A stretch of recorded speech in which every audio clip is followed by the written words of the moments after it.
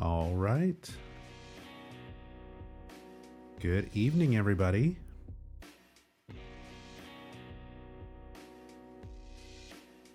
Hope everyone is doing well. Happy Friday, December 1st. We've made it to December.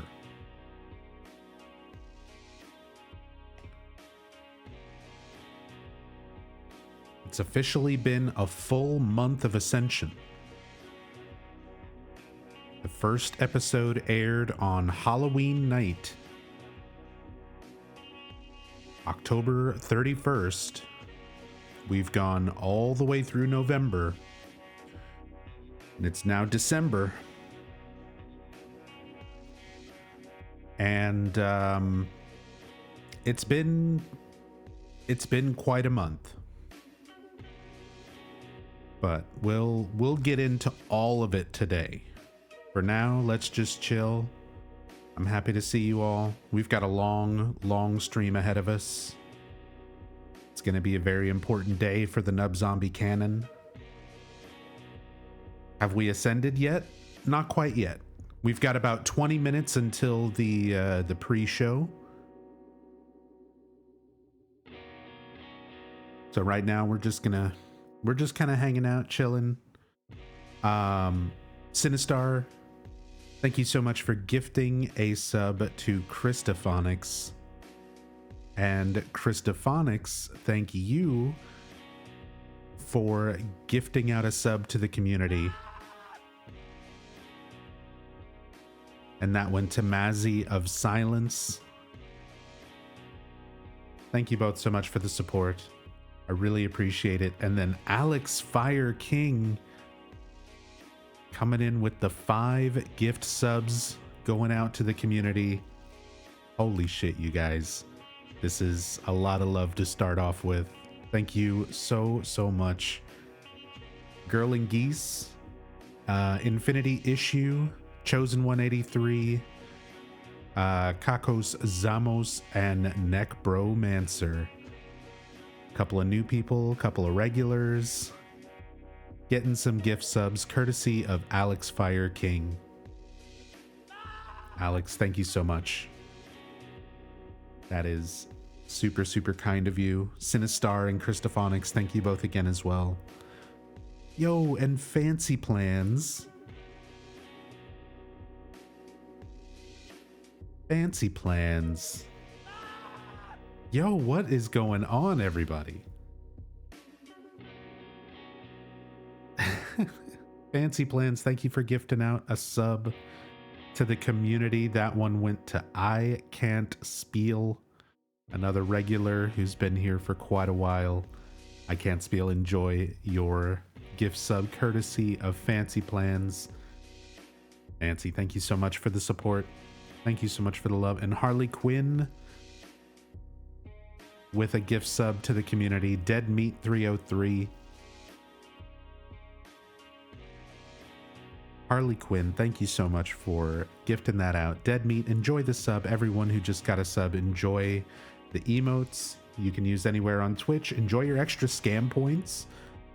If you're hanging out, today's going to be a long stream, so subs, sitting and watching, you should have a decent collection of scam points by the end of the stream, and then we're going to have a poll where you can vote with your scam points whether or not Ascension is going to continue onward, like how we're going to handle this going forward, because we're a month in, and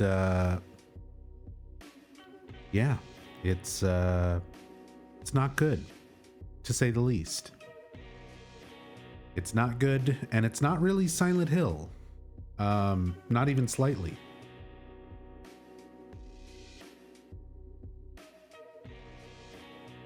The most Silent Hill thing about it so far has been all of the characters having Silent Hill songs as their ringtones. But otherwise, there's been no mention of the town or anything. What's going to replace scam points? scam points might be here to stay. Scam points are a lot of fun. And I think even if we don't necessarily go forward with Ascension, we'll probably still have fun with scam points. I've made a complete 180 on my opinion when it comes to channel points. I used to think they were too much of a distraction for the type of content that I usually do. Brams, the next town over. And I don't know, I've come around on them. I think they're fun. I think they can be a lot of fun. Captain Blad. Blad, welcome back. The 75 months in the tier 3 sub. The scam points. Yeah. Everyone loves their scam points. Are they still going to be called scam points? Sure. I don't see why not. A lot of things in my channel, in case you haven't noticed, are Silent Hill related. Not necessarily all from one particular game. Like even the background screen is inspired by Downpour. Even though Downpour is like far from one of my favorites. It's pretty low on the list. It's not as low as Ascension, but you know.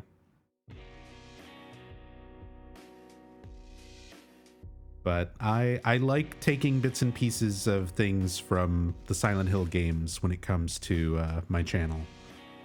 And kind of the aesthetic of things. So keeping scam points right out of Silent Hill Ascension, that's fine. It feels appropriate. Nothing is lower than Ascension? Not yet. 7 months ago, I said nothing could be worse than Book of Memories. And look where we are. Pythonicus. Pythonicus, welcome back, man. Thank you so much for the Prime, the 30-month resub. 5 fucking years, damn. Can't believe it's been 9 years. Thank you so much, man. Oh yeah, you cursed us. Yeah, it's on me. It's on me. I finished everything there is to finish in Book of Memories. I did all 500 zones of it. And at the end of it, I burned my cartridge in a Silent Hill candle in an attempt to perform a ritual, a cleansing ritual, so that all future Silent Hill games would be better than Book of Memories. And this is where, you know, being a Silent Hill fan is difficult. You have to take everything into consideration when you do these sorts of rituals. And I was naive. I completely ignored the lessons that I should have learned from Silent Hill Revelations 3D. Thanks.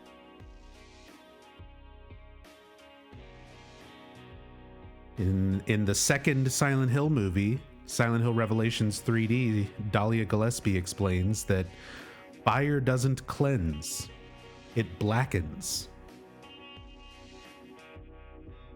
And I should have known. Chucking Dice, thank you so much for the 6-month resub. Welcome back. Thank you, thank you. Very much appreciate it. Thank you so much for the support. There's a lot of love and support already. Jeez. Raven Black also coming in with that resub. 2 months already. Thank you so much. I really appreciate it. Wait, that was the second one? Wasn't it? I'm pretty sure it was. You thought it was the first one? I think it's one of the only good lines out of the second one.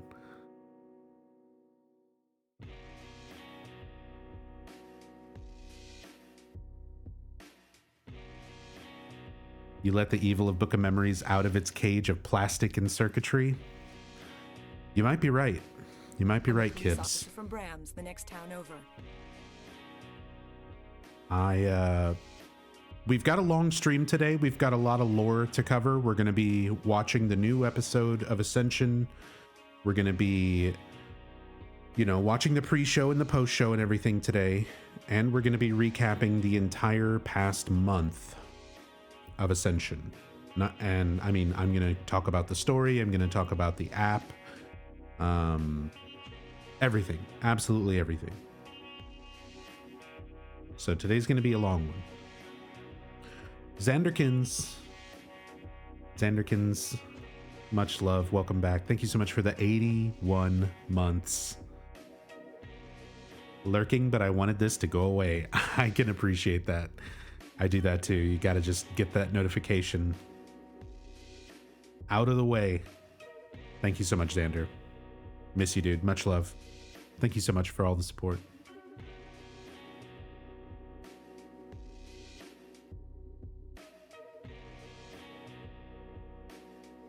Sweet, joined at the right time. Oh yeah, you're here. You're here to witness the beginning. We're just starting off. This is going to be a really late one, so we've got about 10 minutes to go until the developer pre-show, and then that's going to be about 20 minutes. Then we're watching the new episode block. Then we've got the post-show, and then we're going to go from everything all the way back to the very beginning. We're going to watch the, here, we can go ahead and switch over here. Who would even think of doing something so disgusting? Yo, Proto-Thanatos. Thank you so much for the raid. Welcome, welcome.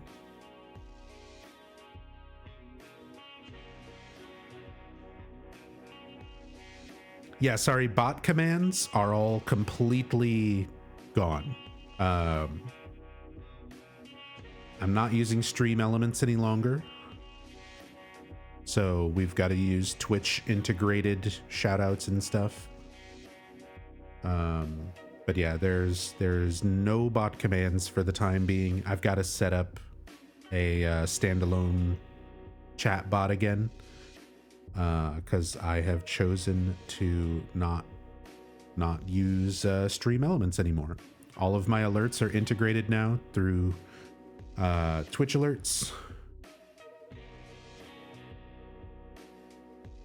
And the only thing that sucks right now, there's no bot commands. And because my tips and direct donations and things were through stream elements as well, that link now redirects to a PayPal, like just directly to donating to or tipping into my PayPal if you choose to support that way. But it's not set up for any kind of alerts right now, because there's no way for me to work that into the integrated Twitch alerts as far as I know. So I've got to wait until I can get a standalone bot to keep up with that. Everything else that's through Twitch, like subs, bits, all of that, should still work and give alerts, but tips will not. What about the mill? Will we ever know? I mean, I'm going to talk about it as much as I can, as much as the information is in the story that we've been given. Which is not much. Maybe the mill will be in the second season. God, that's the thing, is like, supposedly, even just for the first run of this, because the timeline for this is all fucked. Originally, they said this was going to run for 6 months. And then they started saying 8 months. And then they said, well, it's only going to run Monday through Friday instead of every day. So that's going to extend it out even more, because they're going to give you the same amount of content, but it's just going to add more weeks to the overall runtime. So it went from 6 months to 8 months to now closer to 10 months.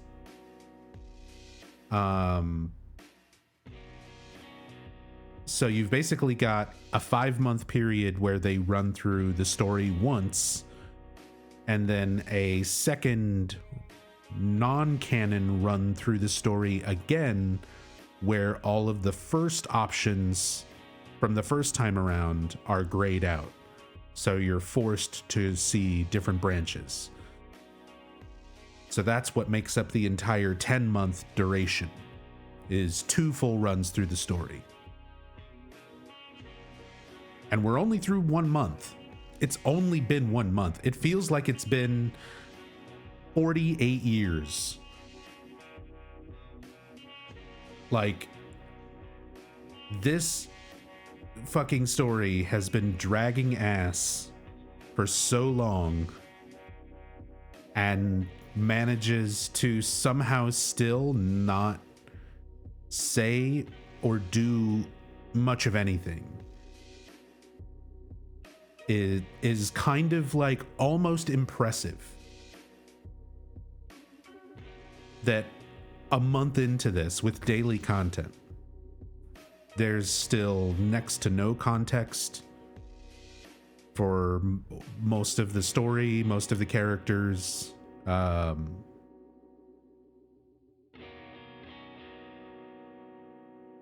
Yeah, it's kind of insane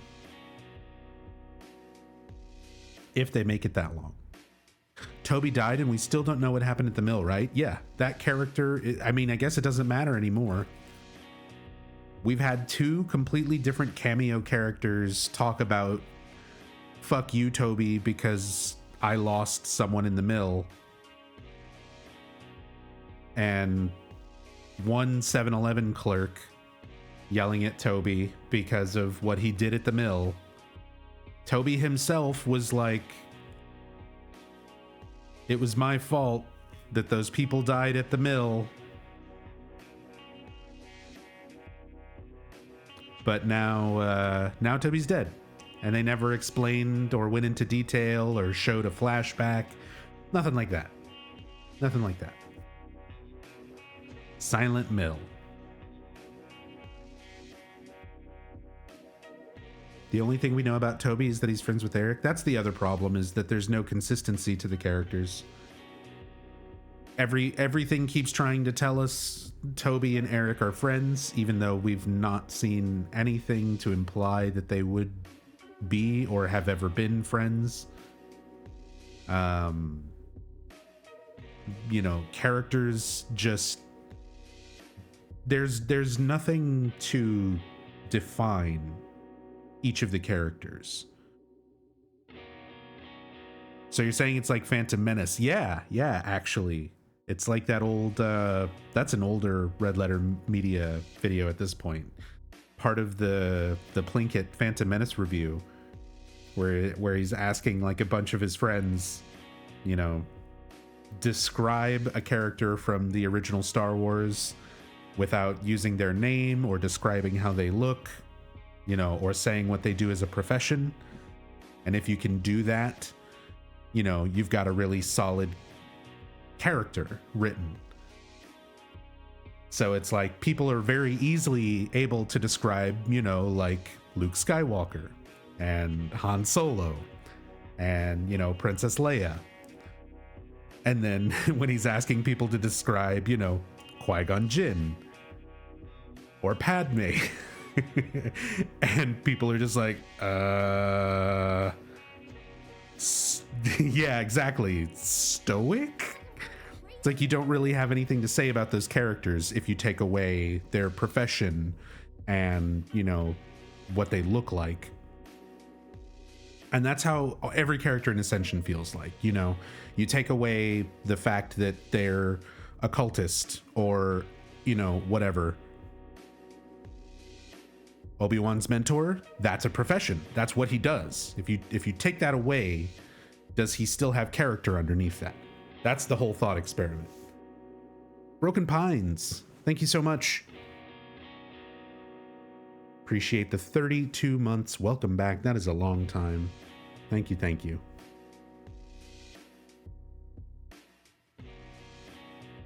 But anyway, the point being, Silent Hill Ascension, the characters are very flat.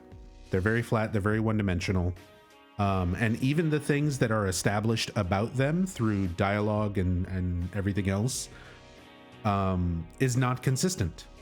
You know, we're trying to build up this rocky relationship between Carl Johansson and his daughter Astrid. And it gets to the point where Astrid is like, you know, fuck you, I don't want you around my son anymore. And then 3 scenes later, it's like, Carl, I need you to watch Orson during the funeral. And it's like, okay. She's, you know, 1 second she's yelling at him and super pissed off. I can't believe you're ripping this family apart so that you can fuck, you know, Meta, your dead wife's sister. And this is supposed to be this big dramatic thing that's happening. And then Astrid immediately gets over it. And it's just like, okay, whatever. Let's have a conversation like normal. What are we going to do with Orson? What are we going to do about the funeral? And then we cut to the funeral after Astrid has like this big, how dare you, you know, Mama's not even in the ground yet and you're already fucking Meta or whatever. And she's blowing up at Carl and it's supposed to be this big thing. And then we cut to the funeral where she's like, yeah, my mom was a monster. And she's talking shit about Ingrid. And it's like, well, my brain is getting whiplash because these characters can't decide who the fuck they are. Because they're not written to be characters. They're written to be puppets that are controlled by decisions. Decisions that are either made by a community that doesn't have any context or rigged and made by developers who don't care. So no matter which way you try to take it, it's like these are just badly written characters. Like none of this is written well. And then you get into the performances, which I can already see many of you referencing in chat. You add the bad performances on top of that, and it's just, oh God, it's a train wreck. All right, it's time. It's time. Eduardo? Show me Eduardo. This could be the last time we ever see his smiling face. What are these hats? Silent Hill Ascension pre-show. I am Eduardo. What the fuck? By Noah.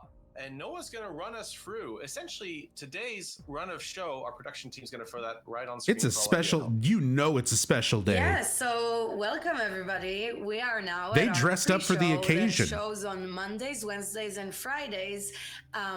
They knew today might be the last day I ever watched this. We have the show at 6 p.m. Pacific time on weekdays, and we are going to have after the show. They dressed up for the occasion. We're going to have the interview with Natalie Odeon, and I'm very excited. I love Noah's makeup. To see that again. Do you think that's the Silent Hill makeup that came out? Natalie Odeon. So that's a little bit of a surprise treat for all of you at home. Stick around in the post show; you won't want to miss it. She'll talk about the Hope System, Endure streams, as well as Eduardo really needs a better hat. Library mindfulness puzzles. But in the meantime, you know this, Silent Hill is. I'm sorry, Eduardo. I love you, Eduardo. Where all of you but I don't know about that hat. Collectively shape and experience its ever-evolving story. You're going to collaborate. I don't know about the like the choices you want to see. The newsboy cap. Ends, the choice locks in as canon. That's the version of the show that everyone sees. That could be the official Silent Hill makeup. That's what I'm saying, Techie. It might be. Whether that's now, whether that's a week from now, a month from now. There is like official Silent Hill brand makeup now. Now. They did a collaboration with oh god, I forgot the brand. But yeah, there is an official collaboration. Yeah, Vampire Cosmetics.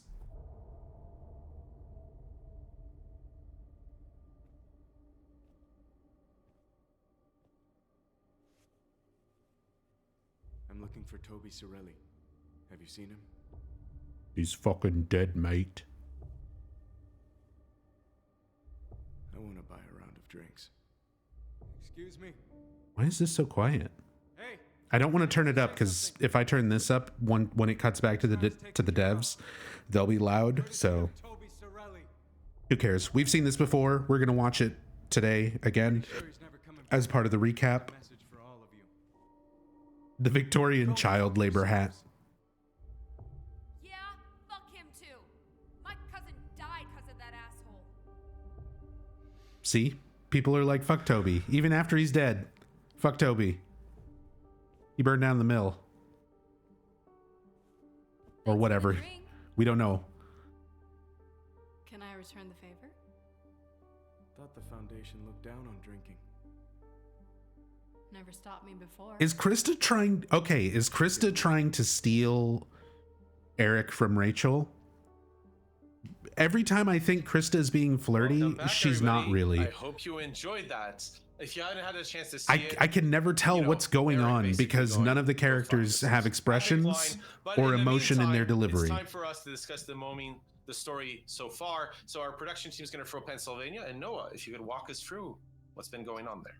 And fuck you too, Eduardo. So far Yeah. in Pennsylvania, we had Fuck you Eric, too, as you Eduardo. saw, he got a final voicemail from his good friend Toby. May he rest in peace.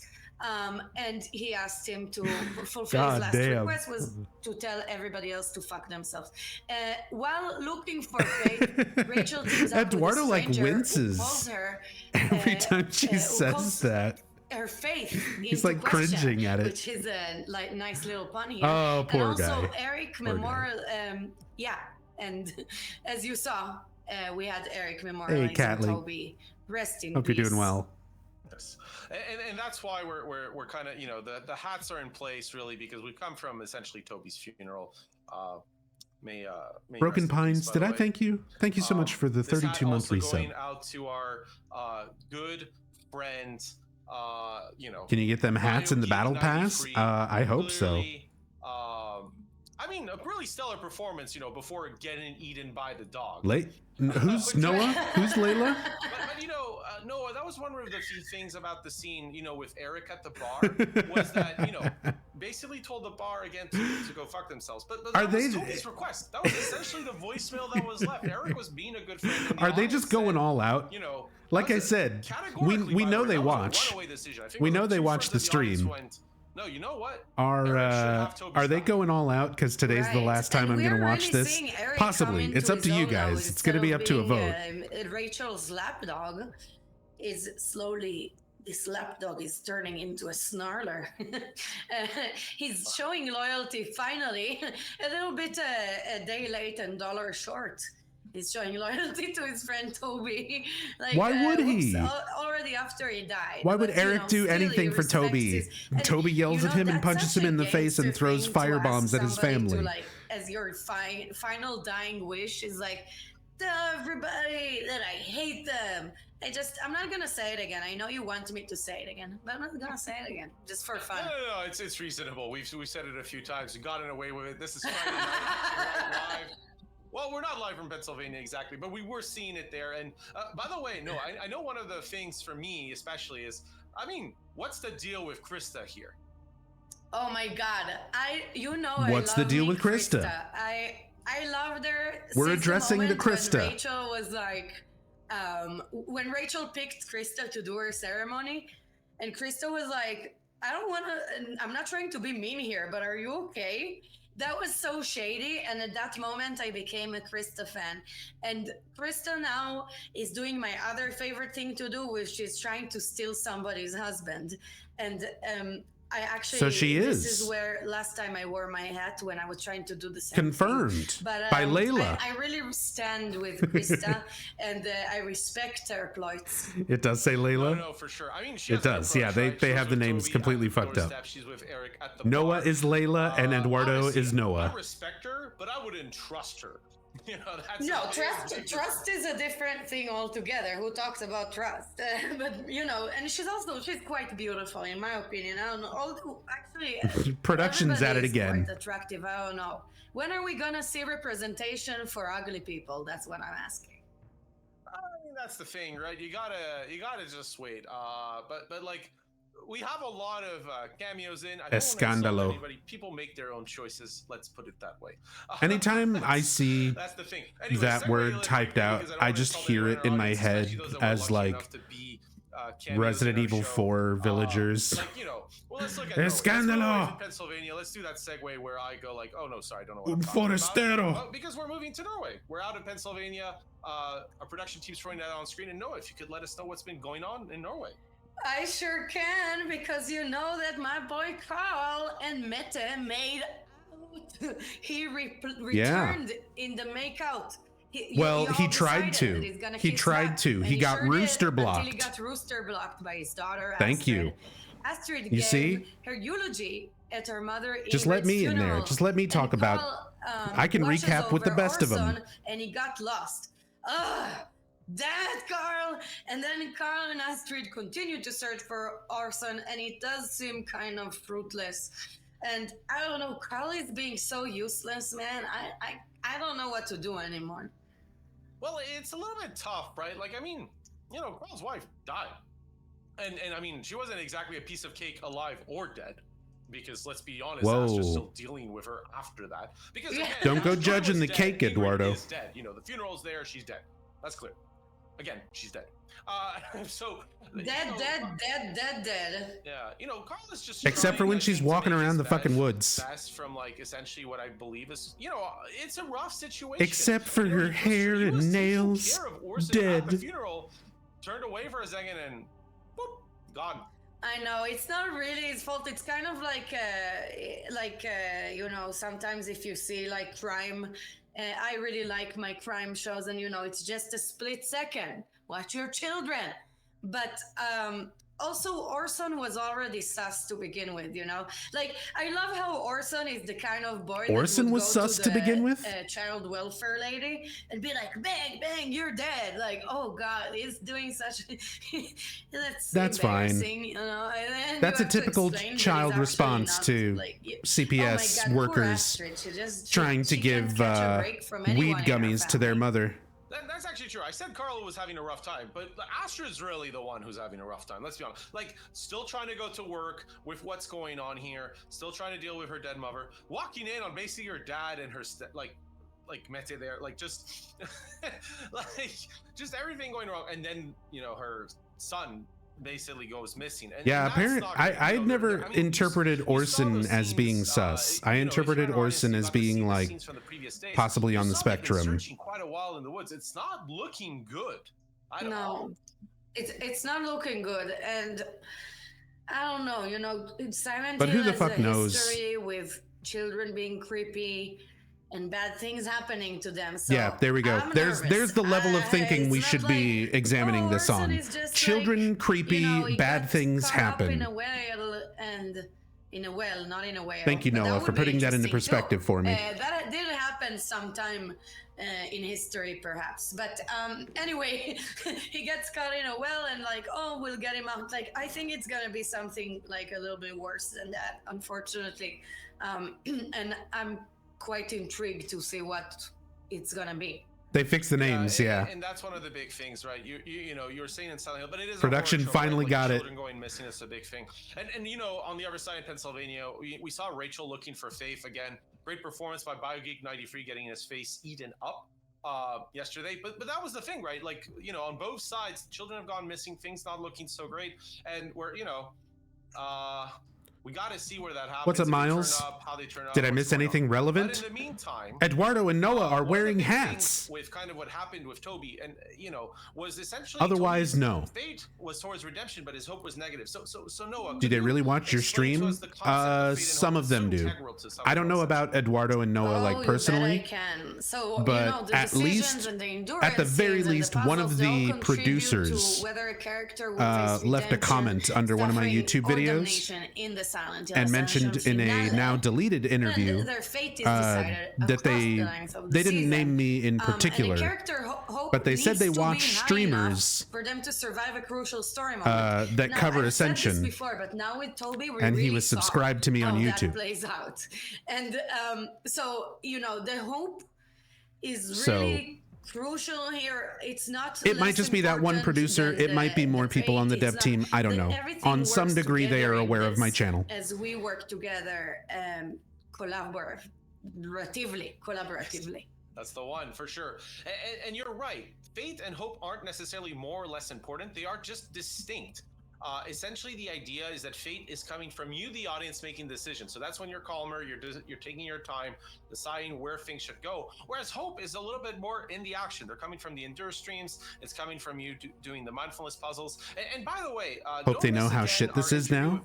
The producer that I was mentioning, Jeremy Coman, in that interview that got deleted, he mentioned that, like, he agreed with a lot of the criticisms the interviewer was bringing up when it came to Ascension. Like, they're aware. They're aware. There's no way they wouldn't be. I've noticed too is as Toby is gone, but the same reason that interview got deleted is the same way that, like, Eduardo and Noah can't be honest about stuff like that during these pre and post shows. Like, it's their job. It's they have to pay attention. They have to promote the that was the hint for Toby. The product. The first time we didn't want to. They got to be nice about it. But as a result, even if realistically they know it's not good. So do pay very close attention if you see a decision in the future with Final Fate. Now, all that said, all of you at home have made some wonderful choices, horrible choices, many different choices and decisions. Horrible choices. Actually, several dozen at this point. So what we're going to do is our production team's going to throw some of those choices up. Spoiler alert, a lot of the close decisions involve Toby, but I'll let Noah read through these. Noah should do more of the goth look. They look really good with it. Yeah, so Toby was our fan audience favorite, choices so far. We did ask. There was a decision to be made. How will Toby attacked the Foundation, death, which was a fate decision, and y'all chose Toby to attack redeemed and sacrificed himself. Which was the domination option, and we all saw that. Redemption is a bad thing sometimes. What will Toby that's the thing, is there is no consistency to, like, redemption or damnation or anything like that. He would sacrifice himself. Which is the redemption path here. You never know how something is going to play out. A little bit lighter decision that we had was, where will Carl have Meta sleep? And y'all said at his farmhouse. And this is why we got our scandalo moment, because y'all knew what's gonna happen when she's gonna stay at that farm. Yeah, I mean, that was part of the fun. For sure, one of the more lighthearted decisions, but we have fun with it too here with the hosted show team, you know, in our pre-shows or post-shows. But that's true. They do have fun. Sure was the contention around Toby. So let's talk about coffee and tea again. The one where Toby attacks the Remember when we spent like half the pre-show talking about if they like coffee or tea? Toby sacrifices himself just before. Those were good times. That was one it's been a long month. There that was really important, by the way, is how close those were. Both of those were neck and neck. Literally going into the scene within the minutes. Like, actually, Toby sacrificing himself. Like, throughout the day, it was like between that and yeah, remember discussing what your favorite fruit to eat in public is? Going neck and neck. The one where Toby's attacking the Foundation was also super close. And that's the thing, by the way, is you at home, like, seem to be going really between redemption and damnation. You've done suffering a few times, especially when you just want to send a message. I thought the suffering option where you had Astrid essentially talk to her mother and basically ask her to apologize. That was a great audience choice, one of my favorites so far. But really, yeah, that was a great scene. There's been a lot of where Ingrid went, tug of war between redemption and Astrid was like, "No, Mama, don't you nya at me. By the way, you apologize." And then Astrid sat on the ground and cried. Decisions were on Norway. There weren't that many. I think that was one of them. Yeah, the other one that was close would have been. It was the scientist, the hunter doll. Yeah, but that was not a fate one. But we also had the moment where you essentially had. Damn. Eduardo shutting Noah down. As the mentor, and that was also quite close. It wasn't super close. Noah's trying to talk about the doll decision. Eduardo's like, no, that was not a fate decision. Coming back, so it's kind of an intriguing one to me again. Right. Get your facts straight, Noah. Krista. And I'm really looking forward to see where that drink goes, by the way, that they're having together. She's already being cheeky, you know, having a drink when she's not supposed to, because she's supposed to be a good Foundation member. But, you know, there's no such thing as a good Foundation member. Xavier. Like, she's she's raunchy. I don't know. Like at of this point, we course, fully she's not gonna established button up they're like just Rachel, like you the know? Order. They're a cult of like And that's murderers. not for everybody's liking. But yeah, I'm so curious to see like what decisions we're gonna They're a have death to cult. make, because I have a feeling that we're gonna have to make decisions regarding these two soon. I actually do not remember if we are. So I can't. All right. You're saying you don't remember. That's fair. I really don't remember, so I'm not spoiling anything. That's for sure. I don't if I'm remember, spoiling and I anything, don't it's care. from the figment of my imagination. So moving on. But by the way, we are getting close to show. We're about. They had some shots 2.5 before going minutes live. away. It does So, feel like Eduardo, a could you bit please more of a. recap This for is us? this is the Friday The casual show is stream. not gonna be a figment of your This is imagination. 100% You're the gonna Friday enjoy it all. casual stream, It's right? coming up soon. They So get to the they thing get to is, wear something things are silly, essentially, so they're again, like, "Oh, I'm setting gonna up. wear We my had silly hat Tony today," Sorelli's death. That was a and they really get key, like moment in our narrative that happened on 2 Monday. complimentary As a result, shots we're of kind in the tequila before aftermath, they go the live. Children are missing, so you can tell that things are building up again. But it's gonna take some time.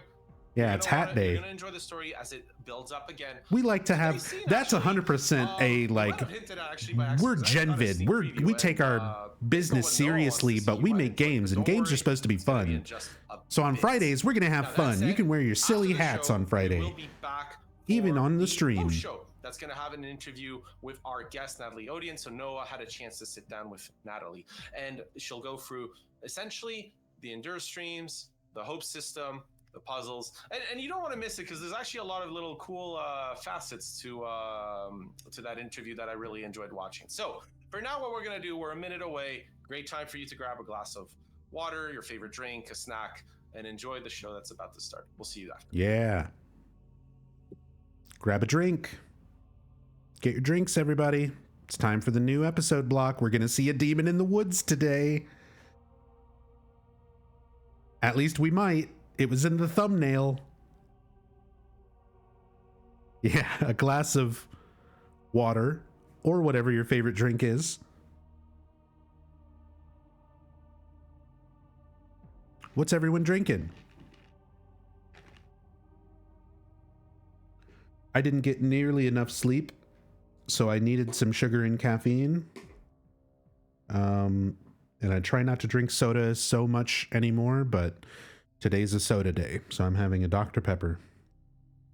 But I've also got some green tea on backup, since we're going to have a long stream of talking about Ascension today. We're talking about the entire past month. All of it.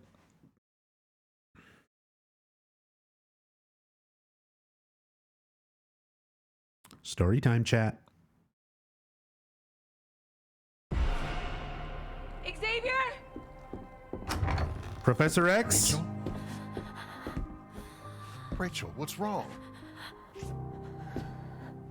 It's Faith. She's gone.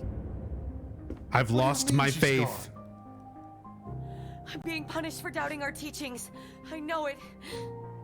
Just breathe. There may be a logical explanation for this. I love the cameos. there Just isn't. standing You've seen it completely out still there. in the back. The withering is getting worse. A withering? And now my daughter's lost out there. Or worse. Where's Eric? Does he know? No. I don't know where he is. Oh my god, the Then you audio. have to find him. Tell him that Faith is gone. He'll be able to help. Someone's I'm afraid he'll melting blame the me audio for track losing while her. it's playing. Just tell The him that servers his are shutting daughter's down. missing. What the fuck?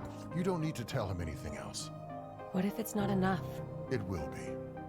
You just need to have as much faith in your husband as he has in you. The audio is withering.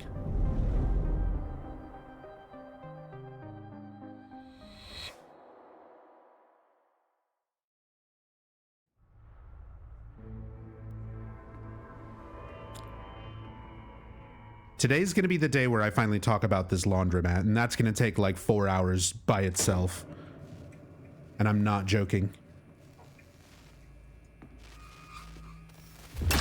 What the hell?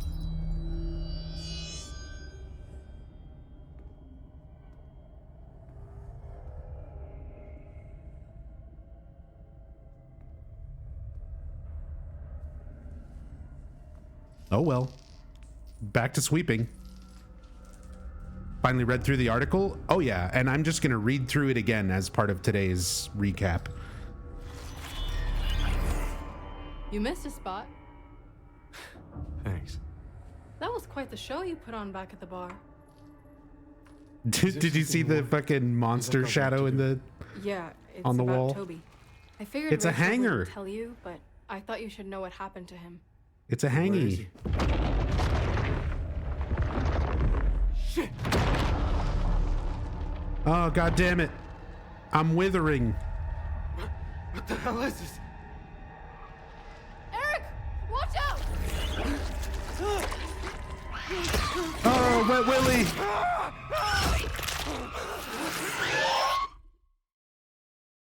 Okay.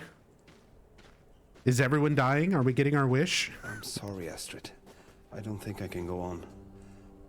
Let's go back to the house. See if they found him.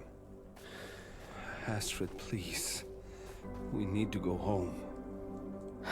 Okay. Let's go back. Okay. Orson could be there waiting for us. And Yeah. if he isn't, That's... We'll rest up, and then come back, and we'll... How many times have they said the exact same things to each other? We need to find Orson. Maybe they found him already. This way. Let's go back. Shouldn't be long But now. what if he's still out here? But we should get back and rest. Orson?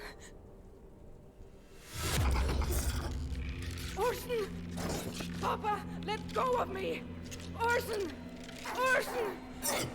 That's not Orson. It's a monster. What was that? Zoinks. The evil I was telling you about. Now do you believe me? Don't move. Now... Brit? Oh, Brit's here. And she looks like Eva, kinda. So Brit suddenly showed up. I like how it's like they see the one monster and they're like, now do you believe me? Haven't all of the characters done this? Haven't they all been through these Endure segments enough now that they've all seen monsters and the other world? Astrid has been there multiple times. The first time Orson went missing. Who's Brit? Brit is Astrid's sister. We've only heard her speak on the phone so far. We haven't actually seen her until now. 4 minutes late and it's over. Welcome to Ascension. That's how the daily episodes work. Every day is like 3 minutes of content, and then they put it all together in one big episode at the end of the week. It's been that way since day one.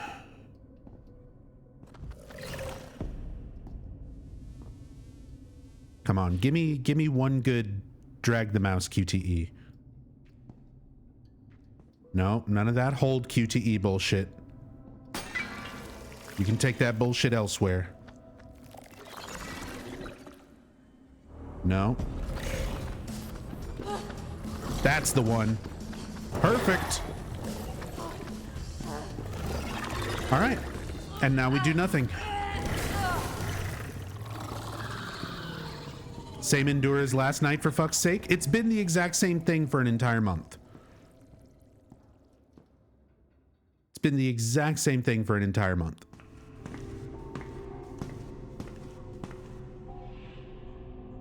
Neutral donuts. There's your corpse. Boss fight today, maybe?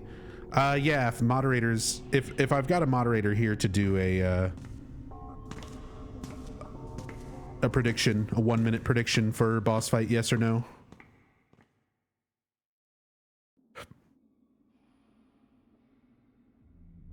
Sorry, I'm really behind on doing predictions and stuff today. I'm mainly focused on the like 10-hour stream ahead of me of talking about all the story of the last month.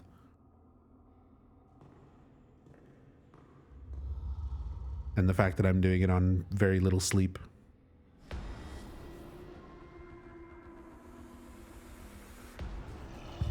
You did the same QTE and now you're in the red? Yeah.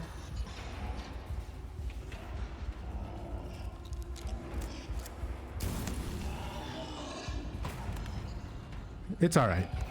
It don't matter. None of this matters.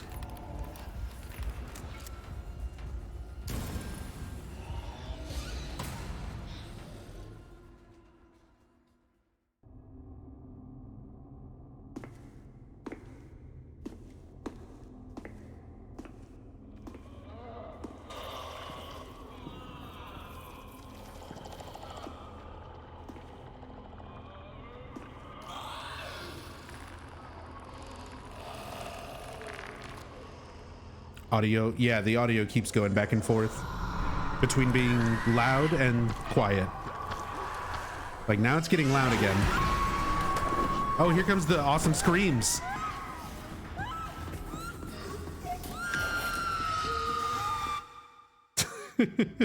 Every fucking time.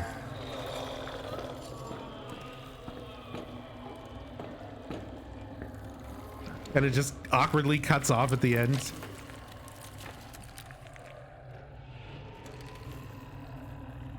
This is insane. I can't believe it's a month. An entire month. And we've seen the exact same fucking 5 scenes for Endure every single day. They introduced like one new one.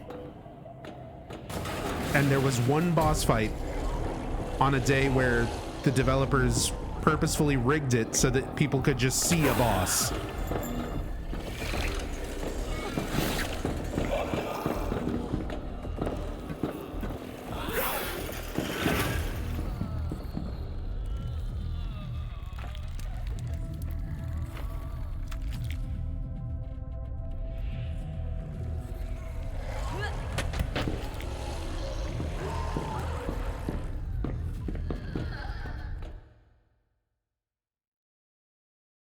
Insane that the Endure sections last longer than the episode itself. And they used to be longer.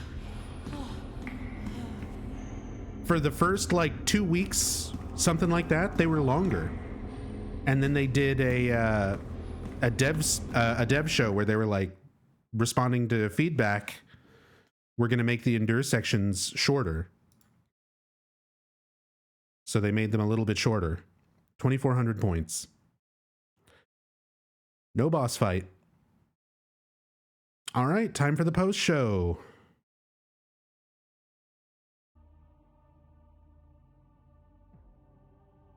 This is supposed to be scary because this is pretty lame. Yeah.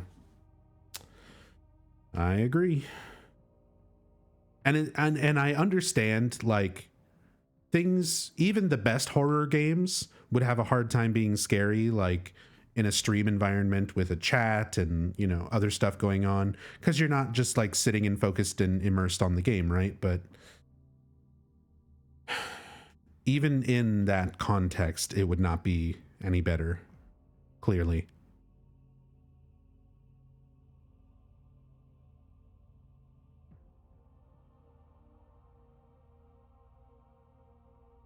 $2,400 points for doing fuck all. Yep, that's been my strategy.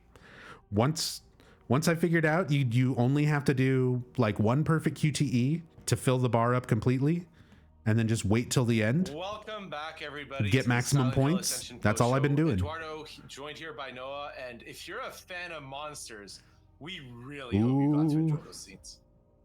I sure did. I love monsters, and I love they were monsters. creepy, and I really love like the Velociraptor type monster that we saw in Norway.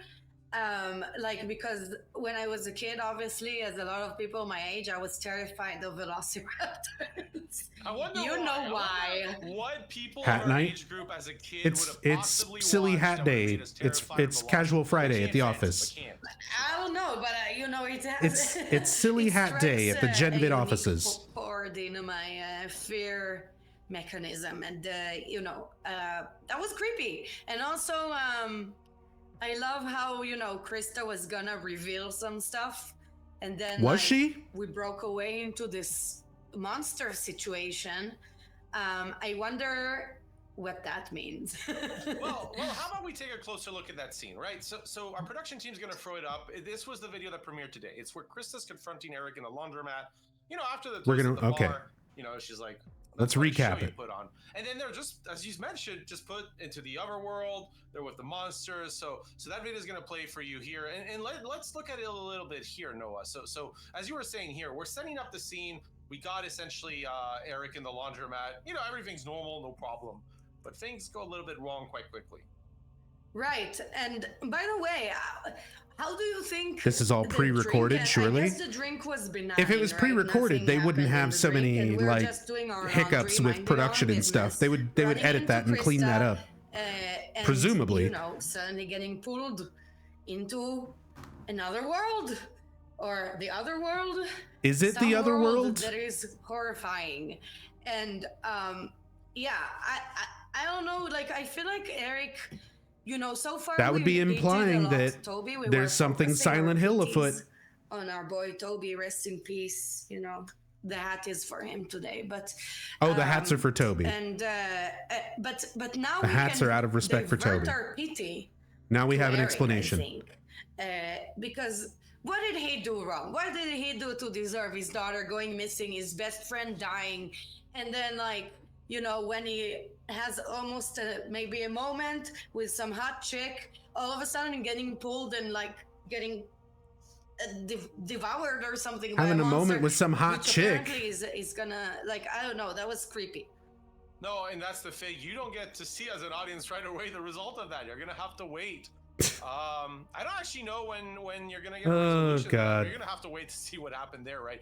You know, the typical horror thing. The monster swoops in, fade to black, enjoy. It's Right. It's yeah, probably not like a pretty Yeah. harsh treat for audience. here, but, Enjoy you know, the fade to black fake Toby's out Still like seeing the monsters taking action. That's what I that they've mentioned, already it's not done good once for before. Eric to deserve this.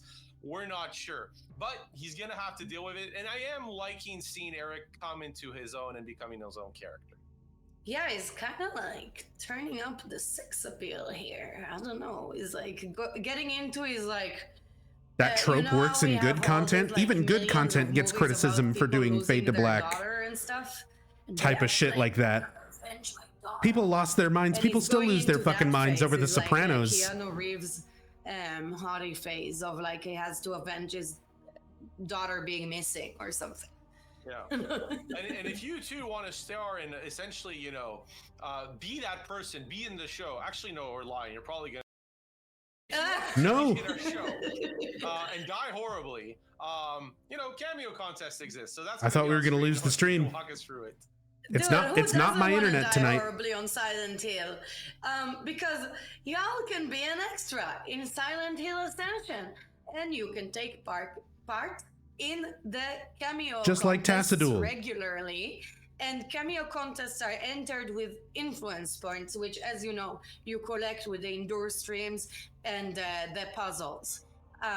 So yeah. And Yeah, no, I mean, that's the thing, right? It's an monetized important part of the bundles. experiences. I again want to mention the highlight performance of BioGeek 90. But I understand it was really, why really they good. probably don't push those harder. Functionally, you know, I guess yeah, props to them kind of for win not that being cameo just contest. It's super actually, again, we're gonna gross take points about now. that The during reason the we're talking streams. about They it could is make the current this one's closing soon. So if you a wanted to much get into worse, that, now's the much time. more blatant But again, it's all advertisement. early, so don't feel like you missed your shot. If you're not doing tonight, you'll get to do other nights in the future. So again, So I mean, I just guess mention it. But for thanks now, for showing a slight Noah bit of mentioned- restraint you mentioned puzzles, where you could be and shoving there's a really monetization down big our reason throats for this, harder. Because Noah had a chance yesterday to sit down and spend some time with Natalie Odian, our design director. It's still gross, but catch her kind of in her it could be little worse.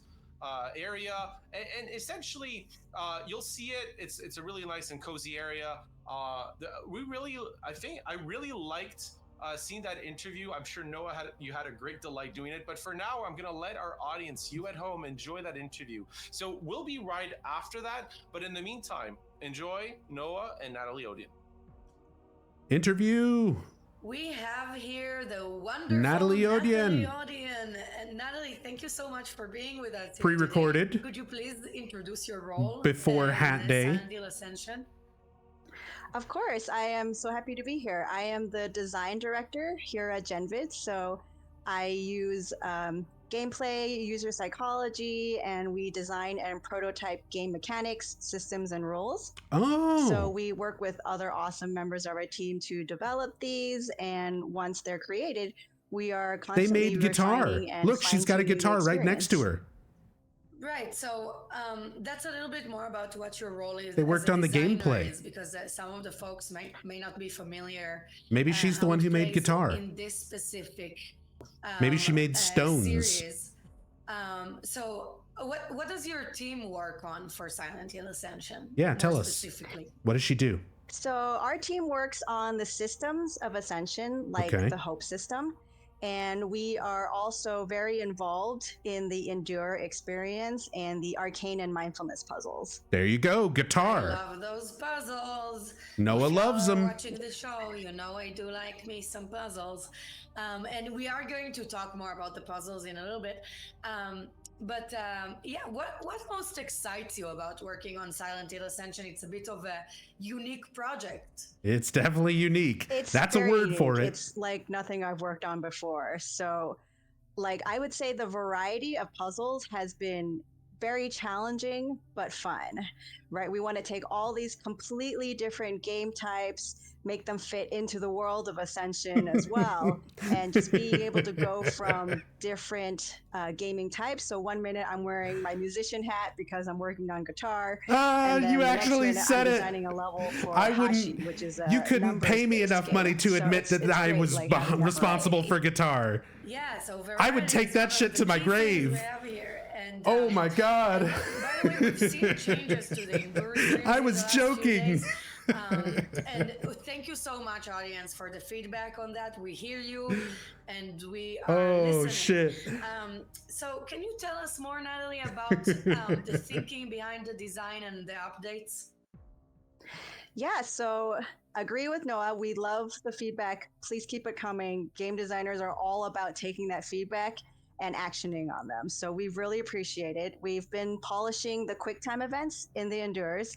Yep. As you've seen, we shortened the overall length due to user See, feedback. I told you, user And we've also feedback. They been shortened constantly Endure. balancing. So we want to keep the Endure experience fair, but also suspenseful. You know, like Yeah. it should feel suspenseful for people who are just watching. So It is. will they or won't they? It's very will they suspenseful get doing good one hope, or will QTE, they sitting get back bad and hope? watching the So same the cutscene Endures have a lot play of out for the effect on last the hope, 30 and days. we want it to feel like, oh no, are they gonna get out of this one or not?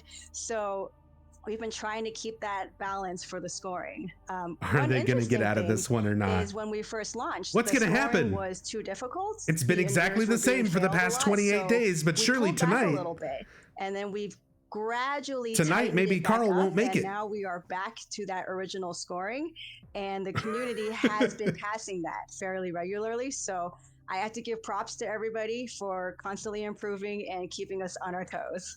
Right, and it's fun. It's Wow. funny because it's a lot about timing, right? So, like, not just the timing of the clicking, but also the timing of when you present it, right? So people now are more familiar and they know better how to interact with it. So now when you increase it to where it originally was, and Why is Noah people constantly were rocking in her failing, chair? Maybe she's got to and fucking now they're pee. passing the I don't same know. thing. So, practice makes perfect.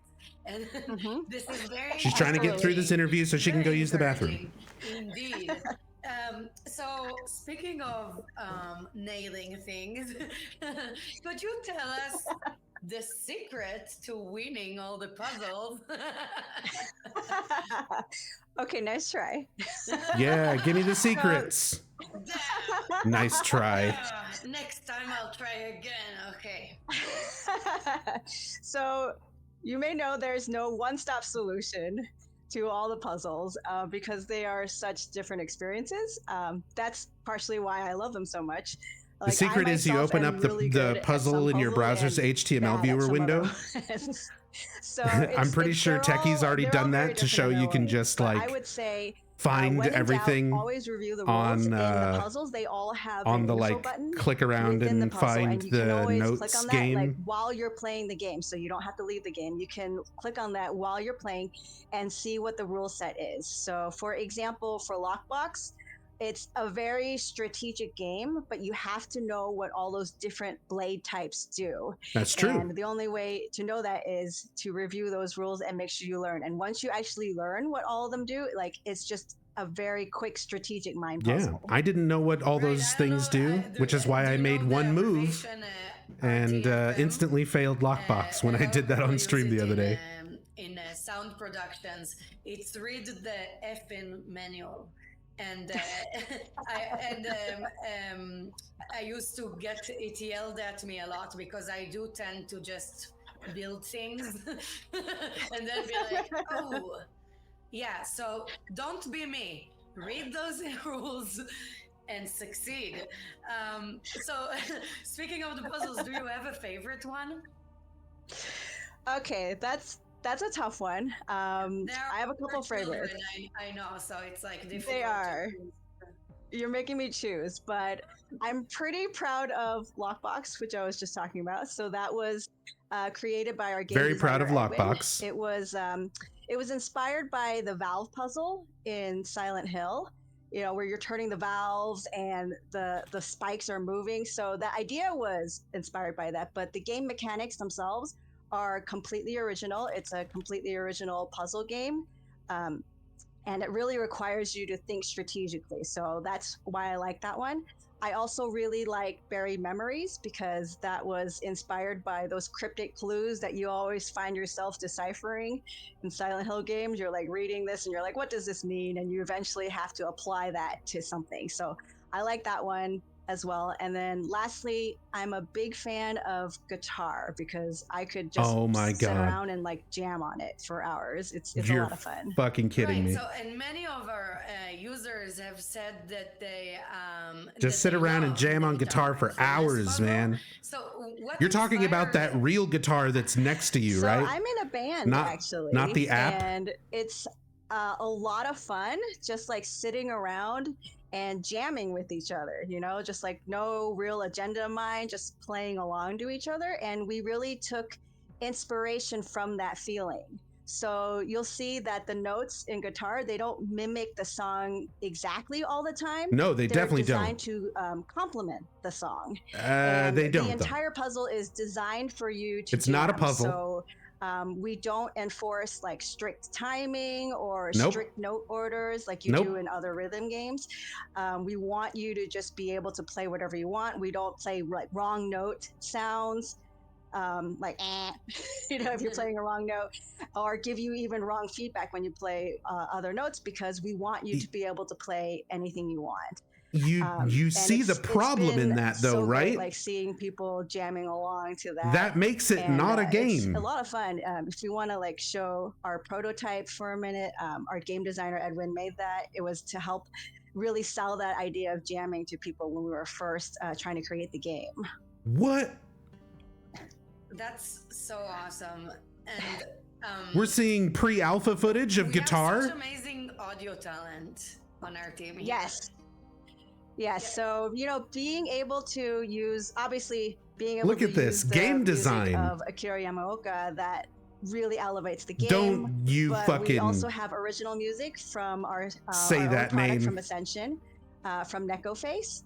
And we also have an amazing audio team who not only transcribed all of these songs for us, but they also designed those notes that you see on the screen. So everyone can sound good regardless of their musical expertise. Right. You've got to be fucking kidding me. I personally play bass. It's kind of Noah's a musician too. She's a bass player. It still sounds okay. It's not like guitar where you actually need to know what you're doing. By the way, what do you play, Natalie? I play violin and keyboard. Okay. I'm gonna hit you up afterwards and we gotta start a band. We can make a band. I want to join your band. Yeah. Let me join your band. I'll be your side band. I play piano, guitar, bass, harmonica, ukulele. And okay, if there's one thing, I've got years of studio and session musician experience. Lovely community. Let me join the band, Noah. It would be play those mindfulness puzzles. So like only endurance and mindfulness contribute to hope. So it's really important that you be playing those and you're always contributing. I encourage everyone, if you don't get 3 stars the first time, to try again. Play it because more. it's your highest score that's counted towards the community average. So whatever your highest score on the game is, that Gotta is the go one for 3 that's taken stars. and contributes to the community performance. So, you know, if you want, you can always do it again and try to get a better score than last time. Right, and this is really a really good way to impact hope, as you said. So make sure you keep playing this. And what was the thing you've enjoyed most seeing with the community's response to these puzzles? Community response to the puzzles. Seeing the community come together to work together, like there is a real sense of camaraderie here. Like everyone's pitching in to contribute to that hope for those mindfulness puzzles. And I see people working together. So I've seen online people like, oh, what do you think of this clue on buried memories? Or how did you solve this one? And I think that's so great. Like, where online is that happening? I like to do escape rooms with my friends, and I feel like this evokes a similar sense of camaraderie, like working together. Is there a game facts? Those clues. So I think it's great, and I think that's what the. Is there like a game facts online that I'm unaware of? Thank you for Silent Hill Ascension puzzles, where the community's coming together. To Silent Hill Ascension. Don't you need the season pass for these puzzles? Most of them, yes. For most of them. Oh, okay. Welcome back, everybody. We really hope that you enjoyed that interview between Noah and Natalie Odeon, our design director. And one of the big things for me about that interview, by the way, Noah, was that Natalie and her team really think about the interactive portion of Silent Hill Ascension. And you know, that's quite a challenge because fundamentally, Silent Hill Ascension is a horror show. Yeah, Noah and Layla are back. Within the context of a horror show, they got the names right. And that the it's audience fine. is picking the outcomes based on kind of those endure streams and those puzzles. That's really a challenge that her team are doing. So that was like really my striking moment. But Noah, was there something from that interview that you particularly like was really strong for you? Well, to be completely honest, I was really excited about the prospect of Natalie and I starting a band. And guess what? I'm gonna name that band. There are 3 options. Oh. Okay, here we go. Band names. Band names. Yes, redemption, suffering, and or damnation. Yeah, right now today I'm kind of feeling like community the band's decision. Gonna be suffering. It's like gonna be the Suffering Girls or something. I don't know. But you know, I always was kind of into domination as well. But like, imagine like, oh, did she say domination? Suffering in the weekend. She said she's into domination. I didn't hear damnation. Was that a Freudian slip or? It was really nice that we saw the guitar in Natalie's background as well. So that was a really good thing. I'm glad you found a way to kind of build the side bend as you spoke about it. So I'll leave you to that. This is my chance. Finally, I see an opportunity and I seize it. I mean, I was trying to keep chat under control, by the but way, we're close to the end I of can't the help show. what the developers themselves say. We're at the end of the show, and I know that's because you need to build up the side band. I don't want to hold you, Noah. I have practice. I have band practice. Of course. And I don't want to hold our audience too much either because, after this, you'll get to enjoy the puzzles that we have on display for you. Yeah. And as well, we want you to enjoy your morning, afternoon, evening, or night, wherever you are across the Enjoy your time with those puzzles. So far, you saw a lot of monsters in the scenes today. It's kind of starting to be definitely the highlight of my day. The monsters, the children are missing. Again, Toby's dead. We've gone through that a lot, but now Eric is kind of coming a little bit more center stage, kind of being themselves. So really a build up as we see, monsters, fog, all of those elements of a classic horror show and Silent Hill is starting to blend in. Now, really wanted to thank Natalie for her time. Speaking with Noah, I hope you all enjoyed that interview. Again, stick around after. I enjoyed that interview very much. I laughed really hard when she said she was proud of guitar. Now, for our next show, again, if you haven't had a chance to get a reminder, our shows now are not every day. They take place weekdays. So that's Monday to Friday. So our next show will be next Monday. So essentially, again, 5:40 p.m. Pacific, 6 p.m. Pacific is when we have the primary show. So for people if you want to hear people like Noah and myself chat, you'll want to come on Monday, Wednesdays, and Friday a bit early and stick around. But we will, rain, shine, or fog, always have the show each weekday at 6 p.m. Pacific, 9 p.m. Eastern.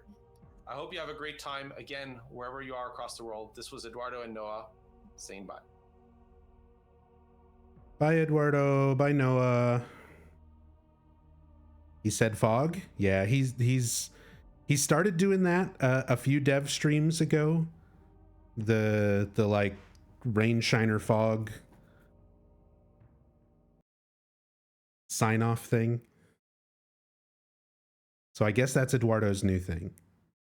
That's his catchphrase, his streamer catchphrase. You gotta have a catchphrase.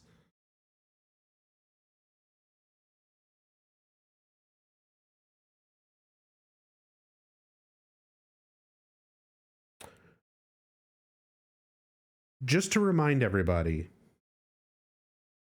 since we got the interview with Natalie and Natalie told us how fucking proud she is of guitar, I think it's only appropriate that we enjoy some guitar for Natalie right now.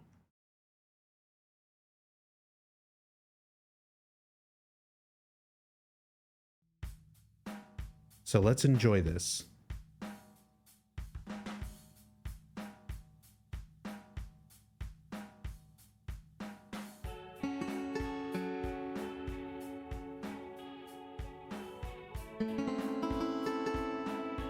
There are no wrong notes. There isn't even a sound for if you hit a wrong note, because you're supposed to have fun and it's supposed to just feel good when you jam. It's supposed to feel good and sound good because you're just jamming. There's no wrong notes. The timing is not important. You can just jam and feel good and enjoy the music.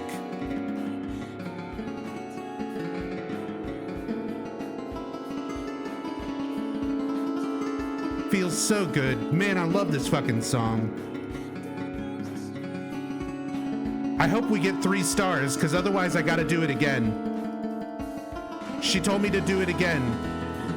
Because they take your highest score as your community average.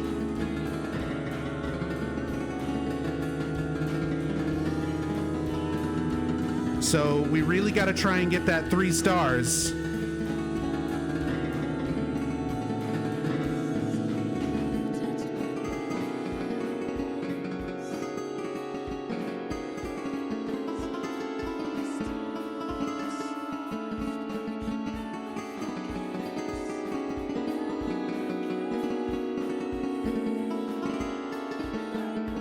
Yeah.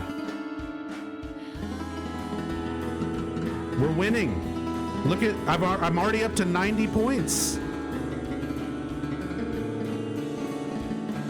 Over and over, I feel it break me down. Sing along, chat. Bow, bow, bow, bow, bow, bow, bow, bow, bow, bow. On the sidewalk in the city, all my screams just a whisper. Bow, bow, bow, bow, bow, bow, bow, bow.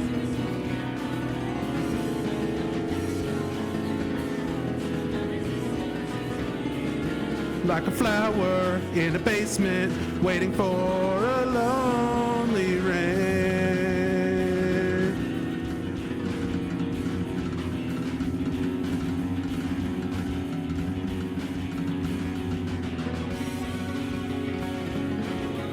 Wow, wow, wow, wow, wow, wow, wow.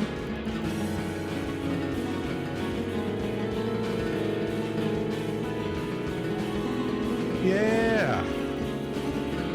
Akira Yamaoka. I love him. It's so good. I met Akira Yamaoka in person. back in 2014. I got him to autograph Hirimi's guitar. And I played a little bit of Silent Hill music for him.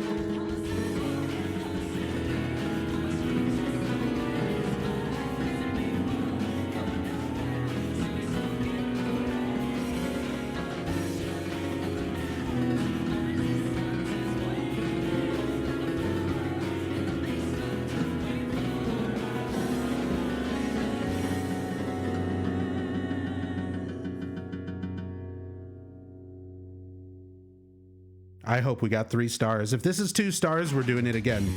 Oh shit! I always forget about the Red Hot Chili Peppers breakdown.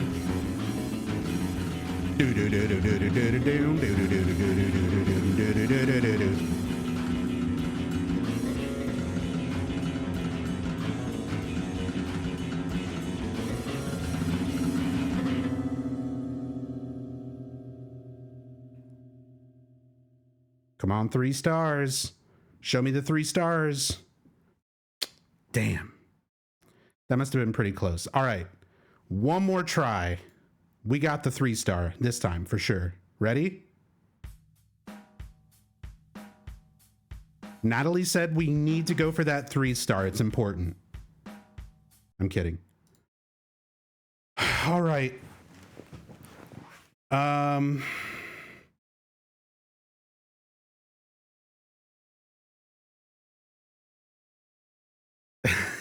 Oh, thank God.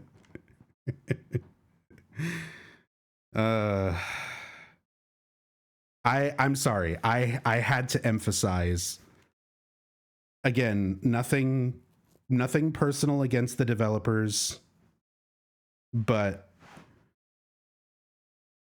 guitar is fucking horrible. I can't believe Natalie would be willing to come on stream and talk about how much went into making these mini games, especially guitar.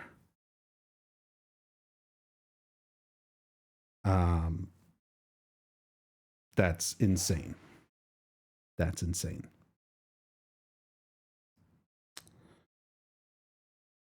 Had to turn that to as low as possible without muting. I apologize to everyone who has ears, but it was important that I emphasize exactly how fucking horrible guitar is.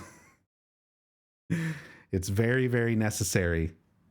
Very, very necessary. See?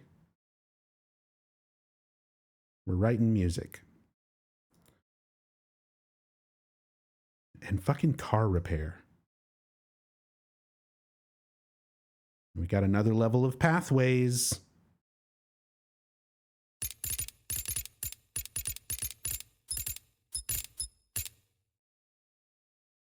God. All right. We're not doing any of that shit. What we are going to do is get our catch-up points. Xavier!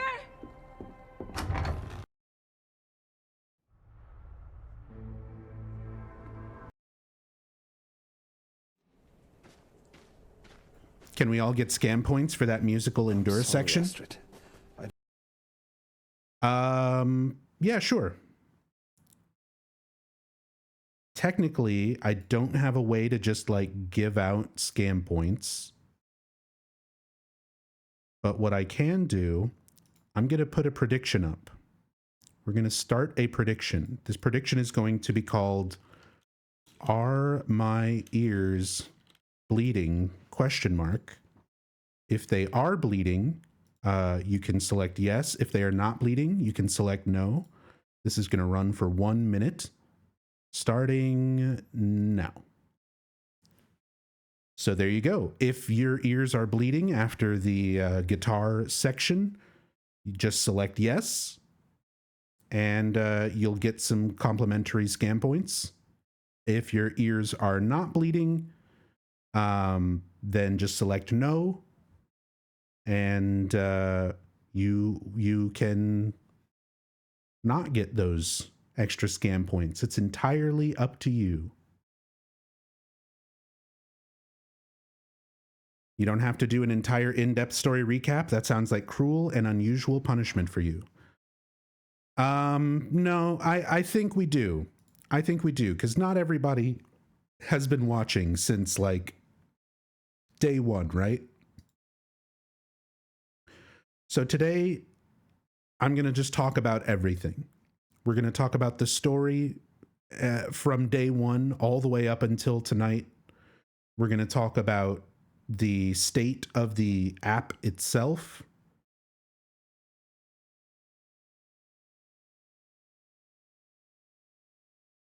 From day one all the way up until today, how things have changed, how things have improved, how things have not improved and gotten worse. Because there are a few small things that I guess technically have gotten better, but overall, mostly it's a dumpster fire through and through. But there is some nuance to it. So there's a lot to talk about. And I just want to cover the entire first month as comprehensively as I can tonight. And then that will give everybody context by the end of the recap so that we're going to have a community vote to decide, is it even worth going forward, continuing to follow Ascension daily? I'm just going to let people decide what to do because I'm kind of at the end of my rope and I don't know what to do. The Silent Hill and fan of history and archival, part of me wants to continue following it just for the sake of being thorough and archiving all of it. The part of my being that wants to remain sane and do things that my audience enjoys, wants to just take this newfound, passion for streaming on a regular basis and apply that energy and effort towards things that people would much prefer to see, such as story playthroughs of good Silent Hill games, and other things like that. So yeah, the poll is also, there is also a poll available on, let me give Ears Bleeding their points. There's your points, ear bleeders.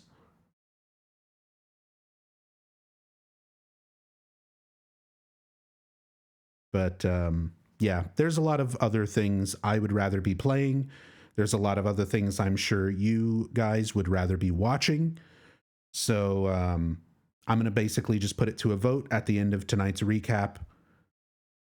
What we do? What do we do with Ascension going forward? Are we going to keep up with it? Are we going to drop it and just do weekly or monthly recaps? Or are we just going to drop it all together and never look back? So be thinking about that. The poll isn't open yet. Twitch only lets me do scam point polls for like 10 minutes. I think 10 minutes is the absolute longest I can run a poll for. So if I could do it longer, I would just make it run for the whole stream and let people decide during the entire stream. But I can't, so I figure I'm just going to have to do it at the very end of the stream. I'll give people 10 minutes to vote with their scam points what the future of Nub Zombie Canon will be.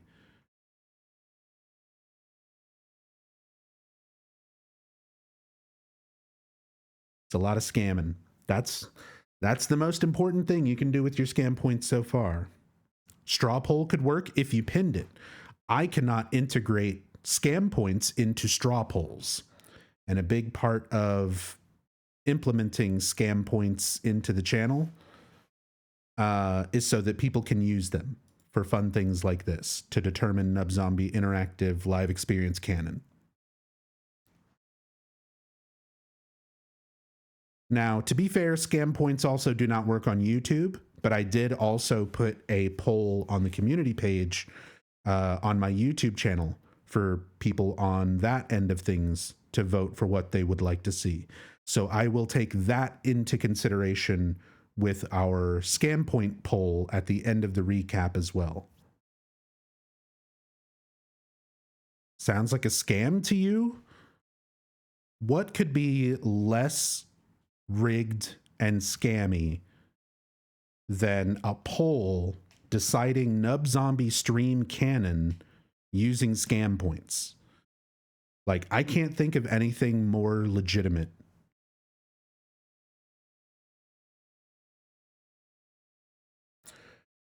All right. Let's begin.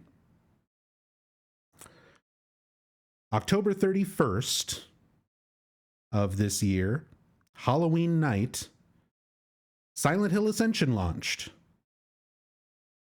And what is Silent Hill Ascension? If you're lucky enough to be watching this on YouTube or a VOD, and you have no idea what this is, and you haven't been experiencing it for this entire past month, here is a basic rundown and explanation of Silent Hill Ascension.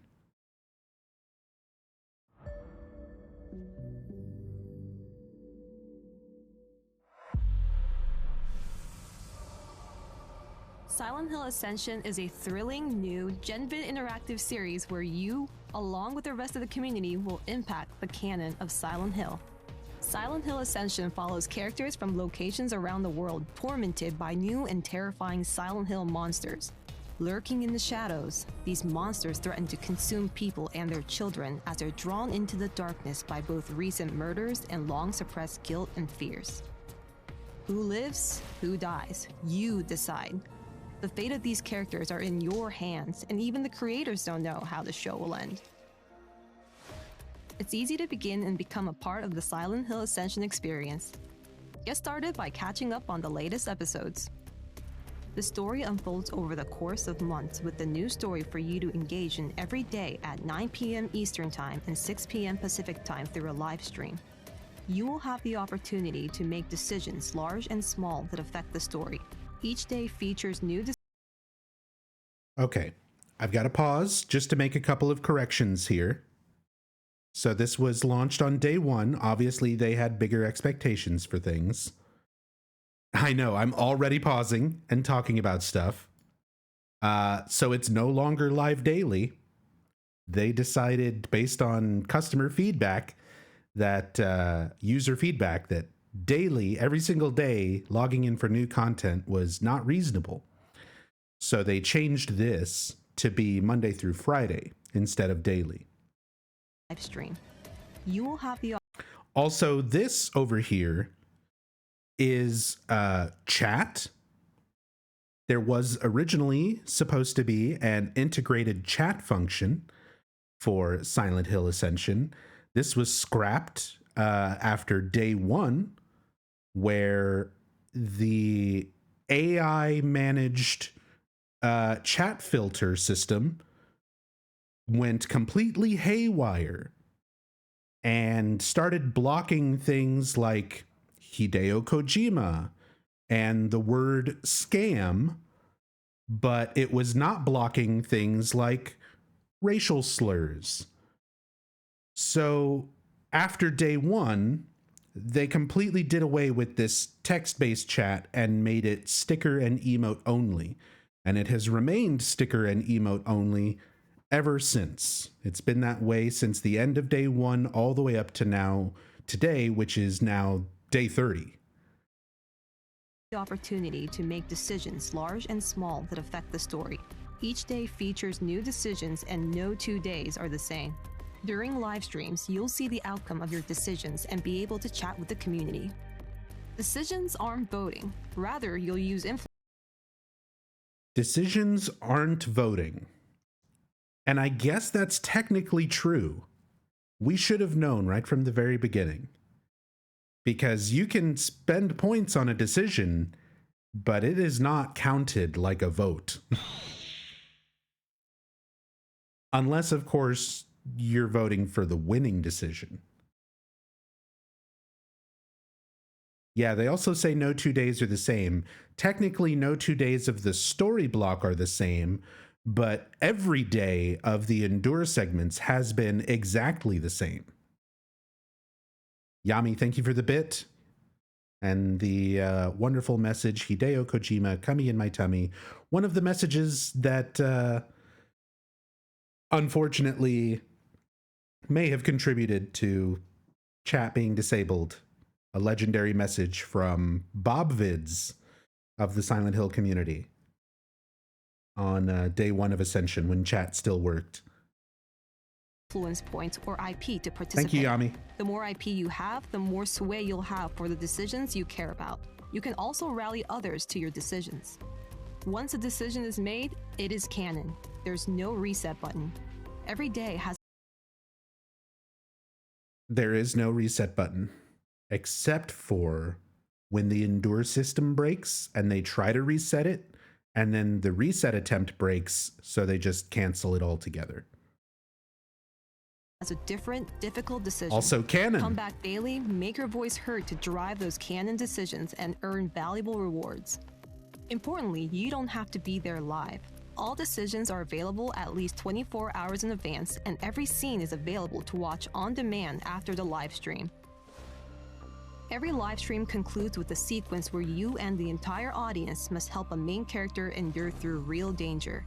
You won't want to miss these live moments because if a character fails enough in them, they may not survive future encounters, leading to their permanent death in the story. So we have finally seen an example of this through the character Toby. And it took an entire month, and Toby was basically doomed because the only way to raise his hope was to do things like play that horrible guitar minigame, play the horrible slider puzzle minigame, and to do well during these endure segments where most of the time it wasn't even working correctly. QTEs would just flash on the screen quickly and then disappear after like a few frames, forcing people to miss them and forcing things to not work correctly. Multiple times over the course of the month, the developers had to go in and manually adjust the hope levels of characters after endure segments because they didn't play out correctly. So more likely you didn't really have an influence on anything. And those characters, you know, they just die. These endurance scenes are one of the best places to earn large amounts of influence points. True. All you have to do is one perfect QTE and then never touch your interface again, and you will get the maximum amount of influence points every time. But you can also solve puzzles to get IP. Each day there are new puzzles to solve, and some will unlock lore or other bonuses. Guitar, stones, codebreaker. Decisions, endurance scenes, and puzzles all contribute to whether characters will face redemption, suffering, or damnation in Silent Hill Ascension's finale. Additionally, characters may lose hope if they fail too many times in a shared delusion. A character's hope needs to be high enough for them to survive a crucial story moment. If the audience fails too many delusions, you can increase hope by solving certain puzzles that restore character. I just realized if the audience fails too many delusions, does that mean the endure segments? I'm guessing that's what she's referring to as being a delusion, because obviously it doesn't take place, like none of the characters seem to recall that experience in the actual story. So I guess she's talking about the audience failing the endure sections. I think that's the only time they referred to the endure sections as being delusions. Fails too many delusions, you can increase hope by solving certain puzzles that restore characters' mental states. You can also be part of the show. Each day, you and other audience members can enter a cameo contest to have parts in the series. Influence points are how you get into the contest. They sure are. You have the ability to customize how you will appear in the show using the character creator, and you will be permanently in the story of Silent Hill Ascension, seen by millions. Millions! I loved when Tassadul showed up and millions of people cheered for his appearance. That was my favorite part of Silent Hill Ascension so far. I can't wait to get back to that part during the recap. But yeah, cameo contest. You can buy your way into Silent Hill Ascension if you're willing to spend enough money on influence point bundles. Or alternatively, you can do it for free by simply doing the puzzles and collecting your daily login rewards and getting all of your free points on like 8 to 20 Mule Smurf accounts. That's another way you could show up as a cameo. Your character is also your representation to the rest of the community in chat and leaderboard. Oh, and sometimes your cameo is on screen for like half a second and you're a corpse just getting dragged away during an endure section that doesn't get archived with the rest of the episode and no one will ever see again. So that's fun. Each decision connects to a moment in the series. You can collect all moments in the series by participating in the decision and watching the result. And if you have the most impact on the decision, you'll collect a gold moment and be the only person in the world who has it. You can also see other parts of your collection like I wouldn't know anything about the gold moments. I haven't seen it myself because I've not been anywhere close to the top of the leaderboard for any decisions being made. Because typically those spots are reserved for people who have dropped like a minimum of 40 to 50,000 points per choice. We've seen some as high as 300,000. So if you pay enough, you can get a gold moment. Exactly. Gaga Somnia, thank you so much for that resub. The 10 months. This can't end without Zach Baggins making it into Silent Hill canon. That's still the goal. I don't know. It's been a month and I'm not willing to spend money on this or make a bunch of dummy accounts. So Zach's probably not going to make it in, unfortunately. We're going to have to live with that. I'm honestly satisfied having just seen Tassadul. achievements, lore, and unlocked I can items live through your vicariously user through profile. Tassadul. Customize your experience with the Silent Hill Ascension Season Pass, which unlocks exclusive puzzles, character, and profile customization options. Season passes are the best way to gain IP to be part of the show, but you can access all the key features for free.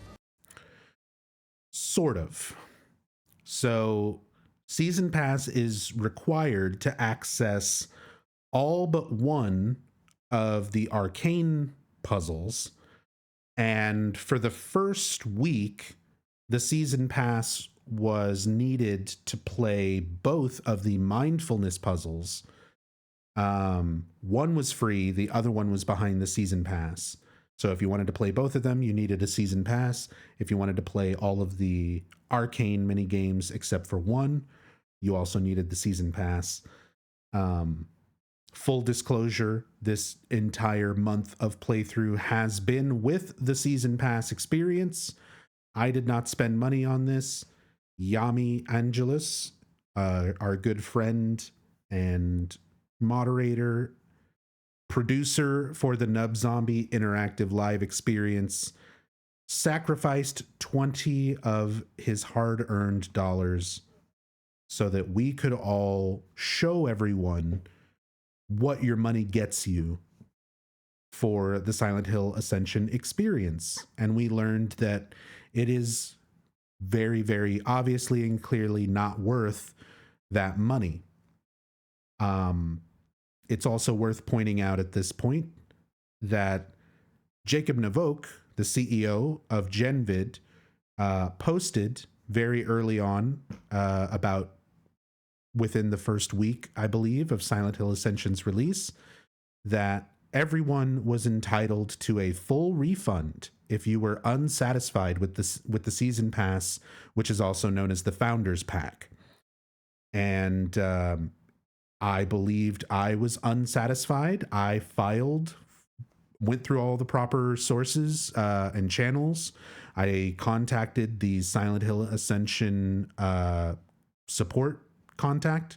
Like, they told me, redirected me to the Google Play resources for requesting a refund, and my refund was denied, even though the CEO said that anybody would be eligible for a valid, refund. Anybody could get it if you were dissatisfied with the Season Pass. He never specified only if you purchased through the browser. And especially considering this has obviously been designed specifically with mobile audiences being the predominant way of experiencing it. Most people were going to be purchasing through either the Apple App Store or the Google Play App Store. And yeah, neither of those let you refund that season pass, even though the CEO told you you would be entitled to that.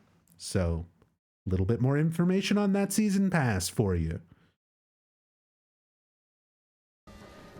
Which characters survive or don't is in your hands. Face your trauma together and join millions of fans live to shape the canon of Silent Hill forever.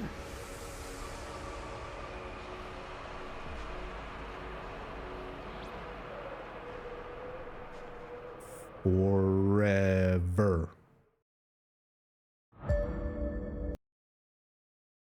So that is Silent Hill Ascension in a nutshell. That's how it works. Every day, or at least originally every day, there would be new little episode blocks of the TV show, usually spanning about 3 to 5 minutes per day. At the end of the week, all of those episode blocks are condensed into a single episode that is then put on other platforms like Tubi and the Sony Pictures app and stuff like that.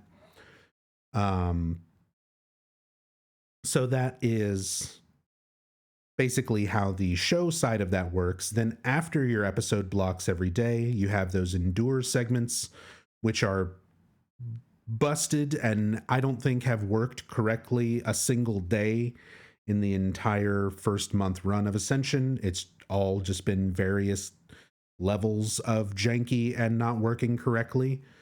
And realistically, the only beneficial part of interacting with that is for free points.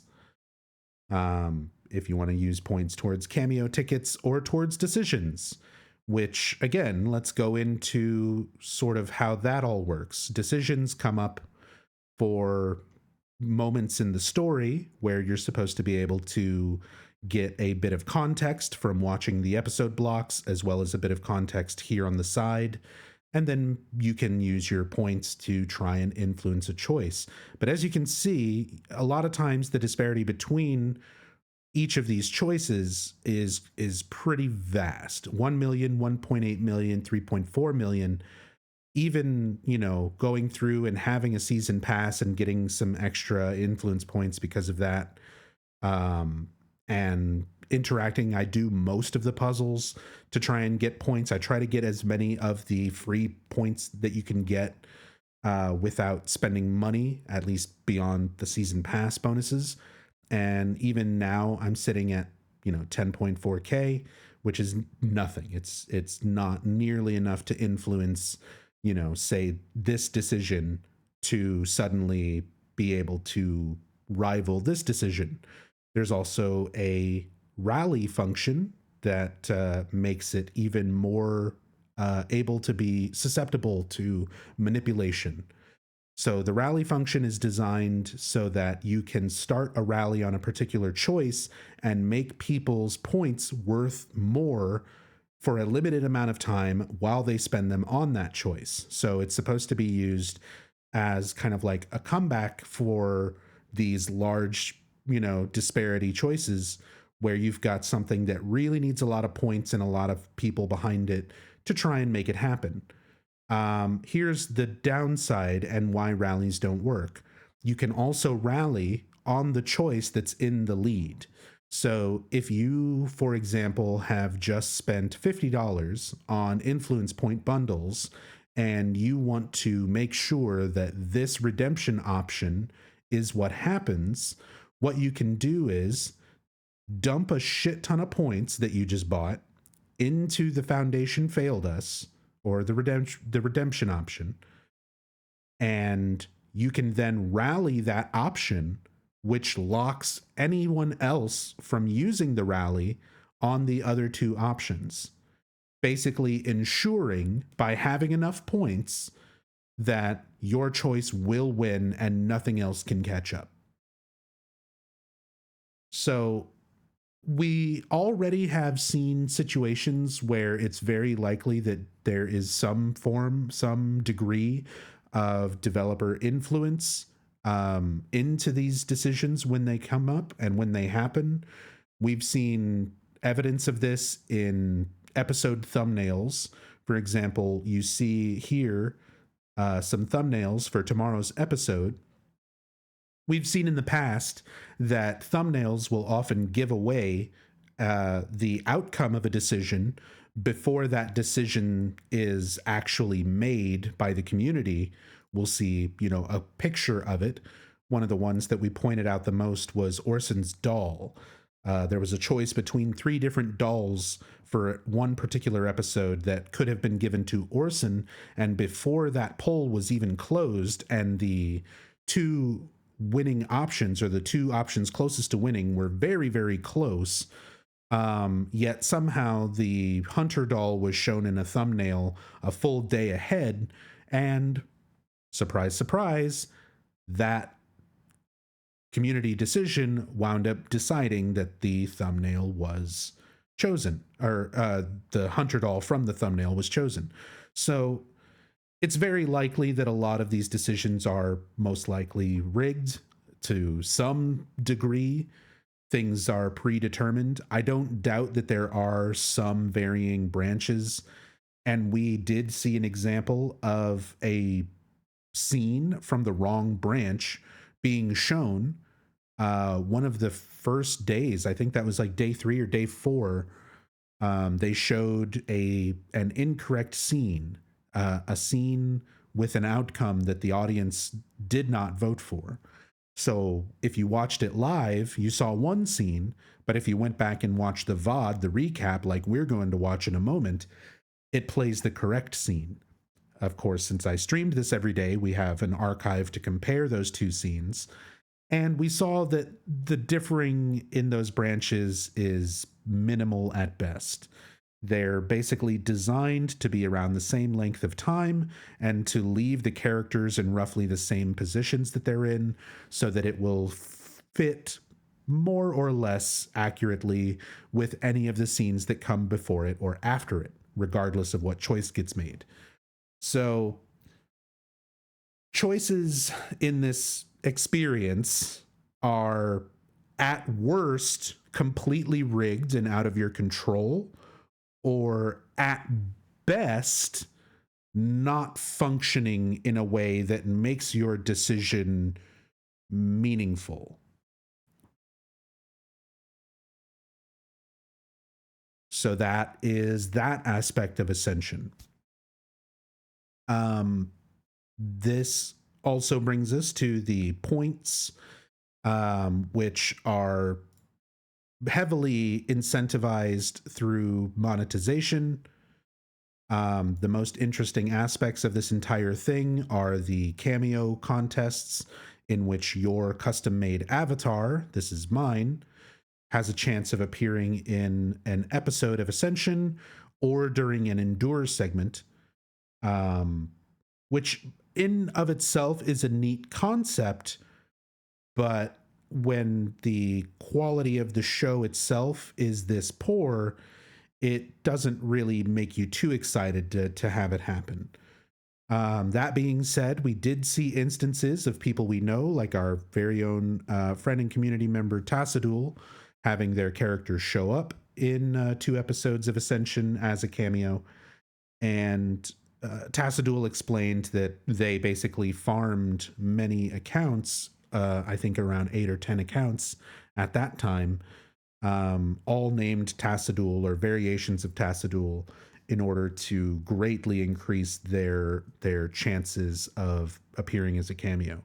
So again, even the most interesting aspects of this whole thing, which are voting to influence decisions and purchasing cameo tickets to possibly appear, are both, again, at best, very easily manipulated by other people who are either willing to spend a lot of time on it or spend a lot of money on it, or at worst, completely rigged and not really up to you in the first place. So all of the most potentially interesting aspects of this entire thing are, let's just say, questionable. So beyond that, you do have the incentivization for monetization, which comes in the form of a season pass, which, because I have the season pass, again, thanks to Yami Angelus for donating, sacrificing $20 so that we could experience this content and review it thoroughly. It's very much not worth it, but also if you don't have it, you are constantly pestered with clickable ads encouraging you to purchase it.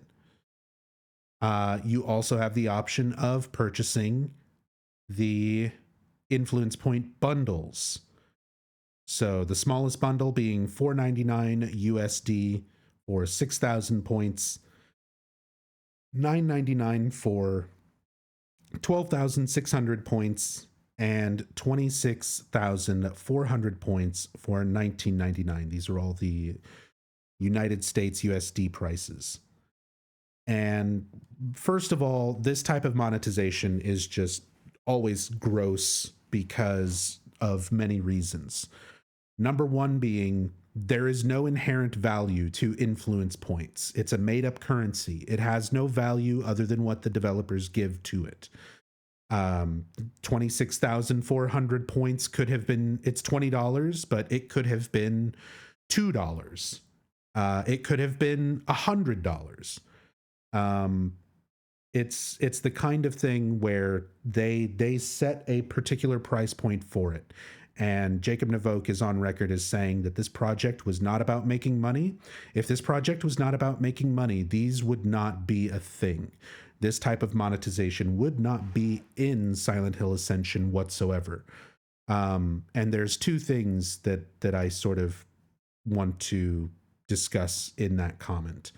First of all, we know that you want to make money because we know that every game developer wants to make money. There's nothing wrong with a business trying to be successful at making something. There is a difference. You know, Team Silent wanted to make money. Konami wanted to make money when they made Silent Hill 1. They were hoping to make something that would ride along the success of Resident Evil and other similar survival horror games at the time.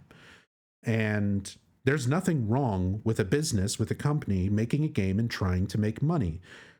If a game is good, if you have a passionate team behind it who cares about the final product more than the money that it makes, see, that's different. Because, yeah, they want to make money because they want to make more. They want to make more games. They want to make more things that people like. Silent Hill 1 was a success. And it made money, and we got Silent Hill 2, and we got Silent Hill 3, and so on and so forth. So Jacob coming out and saying that they didn't intend to make money is just complete bullshit right off the gate. Yes, you want to make money. You're a business. You're a company. You're a game developers. Every game developer needs to make money. Like, not just wants to, needs to. They have staff to pay. They have taxes to pay. There's overhead. Even if they're not making a profit, they need to make money. So there's nothing wrong with that. There is something wrong with greed. There is something wrong with how a company acquires that money and whether the customer feels that their money was a fair exchange for the experience that they get in return. Because if you go and you spend, a certain price point on a game and you feel like you got your money's worth, whether it's a $20 game or a $100 game, you feel like you get your money's worth. You get something out of it. The problem with Silent Hill Ascension is not that the devs, want to make money or whatever. It's how they want to make their money and the product that we're getting in return. They're wanting to make their money through predatory monetization that preys on people who have gambling issues and severe issues with things like FOMO, fear of missing out, where you only have, you know, a certain amount of time. This decision that influences the story forever ends in 3 days. You want to have that gold moment for being at the top of the leaderboard? Well, then you're going to have to go and spend some money on some points to top these people. You know, like, it preys on that. And as silly as it might seem to a lot of us, where it's like, who in their right mind would pay for something that looks like this, that is as bad as this? A lot of people.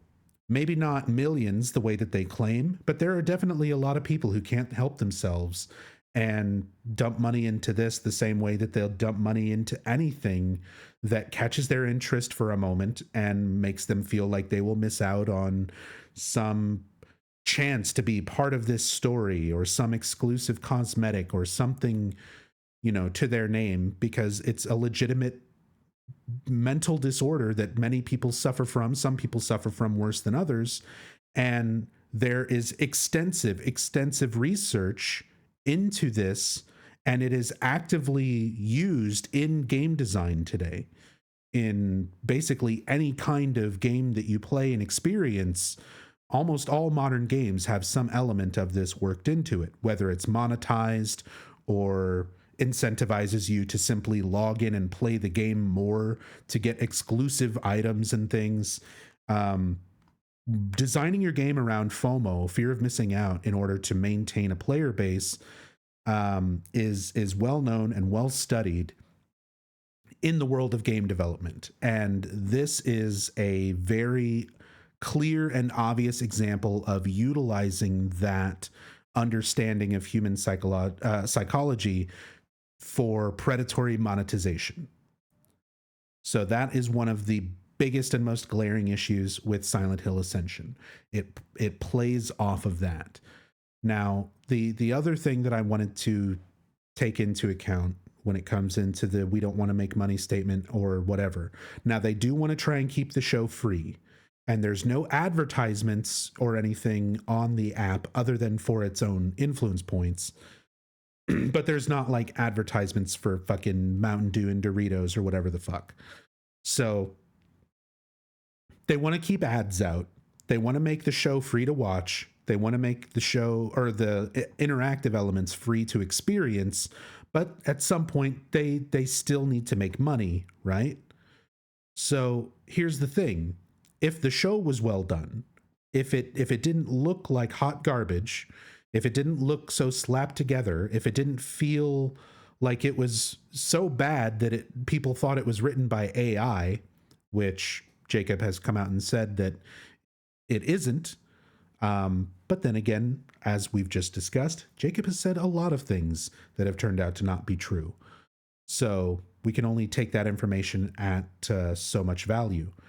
But presuming that everything is just written by humans and just that badly written, you have this really, really low quality product that is being presented to you, you know, yeah, it's free, but nobody would want to pay to support it either way. Now, if you had a better product that people were invested in, where the animations were better, the writing was better, it felt and looked a bit more like Silent Hill, even if it wasn't resembling Silent Hill, if it was at least still decent horror, if it was just a neat little animated horror series, and we were like, yeah, it's not very much like Silent Hill, but it's at least still interesting, you might be a little bit more invested in things like the cameo contests and the decisions that you're making. So here would be my suggestion for this type of format. You don't monetize the points. You put a hard cap on how many points every user is able to have so that nobody is able to be like a whale. Nobody is able to bank more than like 10,000 points, right? And then after that, you hit a hard cap where you cannot collect any more points. You have to use them before you can get more. So you put a hard cap on everybody so you don't have whales inherently determining your choices and your cameo contests, and it gives you a little bit more feeling of impact from your vote, from the use of your points. then you take away all the monetization surrounding the points and the cameo systems, and you put it right here. Make it 50 cents or $1 or whatever to open your loot box to get some extra cosmetics to put on your character in the event that you do get a cameo appearance. You not only get a cameo appearance, but you could show up and also be like, look, I'm also wearing my rare loot box jacket. This is still a gross way of monetizing something, but at the very least, moving it to something like this makes it 100% optional. It doesn't interfere with the show aspect of the experience, and it doesn't interfere with the game aspect of the experience. Which are the mini games and the mindfulness puzzles, which supposedly influence characters and story. So there's many, many, many better ways this could have been handled. And that is just kind of the general rundown of the app itself, the way the points work, the way the monetization works, the way the show works, the way the gameplay elements work. But what about the story? We've talked about everything else, so let's talk about the entire last month worth of story, starting from the very beginning. Chapter 1, A Miss. An occult ritual gone wrong, a monster on the farm, 2 deaths in 2 towns on the opposite sides of the world cause horrific monsters to manifest.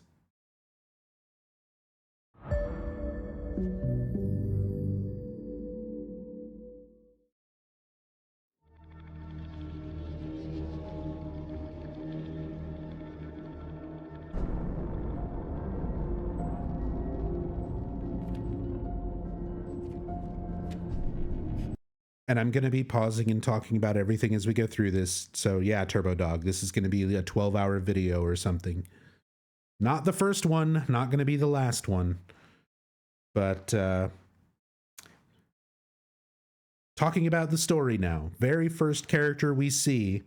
This is a character who is known as Zane, aka Voyager. And the only reason we know that is because of the credits.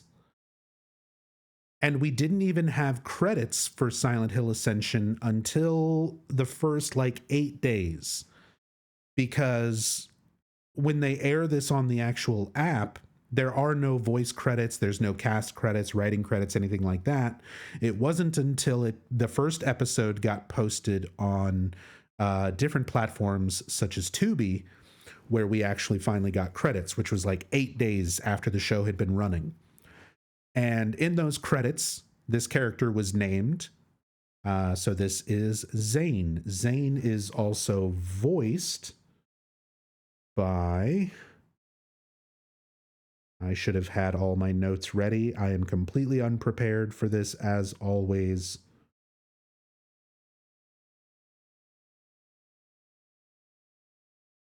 But this is their biggest voice actor. Griffin Poitou voices this character of Zane. So we're a month into the story. We haven't been formally introduced to this character where he explains who he is and what his name is. We have heard him talk. We've heard him talk. We've heard 2 lines of dialogue from him. We've heard Orson say his name, but we have not had that official him explaining who he is moment or anything like that in the story yet. And out of all of the voice cast, the majority of the voice cast for this, they all have IMDb pages. Most of their IMDb pages only have maybe 3 to 5 other things that they've done. And usually it's pretty small stuff. Whereas Griffin Poitou, the voice actor for Zane here, is a very prolific voice actor who's done a ton of stuff. I mostly know him as Bosch in Street Fighter 6 in the World Tour mode. He's a very prominent character in that, but he's done a ton of things, absolute ton of stuff. And he's only had 2 lines of dialogue, and we still haven't been formally introduced to his character, and we're a month into the story. So just to kind of give you, this perfectly sets the tone for how this story playthrough, this month recap is going to go, where something is introduced, we know a little bit of information about it through other sources like credits or Twitter posts rather than actual information in the show. And it's basically a story thread that goes nowhere because we still don't have any context or know anything else about it.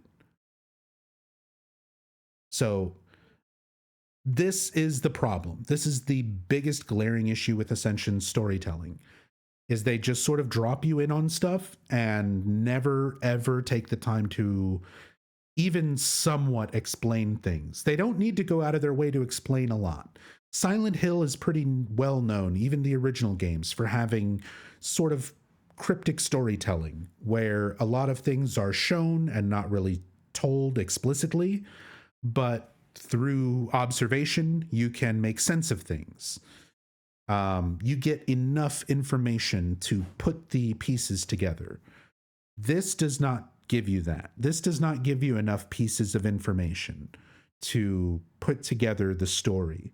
It just gives you little bits and pieces, and I've sort of made the comparison that it's a lot like jumping into a soap opera that's like 5 or 6 seasons deep, where you have all these characters and they have all this established history and backstory, but they're not going to explain it to you in season 6, episode 10. They're just going to have the character walk in and say lines, and another character come in and say lines, and you're not going to be given any context for what they're saying.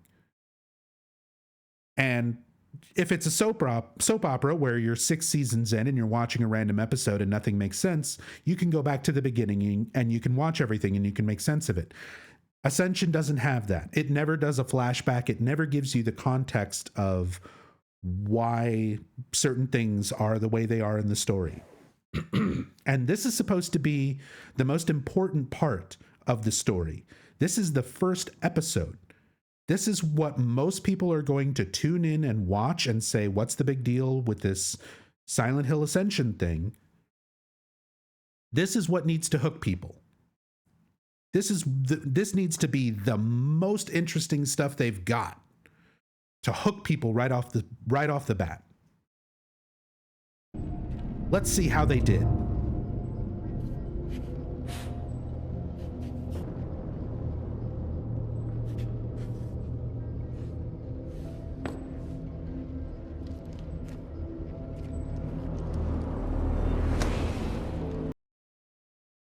Little things like this I've brought up during our weekly in-depth story recaps in the past over the month, but I feel like this is the writers or whoever kind of showing off, wearing their influences on their sleeve, which is not necessarily a bad thing.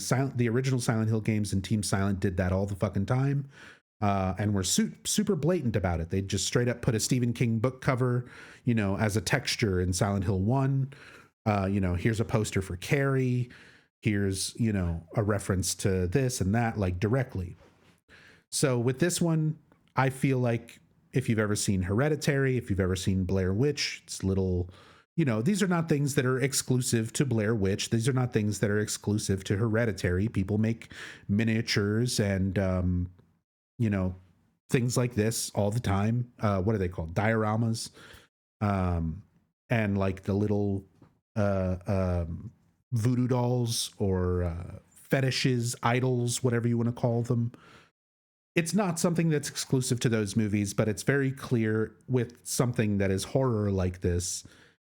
Effigies, yeah.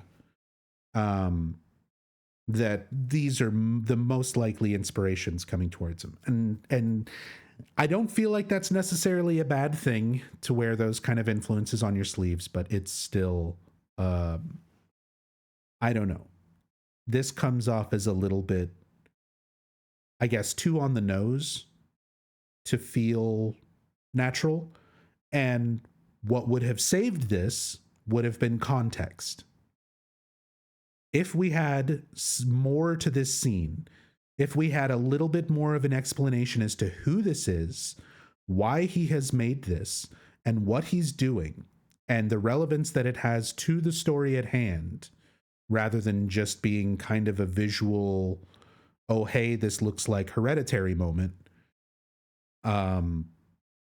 it would have gotten, I think, a bit more of a pass. I wouldn't be as distracted by it if I was getting some sort of plot from it, some sort of information from it.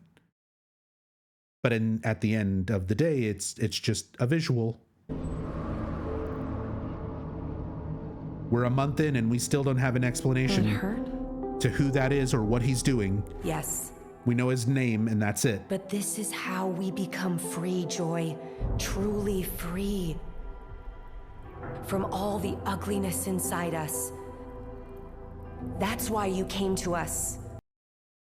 So now we have the introduction of the Foundation. And Foundation is the absolute epitome of we have the order at home. It is the cult from wish.com. They didn't want to do the order.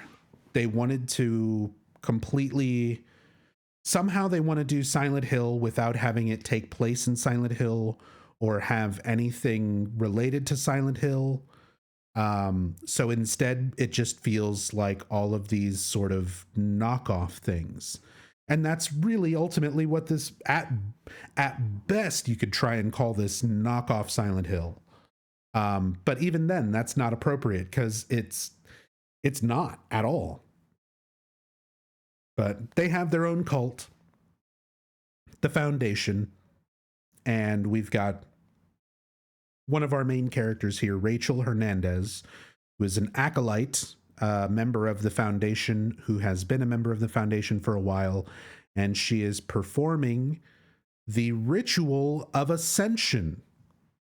Did you know it was called that? I had to go back and double check notes that I took like a month ago because they mentioned that once in a tweet that the whole reason the show is called Silent Hill Ascension is because this ritual that starts it off and fucks it up is called the Ritual of Ascension. They don't even say it. They don't even ever say that in the show. But this is Rachel Hernandez performing the Ritual of Ascension with a new member of the Foundation named Joy Sorelli. And Joy has apparently had a difficult time in the history while here in this town. This town, by the way, not Silent Hill. They are in the town of Hope's Junction in Pennsylvania. Very, very, very far from Silent Hill, Maine. So this again, I got to go over the basics here because we're starting from the very beginning for anyone watching. When I say this is unrelated to Silent Hill, I mean it's completely unrelated to Silent Hill. Nobody goes there. Nobody's from there. No one has mentioned it. It's completely unrelated. It may as well not be a Silent Hill property. It could just be called Ascension. It would still be terrible, but at least people wouldn't be comparing it to Silent Hill. And I wouldn't feel obligated to interact with it. But I digress. Let's see how the Ritual of Ascension goes between Rachel and Joy. To me. Okay. I'm ready, Rachel. Good. Now say the words. I'll do it with you. I am blighted. My words are woe. My deeds are rot. But I am not lost. By hallowed blade, I draw out my affliction, and I am made pure. I know it hurts, but you're doing really well, Joy. Now I need your other arm, the wrist. What? You didn't respond to our other therapies. This is the only way. So when she says this is the only way, what she means to say is this is the only way the Foundation deals with their problems. We've seen 3 different rituals now that are supposedly all 3 different rituals. And they all are exactly the same. It is one person cutting another person on the hands and wrists.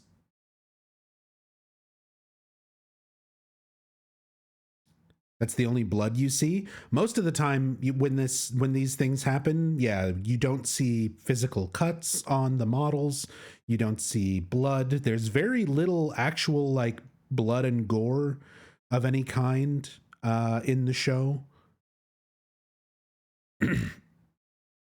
Rachel, it's relatively I appreciate tame. Everything the Foundation, what you've done for me. For what is supposed to be a horror show for adults. You have to stay and finish the oath. I know you're scared, but... Rachel, let go of me. You can't keep running from this. The blight has to be cut out or it spreads. Rachel, let go! This isn't just about you. You have to finish the oath. Get the hell away from me!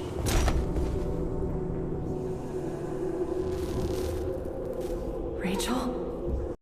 And you may have noticed by now, again, for many of you who may be watching this recap, this could be their first time watching Ascension. This doesn't look great. There's times where if you're looking at like just a screenshot, if you were looking at some of the lighting and the facial textures and things like that, it doesn't look too bad if you're looking at like a still image. The problem is this is an animated show, and watching it animate, it's just constantly seeing bad lighting, bad lip sync, really uncanny valley facial movements and expressions, really awkward model animations in general. And yeah, it's rough. It's rough. The animations and everything makes it difficult to look at. And it is when this is supposed to kind of be the main thing, like, you need to make these characters, you need to make the show look better so that people are invested in what they're seeing. Now, it doesn't necessarily mean things need to look realistic. I think a lot of different art styles are applicable to horror. And if they didn't have the budget to make things look good with 3D rendered models and things like that, if they would have taken their time and just done some like really well done 2D still art and made like animatics with voiceover, if the writing was good and the artwork was nice, that would be fine. That would be fine. So again, yeah, the line deliveries from the actors doesn't come across as believable. It's so flat and awkward at times that people have speculated that it's AI generated, including myself. And Jacob Navoke has recently publicly come out and stated definitively there is nothing written by AI. It's all written by humans. He didn't specifically say anything about the voices, but he's claiming there's no use of AI when it comes to the creative elements, which I think that honestly, if that's true, makes it so much worse that this is the best effort that we got from, a team of writers and animators and from multiple companies, and not all small indie developers and stuff like they want to claim. GenVid is made up of former AAA devs who worked on things like God of War Ragnarok and multiple Telltale games. They've got Behavior Interactive assisting them, who've been making Dead by Daylight for the last 7+ years, which also started off pretty rough, but, you know, it has come a long way. They've got J.J. Abrams and Bad Robot Games helping out with things here. And again, for all these talented companies and people to come in and have this be their best effort or their final effort for this project, is a massive, massive embarrassment. The fact that people would even consider, like, maybe this is AI generated because of how awkward and bad it is. Yeah, that makes it much worse if it's not AI.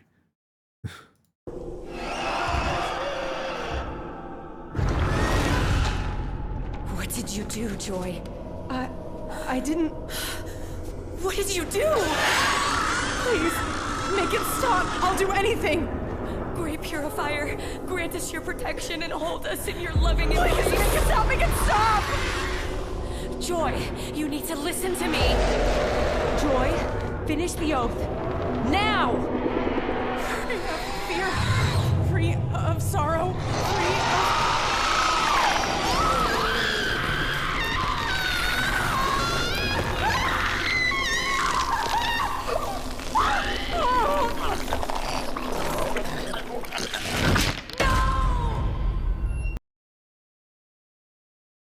And there we have the death of Joy.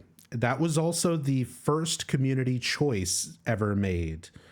The community voted on what would Rachel tell Joy to do in that moment that they realized there's a monster standing behind her and that the ritual had failed.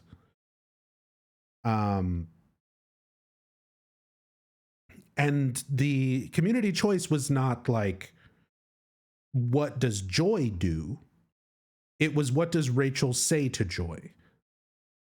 Which, again, gave us a pretty early idea right off the bat, the way these choices are sort of shaped and designed. It's made in such a way that the outcomes really aren't going to vary. Joy is going to die. She's going to get tentacle-mouthed and neck snapped, and the only thing that changes is the 2 seconds of dialogue of what Rachel says to her before that happens. And if that actually gave us some impact on Rachel's character, that would be fine. But here's the thing, it doesn't. As much as they try and tell us your choices are going to be what molds these characters into who they would be, I get that. If the writing started off rough because they're trying to keep these characters sort of blank slates and let the community decide what type of people they will be, if they had done that well, if they had written that well and designed the story to work around that, that would be one thing, but they didn't. Any of these choices that you make are not shaping the characters. The characters are just going to do whatever they want, regardless of your choice. There's a later decision that we're going to see where the community voted for a redemption option, which is usually supposed to be the like good option out of your 3 choices. They voted for a redemption option for Rachel, that Rachel would apologize to Toby for all of the things she had done to ruin his life. So Toby is the brother of Joy Sorelli, the woman who just died because of Rachel's failed ritual. Rachel was given the opportunity to apologize and make amends with Toby later on in the story. And it's framed in such a way where it's like, vote for the redemption option if you want Rachel to apologize. So that would be one of those like character shaping moments, right? The community voted for it. And do you know what happens in that scene? Rachel goes, I'm sorry I killed your sister and ruined your life and I'm an asshole. There, are you satisfied?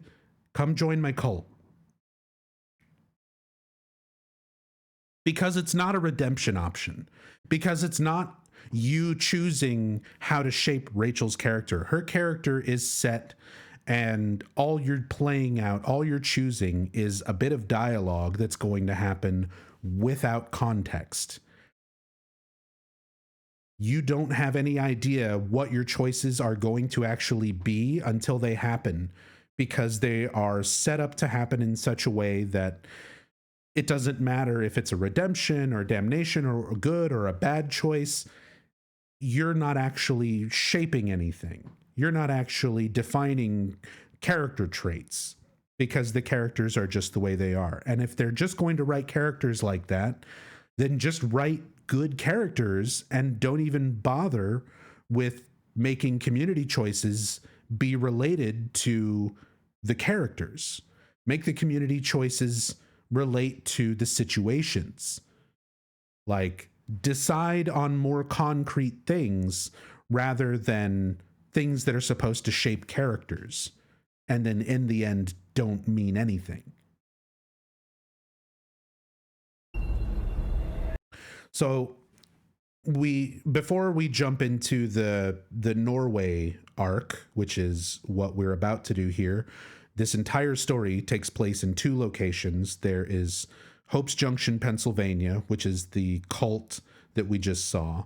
And then there is Stilldalen, Norway, which translates to Silent Valley, Norway, which linguistically is the closest we ever get to Silent Hill.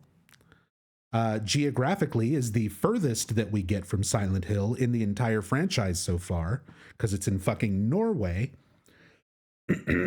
But before we get into the Norway arc, I want to talk about a comment in the chat. Flapjack's hot and ready. We're going to discuss something because I have seen that same argument come up. Not argument, but point of discussion come up in other online forums. Flapjacks, you mentioned, to be fair, the writing and line delivery in some of the early games sounded inhuman too. You're right. You're absolutely right. And let's kind of discuss that and talk about the distinction for a moment here between why is Ascension stilted and awkward and not okay, but Silent Hill 1 and 2, you know, can be stilted and awkward and they get a pass. So, first of all, let's talk about the difference in game production in 1998 versus game production in 2023. Because when they were making Silent Hill 1, it's a native Japanese speaking team. There was only one person on all of Team Silent who fluently spoke Japanese, and that was Harry Inaba, who also voices a character in Silent Hill 1. He's the doctor that says, "Half the soul is lost. Otherwise, the power we could draw now would be very weak." That's Harry Inaba. That was the best English speaker on Team Silent during the production of Silent Hill 1. They hired all English-speaking, for the most part, American voice actors to be the cast of Silent Hill 1 and be directed by this native Japanese-speaking team, predominantly with direction being translated by Harry Inaba. Then you have the limitations of the hardware. The PlayStation 1 hardware couldn't handle long stretches of audio recording. So all the audio had to be chopped up into little bits and pieces. Just a few words or one word or one sound or one short sentence at a time. And then all those little bits and pieces of audio would go over to a Japanese native audio engineer who does not speak very good English, who has to arrange all of those bits of audio on a timeline and doesn't really know where to put like the pauses in between words and sentences when characters are interacting to make it sound natural. Which is why you get some stilted voice acting and things in Silent Hill 1. Silent Hill 2 is a very similar process. It was Jeremy Blaustein doing the translation and localization, but you still had many of the same members of Team Silent still, you know, I would say, proficient in like reading and writing English, but not in speaking and understanding and getting the nuances of like line delivery down. So most of Silent Hill 2's voice direction and actor direction came from Jeremy Blaustein interpreting what the intentions of Hiroyuki Owaku and Takayoshi Sato were. So those games are a product of their time. You know, the voice actors in Silent Hill 2 were the only voice actors they could get who were native English speakers working in Japan while Silent Hill 2 was being made. Same thing for Silent Hill 1. You had a lot of awkward translation stuff happening, you know, with the voice directors and localization having to kind of play middleman. And then you had the way that stuff like Silent Hill 2 was made, the actors all acting the game out in person, wearing mocap suits, and then doing audio later. So you had different directors for the mocap direction and different directors for the audio recording. And you're trying to sync all these things up. So like Silent Hill 2, Silent Hill 1, they feel like games that had their voice production done by Japanese teams in the late 90s and early 2000s. That's just how those games were. It's 2023 now. This game's been in production for at least 3 to 4 years, since 2019 or 2020 or so. This is a multinational company. They have voice directors and acting talent both in the States and in Norway. They have access to some extremely technologically advanced studios compared to what was being used for Silent Hill 1 and Silent Hill 2. Like, there is no excuse. There is no pass. There is no reason for a project to be like this at the end of that much development time in this day and age.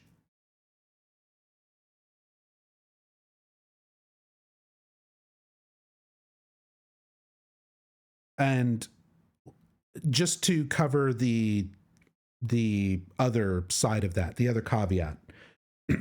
Sorry, my throat's going to be completely dead by the end of this. A lot of the cast is Norwegian because a lot of the story takes place in Norway. And English is probably not their main or strongest language, correct? So here is the thing. They don't need to speak English. They don't. There's zero reason for it. If they can act better in Norwegian, then let them act in Norwegian and put subtitles. That is perfectly acceptable. That is absolutely fine. It adds a bit more realism to the story taking place in Norway. So I don't take that as an excuse either.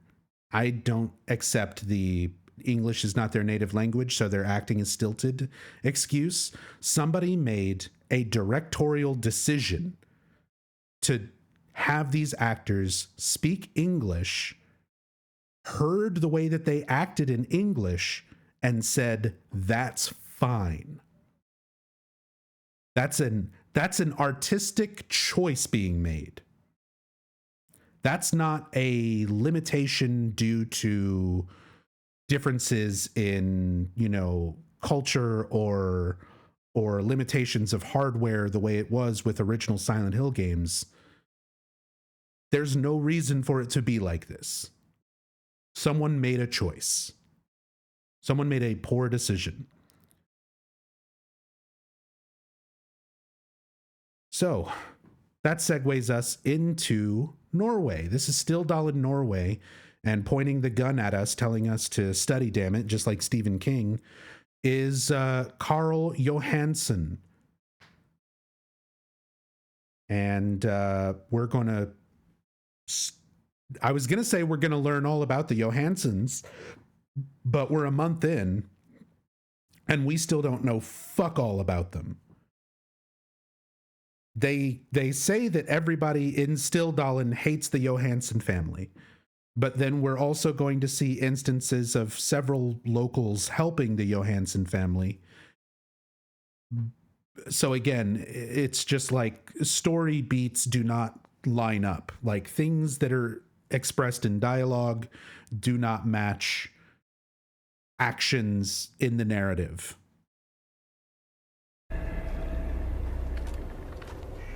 There it is. Norway Stilldalen, translated as Silent Valley.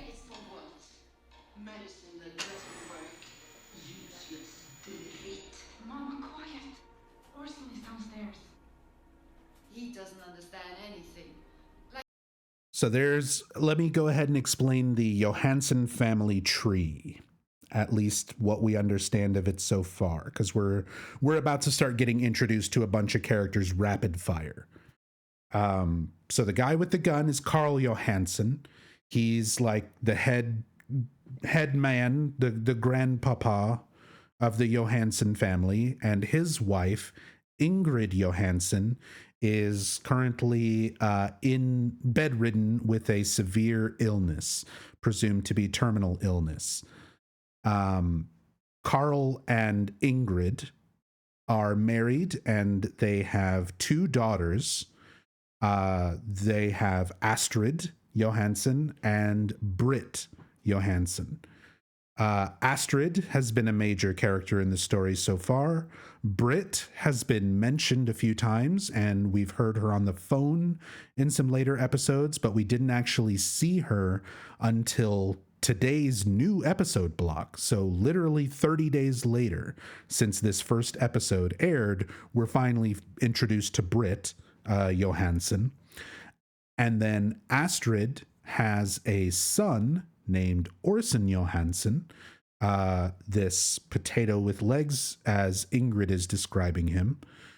And it has not been confirmed in the dialogue or anything directly, but it is implied through context that Orson is possibly on the autism scale or spectrum, and may have some sort of learning disability or possibly some other type of neurodivergence. We're not sure, because again, they're not expressing anything, but we'll see some context clues in a moment. Like a potato with legs, that boy. And for the most part, that's the Johansson family. No luck today, little one. I think Wolf scared away all the rabbits. Mama, he can hear you. So what if he can hear me? He's a useless little shit. Sitting around. They're too loud! So things like this, Ingrid yelling about Orson, calling him names, being very generally, rude about him. All he does is sit around and play with his dolls, plays with his toys. And then Orson is, covering the ears, rocking back and forth, which is a pretty common sign of like overstimulation and stimming for comfort. So there's clearly something with Orson. Yeah, he also bites another child off camera. Yeah, that is definitely another part of the story. We'll get to that. You should go play in the yard. You don't need to hear all this. Come on, Orson. Time to go. You're not staying for dinner? She can say what she likes about me, but she needs to leave my son out of it. Stay. She gets cranky this time of day. She just needs her medicine. You're always defending her. I'm all she has. She's sick and scared. That's all. You'll have to start standing up to her sometime, Papa. You can't keep... So there's a little bit of recurring quote-unquote trauma I mean, they're not even quote unquote trauma. It is just trauma. This entire new arc of Silent Hill is driven entirely by trauma. That's why there is a big rainbow It's Trauma sticker as part of your season pass rewards in this. So we start trying to kind of nail down all of these recurring character trauma things. For Carl, there is this constant recurring element of people referring to him as a coward. Astrid, his own daughter, is telling him he needs to stand up for himself against Ingrid. And we hear multiple people throughout the course of this, Ingrid included, all taunting Carl or referring to him as being scared or being a coward. And it implies that Carl did something cowardly that negatively affected the town of Stilldalen in the past. It's implied through context. And the dying berry picker, once we get to that episode, makes reference to something supposedly happening in Carl's past. But again, we're 30 days into the story now, and that is one of those plot threads that is still completely unanswered.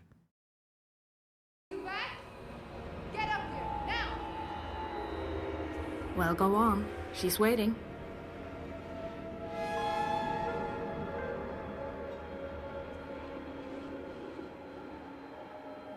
Ingrid? Ingrid? Then... Carl! Something's wrong. Nothing's wrong. You're just having another bad night. I can't breathe. Lie back. I'll bring you water. So this is one of our plot points, question mark? Because technically this winds up kind of going nowhere so far, just like many other plot points. There is a syringe next to Ingrid's bed on the side table. And as it's going to be revealed later on, she was not given any sort of injections prescribed for her illness. So these syringes are discovered to be full of morphine.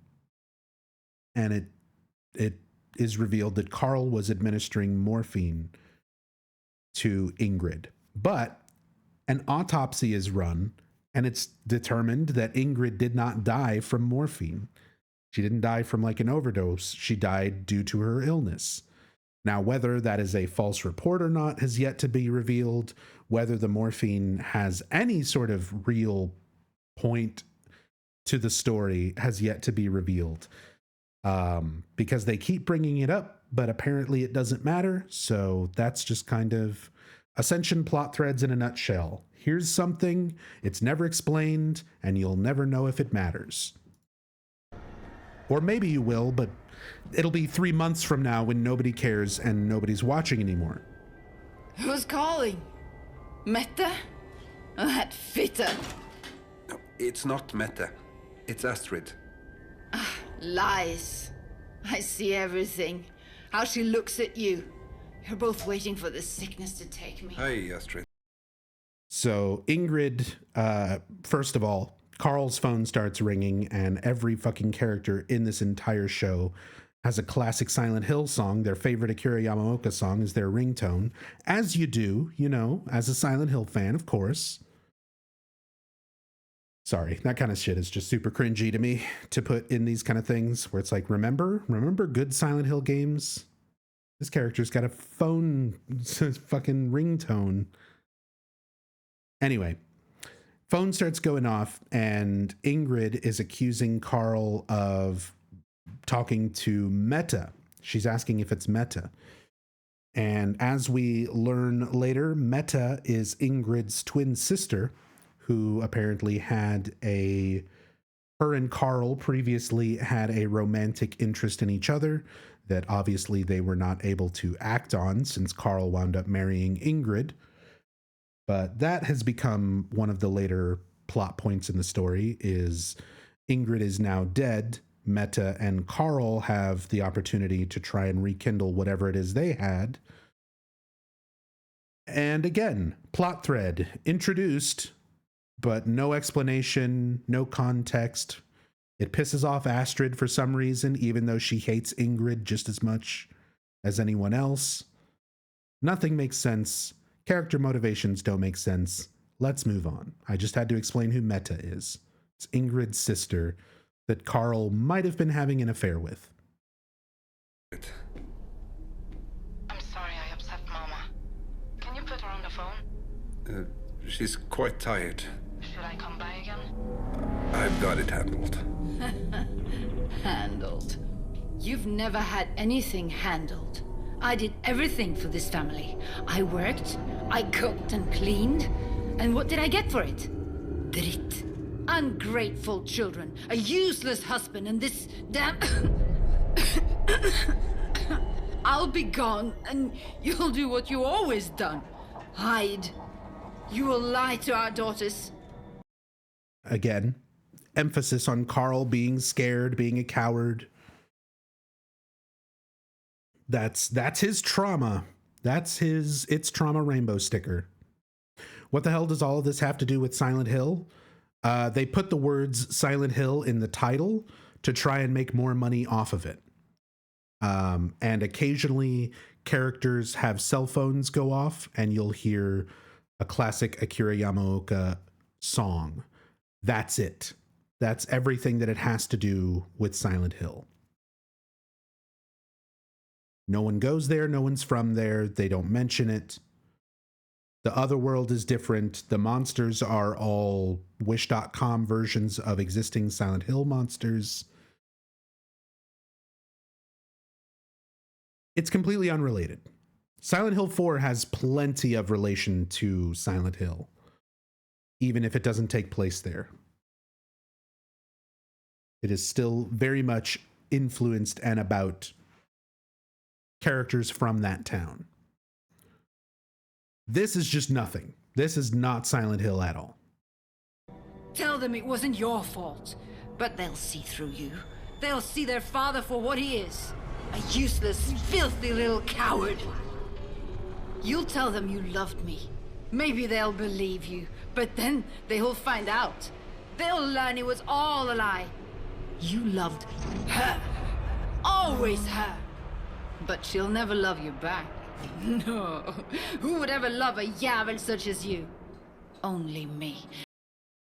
I mean, in regards to putting Silent Hill in the title for Silent Hill 4 to sell more copies.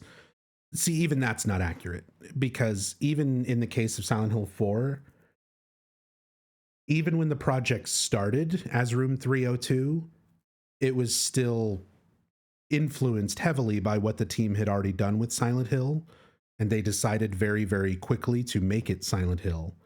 It's not like it was developed and then converted into a Silent Hill game. It was still super, super early in the process of development where they were still getting information together, you know, for what the project was going to be. Silent Hill 4 was always a Silent Hill game. That is provably not true, but it's not like it was a completely unrelated game that just had Silent Hill slapped onto it. Like, people always look at that argument as though it's black and white, like it's just, it either is or isn't a Silent Hill game. But the fact of it was, like, Team Silent was working on Silent Hill 3 at the exact same time that 3 was being worked on. Some of the devs started working on a separate project that was Room 302. There's developer interviews and all sorts of evidence to support that. Room 302 was not a Silent Hill game, but it was not like developed into a functional game and then turned into Silent Hill. It was still in the planning stages. And they were like, let's just make this Silent Hill 4. So technically it didn't start as a Silent Hill game, but it's not like it was an entirely developed game that was turned into Silent Hill. You know, they decided very, very, very early on to make it Silent Hill 4. And the thing is, they made it Silent Hill 4. Like, it fits in line with Silent Hill. Silent Hill 4 rarely mentions Silent Hill. That is not correct. It constantly mentions Silent Hill. There's photos of Silent Hill all over Henry Townsend's apartment because he's a photographer who's been there. Every time you go through the hole in Henry's wall, you're going to Walter's recollection, his memories of different significant places in his life, including many Silent Hill 4 locations. Silent Hill 4 hijacking Ascension. We're going to come back to Ascension, but this is worth discussing because people are going to try and make this argument. You know, Ascension is not in Silent Hill, and people are going to say, well, neither was Silent Hill 4, neither was the first half of Silent Hill 3, so what the fuck are you complaining about? This is my justification for the complaint. We have to talk about 4 to put this in context. Okay? I'm doing what Ascension doesn't do. I'm giving you context for my reasoning for talking about things, for the things I'm explaining. Silent Hill 4 100% ties into Silent Hill. You go to Walter's memories of that place, Walter's history of growing up there, being in that orphanage, his idea of revenge on the cult members who wronged him. All of these things were strong motivating factors to Walter Sullivan. So, like, you straight up have a reference to Alessa. You have a note in Silent Hill 4 mentioning Alessa. You have notes in Silent Hill 4 mentioning Dahlia Gillespie. Everything ties into established Silent Hill lore, even if the game itself doesn't physically take place in Silent Hill. Silent Hill is still the driving force behind the plot of Silent Hill 4. Ascension, it doesn't exist at all. Nobody is from there. It's not like Carl is like, I thought the Johansson family would have a fresh start here in Stilldalen after we moved out of Silent Hill. Like, nobody even mentions having visited there. Like, Henry even just went there to visit and take pictures as a photographer. He didn't have like a significant experience when he went there, but it's at least mentioned in his story. Like, he knows what Silent Hill is. He's been there. So even for something like Silent Hill 4, you know, it's still Silent Hill. It still revolves around Silent Hill, even though it doesn't take place there. Ascension is not related whatsoever. It's not just that it doesn't take place there. It's that it's completely unrelated. There is not a single thread, character, motivation, story, narrative, anything that ties back to pre-established Silent Hill lore at all. Anyway, long rant, but that's what tonight's all about. We're gonna talk about absolutely everything. And look at what I get. This is your fault, Carl. It's your fault. Wolves again. I'll need to take care of it. Yes. Go handle it. Go and hide, you coward. Again. Even more emphasis on Carl being a coward. We've seen this theme as recently as episodes a few days ago. So they're still carrying through with it, but they haven't explained any of it yet. They haven't given us context or anything about it yet. And right now, this current scene that's playing out in the story, I believe, is a delusion. I do not think we are witnessing reality. We're witnessing how Carl is perceiving reality right now, which is not accurate to what's happening. So he starts hearing wolves. He says he's going to go out and handle that. Go. But we get these constant camera effects where they do this weird chromatic aberration thing and sort of zoom and blur and Dutch angle. And anytime that happens, it's questionable if what we're seeing is reality or a distortion, you know, a delusion through that character's point of view. But I feel pretty confident that this is not reality. We're just seeing Carl's perception of things right now.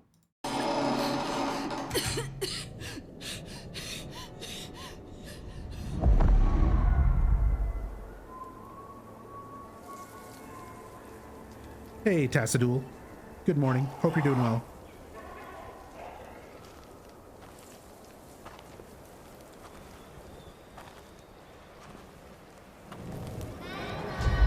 Arthur?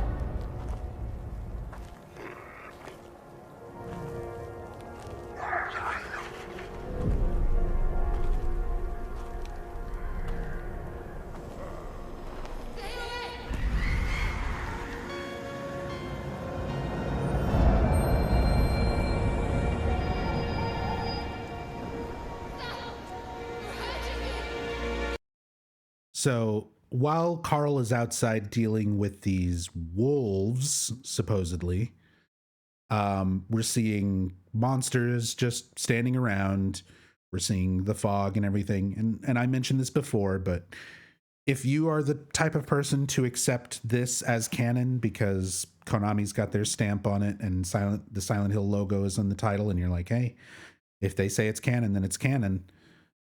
You basically just have to admit and accept that anything with fog, monsters, and trauma is Silent Hill canon, no matter what it is. If those three things are present, it's Silent Hill canon, because that's all this is. It's Silent Hill boiled down to the most surface level understanding of what makes up a Silent Hill game or Silent Hill vibe. And it's just, all right, some monsters.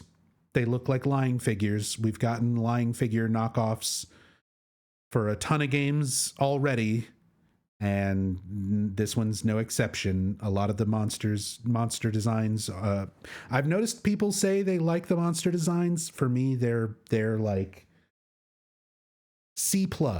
I'd give them a C+ on their fucking report card for the monster designs. They're just knockoffs. They are clearly too inspired and too close to existing Silent Hill monsters. I understand it's scary trying to design something new and call it a Silent Hill monster, but it's also really lazy to just kind of take a lying figure and slap some barbed wire on it and be like, look, here's our monster. It's really lazy to just take an insane cancer and make one of his hands a little bit fatter and be like, look, here's our new monster. So the monster design stuff comes off as really, derivative and just sort of not creative enough.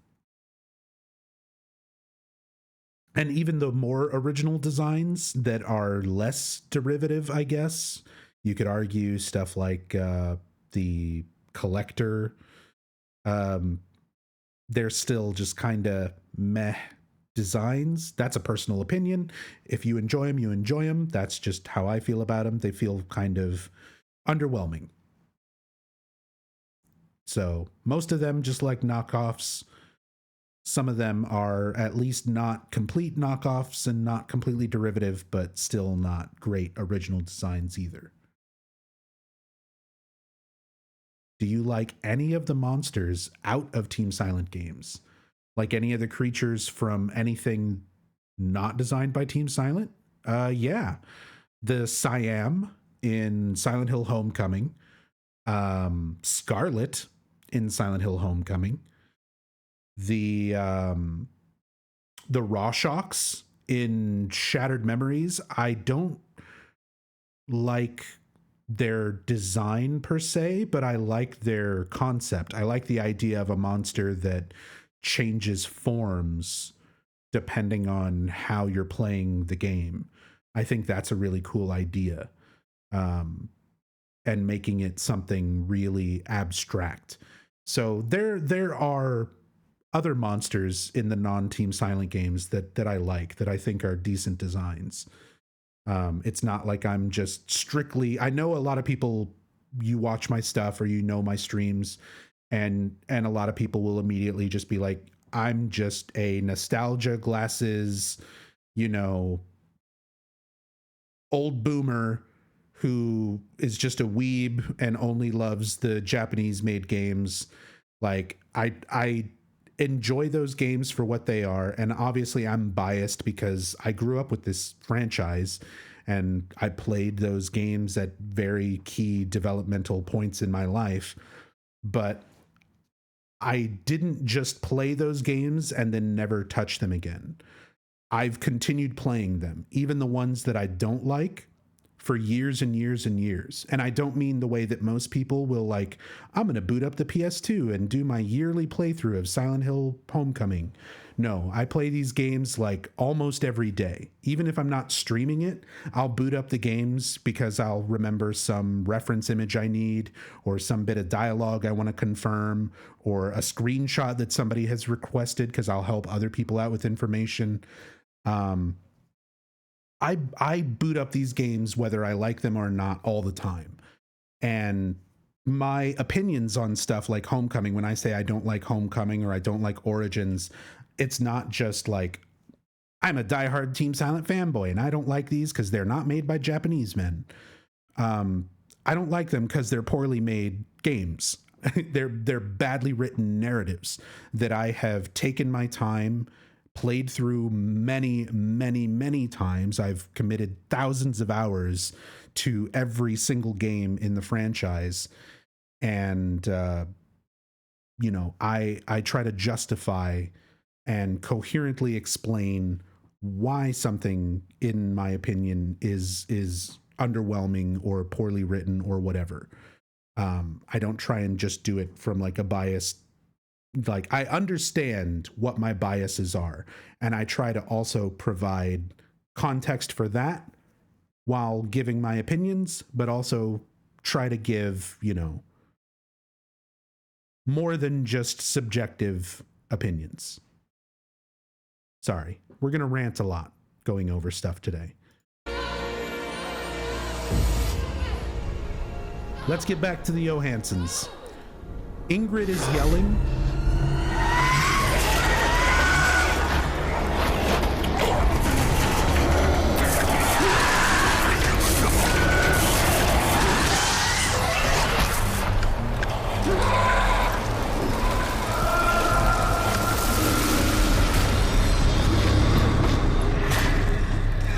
Yeah, the animations are awful.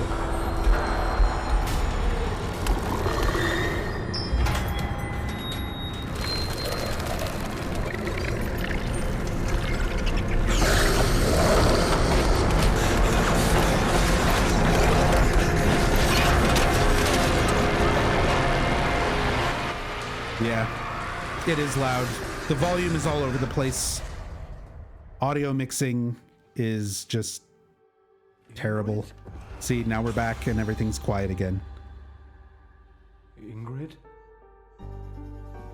So Carl is still in Ingrid's room.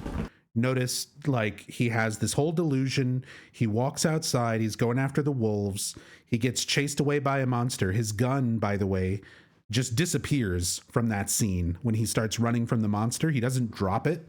It just is in his hands one frame, and then the next frame, it's gone. That happens a lot in these animations. There's, like, when you go through and look at these animations down to the details and stuff, you can really, really see, like, they are very, very badly done. Very, I guess, just not enough budget or not enough time or whatever to make them look nicer. But again, the entire appeal of Silent Hill Ascension is supposed to be this fucking show. The main thing that they wanted to have was a Netflix style horror show that you can just sit down and watch by the time this is all over. Like, even if you don't give a shit about the community choice aspect or the interactive parts of it, they mainly wanted to make a TV show that you can sit and watch. So it seems like the emphasis should have been on the dialogue, the script, and the animations, because that's the main stuff that makes up the TV show. And that is some of the worst parts of the entire thing. Oh my God. And Carl basically had his whole delusion. I'm sorry. And then just wakes up and he's right back here in Ingrid's bedroom. So that gives a sense that Carl is just seeing things. Carl's just seeing shit. And he's not actually been outside shooting wolves, but he was actually in Ingrid's room murdering her. But again, they introduce it like this. They have all this drama from between Carl and his daughter Astrid accusing him of having something to do with Ingrid's death. And then we get the detective who eventually performs an autopsy and just says, yeah, she died of her illness. So all of this drama that makes up these episodes where it's like, ooh, did Carl kill her? Did Carl not kill her? Was it the morphine? Is Astrid right to be, is she incorrectly accusing her father and it's driving this family apart? Those would all be interesting plot points if you had any sort of context to the story or the characters or gave a shit. But it's written so badly and acted so badly and portrayed and expressed in such a non-informational way that you just don't connect with the characters. You don't connect with the story. So you don't care. Like, you wind up not caring. And these plot threads just go nowhere. It goes nowhere. We spend however many episodes of Carl and Astrid going back and forth about what did you have to do with Mama's death, only for that plot point to just be, oh, they did an autopsy. It's fine. She died of her illness. You're off the hook. And then Astrid is still mad, except for when she isn't. Because there's no consistency to how any character feels from scene to scene. Because they just basically play out whatever an audience decision is, whatever the audience decided branch that dictates how they're supposed to feel for a particular scene. And then in the next scene, as soon as that audience chosen scene is done, it's like they forget that it even happened and they just snap back into whatever they were talking about before. Yeah, we're going to see it in a later episode where Astrid is super fucking mad at Meta and Carl. And then literally 5 seconds later, she's fine. And she's like, Carl, I need you to watch my son Orson. I need you to go take care of Orson during the funeral. And they just spent all the episodes leading up to that one talking about how Astrid doesn't want Carl anywhere near Orson. That's what I mean. Like, none of the plot makes any sort of sense. From scene to scene, like, none of it makes sense. This is one of the things I complained about with Downpour, how all of the story of Downpour can be completely contradicted by several of its endings. Basically, all of the endings of Downpour contradict earlier moments in the story of Downpour. This is like that, but to the 1000th degree. It's, instead of getting an entire mostly coherent story up until the very end, and then the end contradicts everything, this is like every scene is Downpour, where they introduce a 3-minute plot point, and then at the end of it, or in the scene immediately after it, anything that was talked about or introduced immediately becomes irrelevant or contradicted. So there's no plot coherency. There's nothing roping you in to be invested in when it comes to the decisions in the story, because it just does whatever it wants with no context, no meaning, no explanation. All right. Before we get into the next part after this nice little title drop, I need to go use the restroom. Again, we are 3.5 hours in, and we're not even through the first week. And I'm going over the entire month of Ascension. So we still have a long way to go, a lot of stuff to talk about. I'm going to take a short break, but we'll be back and we'll continue talking about all of the rest of Ascension. So stick around. I'll be back in a bit.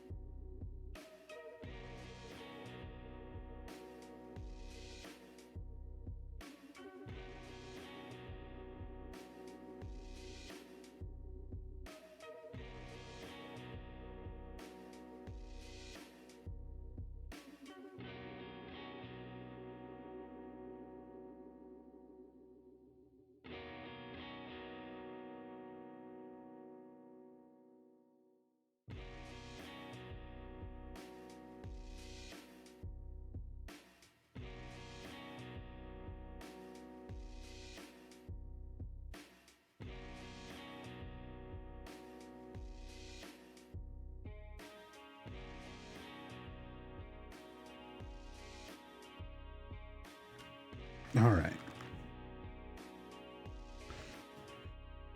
Got some throat relief spray. Got up, stretched my legs. Used the restroom. We'll get back to it. Let me catch up on chat a little bit before we jump back into the episode in-depth explanations. Cosmic King says Silent Hill can always start somewhere outside of Silent Hill like 3 did, but don't get rid of Silent Hill itself or turn it into negative dark energy. Can sort of understand them wanting to be fresh and understand that sometimes company wants to do a fresh reboot, but this seems like the worst direction. The series is called Silent Hill. Silent Hill is an iconic area for the horror game genre, and to get rid of that, it's a hard catch, but I'm probably being a bit of a boomer. No. Well, I guess I'm also a boomer, but I agree. And here's sort of my thought on it. What if Silent Hill's in Japan? They're doing that. It's called Silent Hill F. They're making that one. It's going to be written by Ryukishi Zeronana, who did Higurashi no Naku Koroni and Umineko, When They Cry, and all of those Japanese horror visual novels. So here's my thoughts on that. Here are my thoughts on that whole Silent Hill needs to, like, they want to do something fresh with Silent Hill, so it's not revolving around the town anymore. My overall thought on that is, then don't make a Silent Hill game. Silent Hill is the name of the fucking town. Silent Hill is the main character. It's the location. If you want to be innovative and make something that doesn't, confine itself to that location, then make something else. Make an original horror IP that is influenced by Silent Hill, inspired by Silent Hill, but do your own fucking thing. If you don't want to make a Silent Hill game, don't fucking make something in Norway and then just call it Silent Hill because there's fog and trauma.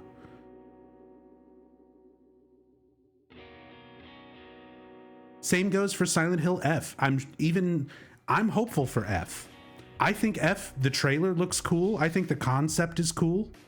I think the idea is neat. And if the game winds up being half as neat as the trailer makes it look, it'll probably be a really neat horror game. But it's probably going to be just as Silent Hill as Silent Hill Ascension, i.e. not at all. It'll be a horror game with some fog and some monsters in Japan. That doesn't necessarily mean it'll be bad, but Silent Hill is a very specific thing. It is a place. It is a location. It's a setting. You don't have to go out of your way to license Silent Hill just to make your own nightmare world. You can have your own version of the other world. You can have monsters and fog and trauma in your own thing. You don't have to license Silent Hill for that. If you don't plan on setting it in Silent Hill. If you don't plan on making it a Silent Hill story.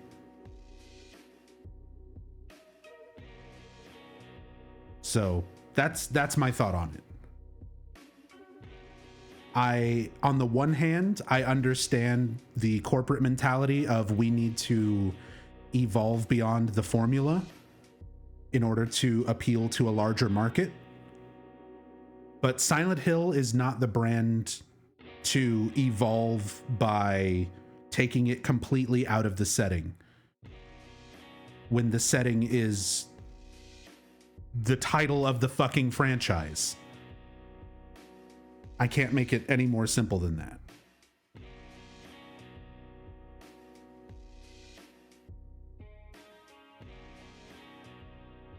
Okay. More Ascension, baby.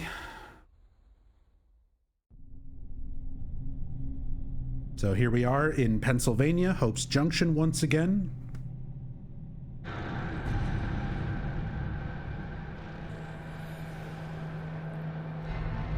Rachel! Make it stop, Rachel, please! Rachel. Whoa, easy. You're okay.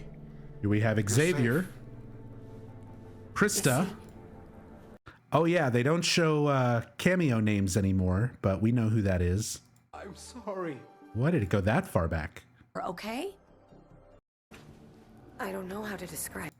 I'm sorry. I'm sorry. God, I hate their video player. Rachel! Make it stop, Rachel, please! Rachel. Whoa. So this is Xavier Candless, and Xavier is another member of the Foundation. We don't really know what his rank is. He's below the rank of Elder because we see the Elders, and Barbara respects Xavier, but Xavier is like not on the same level as Barbara. But Xavier is not on the same level as Rachel, who is an acolyte. So Xavier is something in between. Easy. You're okay. You're safe. And then we get this glimpse over here across the table. So we have Krista, another member of the Foundation, an acolyte, very much like Rachel, although her and Rachel do not get along. It's never expressed in the story why that is. That's another one of those plot threads that just goes nowhere. Krista disagrees with everything Rachel says. Anytime Rachel says something, Krista's like, yeah, but what if that bitch is wrong? That's her entire role in the story so far. That's her character. And then we got this gentleman sitting over here.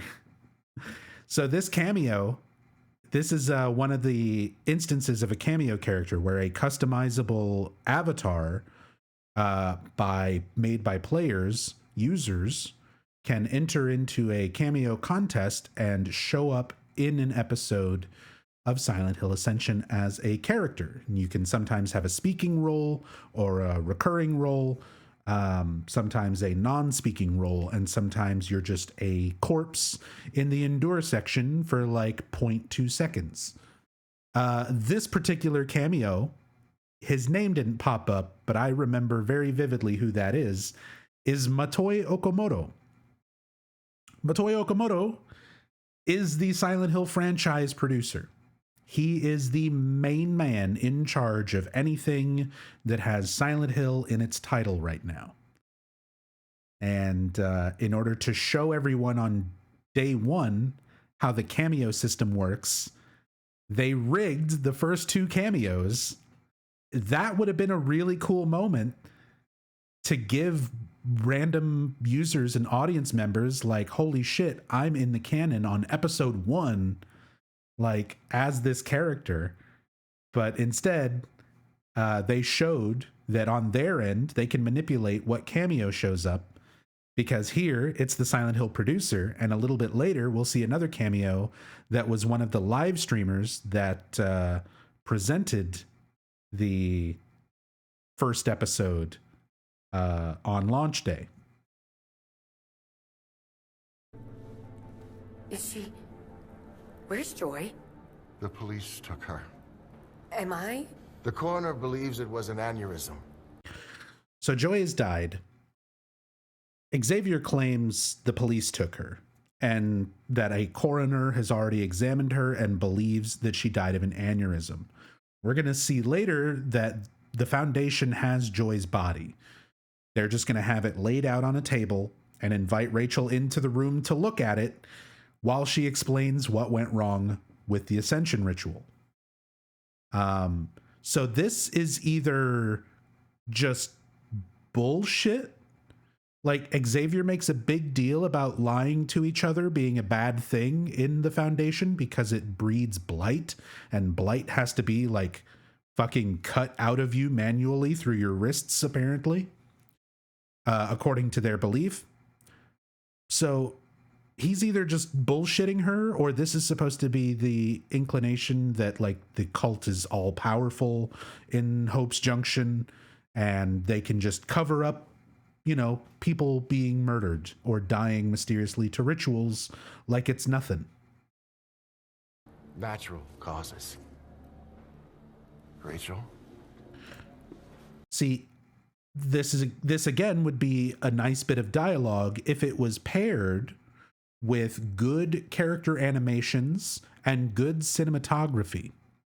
Because if there were enough of an inclination through Xavier's facial expressions and maybe like a little music stinger, maybe a little close-up shot on his face to show that he's like, wink, wink, it was an aneurysm. The police already took her away. Like, if there was a performance happening, not just an idle animation, like a stock idle animation, and a person reading their lines as flatly as possible off of a piece of paper. If something more than that was happening right now, we could deduce information from the context of this scene. But the animation quality and the performance quality being as bad as it is hinders any sort of storytelling. You can't do subtle storytelling when everything is shot the same way, all the camera angles are the same way, it's the same droning music shit in the background, all the dialogue is super flat, and all the animations are just canned and, you know, not expressive enough. What did you see? It was... I don't know how to describe it. It wasn't human. Ropes, or more like vines they hung from it. Radcliffe, Chapter 7. The Purifier came cloaked in roots and vines. This is a good thing. A blessing. Joy was blighted, and the Purifier chose you to protect us before it could spread. Or she's cursed. Krista! How can we trust what she says? You know her story. Everything she touches turns to shit. Krista uses this exact dialogue word for word multiple times throughout this entire series. You know what happened with Rachel. You know her past. You know how everything she touches turns to shit. We're 30 days into the story. None of that has been explained. None of it. None of that history. None of that. Why is Krista so bitter towards Rachel? None of this is explained at all. A month in. Maybe she didn't even see the Purifier. Maybe it was the... Do not say that name here. This isn't for us to decide. Rachel will testify before the there's elders. the slightest bit of a hint that she was involved in whatever happened at the mill. Xavier, what is there even to discuss? But we don't even know what happened at the mill yet. We know that something happened and people died and Toby felt responsible, but we still don't know the details of what fucking happened. Yeah, it's Voldemort. We can't say the name. It's Voldemort.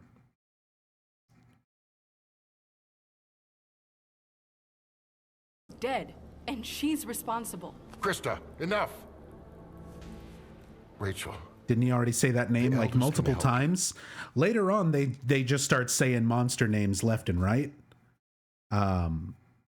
So I guess that stops being a problem. Once a withering is proven to be happening, I guess that rule goes out the window. No reason to censor yourself if there's already a withering. But you have to tell them the truth. Lies breed blight. Joy was blighted. Lies breed blight.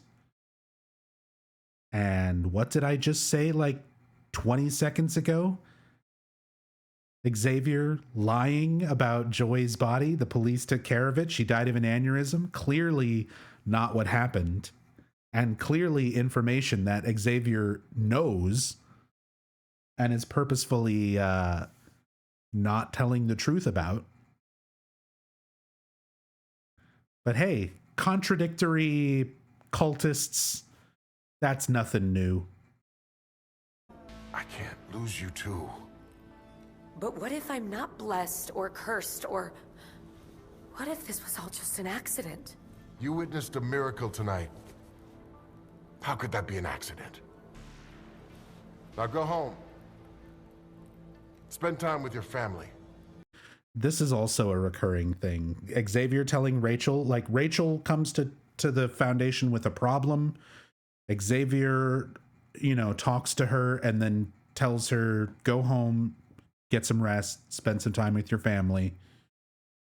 And this same scene happens like 12 more times over the next 4 weeks worth of episodes from that point on. To the point where, like, I start getting flashbacks to Death Stranding. Xavier's voice kind of reminds me of, oh God, I forgot the actor's name. But the guy who plays Die Hardman. It sounds like, yeah, Tommy Earl Jenkins. It sounds like Tommy Earl Jenkins whenever you like drop off a story plot related delivery in Death Stranding, and he always calls you on your fucking thing like, you should go to your room, get some rest, take a shower, give us some of your blood, meditate on the teachings. Meditate on the teachings. I'm sure the right words will come to you.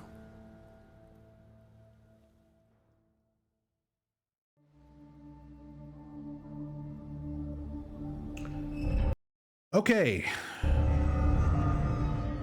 Here's the King Wash Laundromat. Here is the King Wash Laundromat. Who's ready for a like minimum 2-hour rant about the laundromat? Not even a rant, just who's ready to learn way more about this laundromat than they ever wanted to know before?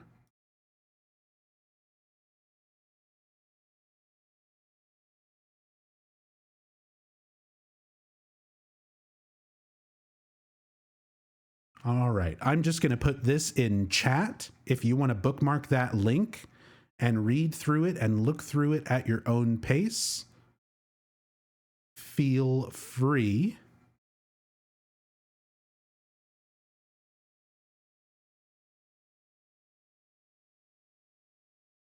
And I need to capture this.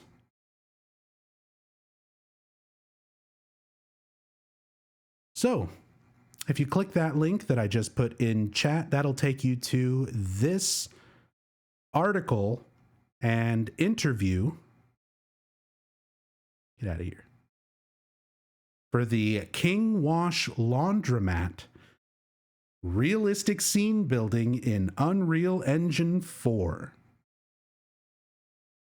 So first of all, before Ascension released, all the developers and Jacob Navoke, all they would talk about was how they were so proud of the visuals of Silent Hill Ascension because they're so damn good and they're working with the best and most modern tools and Unreal Engine 5.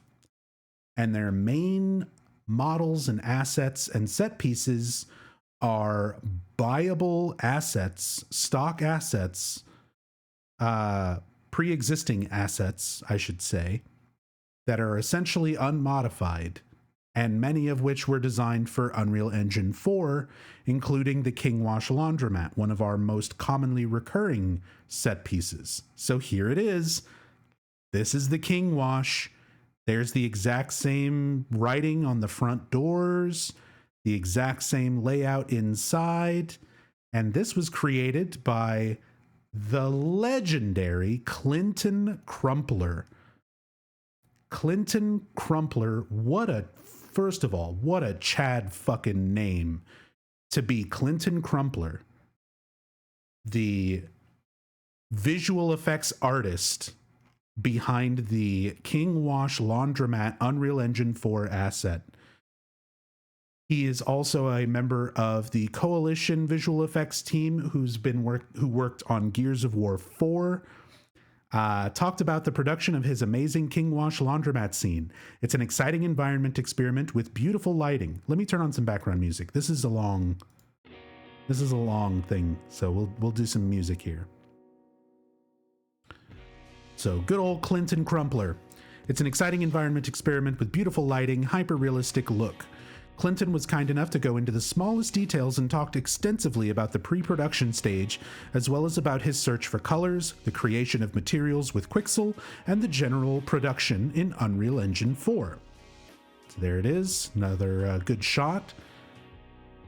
My name is Clinton Crumpler, and I am a senior environment artist at the Coalition in Vancouver, BC, Canada.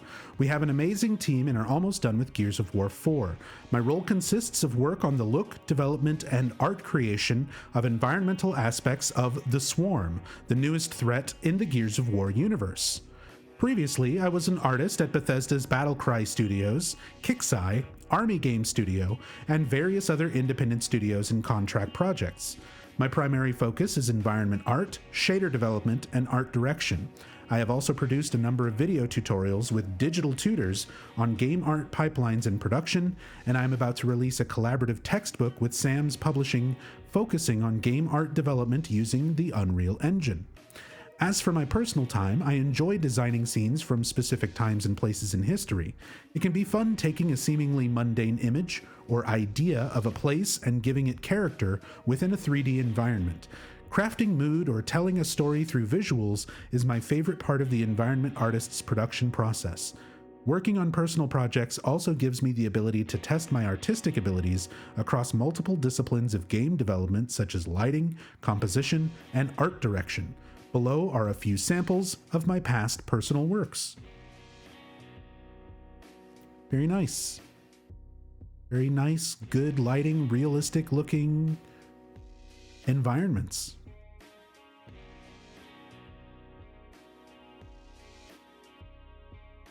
Additional samples of the work can be found on his website or ArtStation. King Wash Laundromat. Here's the meat. For those of you who maybe have not noticed yet, look at where the scroll bar is on this entire interview. We're going to know way more than you ever wanted to know about this Unreal Engine 4 asset, the Laundromat. King Wash Laundromat. In the following topics, I discuss the process that I used to create the King Wash Laundromat. I stepped through the general process I use for production and hit on a few key notes of technical and organizational aspects of my process. Concept. When initially determining a location and concept, I stumbled across the image of laundromat at night. This inspired me to delve deeper into the intricacies of a laundromat set in the late 80s to early 90s. So, started off with just an image, piece of artwork, that he wanted to make an asset, a 3D asset around. Laurie Nix is the creator of that, Laundromat at Night, copyright 2008, from the series The City. This was the second time I've had the opportunity to work on this project. The first time was in 2011, while I was still learning about environment art production. I really wanted to create an interesting composition out of a seemingly mundane location, while adding a touch of color contrast to enhance the mood. I created this environment using UDK, Unreal Engine 3, and took a couple months in my spare time to create. While I was pleased with the result at the time, upon revisiting this work, I was happy to see how my talents have grown to produce the newest version of the scene. Below are some samples of the original 2011 project. I'm not going to sign into Vimeo, but you can go and look at that, and there's a few screenshots of that early version as well. Original King Wash Laundromat screenshots from Unreal 3, created in 2011. Mood and visual storytelling. Mood and storytelling is critical when creating a realistic everyday scene. It can be very easy to simply emulate a real-life location such as a bank, car wash, or a laundromat, but because the typical viewer sees these locations on a regular basis, the real challenge as an environment artist is telling a story, evoking a response that is captivating and inspiring the viewer to look closer at the piece and investigate the insinuated backstory to the piece. In order to achieve this, it is important to establish the aesthetics of your project early on and understand the mood, tone, and setting you're trying to establish. While reworking the 2011 project, some of my original ideas changed in terms of what I wanted to achieve in the visuals as well as its influences. I wanted to create a similar nighttime atmosphere, but add a bit of an eerie and lonely feeling. I wanted to instill that this laundromat was in a more isolated, dark area instead of a city. I also still wanted to retain some of the varied colored lights from the original scene. In looking for references, I started to draw more on nighttime photography of isolated nighttime buildings and varying other color palettes of nighttime scenes. I really like the visuals of the softer peach and pink against the moody bluish-green cool colors set in the background. Below are some of the photos and films I found influential in determining the style and look development of the scene. So some photos: Meet Me in the Morning by Henrik Knudsen, The Ghost Rider, directed by Roman Polanski, Fight Club, of course, photography by Paul Nevison, and the Belmont Eco Laundry. I'm a police officer from Brams, the next town over. Incredible Joe, thank you so much for the resub. Thank you, thank you. Welcome back. Appreciate the support. Referencing these images, I could better understand the tone of the scene and my general lighting scenario that makes each image visually compelling. I could also begin to visualize how to lay out various cameras, lights, and points of interest. Additionally, I often find visual influence from games I play. Examining density of scene assets and visual construction of a scene in today's games provides context for what other developers and artists are producing. With this knowledge, I can judge what level of visual capacity my scenes need in order to meet the latest standards of game art direction. Would you look at that? He looked at all of these different references and things to create this environment and make it feel like it's up to standard with modern gaming standards by looking at other games and trying to make it look comparable. Who would have thought that that would lead to a good end product? That seems like some good advice. Genvid. Some of the most influential games while working on this project in particular were The Division, Batman Arkham Knight, Dying Light, Rage, and obviously the Gears of War franchise. All of these games have a good sense of color vibrance and saturation, and all generally have a good contrast range. They all use filmic color grading and visual techniques to make a more movie-esque visual style. The easiest way to understand and emulate a painting, movie, or game is to take a single frame or still and break it down to its simplest colors. It's easiest to think of this as a kind of squint test. If I squint or blur my vision and look at the image, I can learn a lot about the palette by asking a few key questions. What colors are easiest seen? Where is the focus of the image and how do the colors draw your eye? What colors are in proximity to each other? Where are the resting places or darker, dull colors within the color palette? Examining the palette can help establish what kind of color style and palette early on in a project.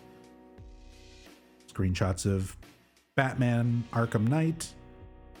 Below is a blurred perspective of the same image. Notice the color palette becomes more visible. Isolating the color palette to core colors between 4 to 7 makes for a strong composition. So there you go. Color theory. How to make your colors for your setting look good. Genvid.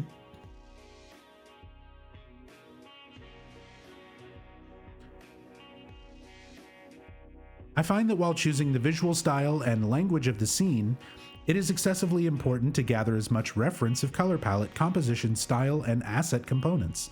Not only is online reference gathering important, but I love to go out on foot and find real-life references. Taking influence from where I live and work every day makes for easier image gathering and the opportunity to get out and actually measure the real-world equivalent to the assets I'm making. Establishing the correct scale and real-world use of an asset can really help to make or break a scene and help settle all of the individual assets into a scene together. Sometimes the internet just doesn't cut it, and I find myself questioning, is this asset the right size? It may seem strange at first, but understanding real-world spatial distances and correlations by taking a ruler and measuring a door, a window, or a shelf helps my projects and gives me a keener eye for 3D scene creation. Below are a few images I gathered around town to get real-world reference for the laundromat. And that idea of making assets the correct size and scaling them during animations to make sure that things look correct and normal and natural, that should have been done for basically every scene in Ascension, because there's many instances where monsters seem to shift and change in size, character models seem to shift and change in size because the perspective is so off, and they don't know how to go over all of these visual details that the guy who created, Clinton Crumpler, the legend who created the laundromat asset that the developers for Silent Hill Ascension just bought and slapped into their game, who probably have no idea all of this thought and effort and creativity. Look at this. The dude would walk around and take photos of his local businesses to recreate for his asset. He's taking out fucking tape measures and measuring doors and windows on architecture to make sure that he made one of the best, most realistic assets for a laundromat that he could. This man is absolutely dedicated to his craft, and he is a master when it comes to 3D environment creation. And Ascension just, the devs just grabbed his fucking shit, you know, whatever, they paid for it probably, but they just took it and slapped it into their own project, completely unmodified.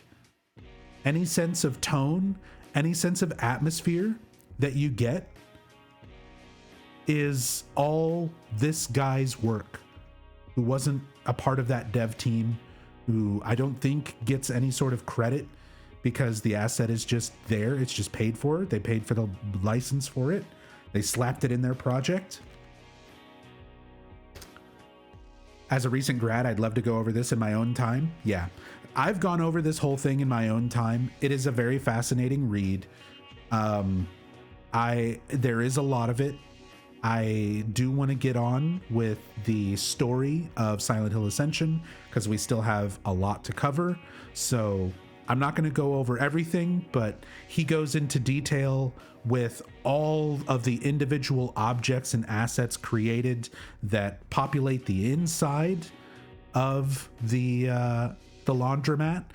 And I just want to point out, like, in old Silent Hill games, I used to take a lot of delight in examining and analyzing the environments, because finding, you know, little references in the environments, in Silent Hill 1, you know, there's Stephen King book covers and movie posters and posters for Portishead, and there's a poster for Gangsta's Paradise by Coolio on a park bench.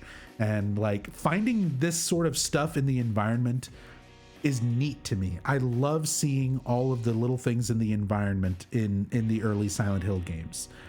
And I initially, when I very first did, you know, my week 1 in-depth recap of Silent Hill Ascension, I was examining the environments, and I'm trying to look at like things on the laundromat and things that are on the walls of the laundromat. There's like a poster that says Canada, and there's like, you know, like things that are up on the glass displays on the front windows. And I thought that maybe it would be stuff that's relevant to the story. Maybe I could pick up some details. Maybe there's like a poster from the Foundation or something stuck on the glass windows, only to discover that that entire asset is made by this guy, Clinton Crumpler.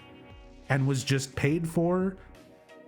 Copy, paste, insert into Ascension's fucking 3D render.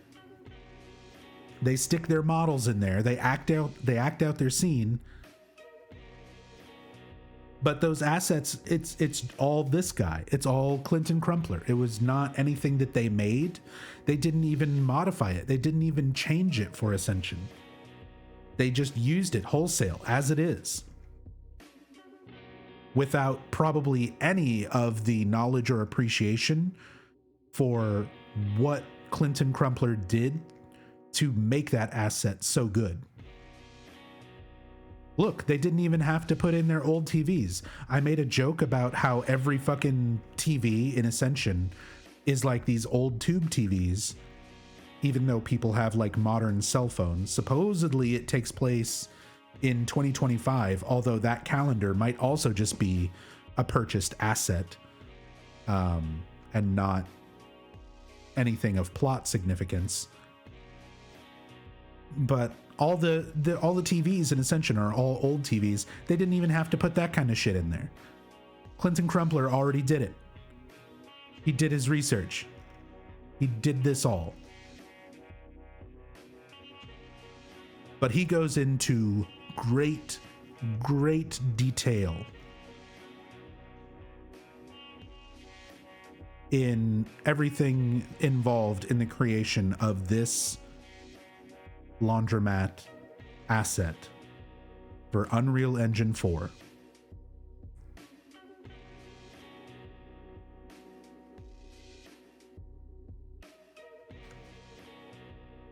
So shout outs to Clinton Crumpler. He's an absolute legend. And Ascension does not deserve to use his work.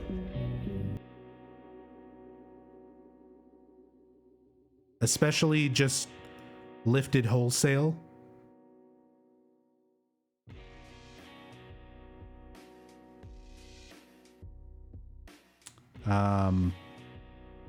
But okay.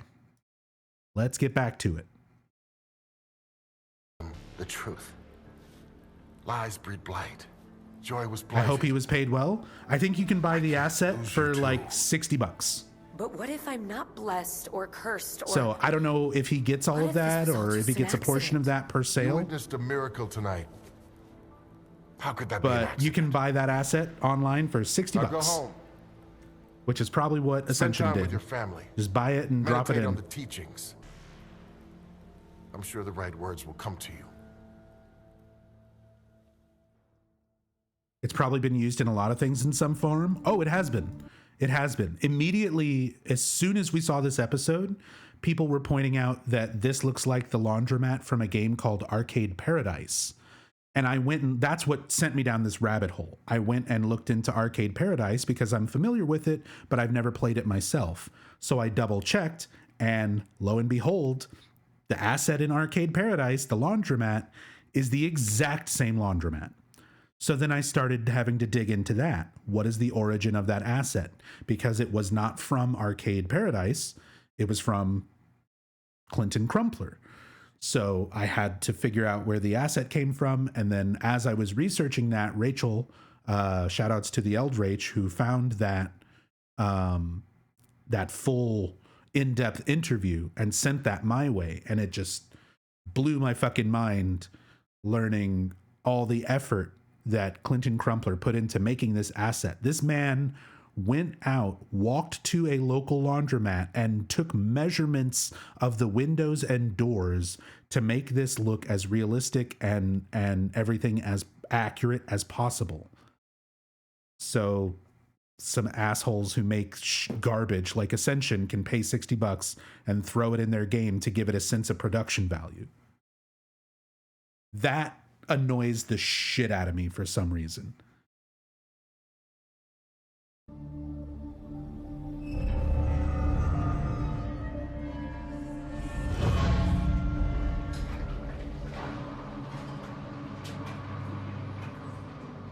Hey, you missed the mess. There was a leak in one of the machines. Rach? Is something wrong? It's Joy. Eric. She's gone. What? She's gone. And I couldn't do anything about it. Ah, Rach. I'm so sorry. Yeah, so Joy was apparently their friend. She was more than just like the new initiate. Joy was they had apparently got, like, at least they claim in the dialogue in the story later on that they really cared about Joy. And Joy and Toby Sorelli had their lives ruined for some reason. Something happened. The story has yet to go into any sort of great detail about what all of that entails. But Toby basically became an alcoholic and Joy became a heavy drug abuser. And Joy eventually joins the cult. She was trying to join the foundation and they were trying to help get her off of drugs and things. So apparently they legitimately cared about her. So we're seeing Rachel explain to her husband, Alonso Eric Hernandez. They've still yet to call him Alonso in the entire story. That's more information that was like in tweets, but never in the actual story. Which we wind up seeing a lot of, where a lot of plot points of what's going on are not given in the story itself. It's given through tweets from the official Ascension account or from Jacob Navoke or comments from the developers during pre-shows or post-shows, rather than being a scene or a dialogue or something. It annoys me too. It annoys me too, Cosmic. That's exactly my whole point, is that information like that needs to be in the story. It needs to be part of the story, not something that a developer has to tell you separately. I was helping her. It was working. Yeah, I know. Are we going? How did it happen? Are we going to discuss Eric's VA performance? I mean, we can discuss it the same way we discuss every single character's VA performance. Bad. Fucking bad. Reading lines off of a page so flatly that most people think that it's AI and not even actors. They claim that's not the case, but then again, they've claimed a lot of things. They claimed millions of people are watching this. They claimed you can get a refund if you're dissatisfied with the Founders Pack. So there's a lot of things that the developers have claimed that is just blatantly and provably not true. So what else do you want to discuss about the voice acting? It's bad. It's not. And that's the thing. People have mentioned, you know, Silent Hill has a history of like bad voice acting. We talked about that earlier, why that's different for the older games compared to something that comes out today. Because game development and audio production at that time was just so much more limited compared to what they have at their disposal when making a game and recording audio today. But even if you're allowing yourself some wiggle room for like weird, awkward, stilted dialogue, David Lynchian style, you know, performances, even allowing that wiggle room, these are not like weird David Lynch dreamlike performances. It's flat, boring, one-dimensional, like just reading lines off a page. It's not that it's weird. Like, there's weird, stilted, awkward voice acting in the original games, but it's not flat. It's not lacking emotion. It's sometimes the wrong emotion or the wrong tone for the rest of the scene. It feels out of place. It doesn't feel like they're just reading lines off a page, though. What happened? You know I can't tell you that. And that's how You everything only in just joined the Ascension comes Foundation. off. Well, has anyone told Toby yet? Rach, Joy was his sister. The only family he had left. I don't need him making things worse for me. For us. See, and they keep trying to sort of do these cute little moments where they hint at backstory. You know, Toby is going to be pissed off. Joy was his only family that he had left. So what happened to their family? This would be a great time to like maybe delve into that a little bit. Not a lot. You don't have to give me everything. I'm not asking for a complete plot dump every time you introduce, you know, a new story element. But there needs to be something. There needs to be enough context to hook your viewer in and say, where is this going to go? And then there needs to be a satisfying payoff where you reveal that information. And I understand maybe they have that planned, but because this is being drip fed over the course of like 5 months to get through the story one time from beginning to end, if this is something that's going to be revealed, you know, in month 3, they finally do the flashback and explain that shit. You can't do that on this type of project. Like, you need to have something to keep people hooked to want to tune in and be here every day for this shit. People are not going to just sit around and hope that it gets better months down the line, or hope that they wrap up, you know, a fucking plot point that they introduced 8 weeks from now. You need to write the story in such a way that people will actually want to tune in every day and get something for it, learn something about what's going on, and then get excited and interested for what the next thing is. You got to keep people interested in, and especially if you want them to engage with it live every day. So again, this is just examples of really fundamentally not understanding how to cohesively write narrative, especially for something that diverges down multiple story branches. And these are people who wrote for Telltale. They should have exactly that experience. They should know exactly how to do that. And it's so fucking bad. Yeah, these are writers from Telltale. Most of Genvid is former Telltale.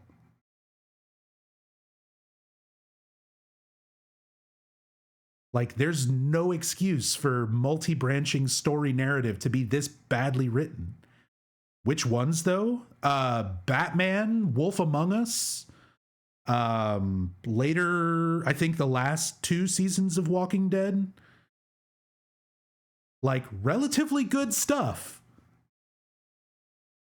Things that are not complete garbage.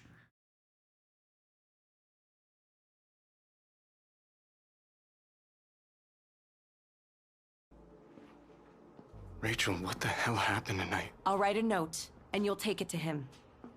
What are you gonna say? I don't know, a foundation prayer? It might bring him some comfort. Toby hates the foundation. Give it time, AI is still new. But Joy didn't. We were allegedly. helping her, and she believed we could help him too. It's what she'd want. What about money? His job doesn't pay well, and it'll be difficult to cover the funeral costs. Toby's proud. He might take it as an insult. Maybe I should just apologize. For what, Rach? I recruited Joy. I feel responsible for her, okay? Look, whatever you decide, I'm behind you 100%. If he freaks out, I'll try to calm him down. And if he's satisfied, I'll tell him it was all your idea. I just want to point out, when Rachel first arrived at the laundromat, Eric was like, "Oh man, you missed the mess. One of the washing machines had a leak." And he's talking about the mess that he just had to clean up. And he has the exact same emotional tone and delivery behind telling his wife the washing machine leaked and I had to clean it up, as he does telling his wife, "We need to tell my friend Eric or excuse me, we need to tell my friend Toby that we're responsible for his sister's death. Same tone. Same tone, same delivery for those two subjects. Leaky washer, friend's dead sister. This is the problem.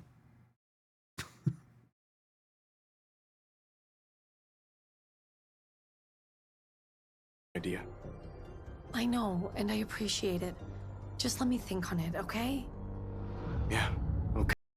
Look how often this comes up too, where a character is presented with something, and because the community needs time to make a choice on it, characters are introduced to a plot thread. They talk about it. We got to tell Toby, what's going on with his sister Joy. He's going to start asking questions. When Joy doesn't turn up, I'm responsible for her death. What are we going to fucking do, man? What are we going to do? I'm going to think on it. I'm going to give you 3 options very clunkily in the dialogue to choose from, and then cut to a different scene so that the community can think about it. That's the other thing that starts to show up in the writing over and over. Characters who are just like, I need time to think about this, because in reality, they need to give the community time to vote on something.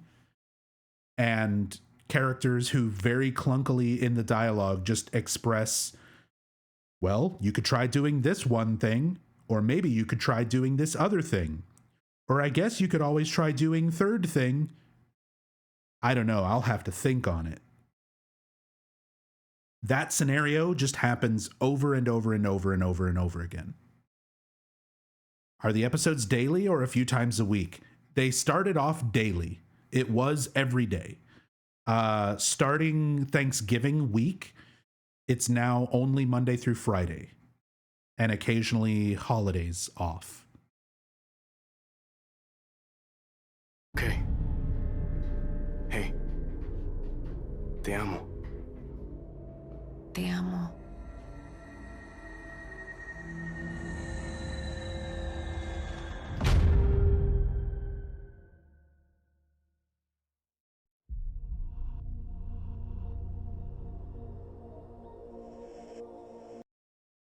So the official Silent Hill Ascension Twitter account took a screenshot right here and put it on Twitter and said, it's bread. So for anybody out there, I'm looking at you, Silent Hill subreddit. For anyone out there who still thinks the Silent Hill 3 It's Bread meme is funny, it's officially dead. It's officially dead. You can all stop doing it now. The Ascension developers did it, which means it is cringe, and you're not allowed to do it anymore. So it was a nice run, but rest in peace, It's Bread meme. Born 2003, died 2023.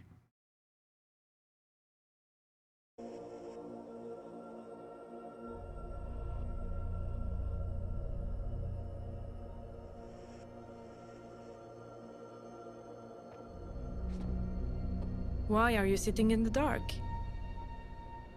Papa. Why aren't you wearing any pants? I didn't get a good look at it. That thing that killed the goats ran to check on your mother. Papa, where's Mama? I tried. I tried my best. Orson, I need to talk to Grandpa. Why don't Yeah. you go say hi to Grandma? No. The goats have been killed. Papa? Ingrid is dead. Did something happen? And I guess the idea is that, Carl is just take a shot. He's traumatized from the death of Ingrid, but the way it's presented, they really were trying to build it up like Carl did it.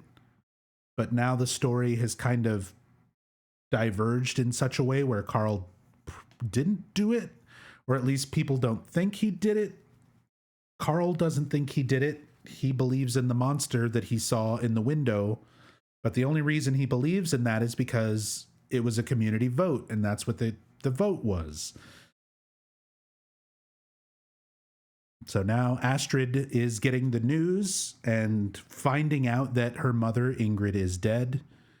Watch how long it takes for her to get over mourning the loss of her mother. Oh God. Oh God. Should we ride the tractor today, Lilivan? 1, 2, 3, 4, 5, 6, 7, 8, Orson, 9, Angel, don't 10. come in here. Go back downstairs. Oh God, Mama. And we're over. How did it... Papa? Did you? It's not my fault. We're immediately past that and just accusing Carl, accusing Dad. Was this you? Was this your fault? Immediately gets over it. No wonder we've seen what she will say at the funeral. It's in character. How is it in character? We chose, community chose, or the poll was rigged in such a way, allegedly, that would be the outcome. That she would feel that way. She has no character. No one has character because they all have to bend to the whim of whatever random choices happen without any context. I tried everything I could. I really did. I took good care of her. Tried what? CPR? Did you even call the paramedics? CPR? I need to call an ambulance now. I already called them. I'll wait with Orson. See, and she's getting all mad at Carl, and she's like, what did you even do? Did you do CPR? And he's like, then as he's walking out, he's like, I already called the ambulance. Realistically, I mean, what more could you do? Like, what does Astrid expect him to have done? He called the fucking ambulance. And we know he's not lying about that. They show up. This is totally how people act after witnessing someone they love dead in their home. Yeah, no, it's not. I can tell you that 100% for sure. The ambulance should be here soon.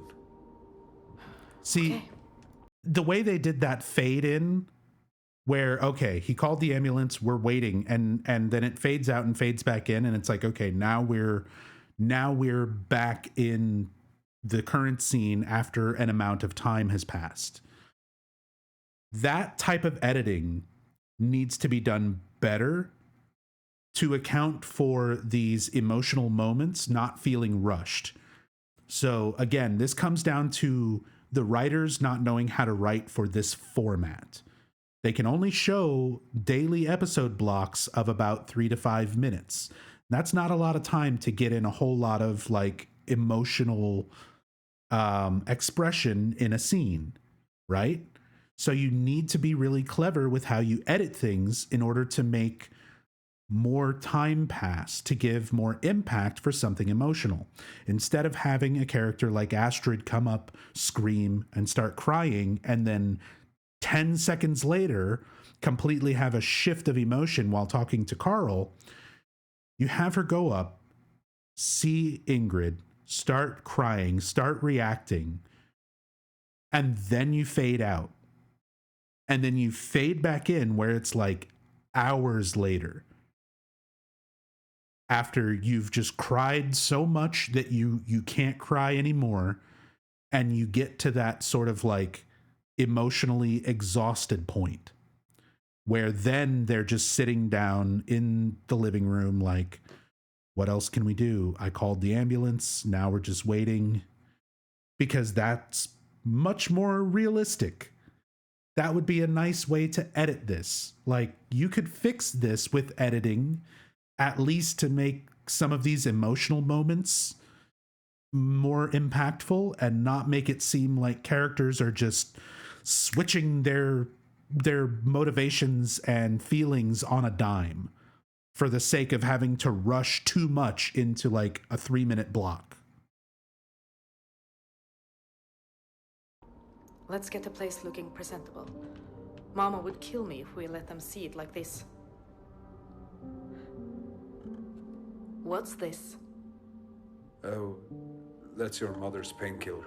Papa, she didn't take any injections. What did you give her? I was just trying to help. That's all. Paramedics are coming, Papa, and police. If they see this, what do you think they'll say? What do you think they'll say? Papa, community.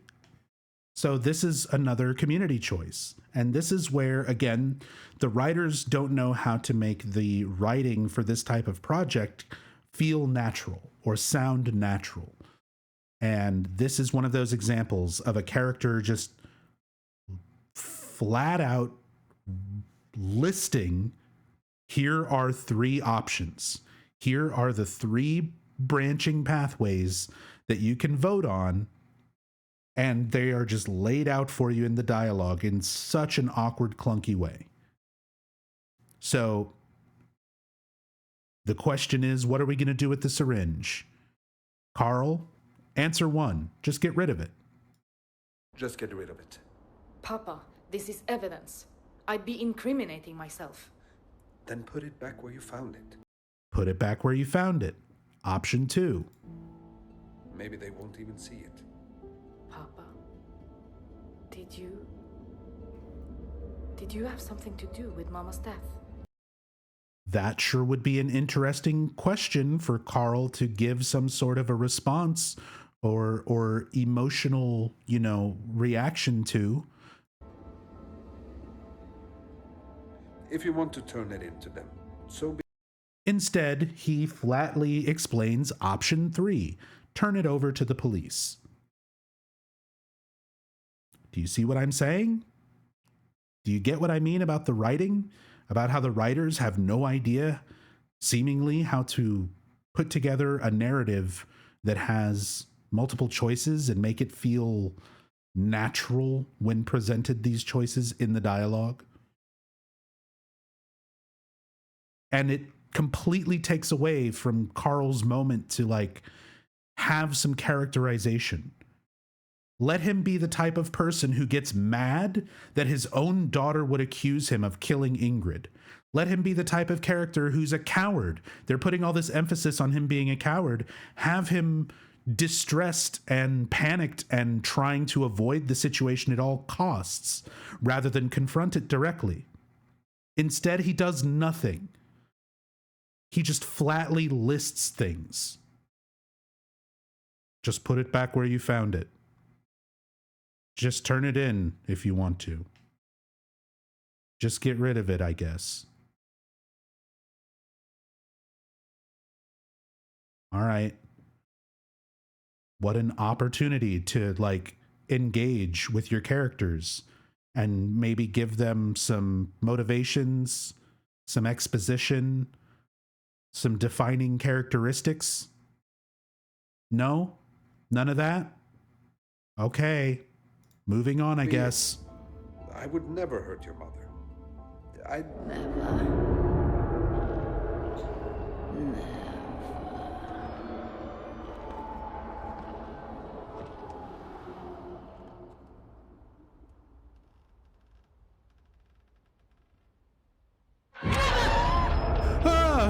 Astrid. It's so scary.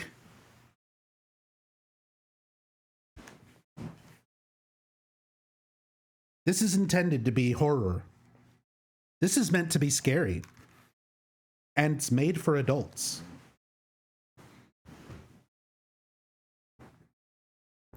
It's made for Silent Hill fans.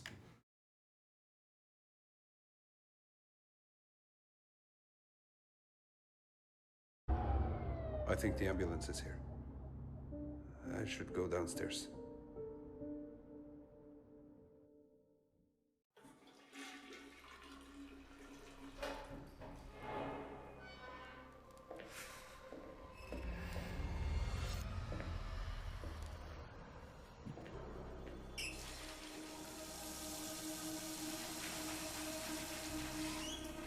Meanwhile, here's Toby Sorelli. This is Joy's brother.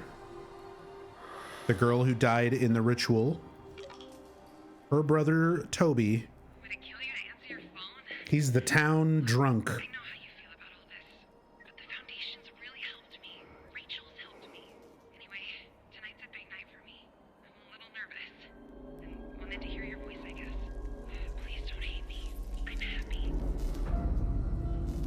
Damn it.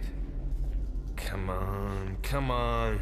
Don't do this, Joy. Yeah, Toby the relatable everyman.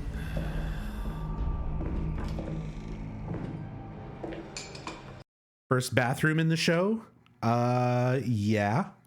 For those who keep track of that sort of thing. It's just like Silent Hill. It's got a bathroom. Toby should have done the Silent Hill 2 James thing, where he puts his hand in front of his face. He should have just fully embraced the we don't know what to do, so we'll just rip off better Silent Hill games for a couple of moments route.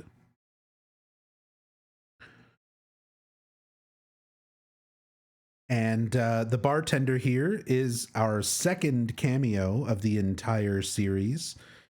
This cameo was the one of the live streamers. I've forgotten their names, but they got some comedy live stream YouTube people. I don't know. I had never heard of them, but they got some people. Kinda Funny. That's the channel. They got the guys from Kinda Funny to do like a live pre-show on day one when this premiered. George Miller, was that who it was? Yeah, I think that's correct. George Miller. So this was George Miller's cameo appearance in episode 1 of Silent Hill Ascension. So again, these are, yeah, they're using stuff that they definitely would not have had on day one. So both of these cameos are rigged, which again, I think that takes away one of the biggest aspects, one of the neatest things about this. Like, Ascension's bad all around, but being able to make your silly avatar show up in some of the badly animated scenes, there's some mild entertainment in that. And if this was a better made project, that would legitimately be like a cool selling point.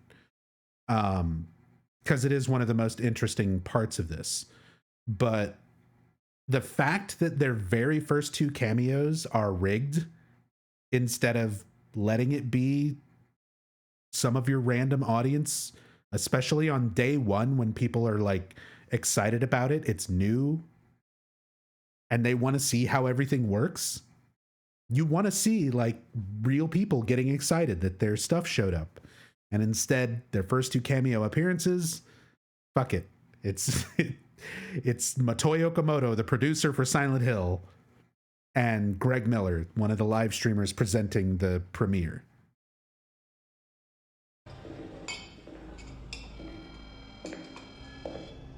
Last call, Toby.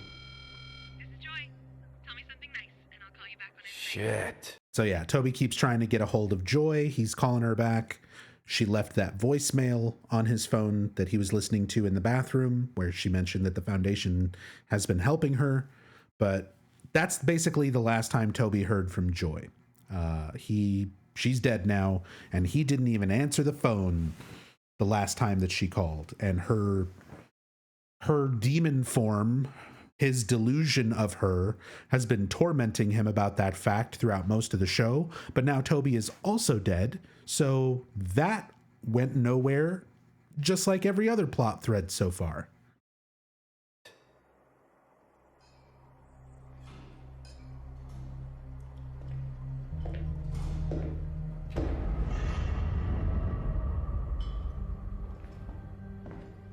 Toby. I need to talk to you.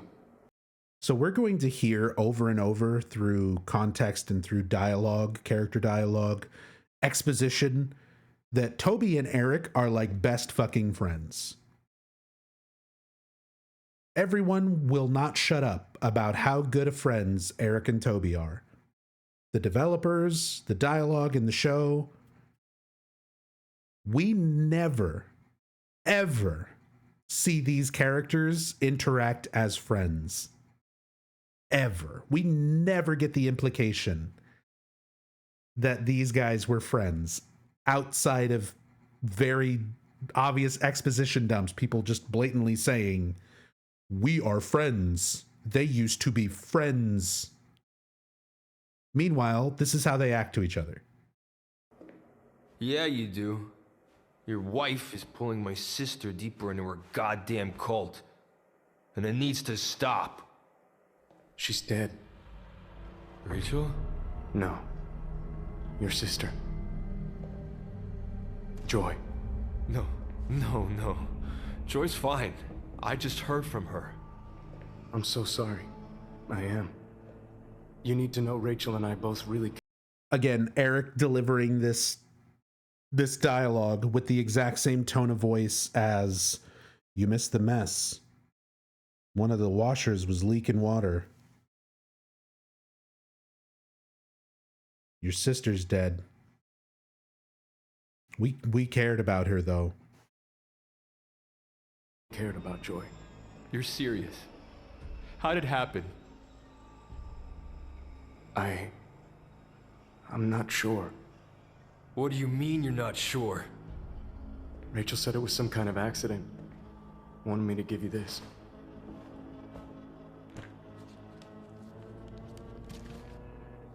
What the hell is this supposed to be? It's a prayer. For you. From the Foundation. Rachel thought it would bring you some...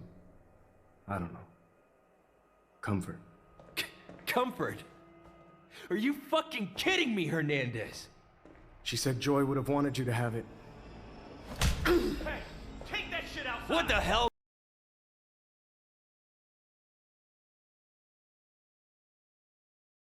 I've said it already so many times. And I mean, I don't even need to say it. You can just look at it and you know. I don't have to say a word. This is one of the best examples.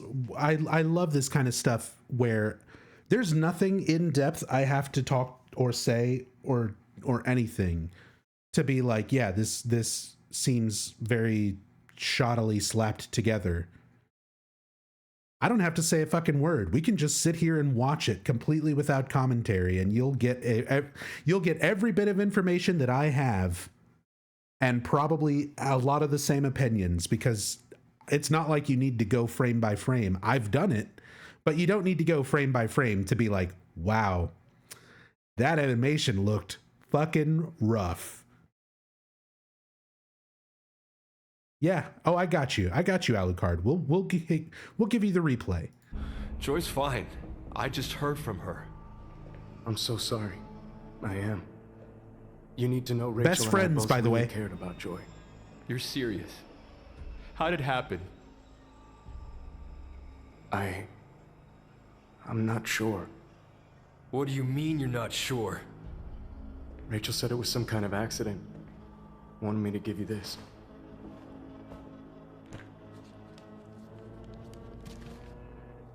What the hell is this supposed to be? It's a prayer. For you. From the Foundation. Rachel thought it would bring you some... I don't know. Comfort. Comfort? Are you fucking kidding me, Hernandez? She said Joy would have wanted you to have it. Hey, take that shit outside! What the hell does Rachel know about what Joy wanted? It's okay. It's fine. We're friends. That's what I fucking think of a prayer see? from your wife's cult. Fucking friends.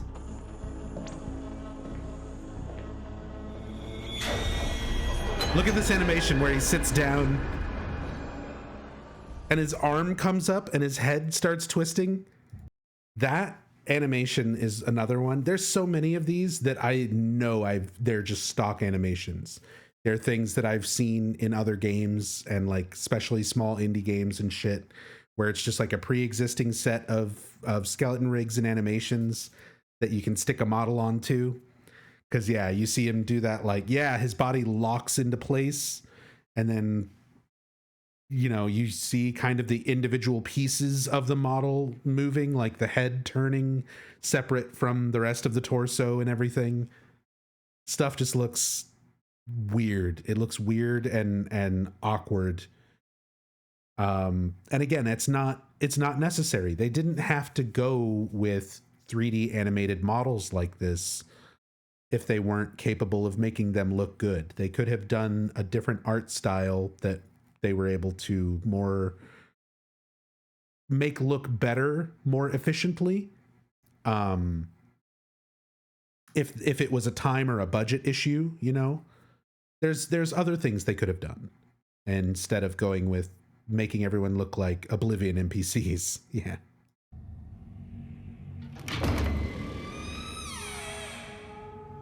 Xavier? Krista? Hello?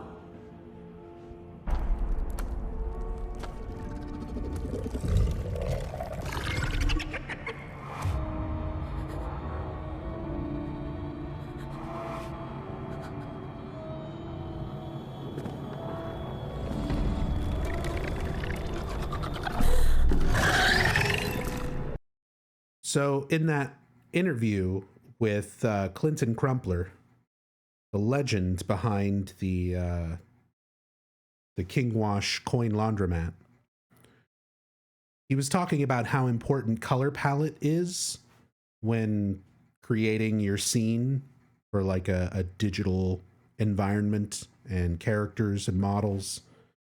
And look at how just muddy and dark most of Ascension is. It's a horror game, so there is a certain amount of acceptable like darkness obscuring what you're looking at, but it gets to a point where you never really get to see a lot of detail in the environments, probably intentionally so, because it's just a lot of flipped assets or very basic things. So it feels more, I don't know, just bad. It feels just like bad color composition, bad scene composition. Even with the models not looking great and the environments and things not looking great, I feel like it could have been shot better. The camera angles could have been better to try and emphasize the certain aspects that don't look too bad and kind of hide the other things in a way that's not just blurring it in darkness, you know?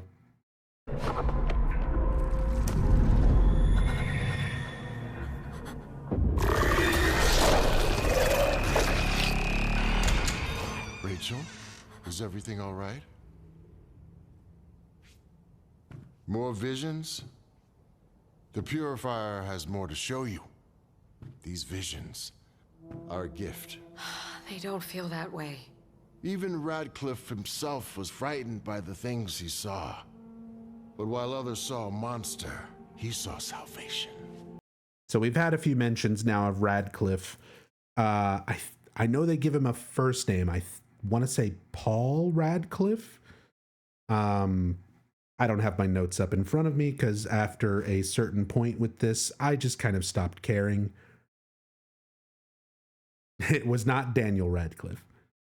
But I guess this is supposed to be the person who founded the Foundation. This is supposed to be the guy who wrote the book on the shit that they believe in. And we still don't know how that ties in. We don't know if that has some relationship with Zane. Is Zane supposed to be Radcliffe himself? Is he some former member of the Foundation who's like time traveling thanks to the other world? Who fucking knows? I'm sure anybody still watching 3 months from now is going to be real happy when they tie up that plot thread. Don't know if I will be around to see that. That's going to be up to you guys. Remember, at the end of this recap, we're going to open up a poll and let everyone viewing vote to decide, will I continue doing daily Ascension episodes, or do we drop this and just do like weekly or monthly recaps, if anything at all? So you guys will determine Nub Zombie canon forever, whether or not we keep following Ascension. So that's part of the reason why we're going over the whole month today, this whole past month, because I want to give you guys context when you vote. We've kept up with this for a month. I'm going to talk about every last little bit of it, and then you can decide, do we keep going with this, or do we say, fuck this, let's play some better Silent Hill games, let's play some other stuff that is more deserving of our time. Our order is not for the faint of heart. But I've never had to worry about that with you. I always knew there was something special about you, Rachel. And now the Purifier has shown me I was right. Something to share, Krista? What if you're wrong? What if she did see a monster? Again, this is basically the exact same conversation that they've already had in this exact same location, except it was earlier in the day. It was brighter in this room last time, but they're having the exact same conversation again. Rachel's having visions. Xavier thinks that it's good stuff. Krista says, what if it's bad stuff? The pestilent. Xavier, you know why we can't. Also, we start name dropping. Xavier made a big deal about we don't say the names when they talked about it the first time around. Second time around, now he's just like, oh, the pestilent. That's what you think it is. I think it's the whatever, the purifier. Krista thinks it's the pestilent. Came to this town. Nobody cares. What we're here to do? Can we really risk everything on a feeling?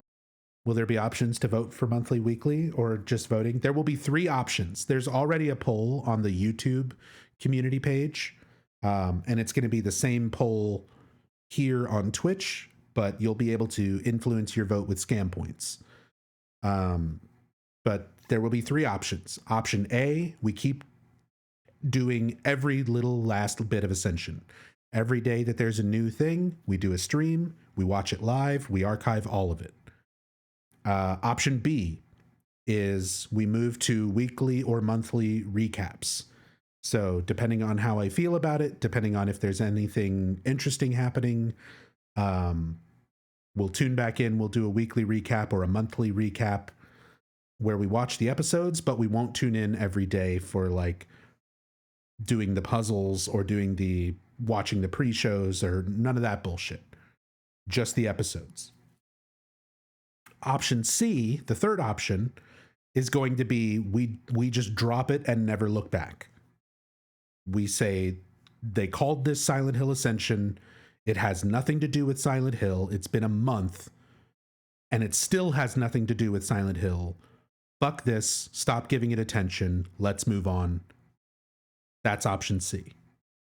So option A, we stick with it. Every day that they're airing shit, we stream it, we archive all of it. Option B, we'll catch up on the story every once in a while. Option C, fuck this dumpster fire. So that'll be up to you guys. Faith, Krista.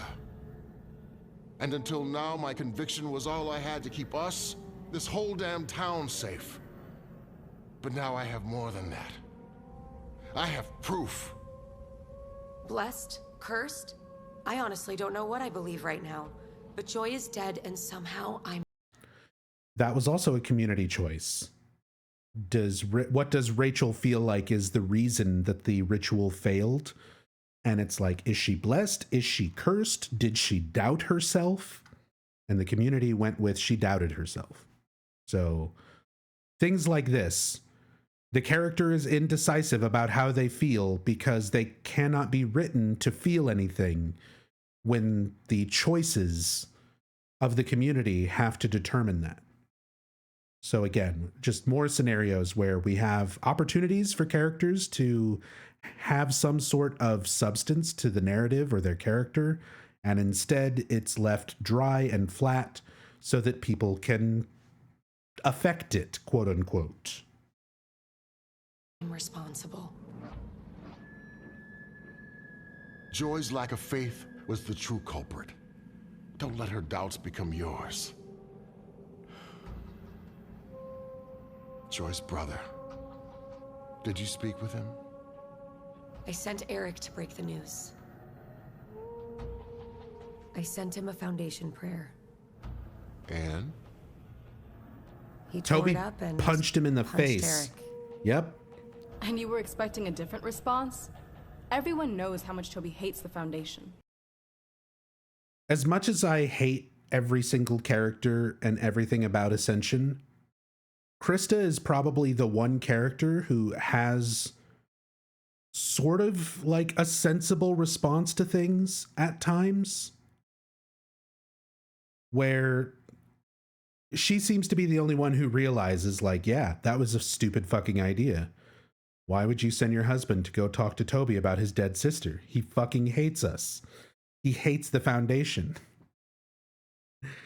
Your husband might have been friends with him a long time ago, but Toby fucking hates us. Toby needs to be dealt with, Xavier. He'll only cause problems for us. Krista's been saying since day one, Toby needs to be dealt with. What ultimately winds up happening? Toby's fucking dead. As a sacrifice to help these assholes out. And it doesn't even work. Yes, I know. There's more. Eric's been asking questions. Can't you just put him in his place like you usually do? Eric is only an initiate. Initiates are impressionable, but also unpredictable. That makes them dangerous. He's also my husband. You've always taught us that marriage is a temple built on trust. You are a blessed protector, Rachel. Called by the Purifier. Eric won't understand that. You'll have to figure out how to field his questions without putting us at risk. Is Xavier married? I don't think so. Can you do this? There's never been mention of that. I can try. I'm certain you can. I'm pretty sure Rachel's the only married member of the Foundation.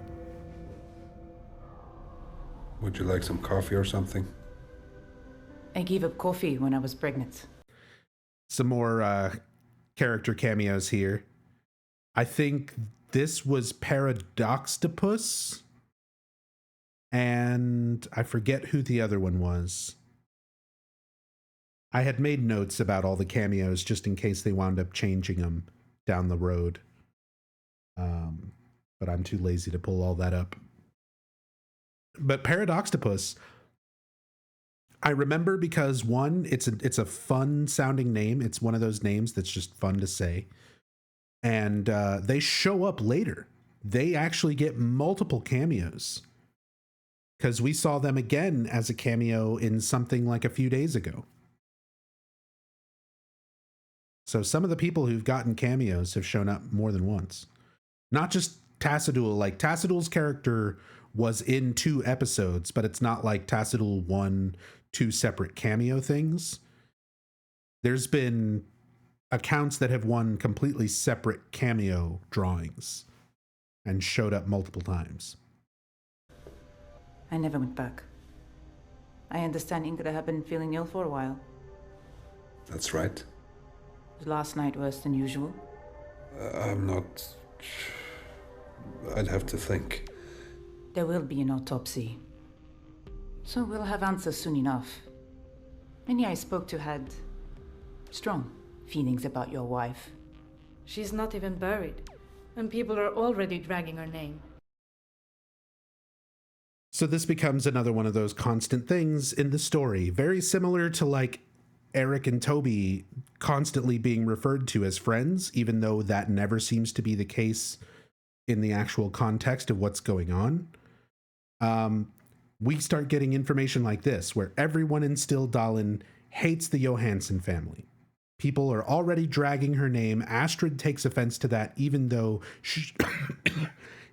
Excuse me, I'm dying. Even though Astrid herself hates her mother Ingrid. She gets upset when other people are like dragging her name, as she says here. But then during the eulogy, she straight up calls her a monster. Because the community picked that. Because she has no characterization of her own. Because nobody does. They're all just meaningless puppets with no motivation, no emotions. You just get your community to make their decisions and they play it out however it's written to play out. And you don't get any sense of emotion or feeling or characterization from them, no matter what happens, no matter what the outcome is. Because stuff like this, it's just, the story is so inconsistent. The characterization for everyone who takes part in the story is so meaningless and immediately contradicted by other bits of dialogue and other scenes. She had her defenders. Mostly those who were scared of her. And I think it's safe to say most in this town would celebrate one less Johansson. I could barely even find someone to do the autopsy. Like, it's got to be a real small town, or the Johanssons got to be real fucking hated. That they can't even, like, they're having a hard time finding anyone to even do an autopsy. You know, like, they're really trying to emphasize, like, how hated the Johanssons are. Meanwhile, Carl goes to the local ice hotel where the owner of the hotel, who is also the bartender, is his best fucking friend. You know? Meanwhile, you have CPS lady show up and she's not like, well, I'm going to judge you extra harshly because you're a Johansson and I know all about your family. No, she's actually quite like understanding and fair and tries to give Astrid some weed gummies. So again, stuff like doesn't make sense. The way they set up these plot points and then sort of do nothing with them just keeps happening over and over. It's a small town. Grudges live longer than people. And you, detective, are you glad to see one less Johansson? I loved her, detective. I shouldn't have to prove that to you. I guess I'll take your word for it. For now, anyway. I've had enough of this. We're in mourning. If I have other questions, I'll be in touch. You know where the door is. I'll walk you out. Your father's memory may be hazy, but mine's not. I know what kind of person Ingrid was. If there's something you're hiding, either of you, you need to tell me. We'll find out either way.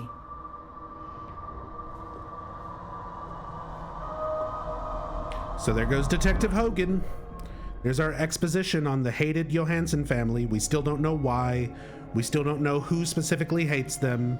And there's plenty of evidence that contradicts that. And we see plenty of people who have no problem with the Johanssons. So there's a whole bunch of information, exposition that just goes nowhere. Provides nothing. We also just saw Faith, Rachel and Eric's daughter. Well, presumably Rachel and Eric's daughter.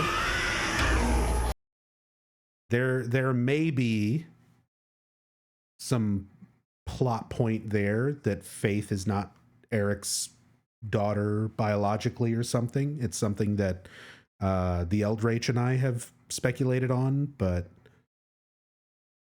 other than the way the character model looks, like Faith has different colored eyes from both Rachel and Eric, but they're also not very well designed characters. So I wouldn't put it past them as that just being an artistic choice that doesn't fit well, rather than necessarily a clue towards some plot point.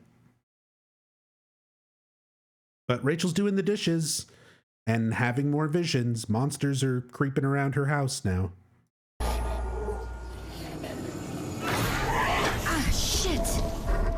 And she's blighted. Is everything okay? She's withering. Yeah. I burned myself. You sure? Yeah, They're trying to say Toby was the source of the withering. Toby. But maybe it's I didn't Rachel. Get you in trouble with anybody at the Foundation. For what it's worth, I think you were right to send him that prayer. Maybe some small part of it got through to him. Xavier's dealing with bigger problems than Toby. Joy's death? You never did tell me what happened. Yeah. Never did tell me what happened. Never did tell me what you were doing. Didn't explain that ritual. And they're both part of the same cult, which is a very strange thing. And that also doesn't really get resolved. They just get like, this is another one of those scenes where it feels like padding. The first time you see it, it feels like, okay, maybe we're getting a sense of like characterization or context or plot from a scene like this. They do this exact scene over and over and over and over again, where Rachel is talking to her husband, Eric. Something happened. Eric asks, tell me what happened. Rachel says, I can't do that. Eric says, come on, I'm your husband. Trust me. Rachel says, no, I can't tell you. You're new to the Foundation. Over and over and over and over again. That's their entire relationship, is either Rachel telling Eric that she can't tell him anything, or Rachel telling Eric to go do something, usually to go talk to Toby. And that's it. That's all you ever see these two characters do. Except for when there is that glorious episode where it starts off like they're going to do that conversation again, and instead they get interrupted by their daughter Faith screaming, play with me, and then she slaps Rachel across the face. For one glorious moment, they broke away from that formula and tried to do something interesting, and then never again. Joy died during a ceremony. It was just her and me, and then we weren't alone. There was something else, something right out of Radcliffe. So since we went on the rant earlier about the asset of the laundromat being just a paid for asset, it gives me some reason to believe that most of these assets in the environment and locations and stuff were probably also just bought and utilized assets, pre-existing assets and things. So originally when I watched this, I made note of this calendar in the background because you get a clear enough shot of it to make out what it says. And it says September 2025. And you can count all the red X's on the days to figure out that it is September the 13th, I believe, or September 12th, something like that, 2025. Now, back when I initially was analyzing that, I didn't realize that they were just using assets one for one that were pre-existing. I was still under the assumption that they made at least some of these assets. And I figured there might be some significance to being able to see a calendar and put together a timeline. It gives us an idea for like when these things are happening, because we don't know if like the story happening in Pennsylvania is happening at the same time as the story in Norway. Everybody has fucking big fat tube TVs from the 80s and 70s. So it's hard to pin down, but they all have like perfect fucking modern smartphones with Silent Hill ringtones. So there's no real like tone or environmental clues to figuring out when everything is supposed to be taking place. So I assumed that this calendar could be accurate. Okay, 2025, sure, why not? Now, a month later, I'm a little more wiser after my experience and my research with this. I'm willing to bet this is just a pre-existing prefab asset that's just been dropped in here, and there is zero significance to it. So we're back to square one of who the fuck knows when it takes place. And it's wrong on top of that. Yeah. Because if you look at the 2025 calendar, this says that like the 13th falls on a Tuesday or something. And we looked it up and it falls on a Saturday on the actual 2025 calendar. So it's not even accurate to 2025.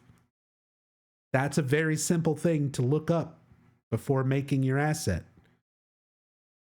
If you want to make it something that's like realistic, I guess. But oh well. I don't think there was that much thought put into it. I think they just grabbed some assets that already existed and slapped them together to make these environments. And there's zero significance to any of it. His writings. Oh my god. But you can't tell anyone. Xavier needs this to stay quiet until we can figure out what really happened. Understand?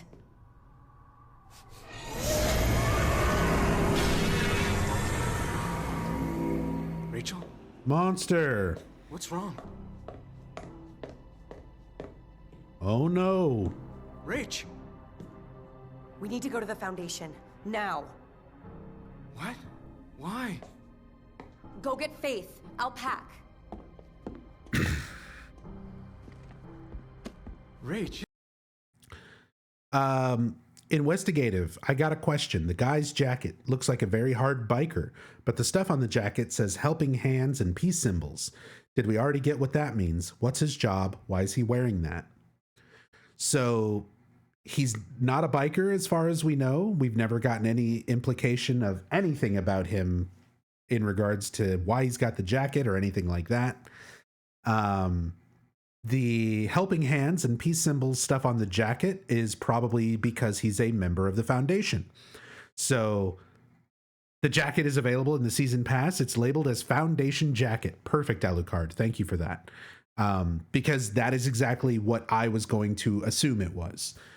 The Foundation presents itself as being a like community help organization. They're helping Joy get off drugs. There's a character later, a cameo character that talks to Toby in the bar and talks about how they start off seeming like, you know, a helping hands type of organization where they get people off of drugs and alcohol and help them turn their lives around and whatever. But then they rope you in and you're part of their fucking cult.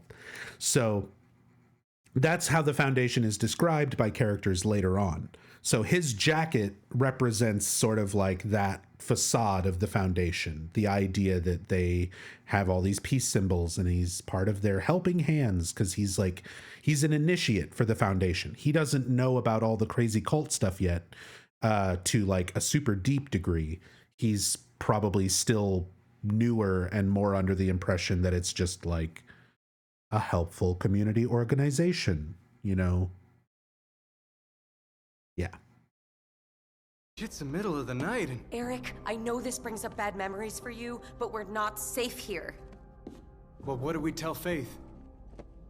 I guess we could lie and say it's a sleepover. At least she wouldn't be scared. Xavier doesn't approve of keeping the truth from children.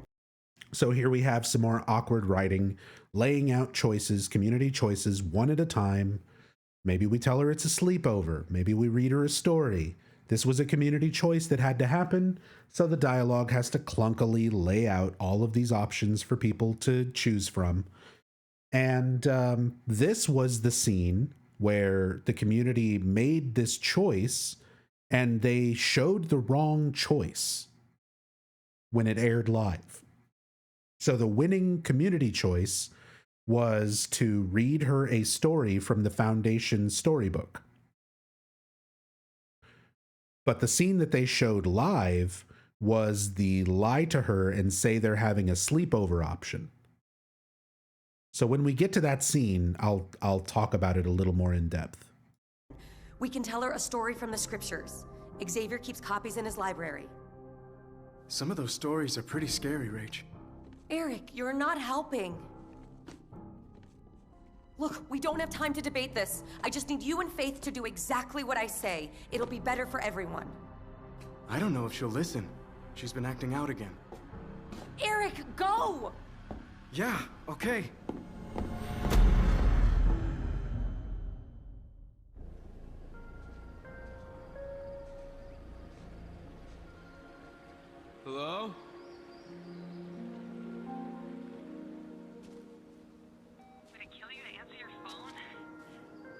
Toby's wandering around in the woods drunk. He's all broken up over over his sister's death.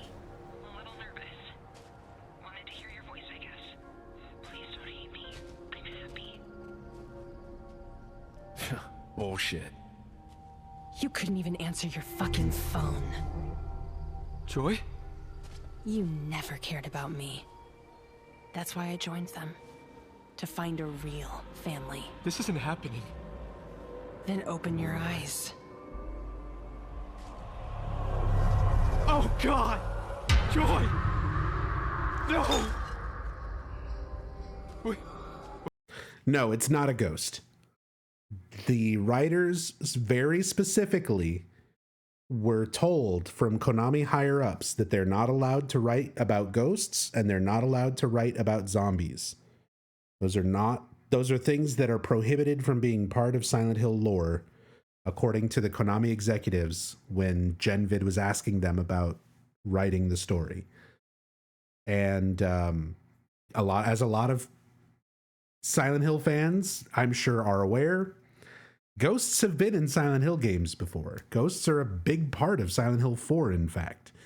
So it's odd that whoever's making those decisions now, obviously not somebody who was in charge of the direction of Silent Hill back then, but shows us more of the mindset of Konami as a whole and the direction that they want for the series. No ghosts, no zombies. So these are not ghosts. This is not actually Joy. This is just a delusion, and it's been described, again, outside of the show by developers and by tweets from the official Ascension account that these segments are delusions. It's Toby seeing things that are not real.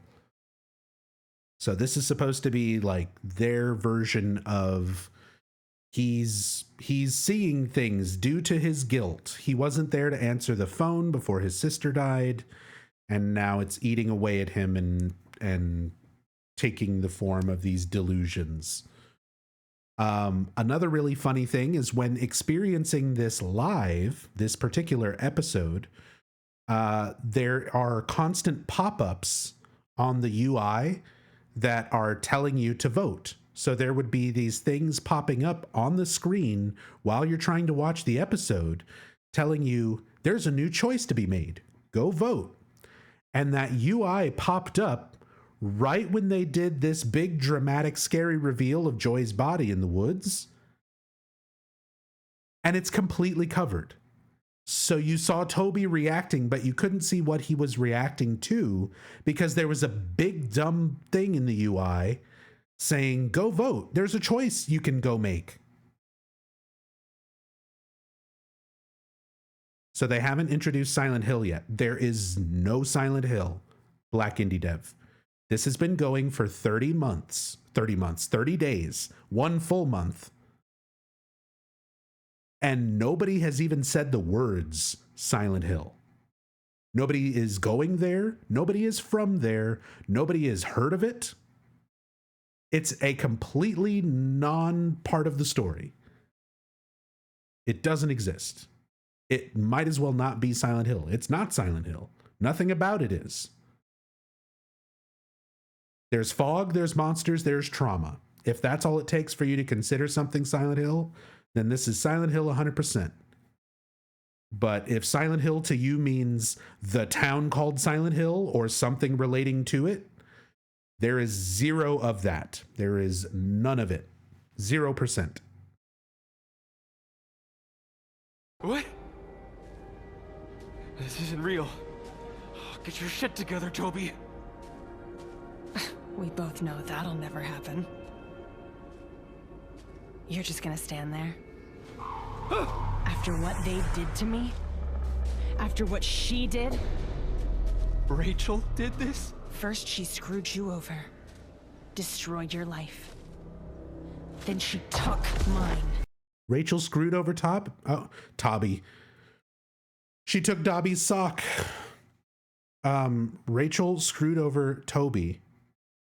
And we get this like little line of dialogue from Delusion Joy insinuating all of this backstory. We don't know. We don't know any of this. And Toby's fucking dead now, so presumably we'll never know.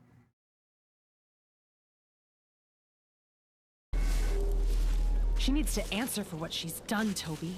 Most likely this is a reference to what happened at the mill, but we still don't know anything about that either. They won't say a goddamn thing. I warned you about them, Joy. But I'll show everyone what they did. I can prove it now. Proof? Even if you had it, who would believe you?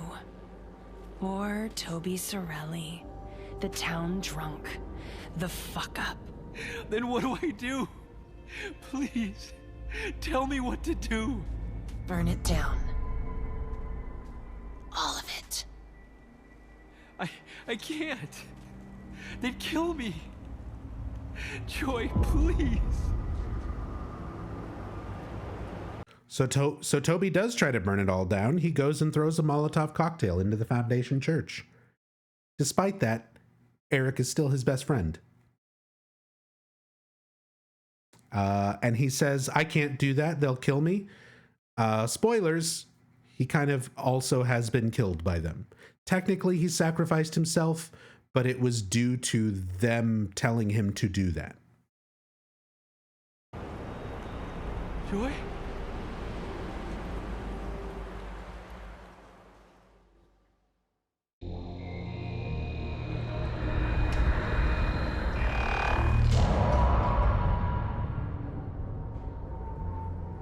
Structurally, the liquid in the... Astrid's a scientist.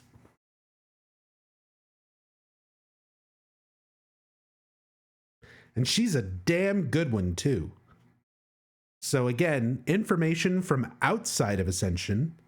There were tweets from the official Silent Hill Ascension account leading up to the premiere of Silent Hill Ascension that gave us some background information on each of the main characters. And it mentions that Astrid is a neuropathologist. She's also apparently able to look at liquid from a syringe under a microscope, and just by looking at it, can determine that it's an opiate, specifically morphine. Just by looking at it under a microscope. Damn good scientist. syringe appears to be an opiate. Morphine? She wasn't prescribed morphine. It's a hell of a neuropathologist right there. Hello? Again, recurring. Everybody in this universe has a Silent Hill ringtone. Hello, Astrid. This is Mrs. Staubig. I'm one of Orson's instructors. Is everything all right? No, I'm afraid not. There was an altercation between some of the kids today. It's hard to say who started it, but Orson bit another student. Charlie bit me. It's hard to say. Orson could have been pushed or provoked. Maybe it was self-defense. Look, we have a very strict policy about violence. Regardless of how it started, we're suspending Orson for a few days. I'm sorry. Did I catch you at... Oh my god, the cameo. Okay, so Orson bit another child. Cue the pre-show presenters talking about Orson biting people for 2 days. And that's not an exaggeration. Like, Turbo Dog, you've been making some good jokes and stuff. But that one, like, that's accurate. They continue on making a big deal about talking about Orson biting people. And that also kind of doesn't really go anywhere. Just like most of the story, they introduce all these little plot points and it just sort of meanders around until they forget about it and just stop mentioning it, and it stops affecting anything.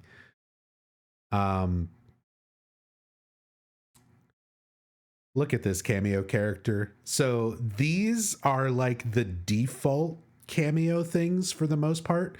When you very first make your character, if you're not unlocking a lot of shit and you're not, paying for the season pass, which you, in case you can't tell by this point, you really shouldn't be investing any money into this. But in case you did, you know, or whatever. If you made your account brand new, you've got a very limited number of things you can do for your avatar. So this is sort of the like stock default avatar appearance. This white t-shirt and like red ponytail. And we see this default like cameo show up like 3 times now. This is the first one, but we see this exact same cameo, not the same account, but the same default character show up as 3 different people. At a bad time? Also, just to point out, as far as voice acting goes, there is only one voice actor for all of the male cameos and one voice actress for all of the female cameos. So every single cameo, regardless of if they are in Norway or if they're in Pennsylvania, they all sound the same because it's the same voice actor doing all of them. So that's another sort of strange thing, that they didn't opt to have a few voice actors, even just a little bit more, so that it's more than just one actor for every, or 2 actors for every cameo. Got the report on the C1 cultures you wanted. Everything okay? Some drama at Orson School. Apparently he misbehaved. But it could have been the other kids who started it, for all I know. One parent to another? If you let him off easy now, it'll just lead to more bad behavior down the line. Sounds like my mother. If anyone in my family stepped even a toe out of line, we never heard the end of it. I never wanted that for Orson. And he's so impressionable at this age. It takes a lot of work to not become our parents. Maybe I'll just give him a good talking to. So now we have our layout, your 3 options for the community to decide. Awkward dialogue written around presenting choices. What are we going to do about Orson biting kids? Maybe I'll just give him a good talking to. In my experience, lectures are sometimes not enough. In one ear, out the other. What would you do? Something he'd understand. Like taking away his toys. Take away his toys. That was another option. He'd hate it. And I'm not sure I could handle the tears. We all have to learn that actions have consequences.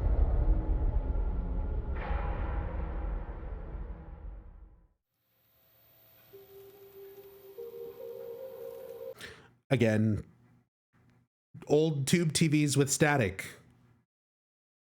Everywhere. People have modern cell phones, and if the calendar is to be trusted, it's 2025. Everyone has these fucking 1978 tube TVs, though. Because remember Silent Hill?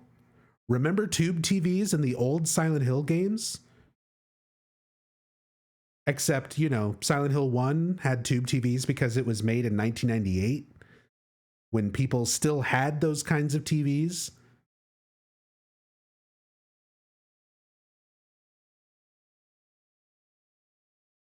This is one of those things where it's what do we even, I don't even know how to categorize it. Is it there to try to be like, hey, remember old Silent Hill games having old TVs and stuff?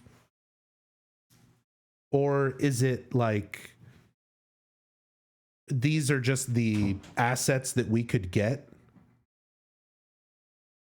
because they're just using pre-existing assets and stuff? Is it an intentional design choice? But I don't know. TV show has to be the most lazy you've seen. Honestly, indies put more effort in their shows. Yes. I've seen games and animated things made by like one person, like one-man dev teams, one person animating and writing and making, you know, animated shows and stuff that are far better than this. This is a team of like a couple hundred people, many of whom have backgrounds with successful games. You know, the writers are former Telltale people who worked on successful things in the past. The animations and character models and stuff are done by Behavior, who've done Dead by Daylight and stuff like that for many, many years. And even though that game initially started off looking pretty rough, it's come a long way to the point where their animations and character models and stuff are a lot better. I wouldn't say great, but a lot better than they were initially. Definitely better than what's in Ascension. And again, there's people in this. There's people with experience for working on J.J. Abrams films and Bad Robot games. Like there's a lot of experience in the dev team behind this. And it's worse than some indie developed things where literally one person made something.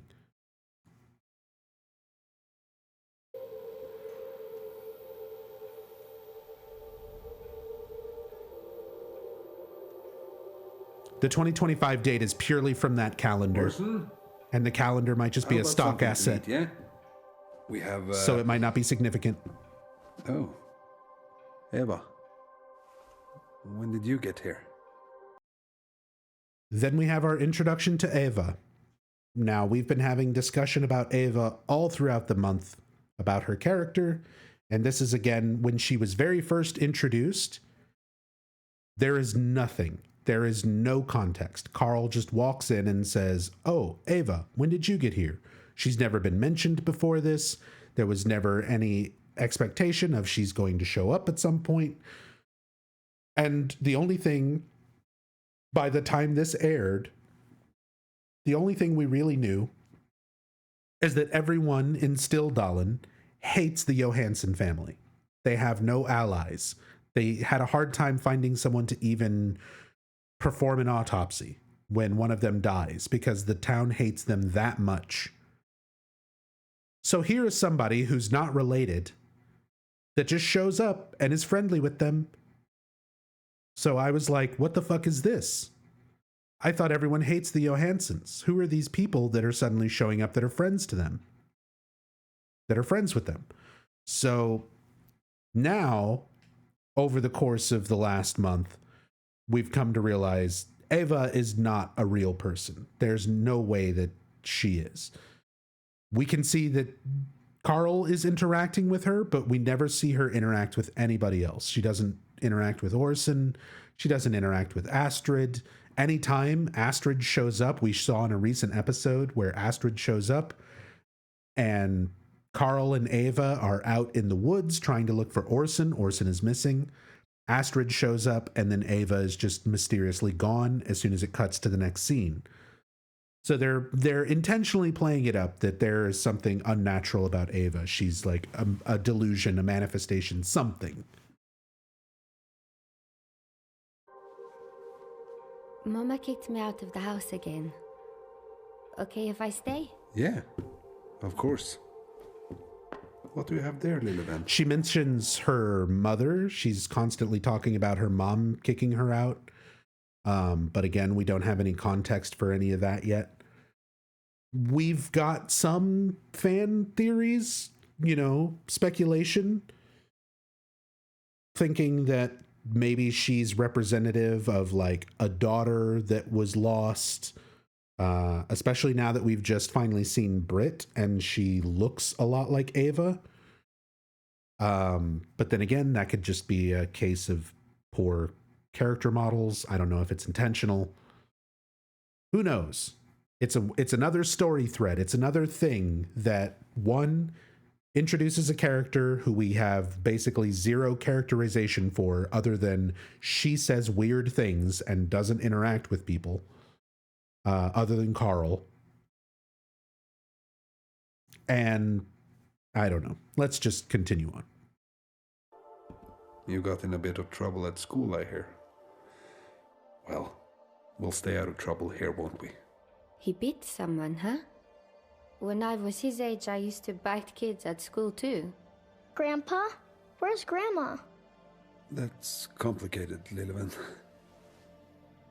You haven't told him? I was his age when I lost my grandma. My papa's mama. Oh, he was so sad. He didn't come out of his room for a week. And that information is what basically led us, or at least led me to assume that Ava is not related to the Johanssons. She mentions her mama kicked her out. She says, oh, my papa's mama died. I was Orson's age when I had to learn about death. So she's giving us, you know, a little bit of her history, and we're trying to get a little bit more information about her as a character here.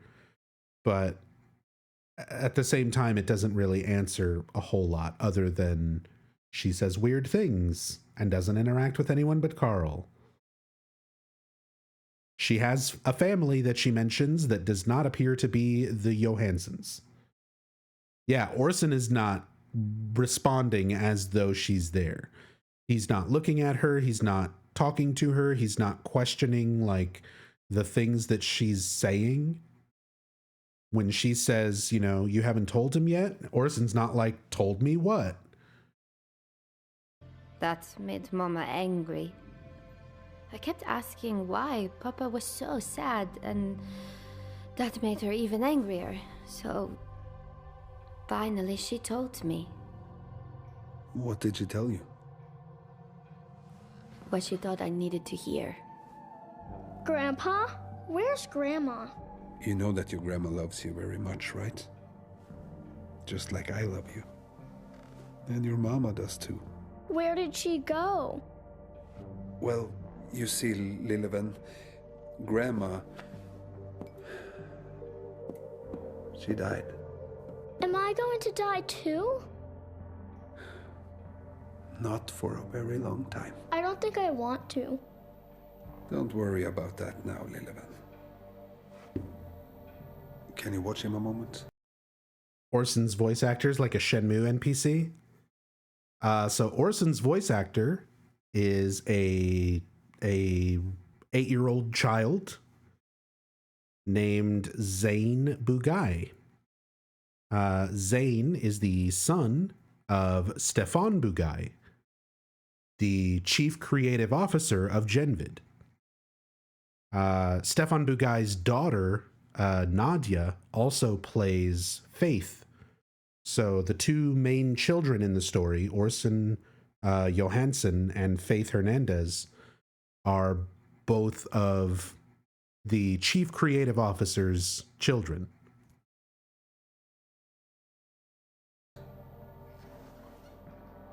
Orson, Grandpa's going out to check on the farm.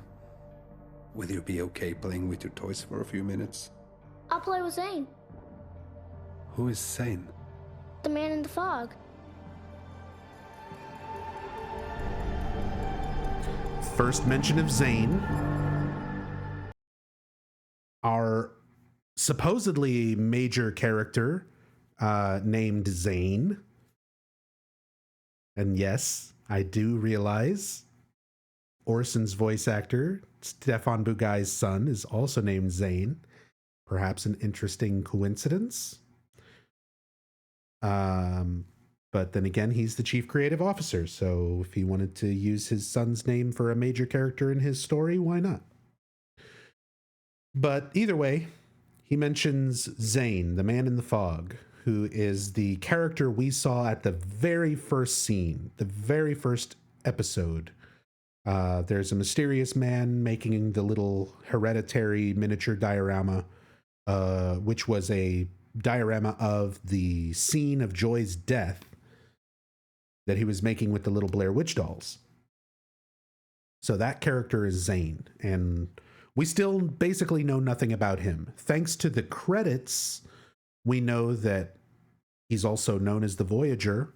We know that he's voiced by Griffin Puatu. But other than that, we don't know anything else.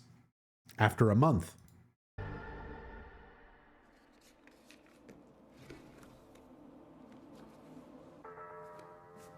Mommy, I don't like it here. I know, sweetie, and I promise we'll go home soon. We just need to be here for a little while. I'll go grab the rest of our things. We set up some cots in the meeting room. You and Eric can... I don't want to stay here. Remember the story about the girl? So here is the outcome. Now, earlier I brought up the awkward scene dialogue where 3 decisions could have been made about what to tell Faith. Why is the Hernandez family picking up in the middle of the night, packing their things, and going to the church, to the foundation? What are they going to tell Faith? So the community had the option to vote on what Rachel tells Faith. The community voted for Rachel to tell her a story, one of the Foundation's stories, which is the girl in the stone castle. That's what we're about to see. However, when we watched this episode live, they showed the scene where they lie to Faith and tell her that they're just going to go have a sleepover instead. I compared the 2 scenes back, like, side by side, once it was revealed that they showed the wrong thing, because that was our only glimpse at there being deviating branches of the story. It was it's basically has been the only time where we've actively seen 2 different scenes from 2 different branches, because normally we're not supposed to be able to see that.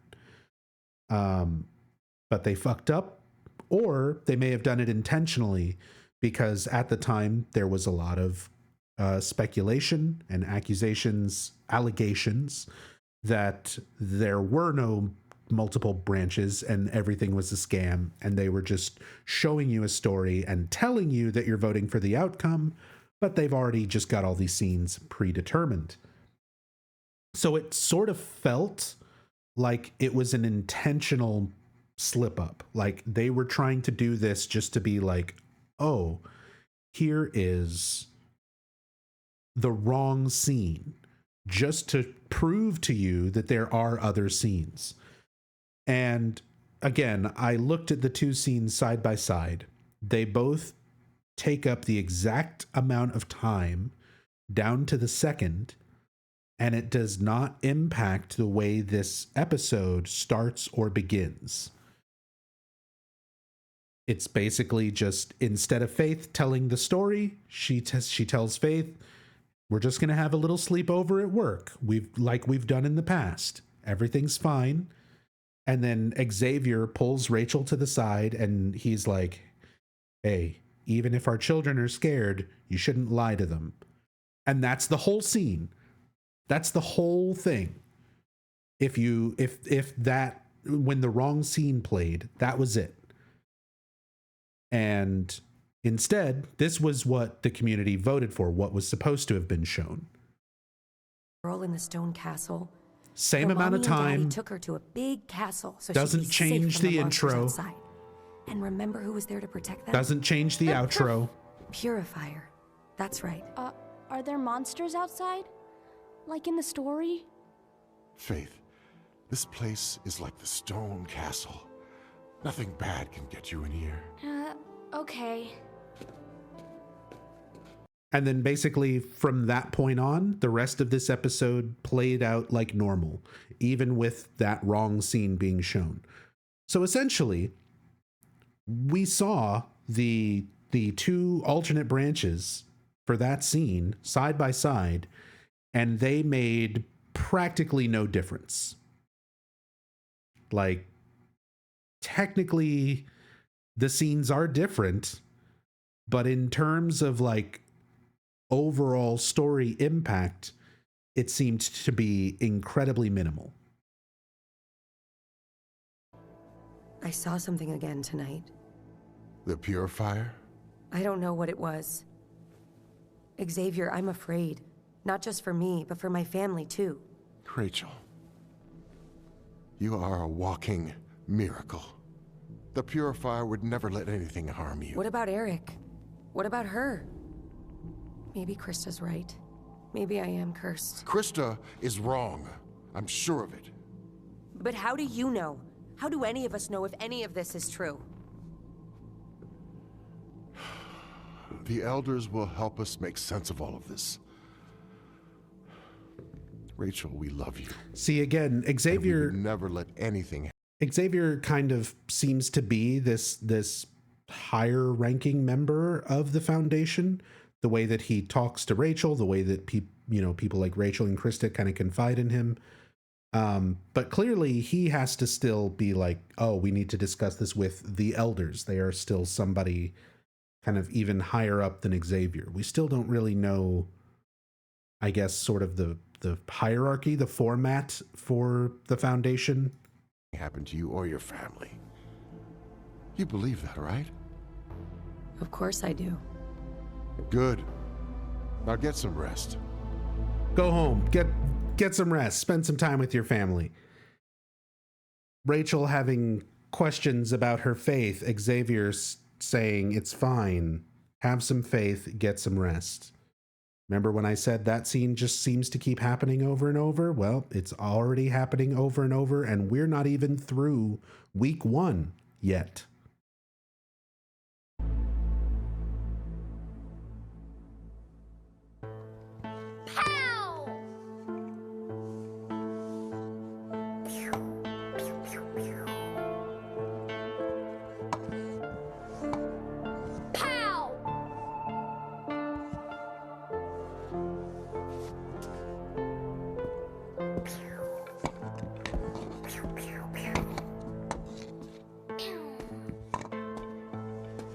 Hey, Angel. This is another really frustrating thing about the way these episodes are formatted. So again, these daily episode blocks are like 3 to 5 minutes. The shortest one that has happened was 43 seconds, less than a minute, for like a single episode block.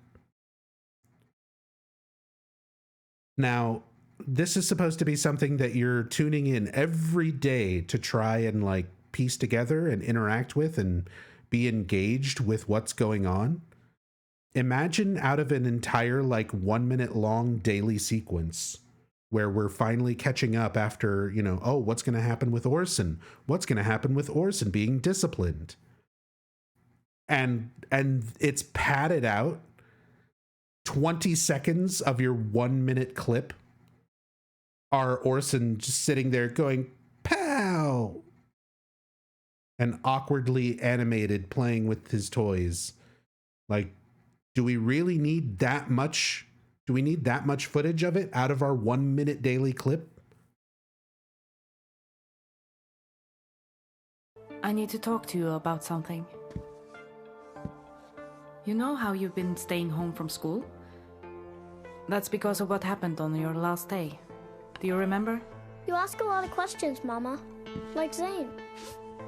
Is that a friend in your class? More mentions of Zane. And we know that Zane asks questions. Specifically, he asks Orson questions. Imaginary friend. Orson, your teacher said you got into an argument and you bit another kid. Orson, look at me. You bit someone. That's not okay, ever. Do you understand me? When you hurt people, it hurts you in your heart. And it hurts my heart too. You don't want to hurt me, do you? Astrid, I think that's enough. I know that was hard to hear. So that was the outcome of the community choice. How will Astrid discipline Orson for biting a child at school? Give him a talking to. Give him a lecture. That's the entire lecture. Orson sitting and looking down at his toys, like not paying attention at all. While Astrid says, hurting people hurts other people. It hurts me in my heart. So don't do that. But that ugliness, that's how your grandma behaved. I don't think we need any more angry, mean old ladies in the world. We need more good little boys. More Orsons. Okay? Okay.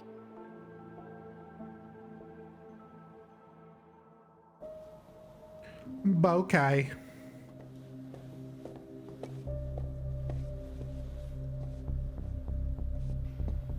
I can make us some tea. The water's still hot. No, Papa. You did a hard thing up there. Talking things out with Orson. Weird collection of posters in the background of the kids' room or wherever that was. I think that was the living room, their den. But now we get the kitchen scene where Carl is going to continue having visions of monsters, and he throws a fucking frying pan at Astrid's face, which is where she decides she doesn't want Carl being around Orson anymore until later, where I guess she doesn't care anymore because that whole plot thread gets dropped in the most recent episodes with no explanation. But I think he'll be a better person for it. I don't want to hear your review of my parenting skills. All right. Then what do you want to talk about? The syringe. The one I found in Mama's room. There's nothing more to say. I ran a test on it, Papa. It was filled with morphine. Is that what you were giving Mama? Is that what killed her? Why do you bring this up again? Again, they're like, what are they trying to do with this scene?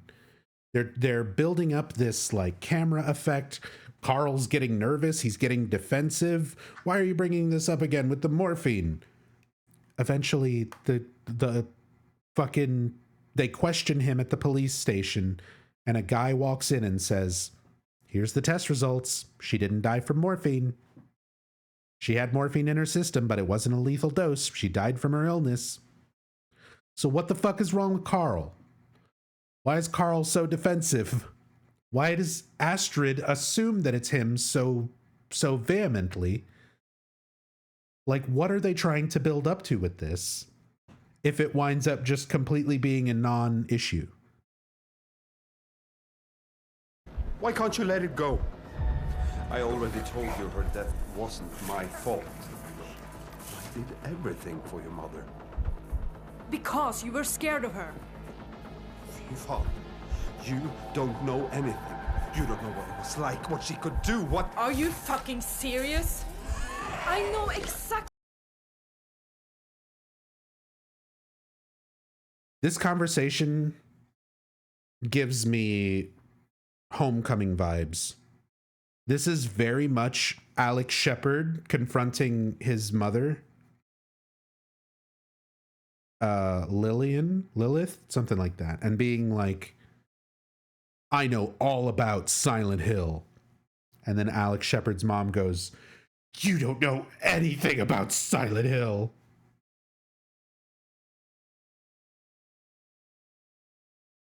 That's what this kind of feels like. Can't you let it go? But worse. I already told you her death wasn't somehow worse animated and worse voice acted than Homecoming. Because you were scared of her. Father, you don't know anything. You don't know what it was like, what she could do, what... Are you fucking serious? I know exactly what it was like. Every day in this house was torture. And you, Papa, you didn't do a goddamn thing about it. Get her ass. God, Where are you going? To get Orson. You're not fit to be around him. Leave the boy, Astrid. The dad's model looks twice as good as all the other models. Like I said, if you pause this and look at these still frames, there's moments where you can look at this and be like, that's a decent face texture. You know, the little details in the face and the lines in the eyes. As a still shot, it's not the worst looking thing. But then you add very little expressiveness through the facial rigging, really awkward animations for the rest of the body, other character models that are also animating and, not looking right, flat line deliveries and performances coming out of the characters' mouths. it doesn't matter how nice your texture looks when it's a still image, when it's, you know, uncanny valley in motion. That's the thing, is like some of these textures and actual parts of the model are not the worst thing in the world, but they're animated so badly. The animation is so bad and the acting is so bad that it's just like it takes away, it completely overshadows, you know, how nice of a high resolution face texture this is when it looks like it's been stapled onto a fucking Chuck E. Cheese animatronic every time it moves. You don't know what you're saying. I thought all of this shit was finally gone with Mama. I was wrong. I'm sorry. I don't know what happened. I've heard a lifetime of empty apologies. I don't need another. Astrid, please. I'm sorry. Emotions. I'm sorry. Oh my God. Acting. It feels like there was almost something there for a moment. Those characters completely go back on the way that they feel.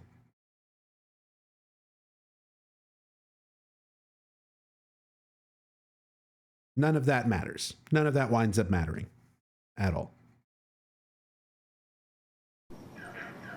Oh, Faith is playing this arcade machine. Little Easter egg here. You're going to hear the Silent Hill 2 save sound effect whenever you interact with a red square, the save points in Silent Hill 2, and it takes you to the save menu.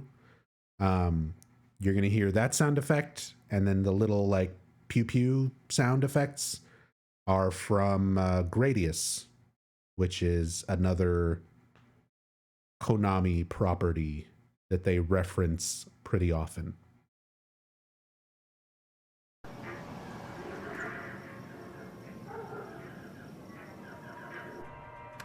There's the Silent Hill 2 save noise. Please. Make it stop.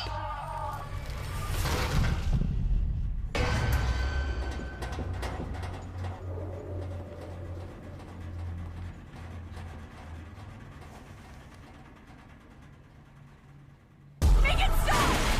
I can lock up. See you back at the house. Again, I gotta point out, Clinton Crumpley. I've already forgotten. I think that was the name. The guy who made this asset, this laundromat asset. Imagine the Ascension devs taking all this beautiful, painstakingly rendered Unreal Engine 4 asset. Clinton Crumpler. All of this stuff that he worked so diligently and so hard on, and then just being like, let's put our Joy Ghost in there for a jump scare. We'll have her pop out of the dryer. House, I could cook and... We need to go back. What? Let's go, Faith. Grab your stuff. Wait, Rach. Talk to me. Mommy?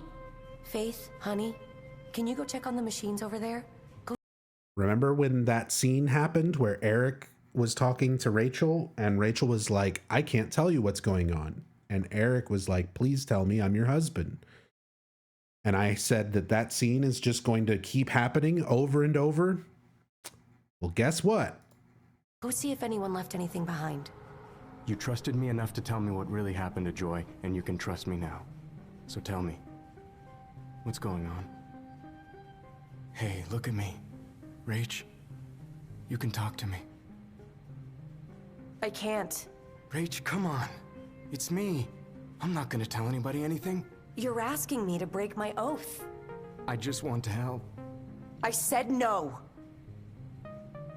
You're right. I'm sorry.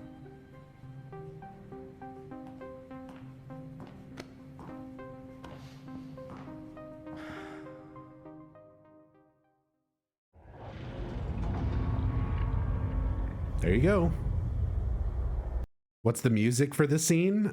The music is also really way off as far as tone and everything else. But yeah, there's so much there. There's so much going on as far as like, we just keep repeating these fucking character interactions. They go nowhere. They achieve nothing. There's all these opportunities to like expand on the story, expand on the characters, and constantly they just do nothing. It's baffling.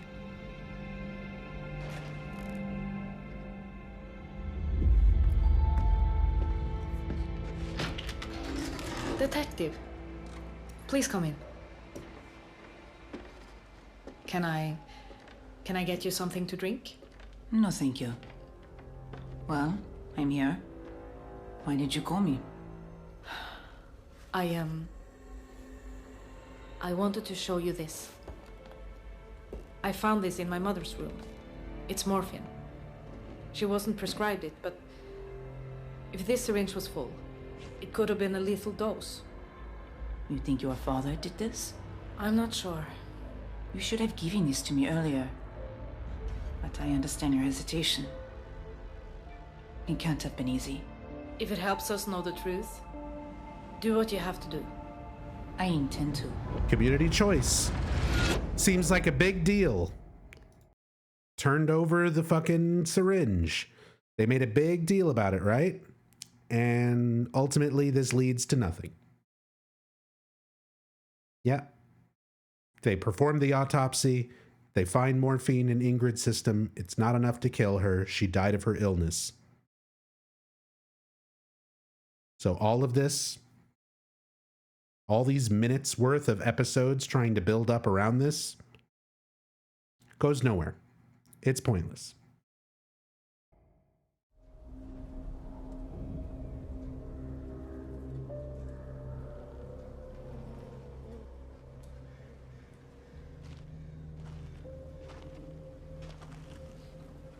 How'd they die? You probably think that was me too. I just said he talked with your daughter. She was very helpful. May have given me what I need to put you away. Surprised? Why haven't you arrested me then? If you had any... This is one of the scenes that really stood out to me when we started watching. And I was like, this... Because initially I was joking about like, this kind of seems like it might be AI generated just because of how bad it is. When you actually hear some of these lines of dialogue, now that I've had a little bit more experience working with AI, just for the sake of putting together jokes for the stream, like the Tech Talk segment, this really sounds like AI, even more. Even though, well, Jacob has not, so far, nobody has officially said that AI was not used for the voices.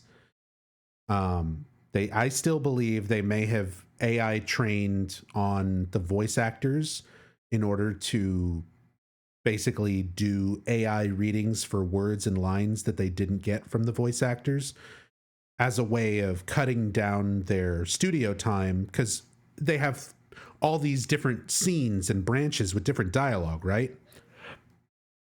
So it would be efficient to just record all the audio for one branch, feed that audio for each of your actors into an AI to train on those voices with hours of dialogue. And then you can have a pretty good AI, output at the end. And you don't need to use it for everything. Just those couple little different dialogue options from branch to branch. And in certain scenes, like this one with Carl, where he's just straight up sounding like another person. Listen to this. We've heard Carl speaking to other characters throughout this entire thing so far. We've kind of heard what he sounds like when his voice gets louder, when his voice gets quieter. Typically, it's pretty monotone and around the same vocal range with inflections put on certain sounds and syllables. Maybe not everyone picks up on that kind of thing. I did audio for a very long time and was a musician for a long time. So the quality of audio recording and voices on recordings is something that kind of just naturally stands out to my ear. And again, listen to Carl's voice in this scene. It doesn't even sound like the same actor.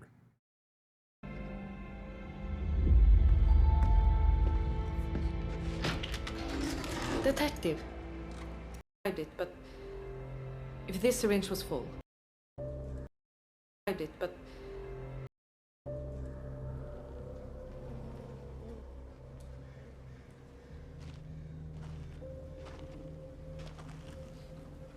How'd they die?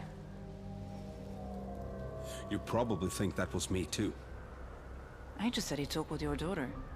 She was very helpful. May have given me what I need to put you away. Surprised? Why haven't you arrested me then? If you had any excuse to put those cuffs on me, you would. You can't. Even you don't think you have the evidence. You're just trying to scare me into confessing. I'm giving you a chance to tell the truth before the autopsy does it for you. What if the truth is impossible to believe? Like what? A Nokin did it? Look, just save us the trouble and admit you killed her. Denial won't hold up against evidence. The evidence you don't have. Yet. He sounds so different. He sounds so fucking different. And again, the dialogue, the writing and everything with how he's talking to Detective Hogan. Remember, he's supposed to be convinced that he didn't do it. But by this point, the community is still deciding on things. So characters can't even commit to feeling one way or the other about things that are happening in the story because the community is supposed to be determining that outcome. It's so fucking dumb, dude. I don't know. I just had to point out how weird the voice is there, more awkward dialogue, you know.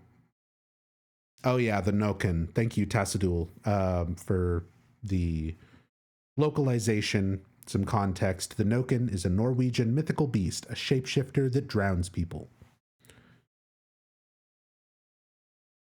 Thank you for that, Tassadul.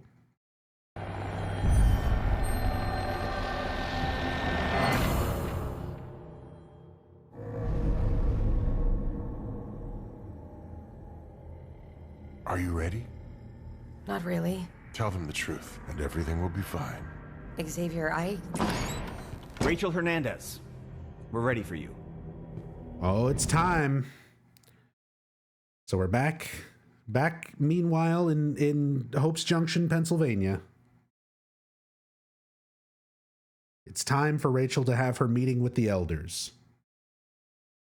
So this is where we get our legendary line from our one cameo voice actor that voices every single male cameo.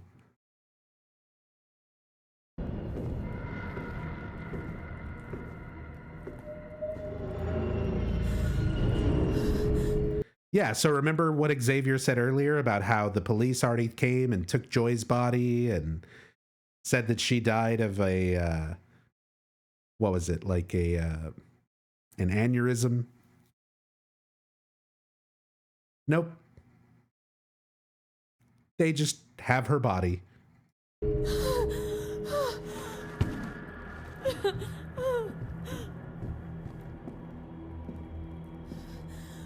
No, Twerkit. The characters never change clothes. Yes, kneel. And it takes place over more than one night or day or whatever. We must decide how to judge the work of your hands. It would be too difficult for them to animate Rachel characters Hernandez, in different clothing your sister options. Joy is dead, but you are very much alive. Why is this? Look at me, Rachel. Something killed her. Something. We'll need more to go on than that. I don't know. One of our own is dead. We demand answers. I don't have them. I've replayed that day in my mind again and again, and I can't ignore my doubts. Explain. I did everything correctly, exactly as I was taught. Every word, every cut. But what I saw? It was something new, something we don't understand. Are you questioning the veracity of our teachings? No! I'm just saying, what if we miss something? What if there's something we don't know? This order has stood for centuries. How dare you? There's our guy. Though I am not pleased to see that your faith has wavered, I think it would be unwise to ignore this. A ritual of clarity is required. Barbara, given... And those are, I think, supposed to be actual characters. Like, I don't think those are necessarily... No, they are cameos, because they're voiced by the cameo characters. They had names when the episode happened. There were some, like, other random members in the background that I think were also cameos, but yeah, we start getting some... The dialogue is already not good from the main characters, but then when you start hearing the cameos speak, it's like their lines stand out as being even worse, which actually kind of gives us some of those really funny lines like we're about to get. The outcome of the last ritual, is this our wisest course of action? I believe it is. And why is that? Because the withering must be stopped. A withering? Here? Impossible. There it is. One of the most iconic line deliveries of Silent Hill Ascension so far. A withering? That dude does not have that voice. That's the thing, is like, if you're only gonna have one voice actor who is all of your male cameos over the course of this entire show, try and get somebody who has like a good range and can do a lot of voices and can do them with a similar, I guess, serious melodramatic tone that everyone else is speaking with. Have a little bit of consistency to it, because otherwise it stands out so hard when you've got Rachel saying everything super flat, Xavier saying everything super flat, and then we cut to this guy, Barbara, saying everything super flat, and then you cut to this guy and he's like, a withering, and he sounds like a fucking Oblivion NPC. It sounds like a fantasy character. I would have seen the signs. You may not have seen them, but she has. You've seen them, haven't you, Rachel? Visions. Harbingers, lurking in that cramped, stifling place between sleep and awake. How do you? I know because of Radcliffe's writings. And now I know it's spreading here. This town stands on a cliff. As more are drawn into the pestilence-blighted web, it flutters further over the abyss. We have to stop it. You have to stop it. I will do whatever is required of me. Good. You will need to choose someone to help you perform the ritual. Someone who will bring you strength. The girl's husband. He's still new to our order, but a marriage bond is a powerful one. Krista should do it. Me? She and Rachel haven't always seen eye to eye, but friction can yield perseverance. I can also make myself available, though you should consider our bond is only still in its infancy. I need time to think. Need time to think. Need time for the community to decide my actions. I need people to vote on how to feel and then not reflect it accurately. So here is the credits for week 1. We still have 3 weeks to go through. There's Stephen Bugaj, very first name to show up again. This is the person whose children are Orson and Faith. The voice actors for Orson and Faith. Chris Cross, we've seen interviews recently with Chris Cross. Natalie Odion, who we saw, who is very proud of her work on the minigames, especially guitar. Martin Montgomery, who showed up and was on one of the dev interviews and showed us the chart, how all of your choices branch off into a whole bunch of different things and then funnel back down into one of 2 endings. Look at all these folks, all these peoples. Everyone who made this.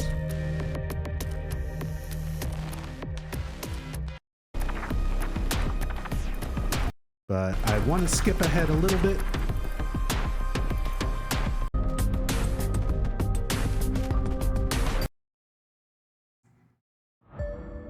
Oh. Well, I wanted to show the voice credits just to talk about the cast a little bit, but you know what? Fuck it. We're moving on. I talked about the one person who's got like a significant IMDb acting profile, and that's Griffin Puatu, who voices the character of Zane, who we have not even heard speak yet. Everyone else is not relatively well known. Like, they're all credited actors who have done other things, but nothing as they don't have as much of a work history as Griffin Puatu. Usually just a couple small roles. So that's it for week 1. We've still got week 2, week 3, week 4, and this week so far. So week 2 is 46 minutes, week 3 is 38 minutes, week 4 is 30 minutes, and this week so far is 25 minutes. So despite how long it took to get through week 1, that is the longest amount of content out of all of this to go through. It will be shorter and shorter as we go on. And now that we've kind of established all of the main setting and characters, there's less of that to stop and talk about. So from here on in, it'll be a little bit less pausing, more just kind of commentary while we watch. But I'm going to take another short break before we get started on week 2. So I'm going to be right back in a couple minutes, and we will continue on with our full recap of the entire past month of Silent Hill Ascension. And remember, at the end of this recap, you'll be able to vote using scam points as well. Will we continue doing daily interactions and daily streams for Ascension? Will we move it to weekly or monthly story recaps? Or will we stop interacting with Ascension altogether? I'm going to leave that for the community to decide at the end of our full recap. So if you want to decide Nub Zombie canon, I know it's a lot to ask. We've got a lot of streams still to go through, but stick around, make your vote, and determine what we're going to do for the next month. But yeah, I'm going to take a break. I'll be back in a little while, and just a couple minutes, and we will get through week 2 of Silent Hill Ascension.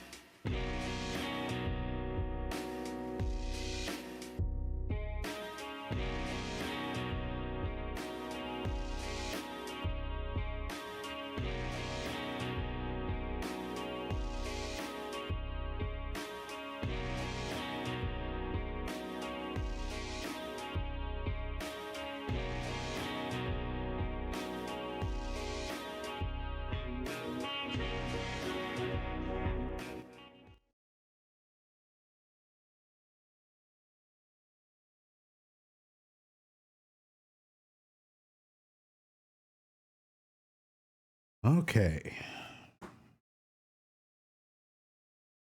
Back at it again at the Krispy Kreme.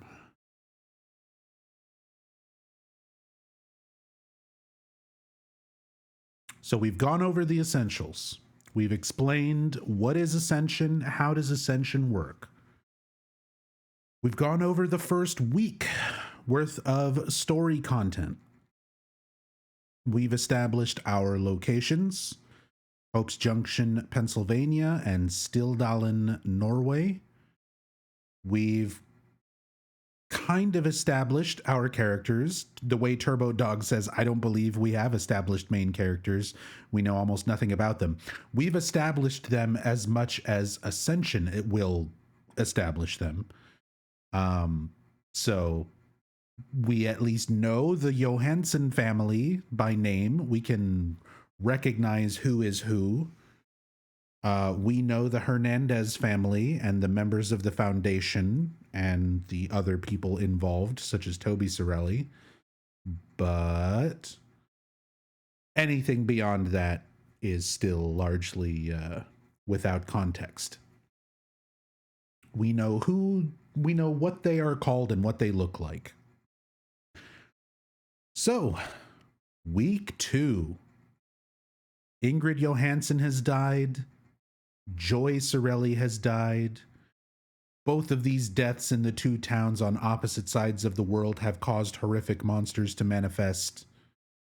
Now it's time for week 2. The Johanssons struggle to stay a family under the mounting pressure of the investigation into Ingrid's death, while Rachel and Toby navigate the consequences of Joy's death and the apocalyptic event it may have caused.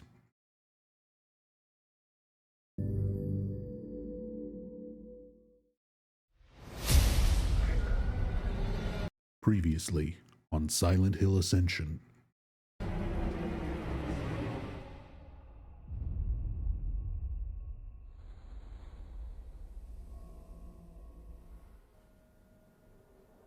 And by previously, I mean we're not going to actually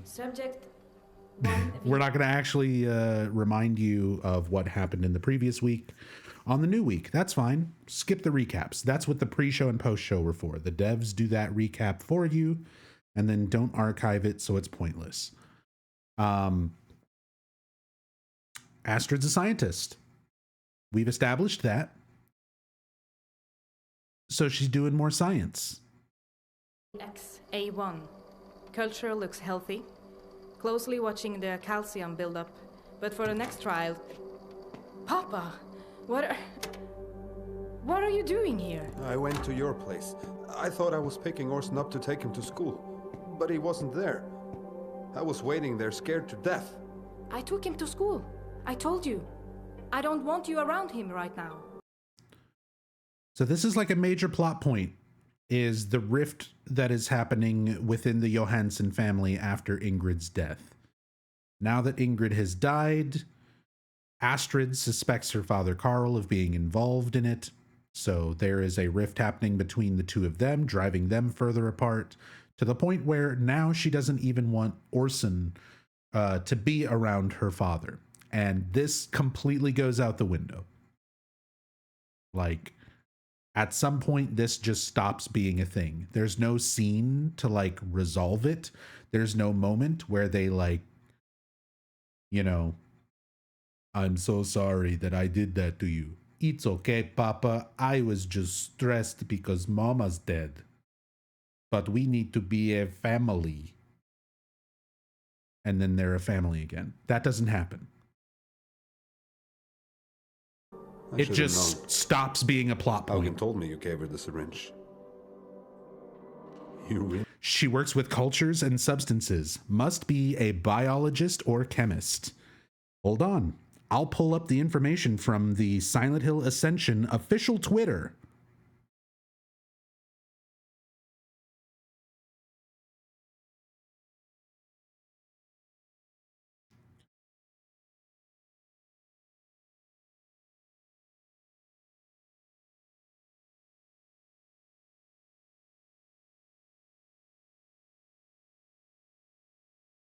Oh, nice. The character page on the wiki doesn't even have that information anymore.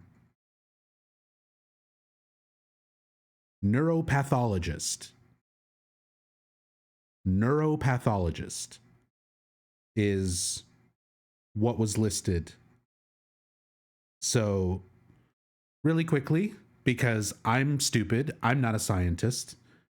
It has a wiki. The Silent Hill franchise, there is a Silent Hill wiki. It's not always the best source for information, but in the case of looking up stuff like this, archived stuff directly from Twitter, even that, they at least have source links to.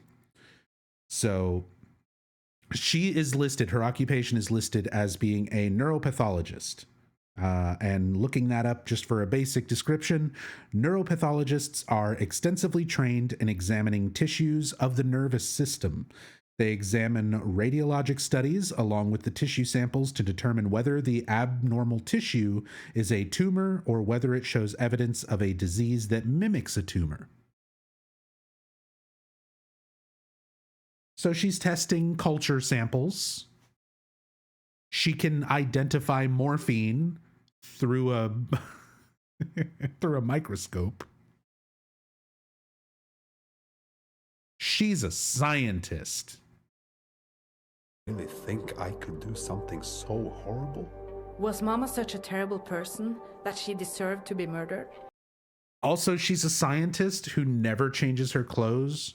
Nobody ever changes their outfits. It was brought up earlier. Somebody was like, do they never change their shirts or anything? No, they always wear the exact same clothes no matter what. There's no difference in the character models, which, considering all of these things, all of the customizable options about the models, the hair, the clothes, it's all stuff that's used for the create a character models, for your avatar, for the cameos. So you'd think that their main character models should theoretically work the same way. Like, shouldn't they also be able to wear anything that a cameo character can wear? You'd think that they would have some outfits. Give her a fucking, white lab coat for while she's in the lab or something. But nah, that would have been too much. All the outfit budget went to the battle pass. True. Who will watch him while you're working? I'll figure something out. But it won't involve you. I'm sorry you got roped into this. I'm sorry about a lot of things. I'm asking for forgiveness here. Begging for it. Please. Beg for forgiveness. How will Carl confront Astrid about her keeping Orson from him? This was a community choice, so this was the outcome that was voted on, that Carl will beg for forgiveness. Here's how it plays out. Can we just move on? I'm not Mama. I'm not looking for you to grovel. I need you to do better as a grandfather than you did as a father. Astrid doesn't give a shit. But it's too late for that. I don't want you around my son, and that's final. So I'm guessing, regardless of what you choose, like how Carl approaches the situation, based on this response, this is probably how she reacts no matter what. Like, no matter what option you would have made in that choice, whatever would have been voted to be the scene selected, I think no matter what, Carl would have just had some slightly different dialogue for how he approaches the situation, and then Astrid would have just been like, no, my word is final. You're not going to be around Orson.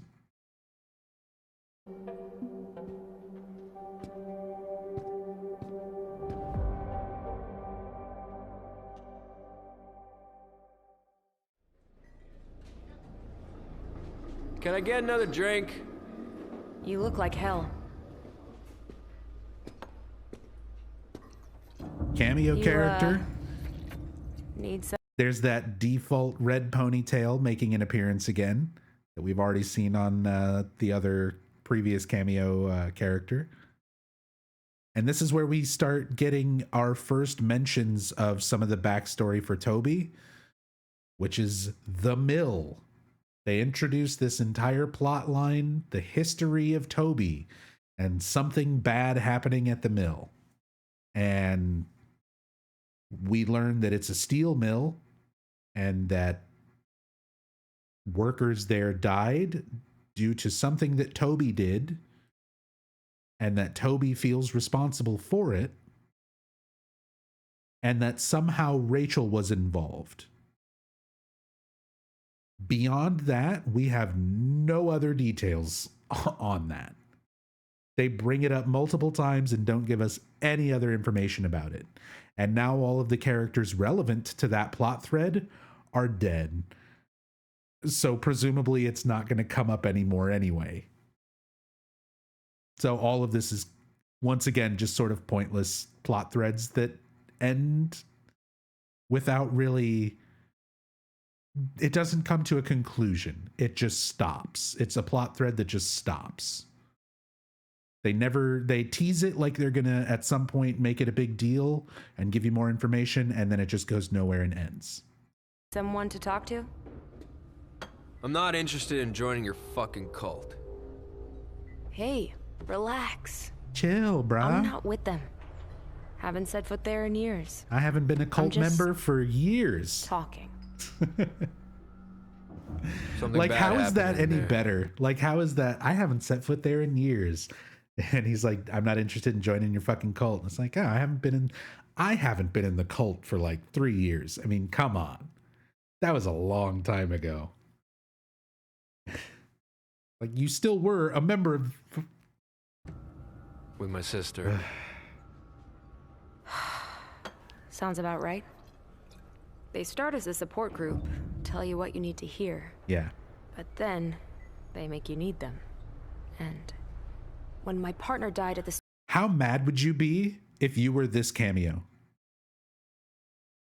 Honest question. Because this cameo, like, I'm sure this person is psyched. Look, my character is here. In the thing, in the show. Saying lines. Plot points to one of the main characters. How do you think it feels to be the back of my head is kind of in view for 2 seconds?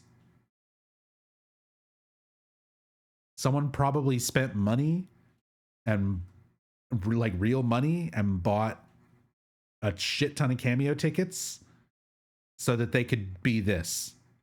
And this is not even the worst cameo to get. Even worse is if you wind up a corpse in the endure sections. Because those aren't even archived like these episodes are. Steel mill, they used my grief to rope me in. Assholes. Sorry. About your partner. Yeah, well.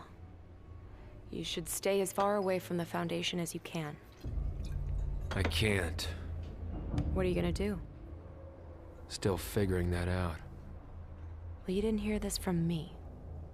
But I've got some family who I've been helping leave the Foundation. They don't know much. But they say something big's going down this week. My friend Eric's a member. He might know more about it, but... He won't talk. Awkward animations. His Foundation-loving wife's got him by the balls. Sounds to me like he's soft. A few strong words, and... Sounds to me like your friend's got soft balls, Toby. Maybe we should do something about your friend's soft balls. He'd open right up. I'm not sure I want to piss off the only friend I got left. You could always play the heartstrings. How is he the only friend you have left? You have no friends left because he's not your friend. You punched him in the face. You're going to go throw a Molotov in his church while his wife is in the room.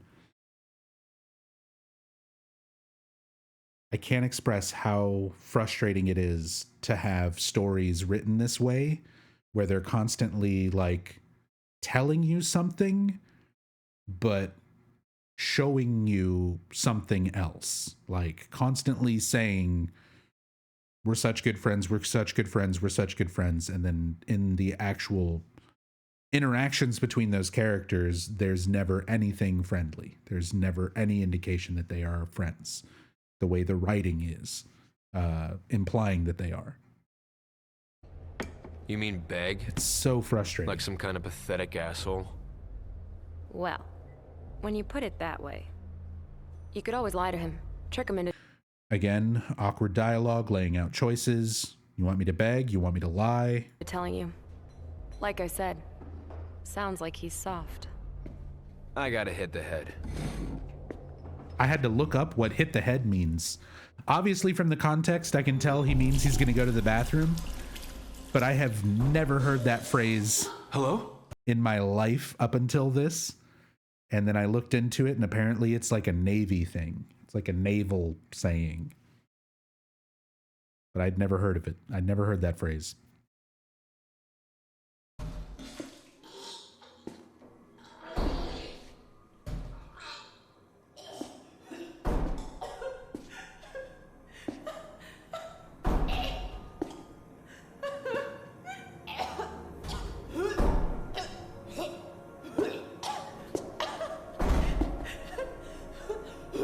Joy?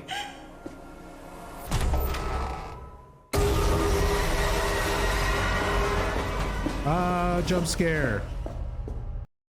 The shadow moved. And the noise was loud. And we're getting little context clues about Joy. So now that Joy is dead, Toby keeps seeing visions and delusions revolving around her. And he's hearing her, you know, sounding like she's throwing up and puking. Dave Shoffley did a much better job back in 2001 for Silent Hill 2 for puking performances. But, you know. Anyway, she's, hearing noises of his sister Joy puking. You get a little, 1 second glimpse at a bottle of pills and some pills laying on the ground. That's supposed to give the implication of Joy being a drug addict, which we find out later is confirmed that that's part of it.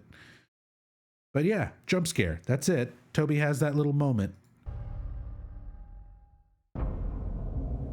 Just for a jump scare. Meanwhile, at the Ice Hotel. Yep, it's an ice hotel. Now, ice hotels are a real thing that exist. They're usually in really touristy places because it's obviously kind of a gimmicky thing. They're, from what I've heard, they're made to be relatively comfortable, but they're made of ice. They're fucking cold. And they're not super common in little tiny, what are supposed to be little tiny villages in Norway. But apparently this is the only hotel in Stildalen. In the tiny little village of Stildalen in Norway, their only hotel is this fucking Shattered Memories Ice Hotel. And the guy who owns it is named Leo, who also works there as the bartender, who is Carl's best friend, apparently, in this town full of people that are supposed to hate the Johansons. Somehow he's got a friend in Leo, the ice hotel owner and bartender. Just catching you up on all the facts. Because, I don't know, none of that winds up really mattering or meaning anything.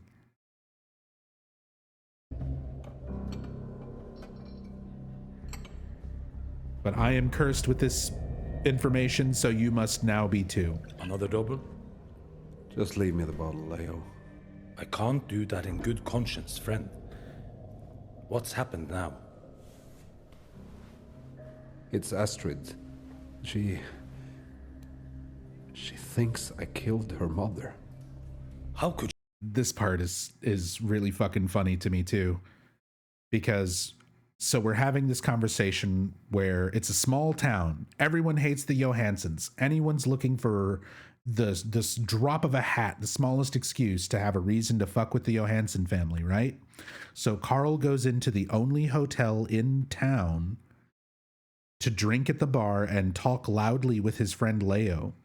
And all of the stuff that he says loudly is like the exact opposite of what you'd want to say loud, where he keeps yelling about, you know, being accused of murder. And then he whispers the like, I didn't do it. He whispers the I didn't do it part. But he's like yelling the I'm being questioned for murder. What's the circle in the top left? I don't know. It's the bottom of like a chandelier. Would she think that? She betrayed me to the police. And now, Haugen's threatening to charge me with murder. Murder, Leo. Murder, Leo. I just know Haugen won't leave us alone until she's charged me with murder. Maybe you do need this.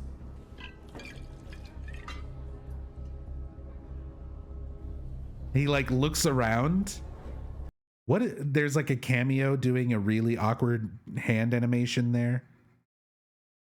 Carl looks around after yelling, they want to put me away for murder. The thing is, I think someone else did it. And then we're quiet about that part. Wouldn't you want people to hear you? Like, if you're going to talk about this in public, wouldn't that be the part you want people to hear?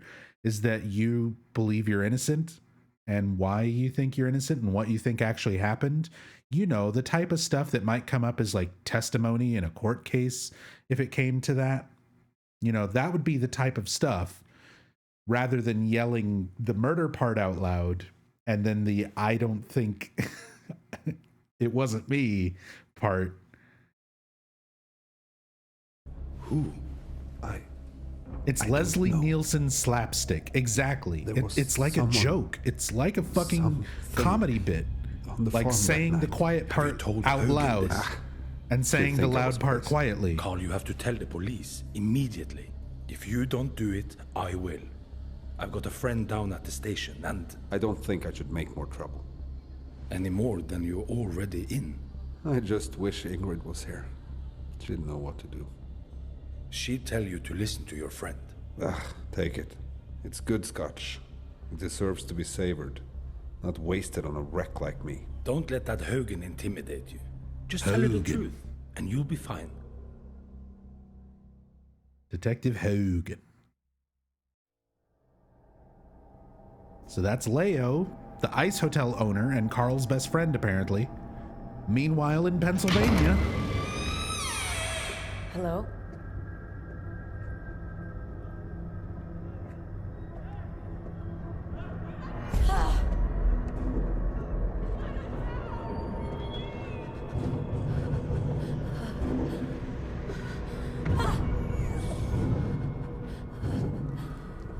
Let us out, please. We'll die in here. Okay, so now we've got a little bit more context for this. Rachel was involved with whatever happened at the mill. Toby says that he felt responsible for getting people killed at the mill, and most people seem to blame Toby. So I'm guessing there was some sort of accident that caused a fire at the mill that would have been Toby's fault.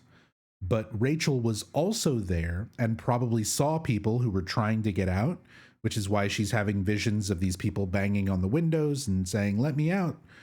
We're going to die in here."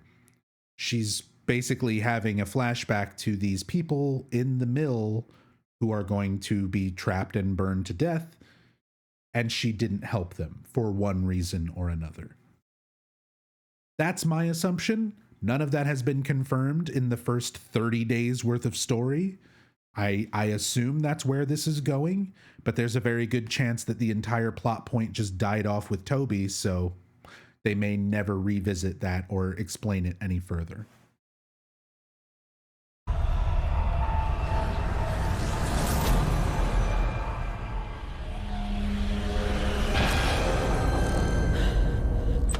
And the characters themselves are just cameos. Are you okay?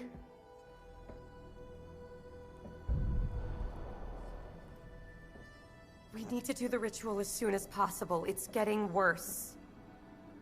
Have you decided who will be helping you perform the ritual? I want Krista to do it. What? I want you to perform the ritual on me. So that was another community choice. Community got to decide who will Rachel try. I can't even talk anymore. Who will Rachel try to perform the ritual again with?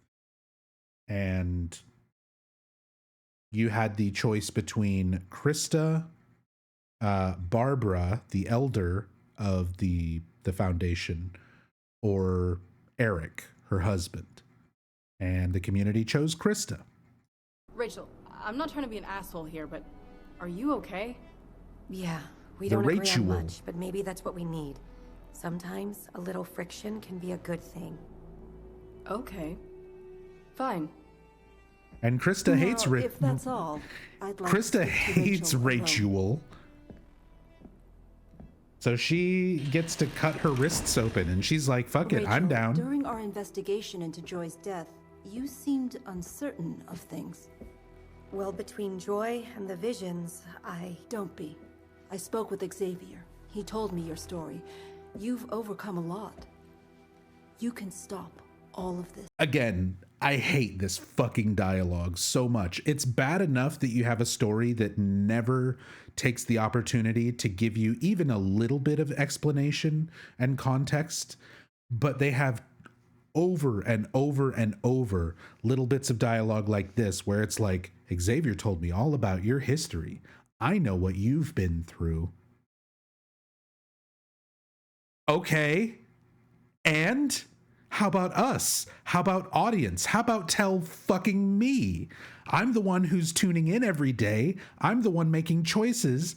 I'm the one who's fucking participating. Tell me something. Tell me what the fuck is going on.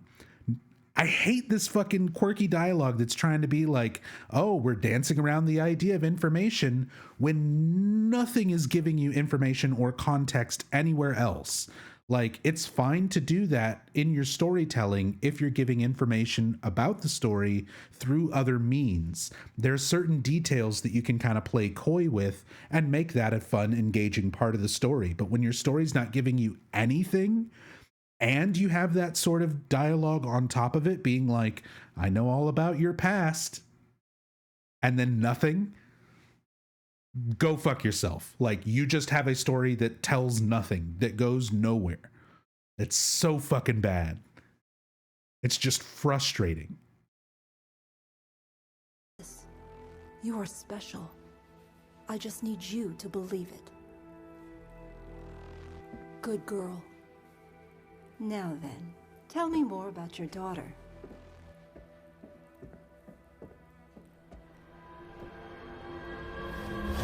Yeah, and we get the Barbara asking about the daughter and the weird camera angle and music sting. So obviously there is some larger plot point going on with the children, with Faith and with Orson.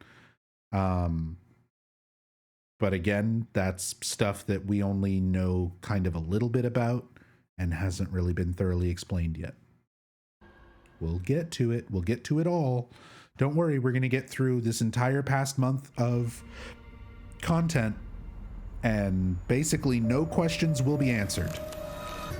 The house is so quiet without Orson here. You really were serious about keeping him away from me. Yes. And it will remain that way until... You're sure I'm in? Then why is she even here? Why aren't you at home with Orson? Why aren't you at your own fucking house? Because she doesn't live here. This is the Johansson family farm. This is where Carl and Ingrid live. But Astrid has her own fucking house. Why is she here? Like, you see what I mean? They make this big deal. Here's this big plot point. The wedge being driven between the Johansson family, specifically Carl and Astrid, over the death of Ingrid and how she suspects Carl being involved. She doesn't want Orson, her son, to be around her father. So she's going to go to his house and sit awkwardly on the couch?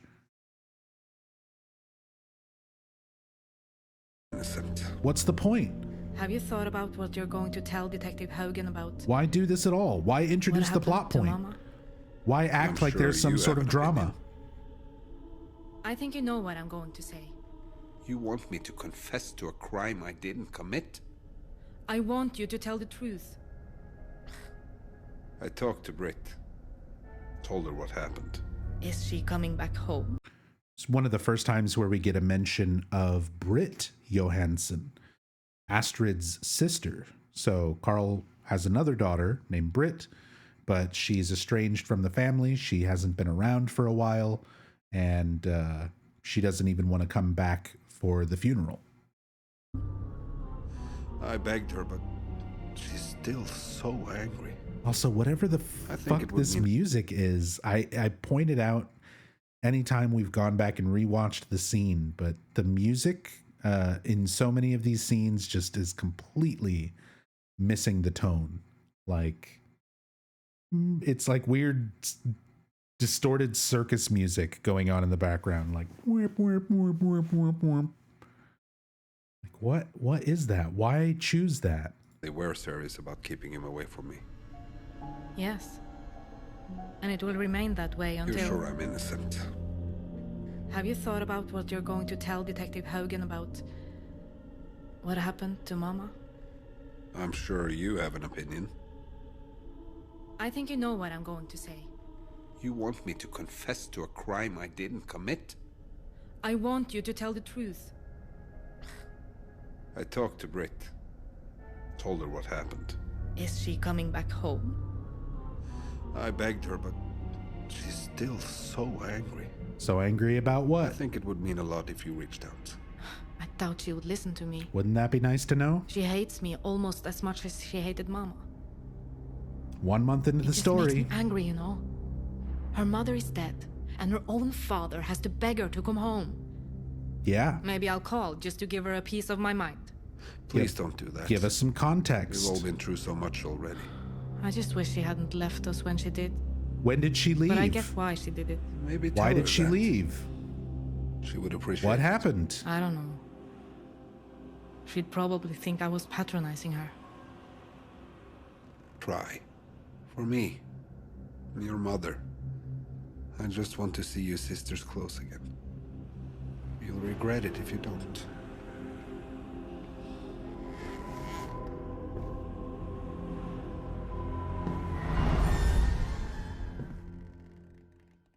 And I get, I sound like I'm just kind of being a pedantic asshole. Like, yeah, nobody writes that way. Nobody just explains everything, every aspect of their story, you know, as it's being told. I get that. Trust me, I get that. Like, I'm a big fan of literature. I've read every book Stephen King ever wrote, except for the latest, like, 3 or 4. So, like, I understand the desire to, like, tease things. You want to have characters mention plot points, but when you don't circle back to that, especially when your format is written the way this is not just a book where you can sit down and binge read through all of it. It's not a game where you can sit down and just binge play through all of it. It's not a completed TV series where you can just sit down and binge it all. It's still actively being drip fed to you day by day by day by day, 2-3 minutes at a time. And it's one thing to have an overall narrative where you write that way and you introduce little story threads that will eventually make sense and wrap up. But if you're writing a story where everyone's only going to get a couple minutes of it every day and they're supposed to be engaged and wanting and willing to show up and engage with it every day, or at the very least every weekday, you need to have more.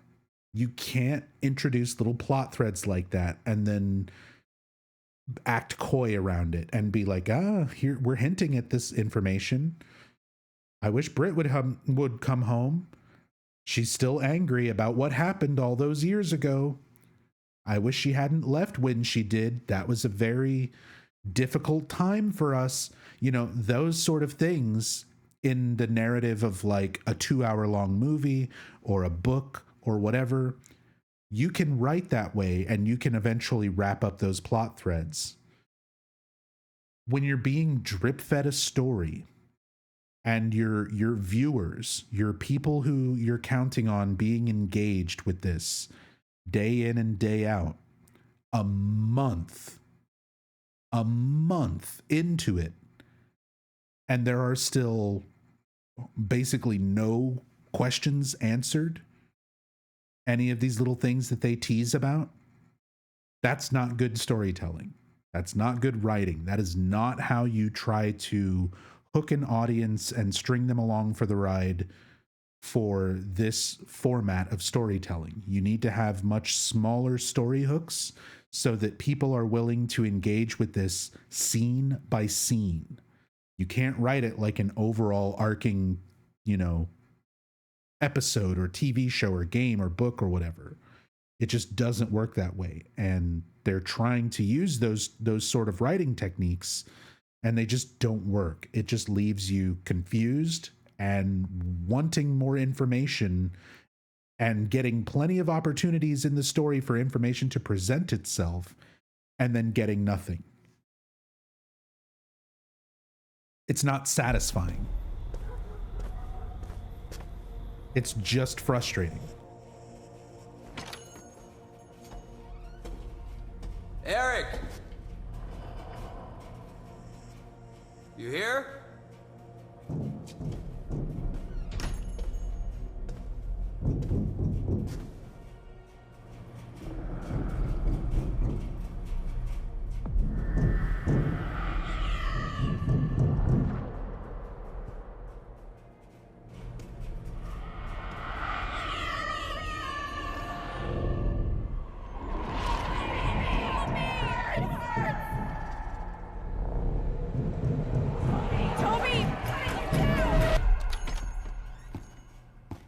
Toby, what are you doing here? I wanted to talk to you. About what? Here's the best friends. I need your help. Yeah, sure. I heard there was some kind of meeting at the Foundation. You know I can't talk about that stuff with you. Please. I think it has something to do with Joy. I don't know, man. Rachel's not good. What do we have to do? Beg? Look, man, I'm not in a good place right now. And you're the only friend I got left. Friends. So just, please, help me out here. Toby's begging for information. Okay. But you gotta get some help, man. Rachel's not gonna want me hanging out with you anymore. There's this ritual they're asking Rachel to prepare for. What kind of ritual? They don't tell me much. When is it? Tomorrow night. Thanks. Wait, what are you gonna do? Toby! Toby!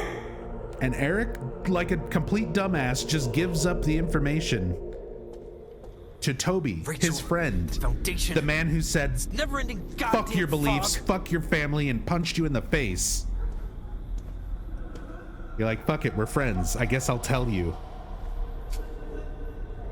And do you know what he gets for his troubles? Do you know what he gets for telling his old friend Toby when that ritual takes place? Toby runs in there with a fucking Molotov cocktail and tries to murder them all.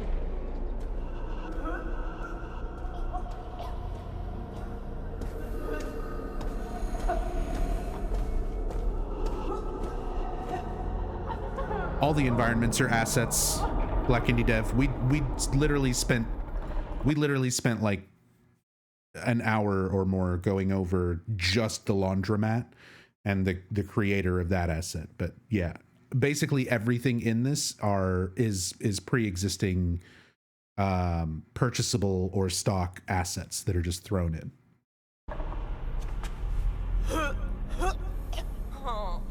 But yeah, we talked about that earlier in great detail. What's wrong? Oh shit. In fact, I think I still have, yeah, here. There's a article in chat. I just put a link to it. The creator of that King Wash laundromat is Clinton Crumpler, who's worked for a bunch of different studios and made a lot of different graphics and visual effects things. But it is a super in-depth article all about the creation of that laundromat. Clinton Crumpler put in a ton of real work and effort into making that asset. He would actually like take pictures of his local buildings and laundromats. He took tape measures to measure windows and doors to make sure they're all scaled properly to make as realistic and moody a set piece as possible. And the Ascension developers paid $60 for it and slapped it in their game. It's not like you've never seen It used to be a free asset on Unreal Engine, yes, on the marketplace. No. It's $60 now. To even help me. I looked into all this. What from me? Answers. As said, we talked about it in detail earlier. Joy wants blood.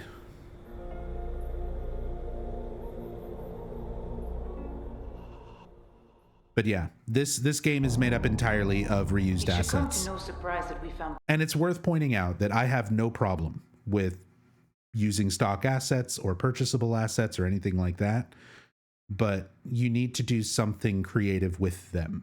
This game, I have an issue with how they utilize those things.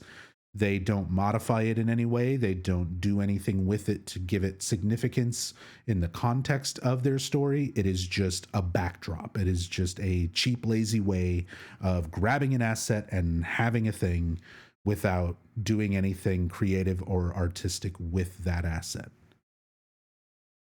Puncture marks on your wife's body.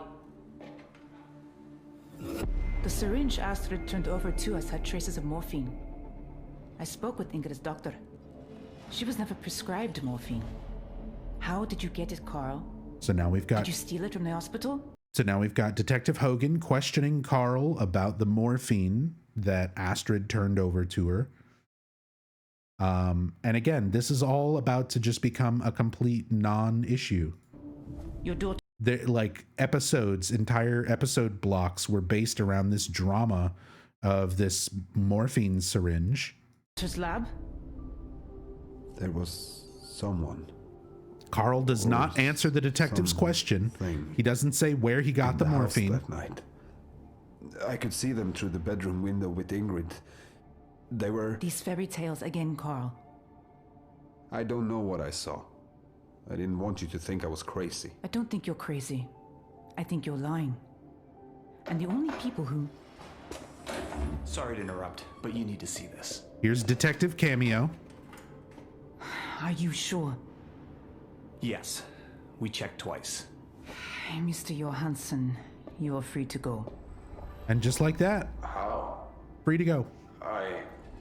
Your wife died of complications from her illness. Morphine plot thread went nowhere. All of that buildup, all of that supposed drama, all of those community decisions. What do we do with the syringe? Is she going to give him the syringe? Is she going to get rid of the syringe? Doesn't matter. We have no cause to hold you. I'm free to go. For now. Glad that all wrapped up. Thanks, Detective Cameo.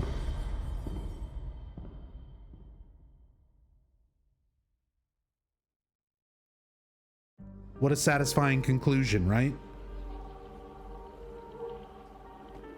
Hello? Hey, it's Astrid. Hi. I know there's only so many ways, and I can. There's only so many different ways I can say, hey, look at these bad animations. Look how bad they are. But look at these animations. Holy shit.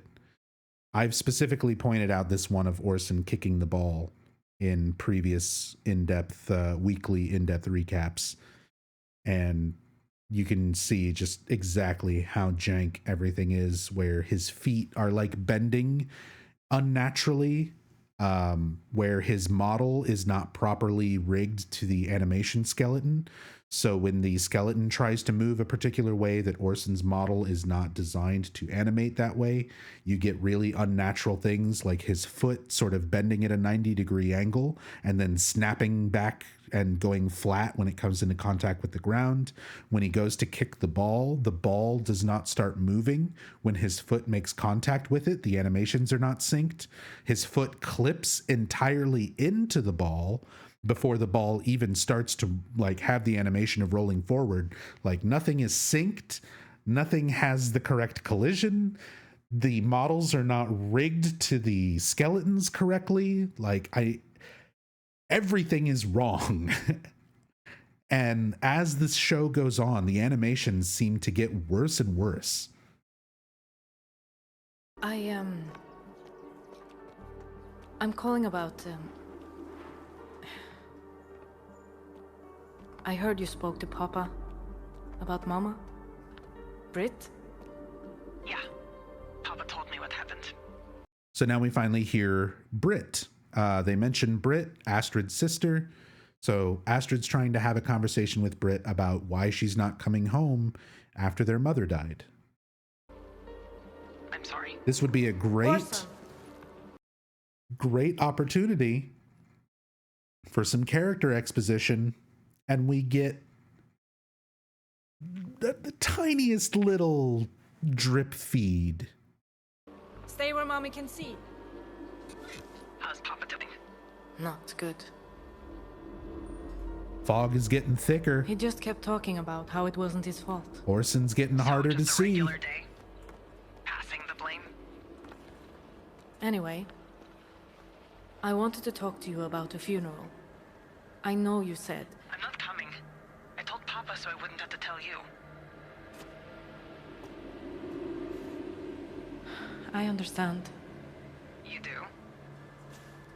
Mama was terrible to you.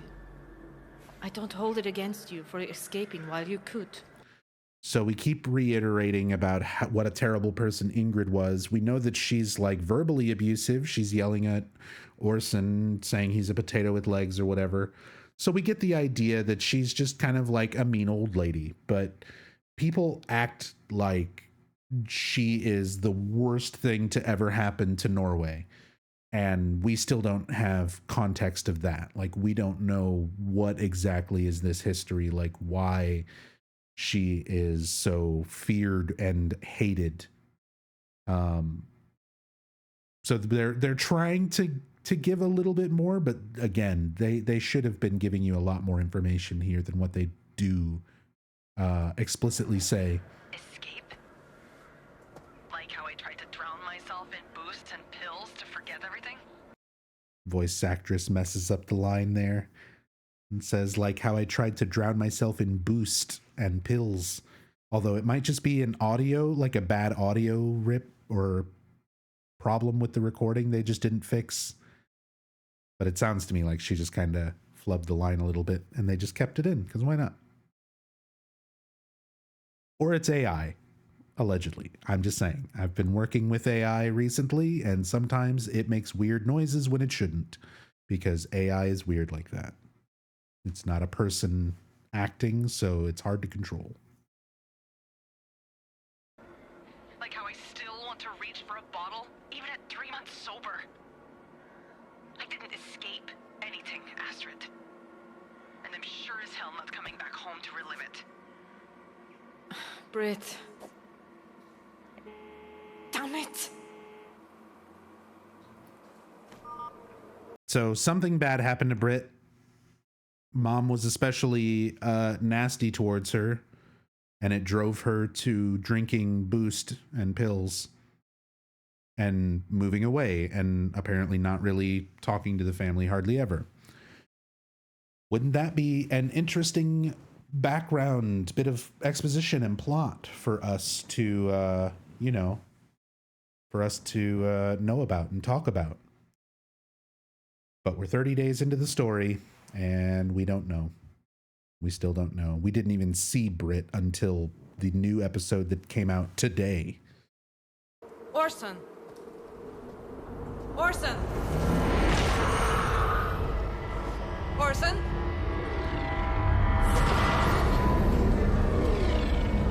What the hell is happening? So now she's getting her experience, her first experience with the other world.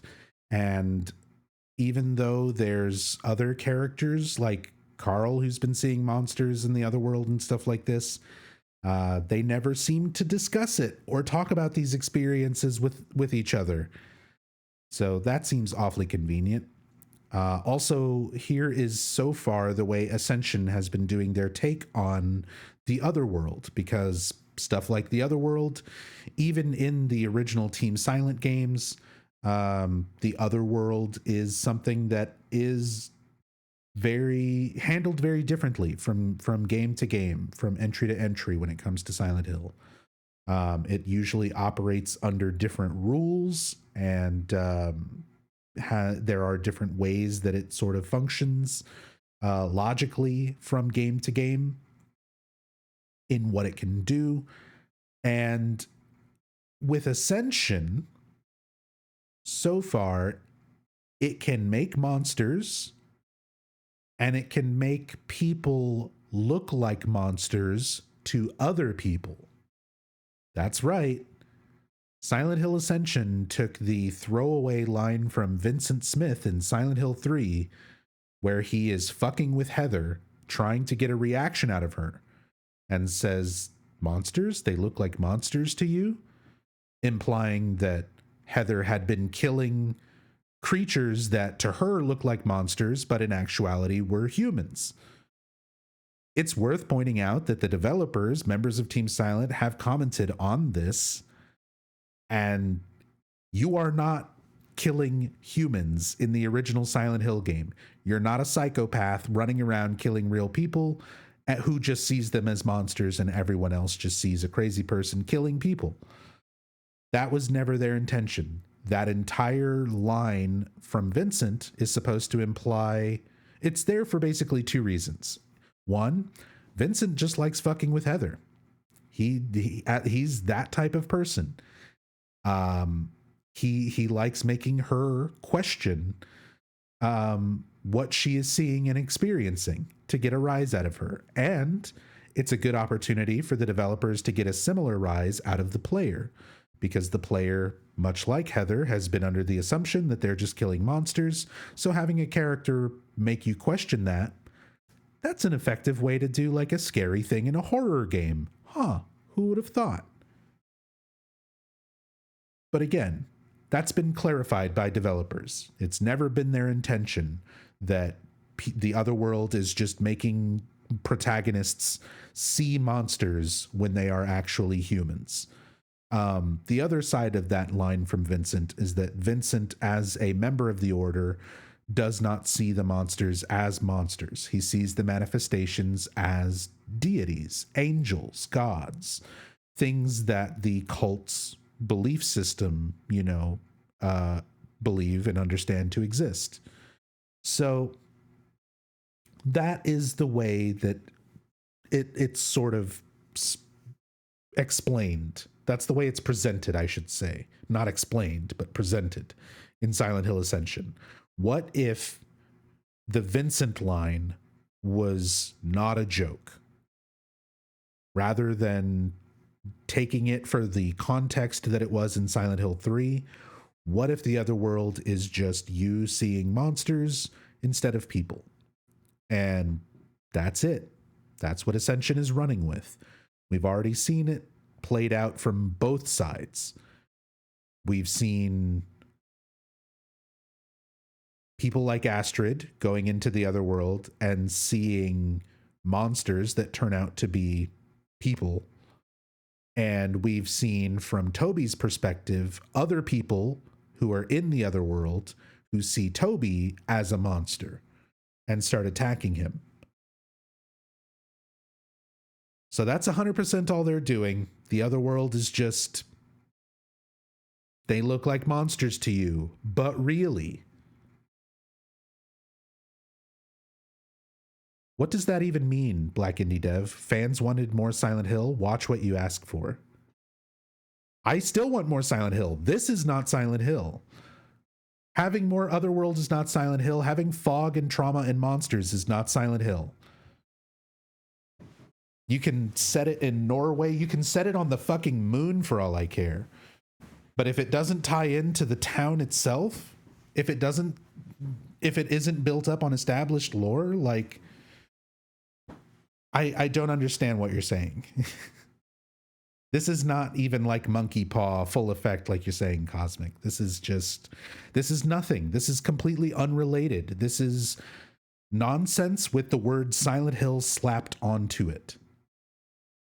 There is 0% Silent Hill in this. There's fog, there's monsters, there's trauma, but those things are not Silent Hill. Silent Hill can contain those things, but it is more than the sum of those parts.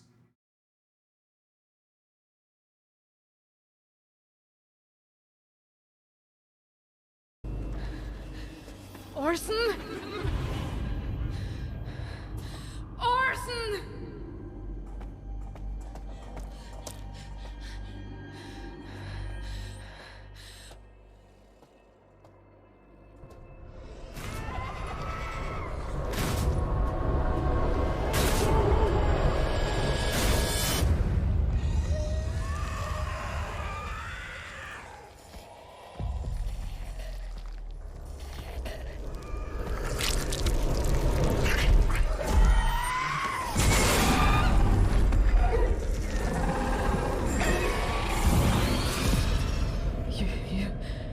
You killed him.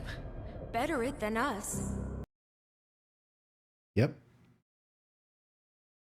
So we have a cameo character. I remember this one too. Her name was Lileen. Lileen. Lileen or Lileen. I just said Lileen because it rhymes with Eileen. Remember Silent Hill 4? Anyway, this is a cameo character. First time in the show that we see a monster being killed by someone. And it's a cameo character with a baseball bat. And it barely even happens.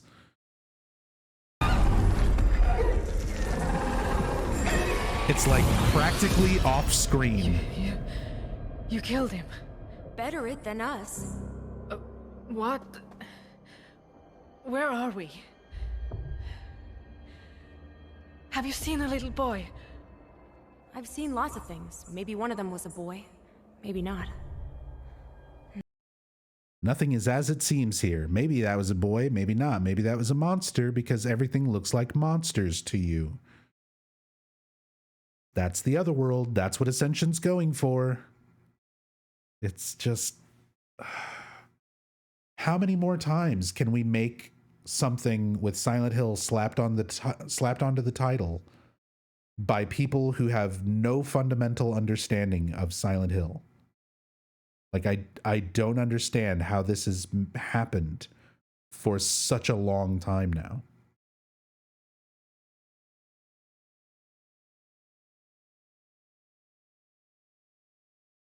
The otherworld and monsters are so common in this universe, we run into bystanders in the otherworld. How weird is that to even run into other people in the context of any other Silent Hill games? Like, running into somebody else while everything is full on otherworld is usually reserved for like very, very particular interactions. That's like Harry meeting Lisa because Lisa is already dead. Like, she can't exist in the regular world. So you only ever really get to see her in the other world. Stuff like that, you know, it's a very particular thing. But in this, the other world is just treated as delusion land. It's not the other world. It's delusion land. You're still in the same place, but you're just perceiving things differently. Reality's not actually warping around you the way it did in old Silent Hills. In this, you just see regular places as scary places. You see regular people as monsters. And that's it. Nothing's as it seems here. What is that?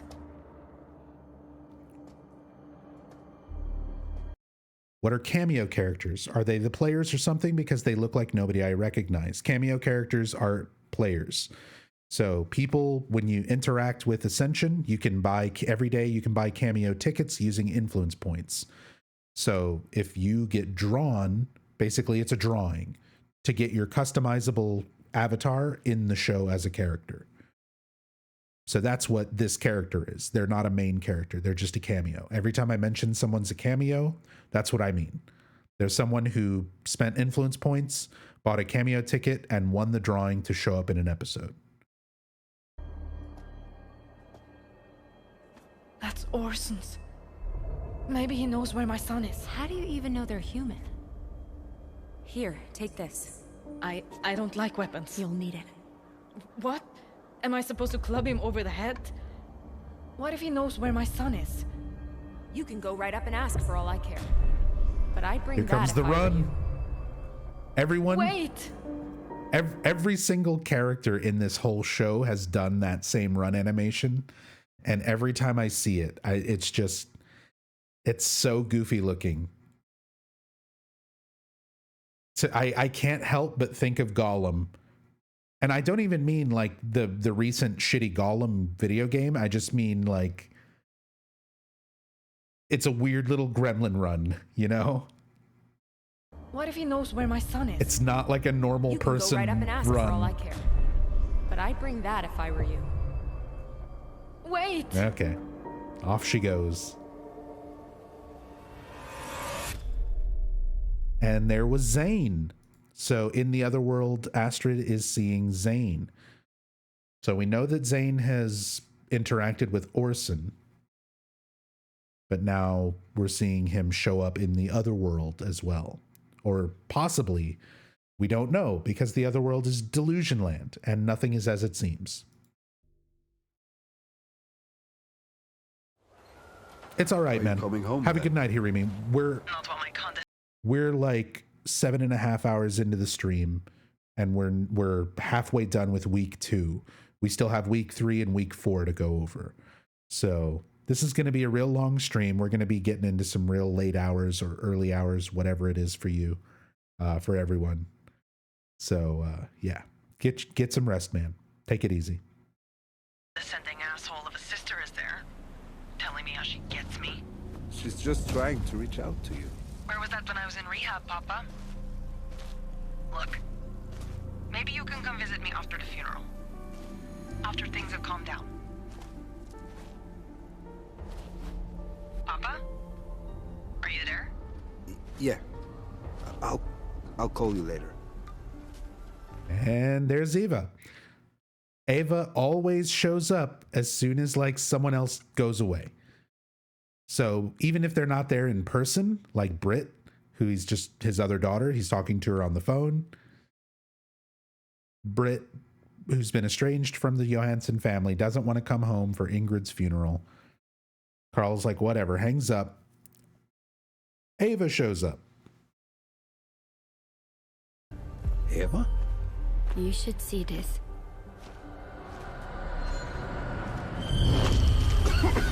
Again, more scenarios of Ava being weird and only interacting with Carl. More implications that she's not real. She also does not have a last name in the credits. But there's 3 characters. Everyone in the voice credits, their characters are given a first and last name. Except for 3. Ava, who is this person that only Carl seems to interact with. Aurora, who is the CPS agent who only Astrid interacts with. Well, no, Orson interacts with her. So we do see multiple people interact with her. And Barbara, the elder from the cult, from the Foundation. And we see Xavier and Rachel and Krista and plenty of people interact with her. So Ava's the only one who we only have one name for, who doesn't interact with anybody but Carl. I don't know. We're speculating on story that is pointless and makes no sense. So I'm just trying to share as all of my thoughts. That's the whole point of today's stream. We're recapping the entire month. I'm sharing all of my thoughts and opinions and speculations on things, every bit of information. And then at the end of this, we're going to decide, do we even bother keeping up with this any longer? What is that? I think something fed here. There's something out there, in the woods. Did you see something, Eva? Something fed here. And they keep finding these corpses and stuff around the farm. I think they're all supposed to be Carl's goats. He mentioned his goats getting killed earlier. But I don't know if that's what these corpses are, or if these are other dead things just showing up. Again, more plot points that don't really go anywhere. What's up, Oleg? Have you confirmed that the cameos are actual players and their avatars, or the devs just put models and names and pretend it's special? Yes, we have confirmed cameos, at least in some instances, are actual players. Members of our stream community here, one of my regular viewers, Tassadul, who has also been translating and giving context for a lot of the Norwegian dialogue, his character has shown up as a speaking role cameo. And Tassadul explained to us that in order to make that happen without spending any money, Tassadul made like 10 accounts, free accounts, and then just collected the free daily login points, didn't spend points on anything except for cameo tickets across 10 different accounts. And that's how they were able to kind of rig the system in their favor to make a cameo happen.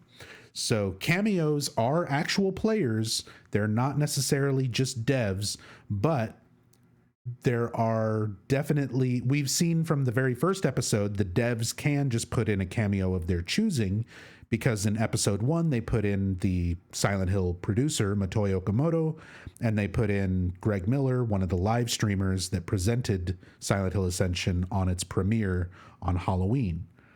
So we've seen that they can just force a cameo. They can just put whoever or, whatever in a cameo slot.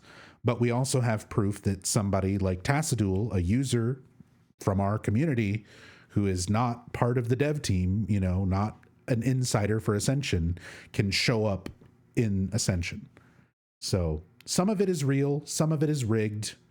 And even for the places, the times where it is a character showing up, it's likely that it's people who are trying to manipulate it, similar to Tassadul, either farming multiple accounts with the same name in order to have much, much better odds at showing up as a cameo compared to people who only have one account, or people who are willing to spend money on this because you can just buy influence points and dump them all into cameos and basically guarantee yourself a slot.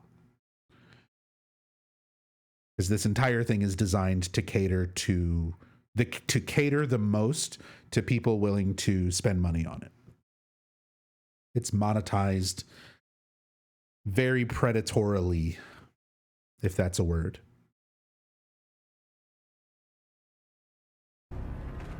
You've seen it too. Where did you get that gun? I thought I should protect myself. I was hoping you'd show me how to use it. Your mother would kill me if she found out. I should take it away from you. She hasn't seen what we've seen. I'll think on it. I said I think on it. Now go on home. More characters just ignoring something going on in the plot and saying that they'll think about it, because guess what? It's a community choice. More awkward writing because of the format.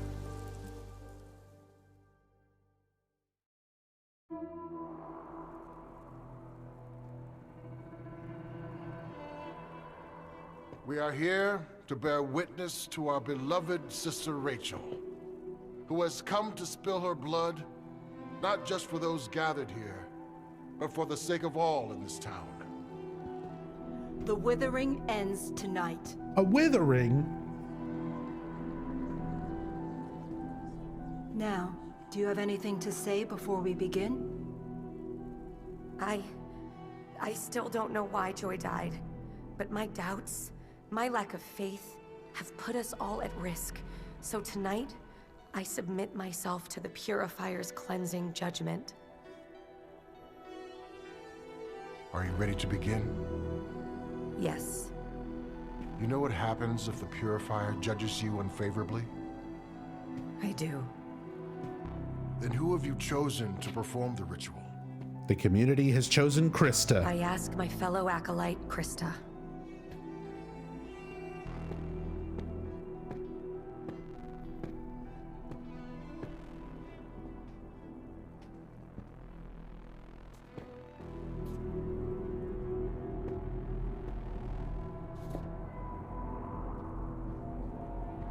So this is supposed to be a different ritual. This is supposed to be a different ritual from what was being performed with Joy when Joy died. This is specifically something that's supposed to help prevent the withering. And it's the exact same thing. It's just cut your wrists. No blood.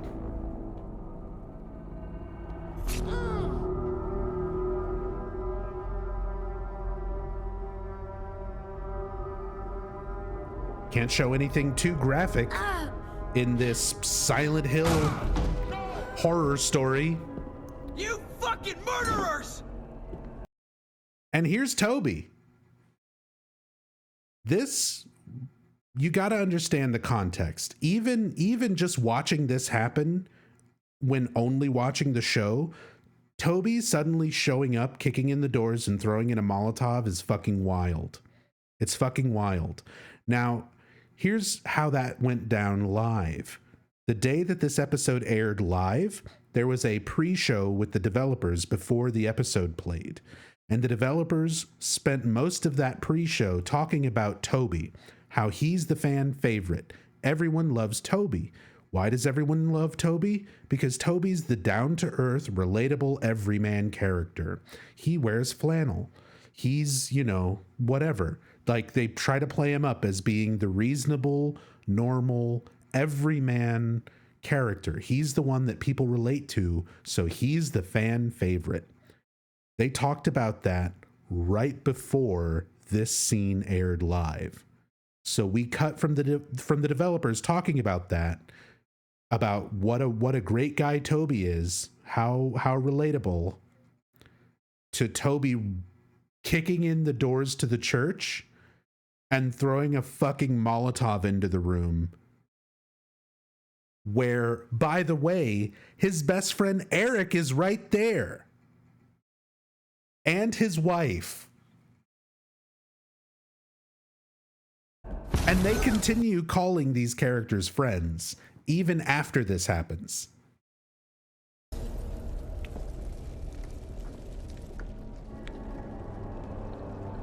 Toby, what are you doing?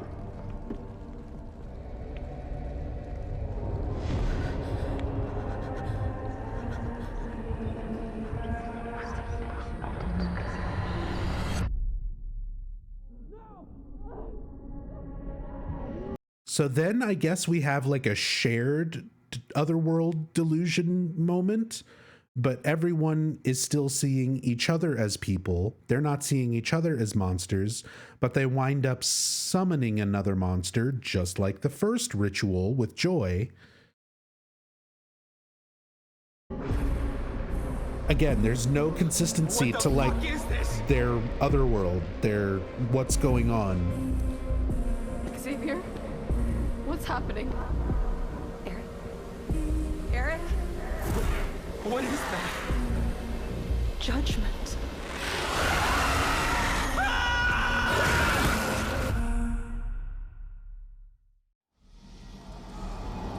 They try to leave you on that cliffhanger like, oh no, did it eat Toby?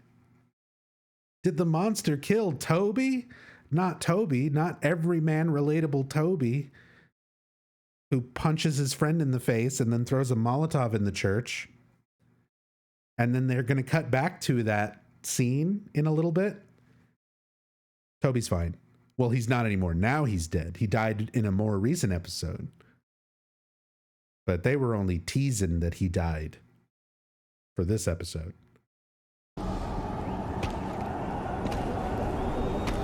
Meanwhile, in Norway,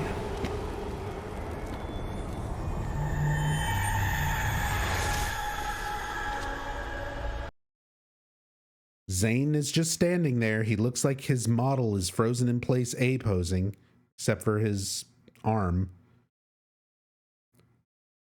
And this was a community choice. The community got to decide, what will you do in this situation?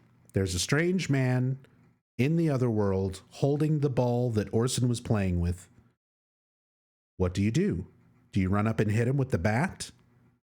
Well, the community chose for Astrid to sit here and watch from the shadows. So that's what she does.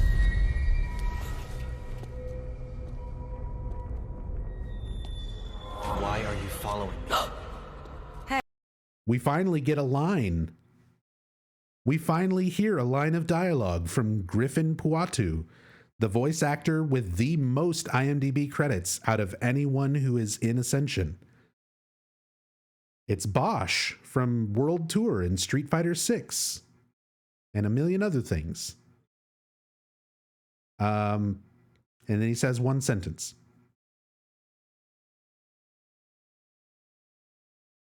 Hey, are you okay?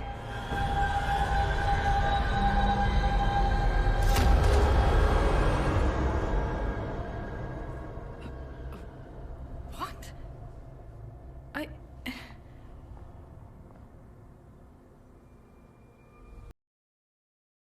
And then the other world is gone. There's a cameo character here. There's Orson. And Astrid was just like crouching and hiding wherever they are now. They're on like the docks, I think. So again, that's just the way that they handled the other world in Ascension. It's delusion land. She didn't have a concept of how much time had passed. People didn't look like people to her. They looked like monsters or mysterious figures like Zane. But to other people, like this concerned citizen, this cameo here, they were watching her the whole time. They just saw her crouching and hiding and being weird. So it's not a situation of like reality warping into a nightmare like Silent Hill 1 through 4. This is just you're, hallucinating. It's just hallucinations rather than anything supernatural. Is this your son? He says you're his mother. Orson. I found him wandering by the docks an hour ago. An hour? Some solid cameo creation, as you can see. He was just here. You didn't even know he was missing? These user-created avatars that just blend. You're a Johansson, aren't you? Look, I mean, they just blend in seamlessly with the rest of the characters in the environment. I know about you and your family. I called Child Services. Wait, what? You were gone a while. Mama, are you mad at me? Yes. It was just a game. No, Angel. I'm not mad. Anyway, I'm sure they'll contact you. Given your family's history, I suggest you tell them what they need to hear.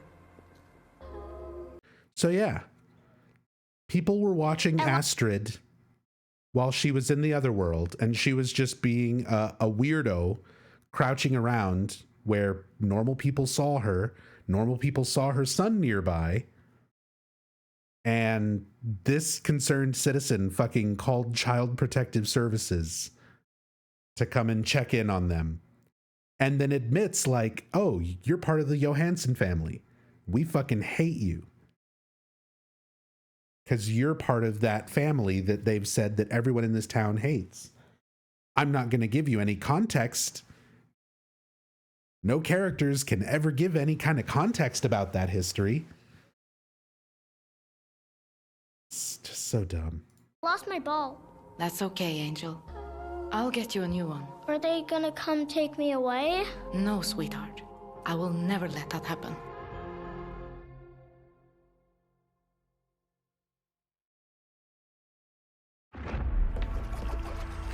Meanwhile, back in Pennsylvania.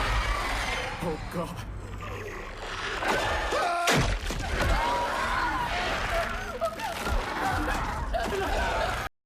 And then they just show Toby standing like nowhere near the monster.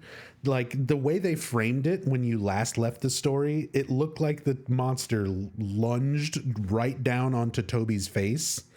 Apparently it was lunging down onto random cameo Foundation member to kill off that cameo character. And Toby was standing like way over here.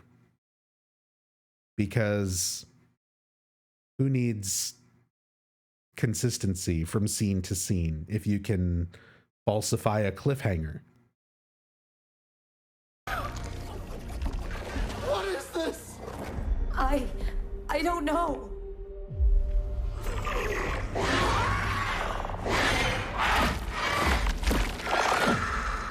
Rachel! Rachel! Are you okay? You were screaming.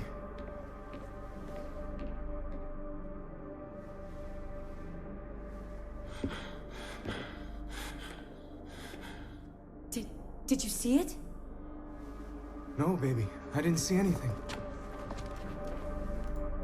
So Eric doesn't see it. Eric's a member of the fucking cult. He's an initiate. He's like a new recruit, but he's a member of the Foundation. He didn't see shit. He was right there with everyone else. For some reason, didn't see anything.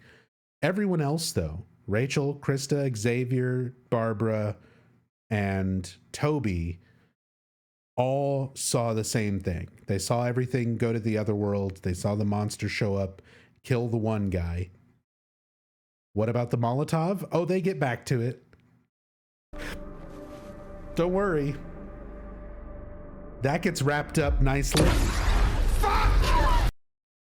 Default cameo character runs in with a fire extinguisher, white t-shirt, red ponytail. This is not the same character as the scientist that was talking to Astrid in week 1. This is a different person. But it's the default cameo character cosmetics. So they all look the same. So here's our second default cameo of the show.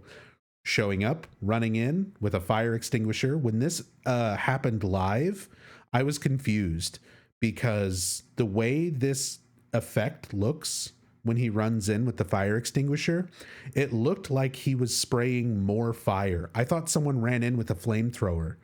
Like Toby had a buddy right behind him with a flamethrower in case the Molotov didn't do the trick. I was like, what the fuck is happening when I saw this live? My brain was not processing what I was seeing because the effect is so bad. And it's on screen for like a second. Anything. Watch.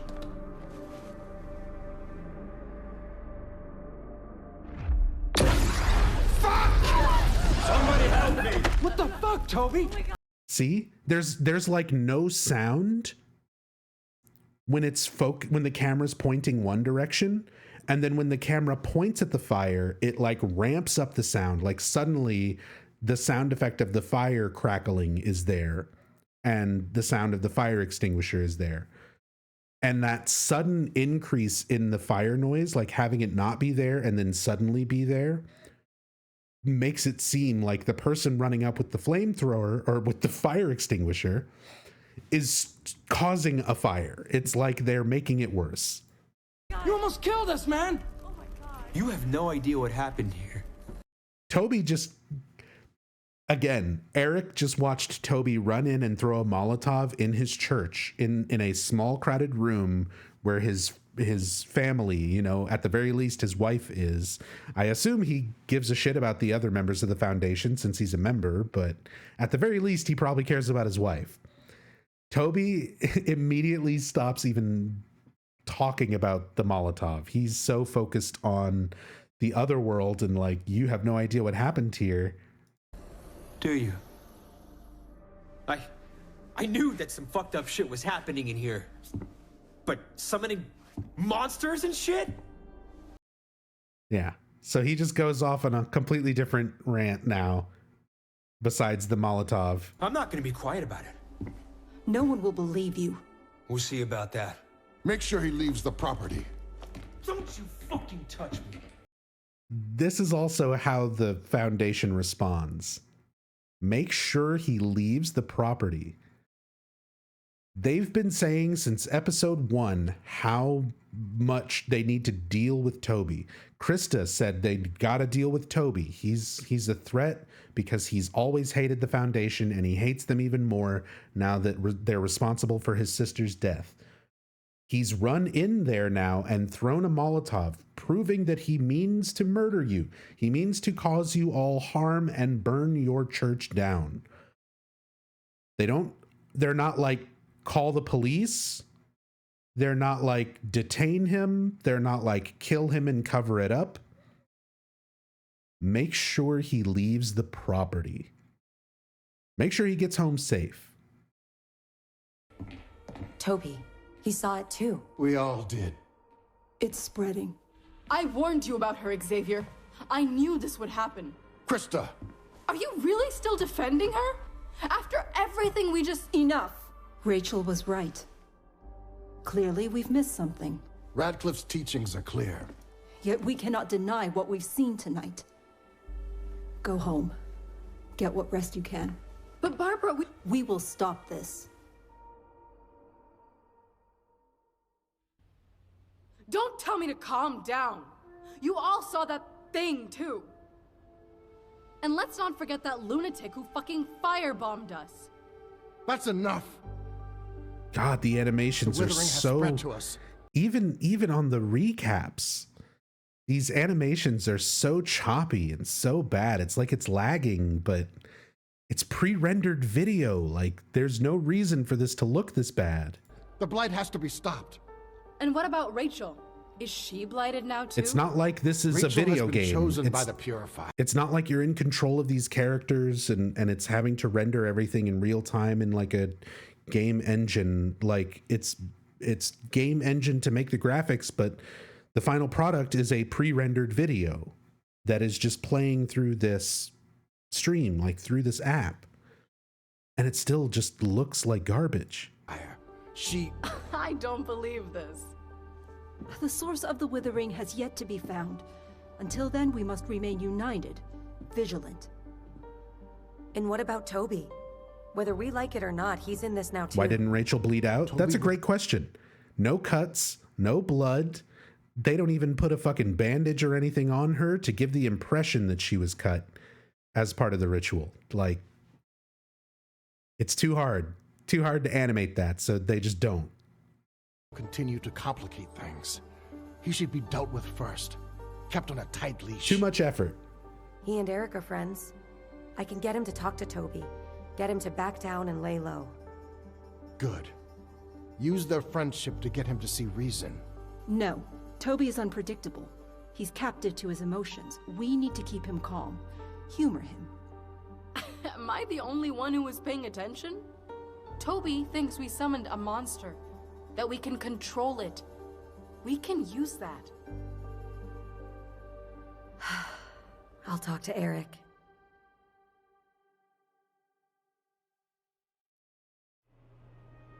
Wonder what she's going to talk to Eric about. Do you think it's going to be yet another conversation where she tells Eric to go talk to Toby? And then Eric is like, can you tell me more information about what's going on? And she says, I can't tell you. Like we've already seen 3 times in the first week and a half already worth of content. Meanwhile, it's 7-Eleven.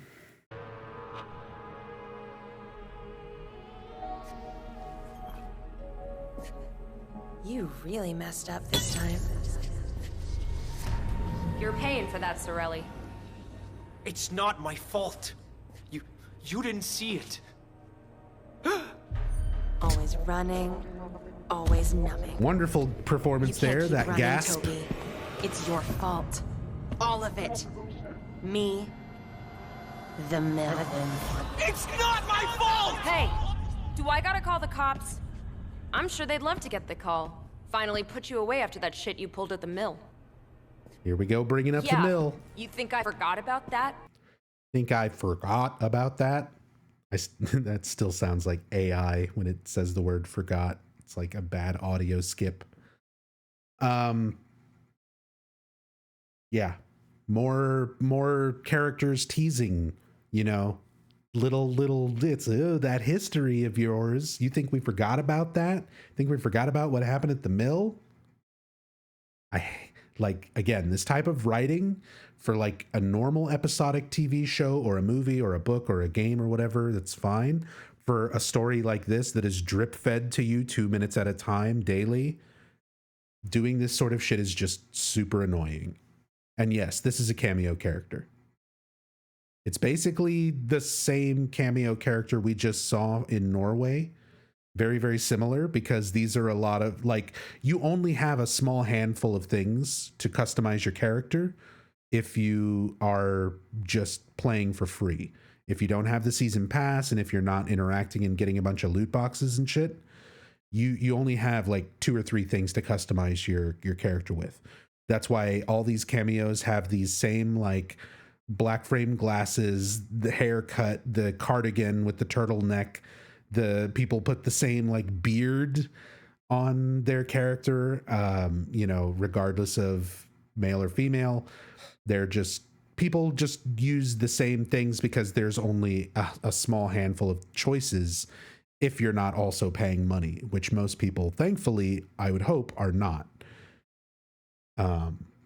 So yeah, you wind up seeing cameos like this all the time. There's quite a few that look like this or very similar. This town's forgotten? Look, I'm trying to make it right. You want to make things right? Make peace with your past? You start by taking responsibility. Apologize to the people you hurt. Apologize? They should be saying sorry to me. Anything goes wrong in this town, it's always Toby fucking Sorrell. For non-English native speakers, why the word withering? Doesn't it mean humiliating someone or making someone feel ashamed? No.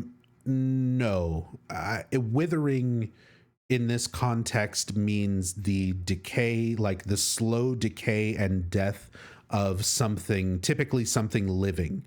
So, for example, if you were growing flowers or plants that started to die, you would refer to them as withering away. Or someone who is very, very ill. For example, like Mary in Silent Hill 2 was withering away from her illness.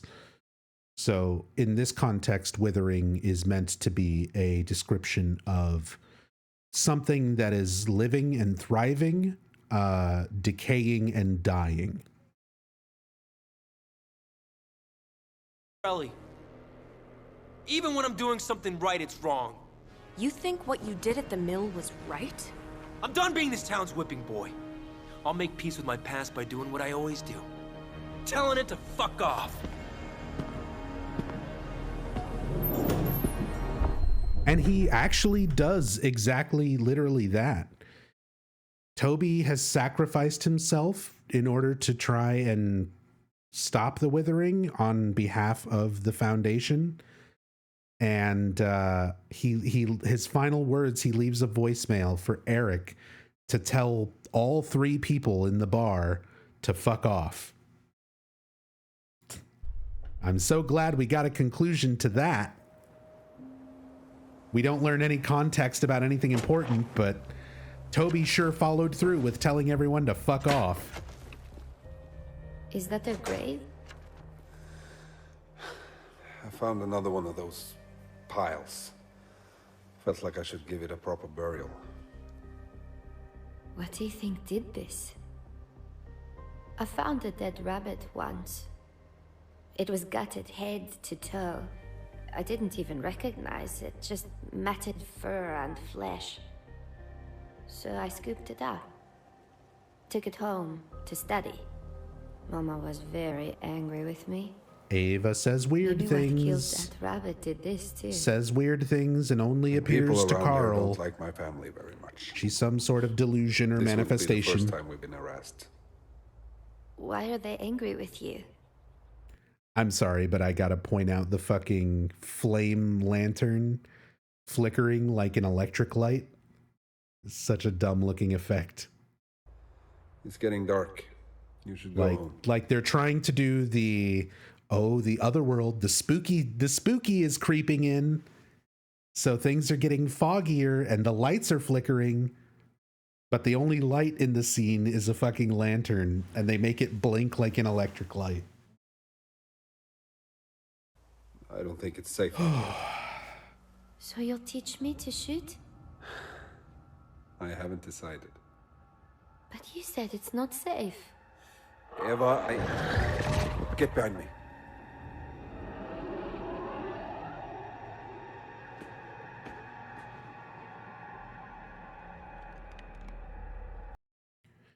More just really inconsistent animation from scene to scene. Behind me. So at the start of the scene, we saw the gun. It's a little ways away from where they're standing, leaning up against a pile of logs in the barn. We see Ava, nothing in her hands. Carl, nothing in his hands. Ava's off screen for 1, 2, 3 seconds before she's on screen again. Carl, you can see he's several steps away to go over to where the gun was and realizes that it's not there. And now she has it. Things just happen. They don't make no sense. But I guess this is maybe also her not being real. This is not really happening. So I don't know. I don't know. It's not even worth analyzing. Eva, no!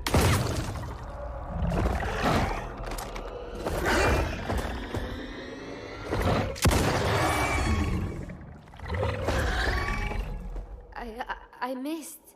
Go home, Eva. But I said go home. Go walk home in the fog, in the woods, where there's monster dogs.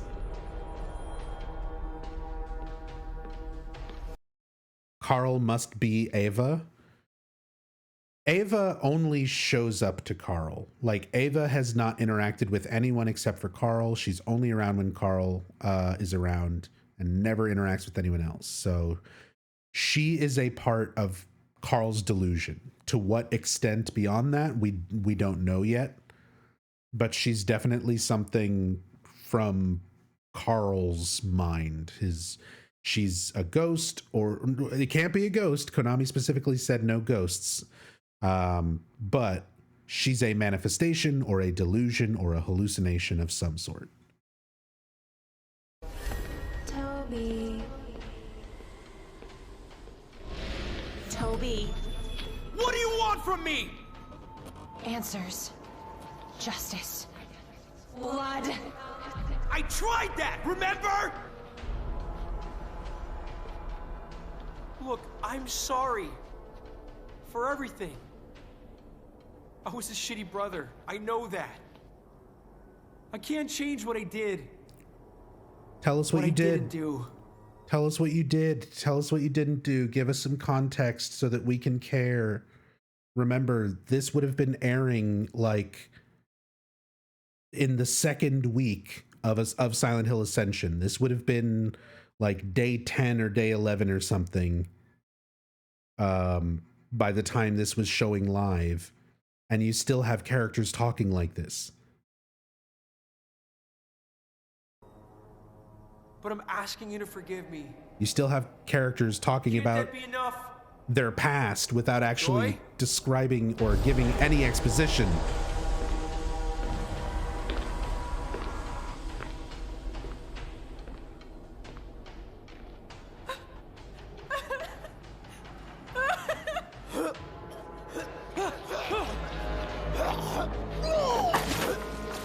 What the fuck? Remember Silent Hill 3? Want to see Silent Hill 3 but worse?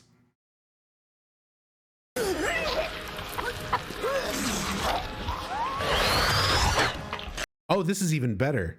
So instead of just puking up a god fetus like Silent Hill 3, Joy pukes up an entire monster, one of the lying figures, and her model stops being animated. Like, the animation for her bending down doesn't have any other animations associated with it, so she doesn't like stand back up or do anything else. Her model just sort of freezes in place, while the lying figure model is like stretching and growing in front of her. So much so that it eventually just looks like she's bent over with her head firmly up the monster's ass.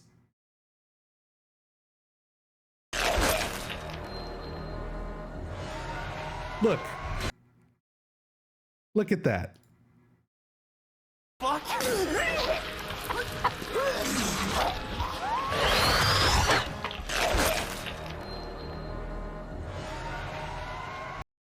She's just standing there, bent over with monster ass, like her head in that monster's ass. Sure, why not? Nyan Pasu, thank you so much for the Prime sub. Very much appreciated. Thank you so much for the support. Hope you're enjoying the stream where we talk in great detail about the delusion of Joy Sorelli sticking her head into a monster's butt. Hello, Toby. And then turning into Rachel. So her head was in Rachel's butt the whole time. Stay away from me!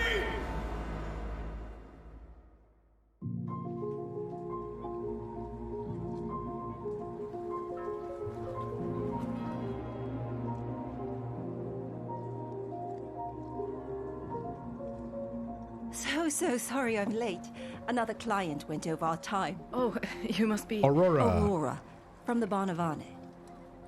This is the Sorry. Child Protective Services agent. I had an image in my mind of what Barnavane social worker would be. Cold, cryptic, ready to snatch your child because you sneezed funny? Something like that. I know there are scary stories about us, but I find openness and kindness yield the best results. Now, can you talk to me about what happened when you lost track of your son? It's my fault. Barnavarda just means CPS. I assumed as much from context, but thank you for the confirmation, Tassadul. That's just sort of like the Norwegian equivalent to CPS, Child Protective Services and stuff. I turned around for a second and he was gone. The fog was really thick that day. There is an awful lot of fog in this town. I had some trouble with it myself today. I'll consider that in my report, but that's no excuse going forward. Latex said, "Oh my God, Nub, how did you watch all this several times, analyzing it?" Yeah, exactly that.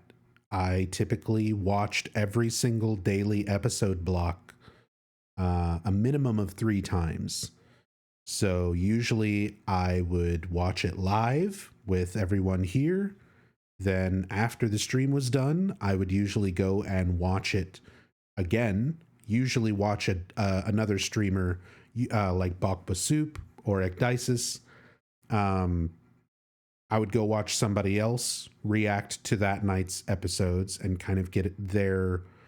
Because sometimes that's a good way to see other people's opinions on things and how they interpret things.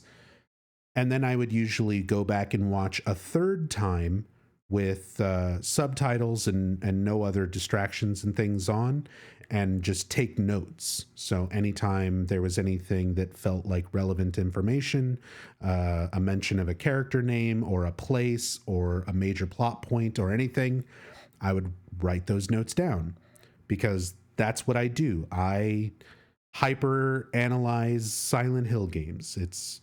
I fell in love and became obsessed with the Silent Hill franchise with the original games. I grew up with those games, and it's become a passion that I am, a franchise that I'm very passionate about. With that said, the first 4 games are the good ones. And then Silent Hill has been not so good ever since. So I'm used to spending a lot of time hyper-analyzing entries in this franchise that I don't personally enjoy. I've been doing that ever since Silent Hill Origins and the first Silent Hill movie. And my efforts have only multiplied since I started focusing on doing all of that on Twitch, because this has just been a personal hobby and passion of mine for such a long time, but I've been doing this specifically on Twitch since 2015. And since I started focusing on Silent Hill in 2015 on Twitch, the amount of times that I would play the games and research them and take notes, like I said, it multiplied even more. So I was doing it even more so than I was already doing, which was a lot. So I went from doing it a lot to doing it an insane amount. And at this point, I mean, I have thousands of hours across the tens of thousands of hours across the entire franchise worth of experience playing each individual game for hundreds, if not thousands of hours. Closer to the thousands for most of them. And it's what I do. I am a Silent Hill historian, I guess. Self-proclaimed. I do my best to not just play the games and enjoy them, but research them very thoroughly. I look into every single developer interview that's out there, written interviews, text interviews, video interviews, and archive them all, make notes of them all. I've got multiple hard drives across multiple computers over the last 2 decades filled with Silent Hill information that I've gotten used to talking about over the last almost 10 years of doing this on Twitch. So now it's also almost all committed to memory. So this is just what I do. This is what I do. I love Silent Hill, and I analyze everything in the franchise, whether it's something that I personally enjoy or not. And yeah, basically ever since 2004, anytime something new with the Silent Hill name on it that comes out, I'm just a fan who's going, man, I hope this one is good. And I've been disappointed by basically everything in the franchise that's come out since or after Silent Hill 4. Every time something new comes out, I'm just like, let me spend some time researching and analyzing this because maybe we'll finally get something good. And yeah, it's not good. Spoilers. Ascension's not good. The franchise is still not turned around. So I will continue my efforts.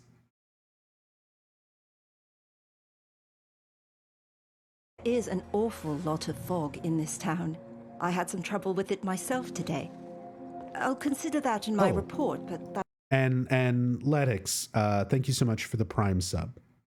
Sorry, sometimes I get mid-rant and I forget to respond, but thank you so much for the Prime sub. Really appreciate the support. Very, very much appreciated. Thank you so much. That's no excuse going forward. You need to keep a closer eye on your child. Now, about the person who reported the incident. They said you were hiding, away from the crowd. Why was that?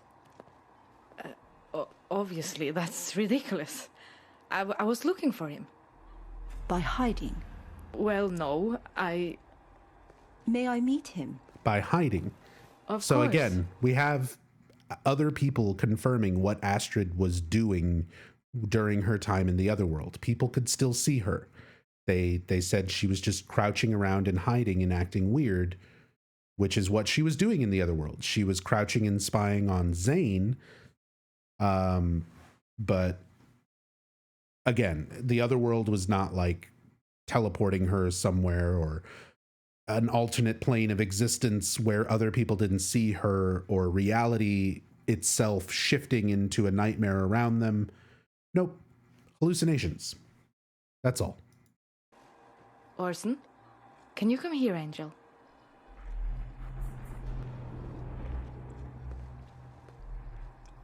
It's nice to meet you, Orson.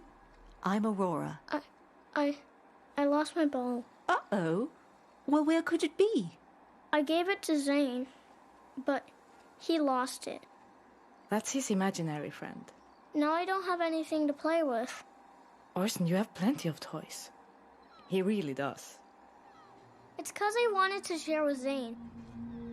Well, that is a very nice thing to do. Orson, why don't you play close by while Aurora and I finish chatting? This is not a child's head, is it? No. The models for the children in Ascension look like they've took adults and tried to shrink them, but that's not what children look like, so the proportions are all weird looking.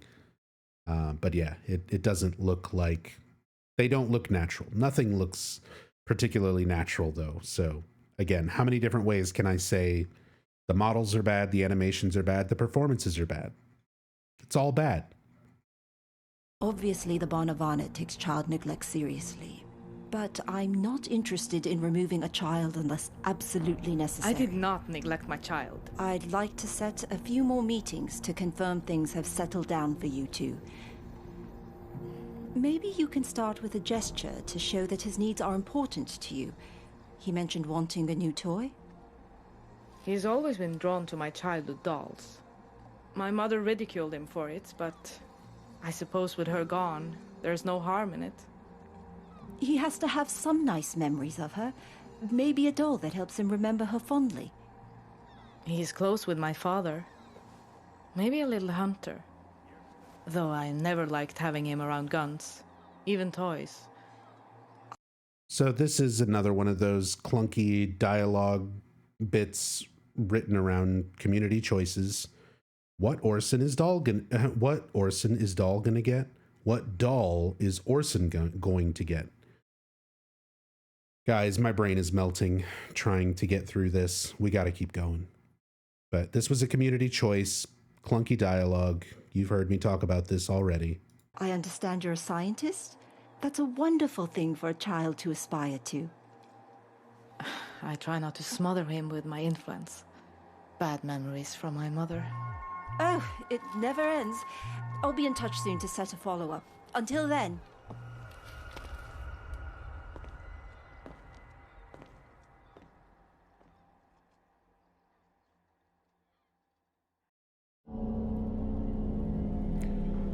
Meanwhile, in Pennsylvania. Good to be home, huh?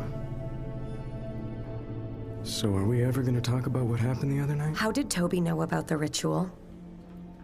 Mommy, you're home! Hi, sweetie. I was scared today, but then I remembered the girl in the stone castle. Good for you. That's good, honey. Remember, the purifier keeps us safe. Really?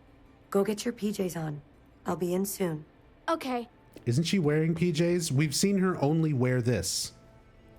None of these characters change clothes. He begged me, Rach. What a weird piece of dialogue. Place. I had to tell him something. That's exactly what makes him dangerous. He's taking advantage of you, Eric. Playing off your empathy. He just seems so desperate. I kept thinking about when we all first met, how we were all friends. Remember when they were friends? Maybe a part of me was hoping we could go back to that. You know that's never going to happen. Yeah, I know. I swear, one day you'll let someone pull on your heartstrings so hard they'll rip your whole heart out. I need you to talk to Toby. Again? About what? Get him to back down. Again? Try to reason with him. Again? Tell him he's going to end up hurting a lot of innocent people. I can give it a try. How many times can we do the Don't same try. scene? Do it. People are depending on us. Okay. And don't tell him any more stuff about us. About the Foundation. We can't trust him.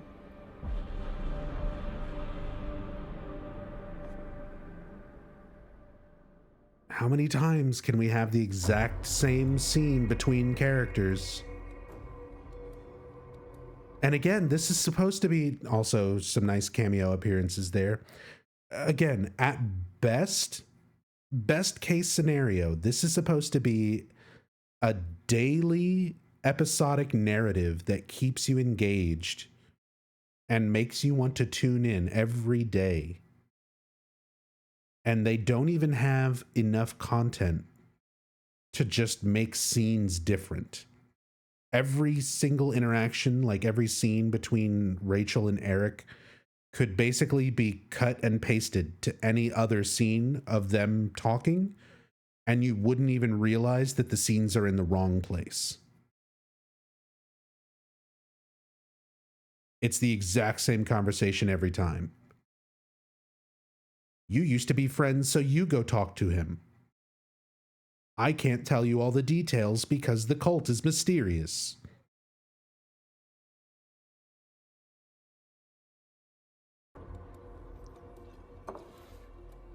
It's like they don't even have enough interesting and divergent content to make it through 2 weeks, let alone a project that's supposed to run for 5 months before it goes all the way through the story once.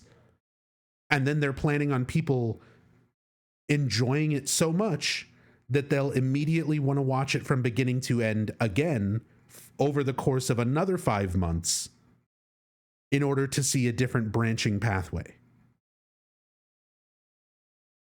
And they don't even have enough scenes to make 2 weeks of content look unique.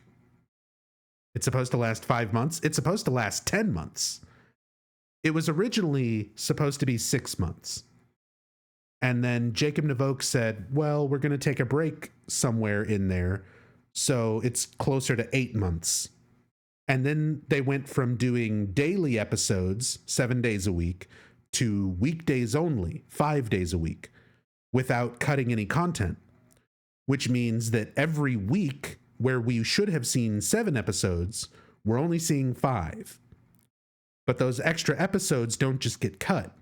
They just roll over to the next week, and the next week, and the next week, which means we only get it 5 days a week for new episode blocks, but the show is now running for more weeks total. So it went from 6 months to 8 months to now 10 months. And it's 5 months to go from the beginning of the story to the end of the story. And then they plan on going all the way through it again a second time for the second 5 months for a total of 10 months. And the second time through, all the choices from the first time around are grayed out so that the community is forced to take a different branch.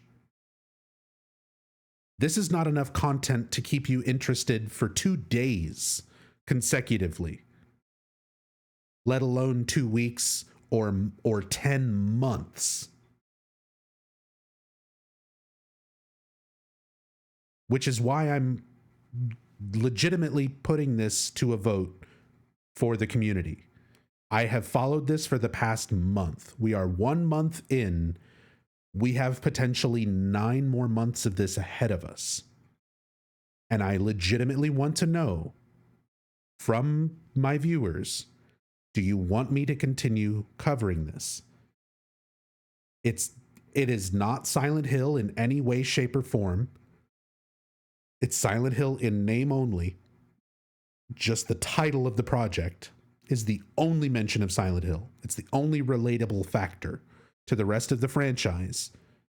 If it wasn't for those 2 words in the title, I would not be interacting with this at all. But because it's been labeled as a Silent Hill entry, the first new Silent Hill media in like almost a decade, by the way, since PT,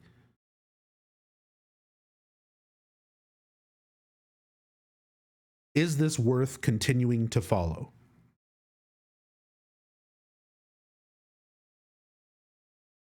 And let your analytical skills just rust? No way. I just spent the last almost a decade with no new Silent Hill to analyze. What are you talking about, Gilmero? I've done nothing but sit around and analyze the old games that people enjoy, by the way. We could be spending our time playing through enjoyable horror games, enjoyable Silent Hill games, and doing this exact same thing, having a nice in-depth discussion about them.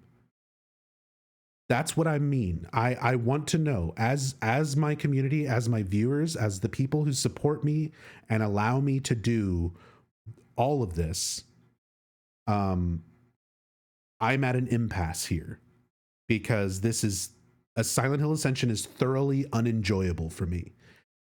I enjoy streaming. I enjoy joking about stuff with you guys, but we're a month deep into this, and there is nothing else I can say about it that has not already been said over and over again. The core idea is not the worst idea ever. You know, a community-driven narrative with twists and turns that even the devs don't know how it's going to wind up, and your own created character can show up as part of the story. That inherently is not the worst idea. That's kind of a cool idea. It does not fit Silent Hill. And this writing, this execution of it, the script is bad. The performances are bad. The animation is bad. The sound is bad. The interactive elements are bad. The app is bad. The method of monetization is bad. So at this point, what do? It's something that is essentially just bad in all regards, and it is not Silent Hill in any way, shape, or form other than two of the words Silent Hill being in the title. So I need to know from you guys, do we continue doing this day in and day out going forward? Do people really want more of that? Or have we reached a point where we know, all right, this is terrible. It has nothing to do with Silent Hill. Let's just move on. Do our regular channel content for a few more months until we get more news on like Silent Hill 2 Remake, and then we can put our attention on that. But for now, for me, I don't think Ascension is worth our attention anymore. I think we've already given it more than enough time and effort when it comes to giving it a fair analysis and a fair shot. And I've done my best to try and look at it from all possible aspects and angles. And after 30 straight days of this, I can confidently tell you this is trash. It reeks of low effort, slapped together nonsense with no passion behind it in a desperate attempt to make some money off of desperate fans for a mostly dead franchise.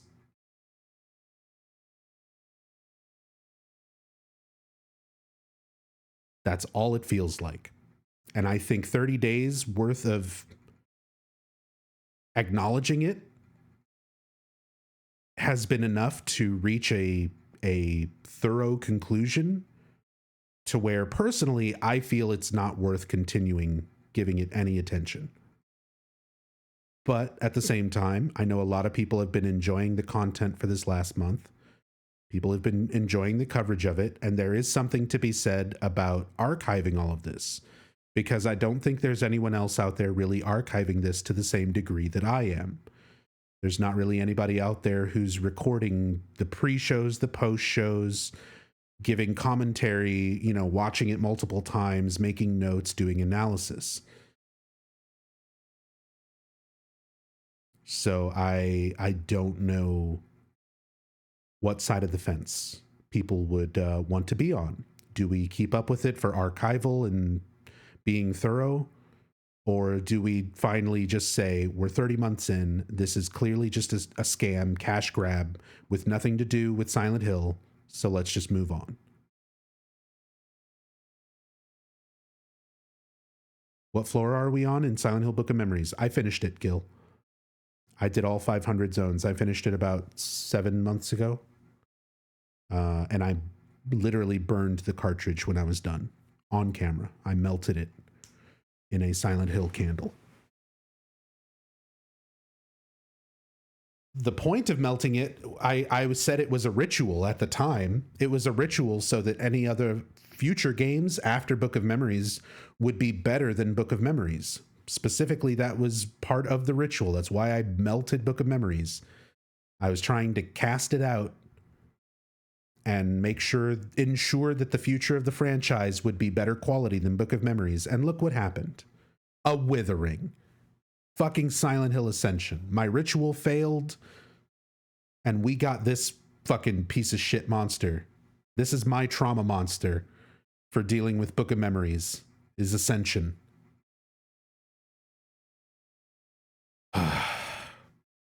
Sorry, I just needed to rant there. Let's just finish watching this. I'm done pressing pause. I'm done analyzing this any closer. I've said everything I need to say about the story from this point on. Everything about it is bad. The writing is bad. None of it makes sense. Plot threads are just started and then completely discarded and forgotten about. So let's just watch everything else. I'll commentate. I'll talk to chat, but I'm not going to pause anymore. Let's just get through this stuff.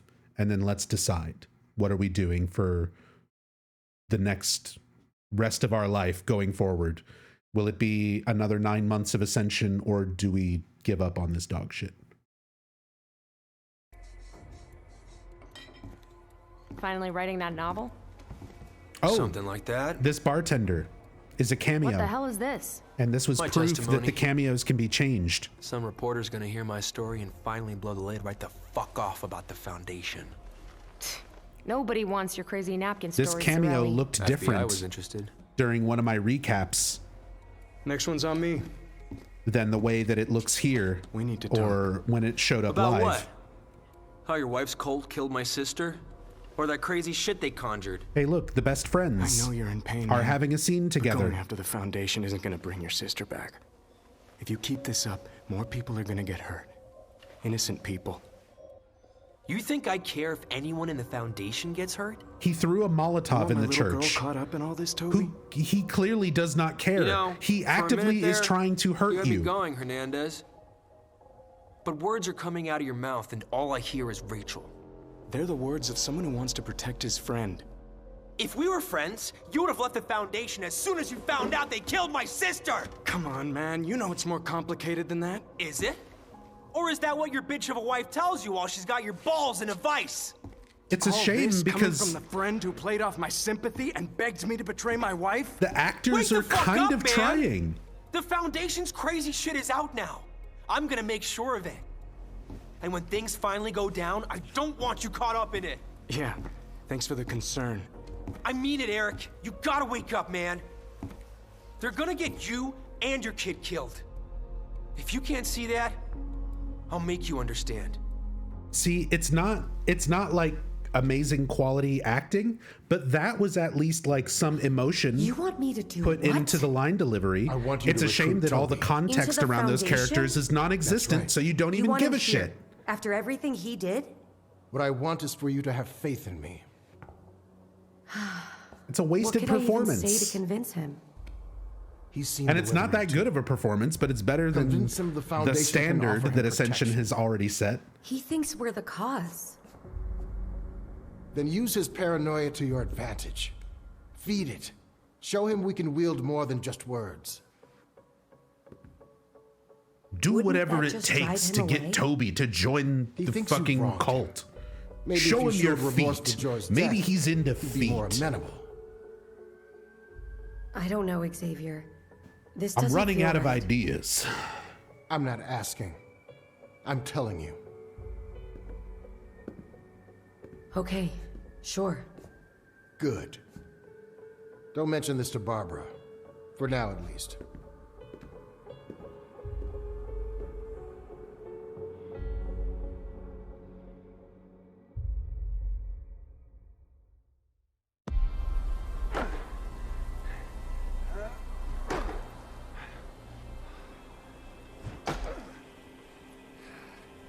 Yeah. chop that wood.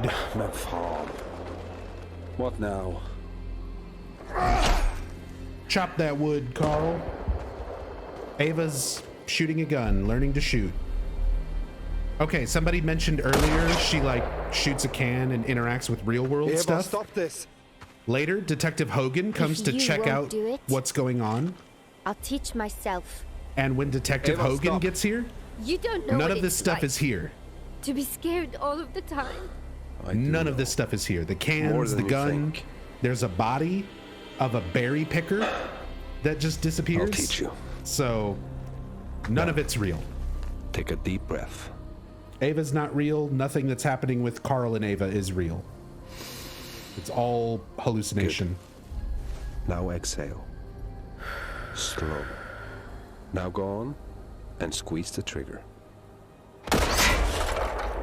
Good. Good. At least I assume it is. is. Aim for vital organs, like the head or the It could heart. just be terrible One writing. shot, one kill. It could just be really terrible writing. But that will take some practice. Can I go again? There could be an episode 3 It's weeks good, from now mate. where like You should head Meta home. shows up and she's like, "Oh, hi Ava," and they just suddenly start acknowledging and her. Don't tell your mother. And it turns out that, you know, she was real the whole time, Thank but you. they just forgot to acknowledge her in the script. So I was thinking too hard about it. Wouldn't that be great?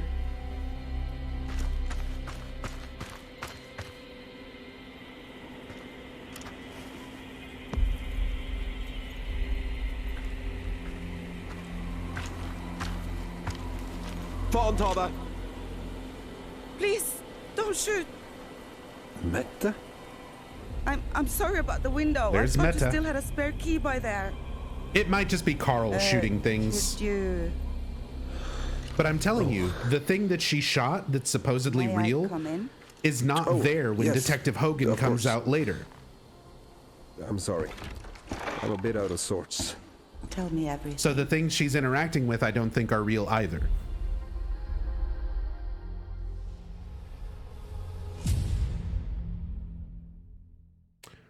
So that's our introduction at the end of that episode to Meta, Ingrid's twin sister. So Carl's dead wife, her twin sister, has now shown back up into the story. That's the one who Ingrid was accusing Carl of having an affair with. And apparently they did have some sort of thing between them, some sort of relationship between them. But Carl married Ingrid for reasons that we still don't know because they don't give us any context about any of this shit. But Meta's there now. Week 3. Wait. Week 3?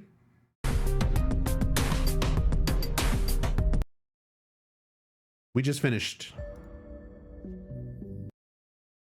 Essentials. Look at me. We did a miss.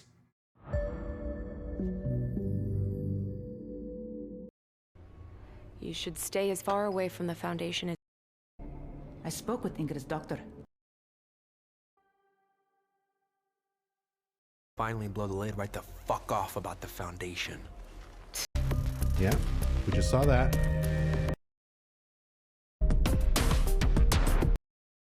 Swear on what? I need you to swear it. Chapter 4.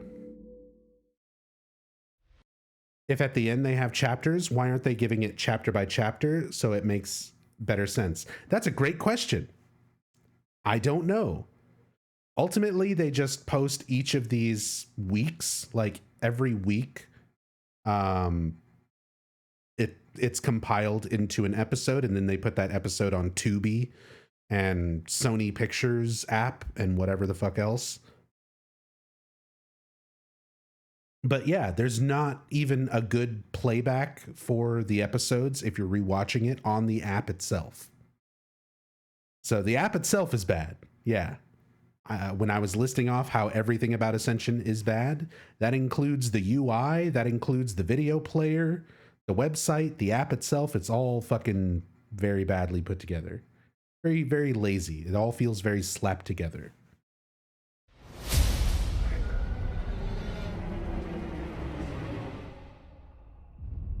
Previously on Silent Hill Ascension. Stuff happened. Who cares? Meanwhile, in Norway...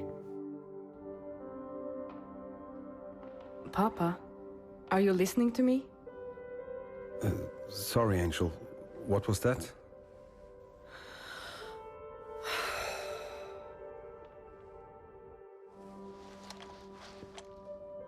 I have her dress picked out upstairs. Speaking of which, did you find her ring? I want to make sure we have everything ready for her burial. Astrid, are you sure you want to bury it with her? She wanted you to have it. I know. It's just... the idea of wearing it, it doesn't feel right. What if I give it to Mette instead? Why would you want to do that? It belonged to her mother and her sister. It would be nice for her to have it if you don't want it. No, Papa. It would be weird if she wore it. So you don't want it, but Mette can't have it either? Some things aren't worth inheriting. Dialogue where we lay out options.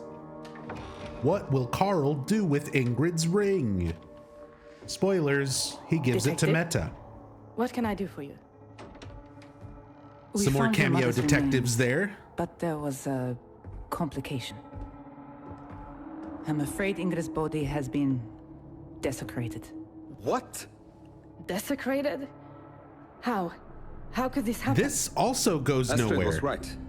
I knew we couldn't trust you to come true for us. I'm sorry. Your apologies aren't going to fix what's been done. This is just another attack against his family. This dude's just living alone on I'll his hold your farm, mother's talking body to until you're 6 ready to bury imaginary her. friends. You can contact my office if you have any further questions. That is the plot of an 80s movie called Rock and Roll Nightmare. I'm sorry you're going I think through that this. it's the one with John I could Micklethor. help with the funeral, or your father. Why would you want to do that? I know you don't trust me, but Yeah, I that's Rock and sincerely Roll do wanna Nightmare. help. We used to be so close, you and I. That's a I'd shitty like us movie, to but it's be way better again. than this. I could handle contacting the other guests, or maybe I can put together some catering for the Where reception. it is just a dude alone I was with always a better imaginary cook than your friends mother. I have enough to in do order with to managing lure out Papa. a devil I can't and spend then my beat him days to death inventing with things to make rubber you squids. feel helpful. Oh. Is it at least Okay, fun then. bad? What do you think, I'll based find on my something to description keep just now? myself busy. It's John Micklethor, a super ripped Let's go figure out where to lay your grandma to rest. metal musician, talking to a bunch of imaginary friends in a house in order to lure out a demon and then fight it with rubber squids. What you're doing? It's Just amazing. looking through Ingrid's old things. It's not good, but Ingrid it's wanted way Astrid more to entertaining than Ascension. That was my mother's ring. Mama wore it every day until she died. Even when she rolled kjøttkaker for Sunday dinner, she never kjøttkaker. took it off. Ingrid never told me that Tassadul, story. can you cook me some Ingrid never did kjøttkaker? appreciate the honor of owning it. You said she wanted to give it to Astrid? Yes, well, that was Ingrid's wishes. But Astrid wants to bury it with her mother for some reason. I see. Well, traditionally, this ring has passed through our family to the eldest surviving woman. That means it should go to you? It was what my mother wanted. So according to I should Meta, get that. the ring should go to her anyway, and that's what the community wound up voting on. Oh, now the monsters are playing Ding Dong Ditch. Carl's gonna get real mad.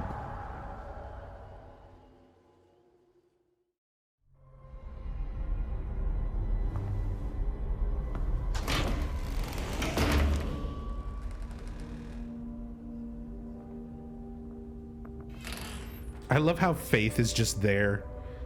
guest So of that honor. was another community choice. Join us, Toby.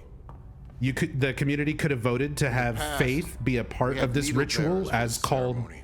the Needle Bearer. It should be a reminder of how But the often we community must voted carry these on not burdens on our involving own, faith. and how some of us can lack faith. Ah, he said it. Because the little girl is named Faith, and she is not part of the ritual because the community decided on Toby it. Sorelli wishes But to she's join still us there. and She's still become part of the like she's right Foundation. there. She's standing right fucking there. None They don't can give bear any the explanation blight as to without a why firm she's not the foundation. needle bearer. She just pure. isn't. If one should falter, the rest shall carry its weight. We are strong. Though others walk in darkness, we bring light. We are truth. Toby Sorelli, blighted acolyte, who have you chosen to act as your guide?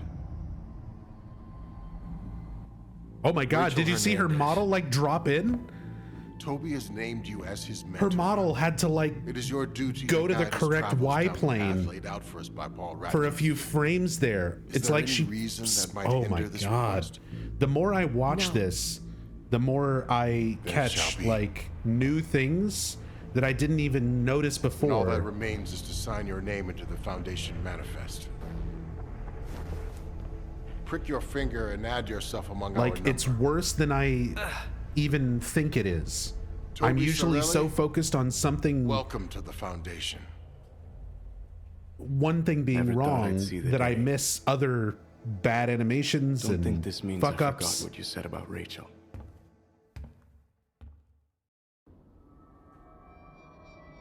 There goes Toby and I Eric wanna being help you best get the friends most out again. of being with us. Sure. And I want you to know I really cared about your sister. I'd like to speak with Toby alone. Hey, what's up, V1? Sorry, been watching this for a while now and gotta I ask, know who wants it this took from a lot Silent for you to Hill? join us. Why would anyone think this is what Silent Hill is Sorry, about? I didn't know your sister better. I don't know. I think we're at this point just too far But maybe I gone can and get more detached from the benefit from original games I can tell you that a lot of anybody new What who happened gets involved to do anything with the She faced a lot franchise of demons just in her has life. no idea what to do I with think it. she was overcome with. Look, I don't see how Rachel or Krista or anyone else at the Foundation is gonna help me get what I want. Then why are you here?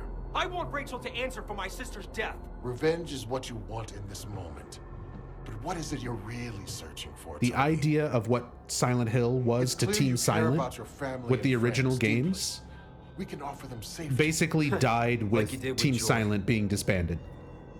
And You're not everybody well who's liked here been in commissioned Hope's to Junction, make are more you? Silent Hill since then, Have you wondered what it would be like to be any of loved, those studios, any of those developers, they admired just even? they have no How the idea hell would you do that? the vision that We're a those original powerful devs community, had. Toby. So they look at If it you at do the something surface for us, level and they go, something for okay, you. fog, what? I monsters, need you to go to trauma, the steel mill. got it. I can't go back there. The Purifier lays a path for all of us. Yours leads there. Sometimes we have to go back to go forward. Fine. But what am I supposed to do there? Light some candles? The Purifier will make things clear. Now go. Bring me what you find there. and I know I'll what to give do you with it, whatever throw it in you the ask. trash. You guys, I'm a huge Silent Hill fan. I love this franchise. I have an unhealthy obsession with the Silent Hill franchise as a whole, in case that isn't glaringly obvious by now. And I, of all people, you would think would be the one defending the franchise, but I'm one of the people who firmly believes that this Silent Hill should just be dead. I would rather not have new stuff if the new stuff winds up being like this. Because it's not Silent Hill. It's just in name only. What the hell? Oh God. No!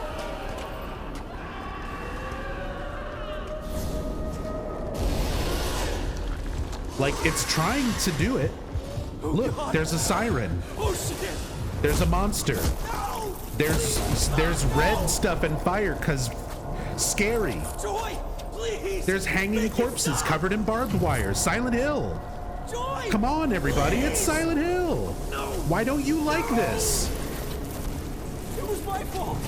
It was my fault! No! He's tortured. Wait. There's trauma. I'm sorry! You love trauma.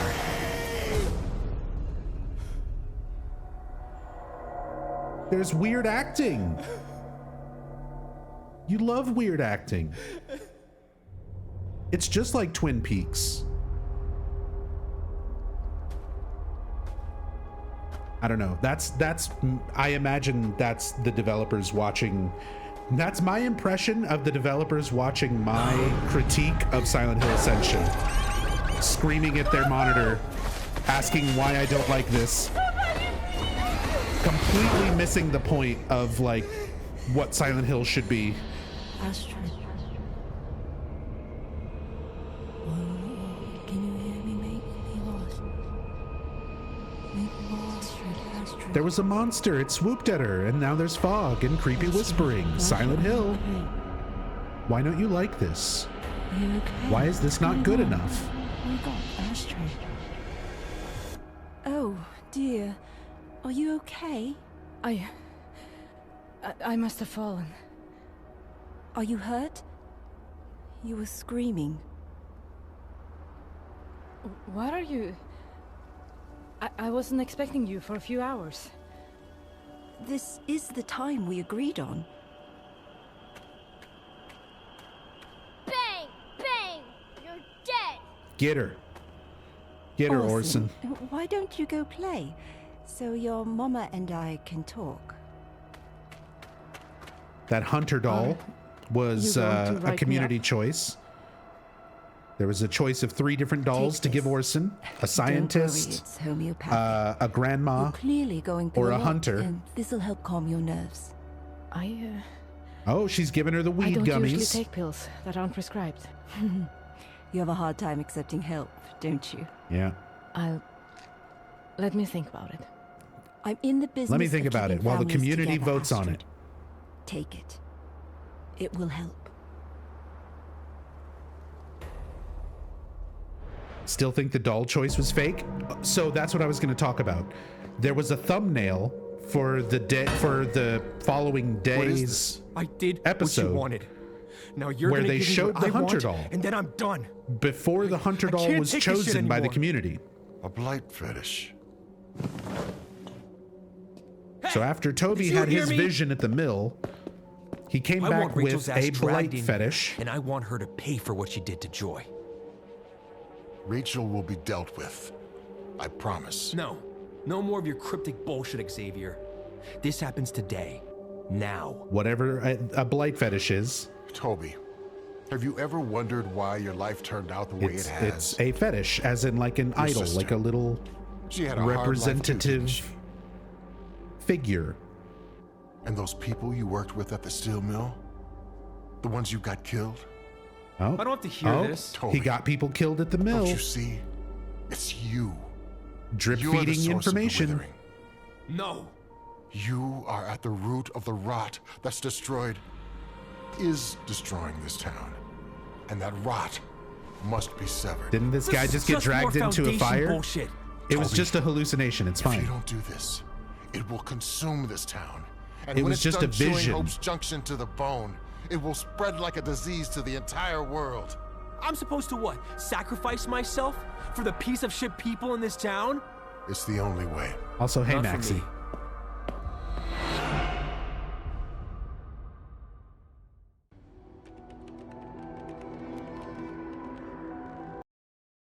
But yeah, Maxie, that's exactly how it's working. Is like stuff just happens and it's like, okay, go to the mill, and he goes to the mill and he has that whole fire sequence and he wakes up holding a blight fetish. It's a thing. It's just a little like totem, a little figure representing blight. Xavier interprets that to mean, okay, you are the source of the blight. You are the source of the withering, which is everything bad happening.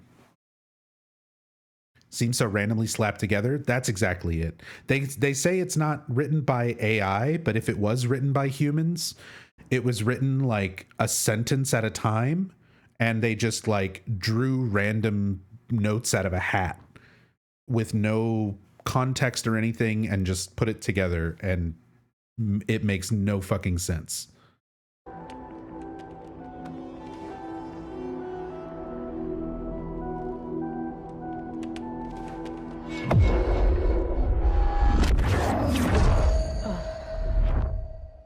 The scenes are only 2 minutes a day, so they have to skip around jarringly. All right. While she has her weird monster dog vision moment, I said I wasn't going to pause anymore, but we got to pause because that's something I actually want to talk about. So the scenes are only like 2 minutes a day, right? They don't have to skip around jarringly. You can write your story to be formatted to work in that format. And I got to tell you, right now, this, with the intentions that were behind this, for it to be a predominantly like mobile app, their largest prediction as far as numbers would have been people interacting through mobile. Mobile app with watchable content that's like 2 minutes or less per day.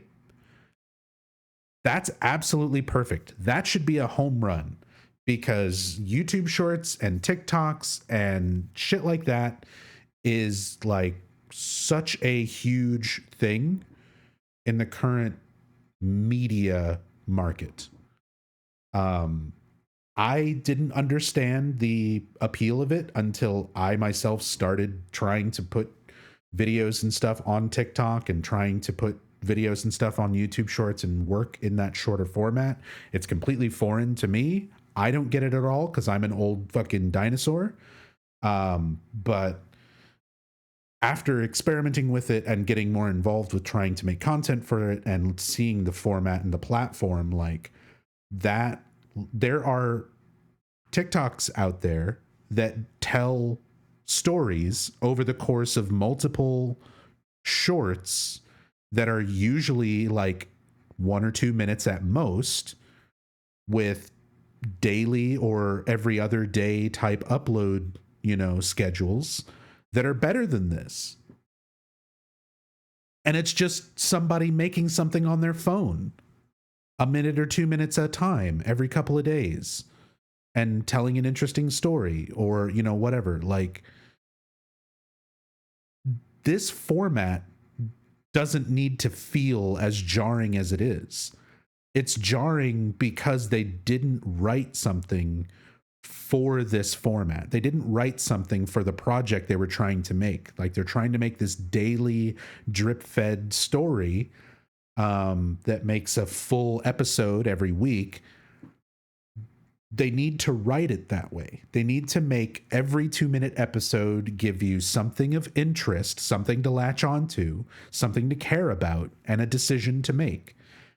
And instead, they write the whole thing out like it's one long movie and chop it up into 2-minute, 3-minute segments, 2-minute, 3-minute scenes.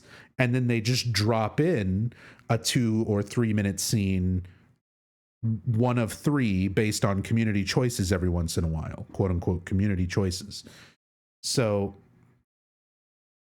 it feels disjointed because it was not written to play out that way.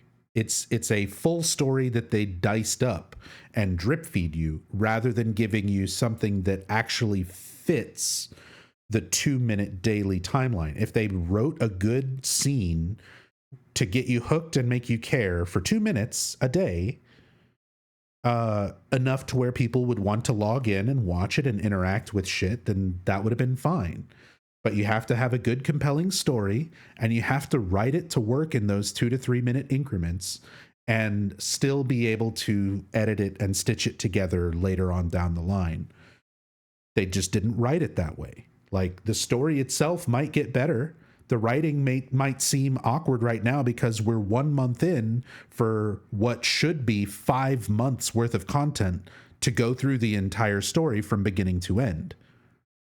We're only 1/5 of the way through the story. So if you were only 1/5 of the way through a feature-length film and you're sitting there going, I don't know what's going on, it's like, well, yeah, dumbass, because there's 4/5 of the movie still left to go. Obviously, you're not going to know what's going on. It's the very first fifth of the movie. But when you're doing it in this format where getting through that first fifth of the story takes 30 fucking days, 30 agonizing days of keeping up with this nonsense daily content, clearly you're doing it wrong. Clearly you're not writing it in the correct way. Like, you need to do something that's going to keep people hooked and interested and engaged daily. You can't drip feed your story where you're 30 days in and you still don't know what the fuck is going on. And that's coming from somebody who I can confidently say I've watched more Silent Hill Ascension than probably anyone out there. I've seen every single one of these episodes a minimum of 3 times. Stuff from like week 1 and week 2, I'm watching for like the, 10th or 12th time now. And I've actively paid attention and taken notes as much as my brain tried to resist that and melt out of my nose instead of giving this any sort of attention.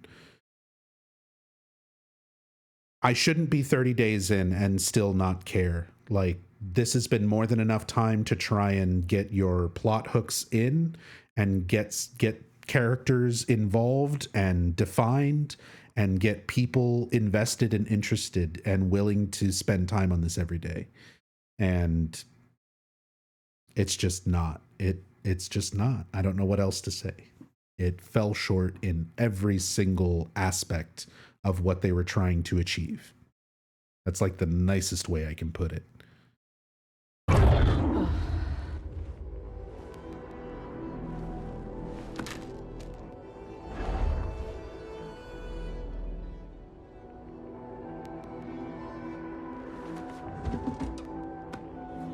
She throws away the weed gummy that the CPS agent gave her. If Mama knew she's being buried on a farm, she'd throw a fit. Well, it is last minute, so you'll Also, Astrid kind of changed her clothes. What I are mentioned my that earlier. options They for never flowers changed again? clothes. She's still wearing the same shirt, but she took off the jacket on top. There's no jacket.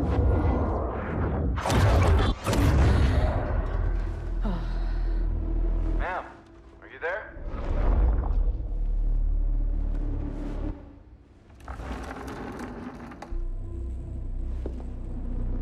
Refused to believe a real community would vote for her to throw the weed gummies away. I think the majority of the people voting have no idea what they're voting for. There is so little context to any of the decisions that you make or any of the story. I think people are just clicking on shit. I think most people are just clicking on shit. They're spending the points to get their loot box, and it's fastest to just click option 1. So option 1 always typically wins. Ungrateful little bitch!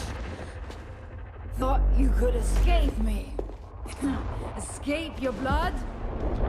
You should beg me for forgiveness. For forcing me to raise such a rotten little shrew. I should wring your neck. Here we go. Stop! Please! Don't make you what? Stab your own mother? Do it! Do it! Be a good little girl and stab Mama in the eye. Oh, she's confronting her abusive mother trauma. Another big night for you, huh? Yeah, fuck you too. Toby being rude to the 7-Eleven clerk, who's just like, whatever, you're buying booze. Having a nice night. You're Toby. The lovable, relatable everyman, the sad wet For man. everything. I don't know what else you want from me, Joy. You won't let me leave. And if I stay, I'm supposed to off myself for a bunch of pricks I don't even care about. Look at those beautiful animations of liquid pouring into his mouth. Maybe I should off Rachel instead. What do you think, Joy? A maiden sacrifice to get you to leave me the fuck alone? Yeah. Mom zombie. 40% of his dialogue is fuck. We need help. Hello? I mean, to be fair, Ascension makes me say fuck a lot. My friend is hurt. I think I need a doctor. Oh no, Toby, you look like monsters to them. What is that? I don't know. Just stay back. You gotta do something. What the hell's your problem?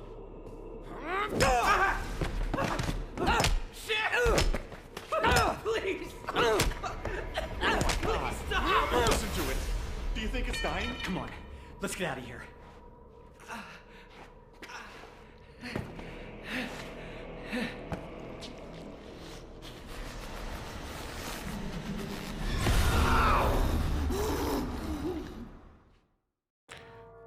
You look like monsters, Toby. Normie's hallucinating too. Yep. Now we got the cameos showing up in the fog, also hallucinating and seeing characters as monsters because that's all it is. That's Silent Hill.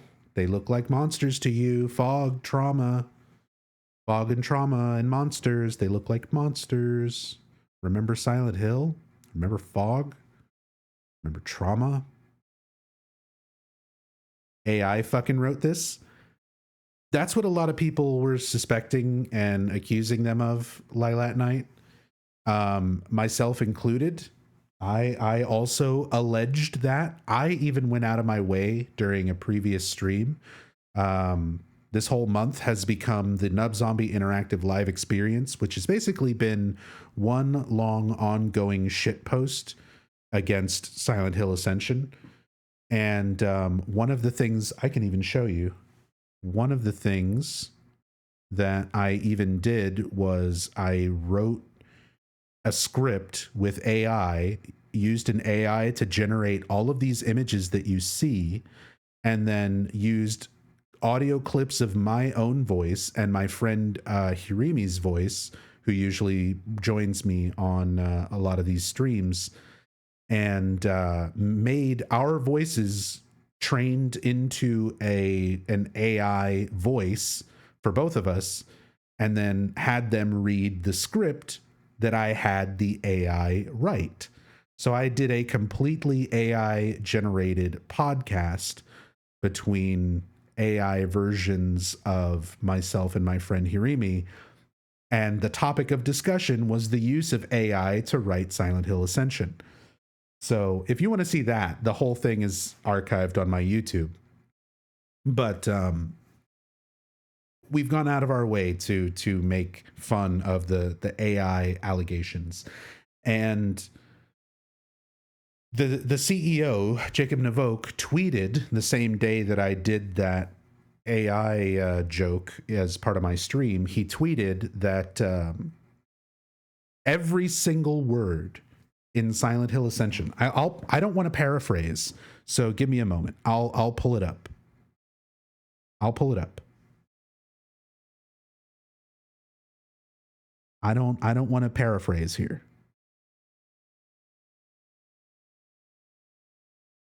So Jacob Navoke stated November 27th at 6:22 p.m. Eastern. Every word in Ascension was written by real people, many of whom have long-running careers in writing, including Telltale titles, Pixar titles, God of War Ragnarok, Resident Evil Village, and more. The writers for Silent Hill Ascension wrote for Telltale, Pixar, God of War Ragnarok, Resident Evil Village, and more. Across our 100,000 plus words, 0 are authored by LLMs or AI, and all are from dedicated work of a talented team. End tweet. Now, again, this is the same person who said anybody could get a refund on the season pass, and I attempted to get that refund and was denied. This is the same person who said a lot of things since the launch of Ascension that is complete bullshit, for lack of a better term.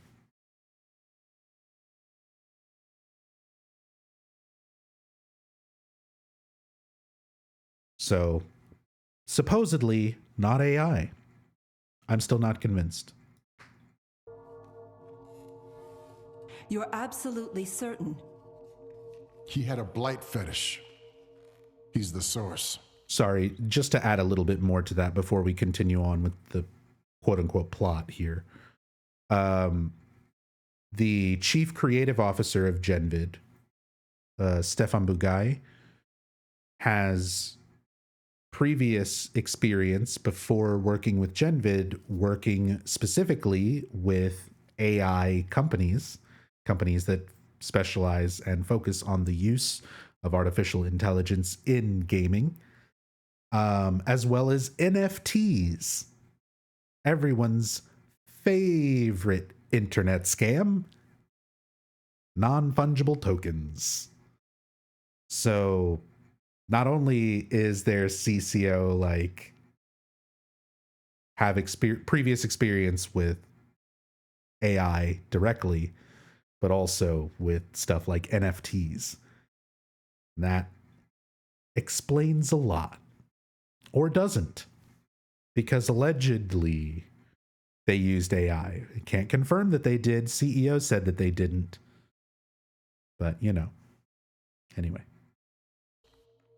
I'm sorry I couldn't tell you sooner. I had to bring him in to confirm my suspicions. I couldn't risk it. This means you can finally put your doubts to rest. It was Toby all along. And where is Toby now? If you are correct, and he's the source of the withering, he needs to be kept on a tight leash. He should be here, under guard. I have Krista keeping an eye on him. But you know just as I do that severing requires a willing heart. Toby has to come to us on his own, which is why I need you to do something else for me. A willing heart must be free from attachment. And I worry Toby and Eric's friendship could become a problem. They've been friends a long time. Oh my God, they're such good friends. All the way back to the steel mill days. He trusts you. I hate this writing Rachel, so much. Look at me. Nothing else is more important right now. Stopping the withering is why the Foundation exists. Withering. Xavier's right. Do whatever it takes. Tell Eric that Toby did something unforgivable or give him an ultimatum. Multiple choices Toby listed in the dialogue. You would have me risk my marriage for this? Whatever it takes. Oh, here we go. Skeletor. No, you fucking apologize to me. You were the one who ruined my life. You ruined all of our lives. I'm sorry I ever had such a worthless, cowardly, indignant little brat for a daughter. I should have strangled you in your crib and saved myself the trouble. Oh, God.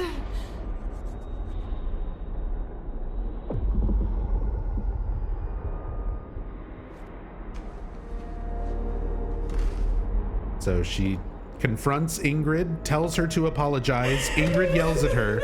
She falls to the ground, stands up, takes a step, and then falls to the ground again. And then her animation like tweaks out there at the end. She like bobs up and down for a moment. Oh, God. If I was a good daughter, I'd get roses, her favorite.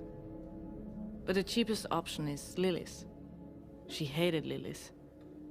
My dad would be furious. Seems like a tedious detail with so much else going on. Why not let Animation probably ended and they had to reset it. That's kind of what it looked like. After all. You still look tense. Did you take that pill I gave you? No. She threw away the weed gummies because the community voted for it. I really think it would have helped you. Well, I work in pharmaceuticals. I generally avoid meds that aren't prescribed to me by a doctor. I understand. Neuropathologist. You can't escape your blood. Everything okay? Not exclusively in pharmaceuticals, Just but a I lot guess on my that's mind. maybe her specialty or something. Asked around about your family. What you've been through, I wonder if there's more to work through than just which flowers to pick. Maybe it's really about what you want the last word to be to your mother. Community Some choice. closure? I don't know if that's possible. What will she say during the It feels eulogy? like whatever I say, I will just make someone angry. Oh? If I say nice things about her, my sister Britt will say I wasn't being radically authentic. The truth is, my mother was a monster. But would I be any better dragging her name through the mud at her own funeral? No one's a monster for speaking their truth. Maybe I should just forgive her. She'd really hate that. Maybe I should do one of these three options laid out before me. I need some time to think on it. With forgiveness. Or peace, for that matter. Maybe it's time to find a little of both for yourself.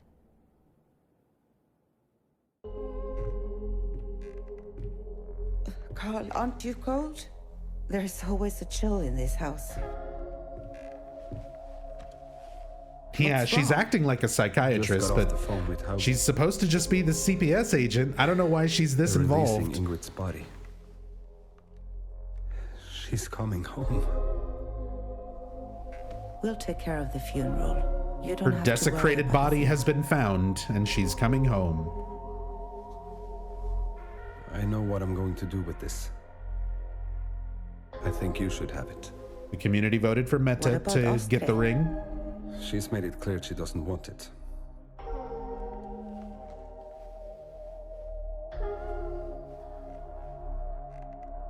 Thank you. I also feel like I'm regret- going crazy. Thank you so much, Flapjacks. I regret that I never gave you a Very ring. much appreciate the resub. Welcome back. I still think about you, you know.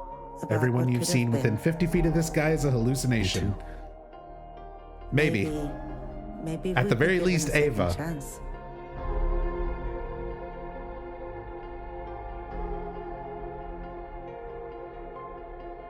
God, it's so awkward. Even with the best of animations and performances, that would be an awkward scene. Finally got Faith down. She made me read 3 And it's so much Foundation worse. fairy tales to her. She reminds me so much of you. Oh my God. I have to show that one again too, because I didn't talk about this one on the previous live and recap. So not only is the kiss and everything with Carl and Meta so fucking terrible, look at this. When Eric walks in, you hear the kiss sound effect, but Eric's head is like nowhere near Rachel. She made me read 3 Foundation fairy tales to her. Like, see where she is? Look at this animation and listen for the little like kiss sound effect.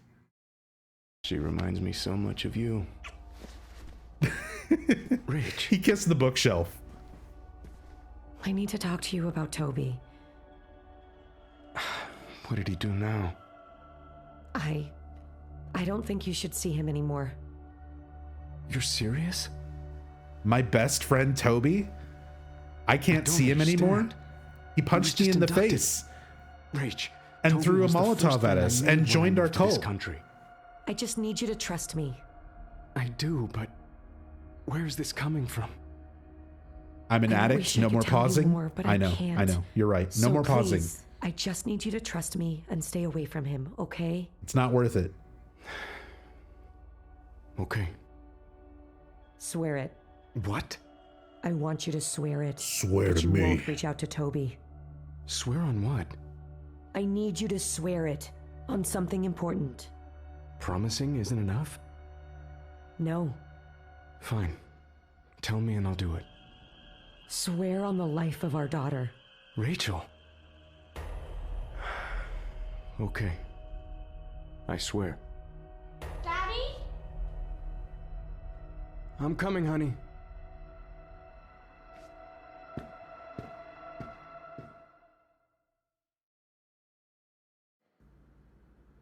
What could be going on with Faith? Give me another one. Not until you pay your tab. Shit. I don't have the cash on me. Then I don't have the beer. My friend Eric over there, he'll pay it. If you're good for it, then pay it. Oh, come on. You know I'm good for it. Eric, Over here. Looks like he has other plans. Okay. Hold on. Am I losing my mind? Or did we not watch the scene of Faith slapping Rachel? That should have been way before this. I keep thinking, like, here comes that scene. But the more I think about it, didn't that happen before the needle bearer thing? Did I completely miss a segment and not even realize it because the story is so disjointed?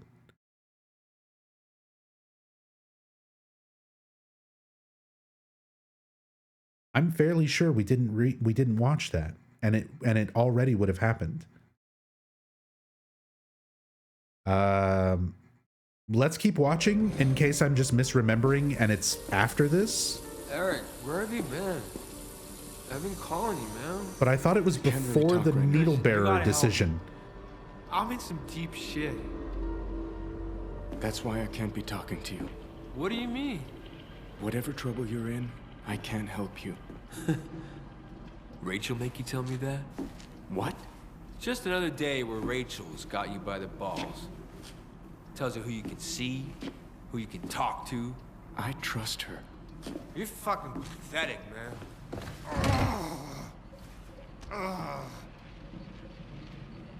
See you around, Toby.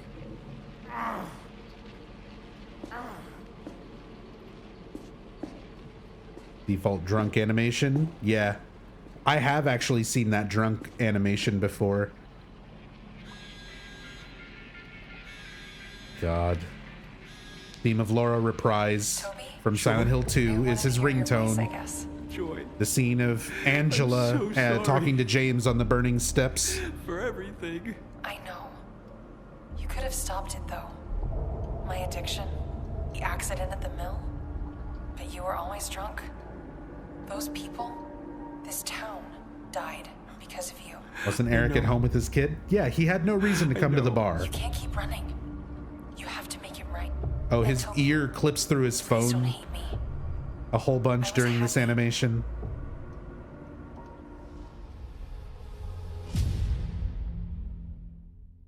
And that's it for that week.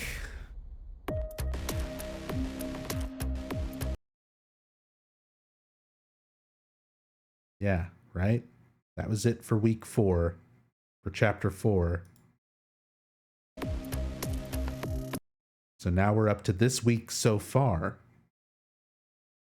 We missed Faith slapping Rachel.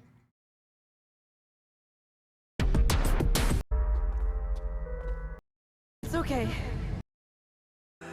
Look at that. Saying, how Who's Rachel? We watched that. Wait, I just noticed it. Was there a bad robot association there? Yeah, this is information we've covered completely in the past, but reiterating for new folks or whatever.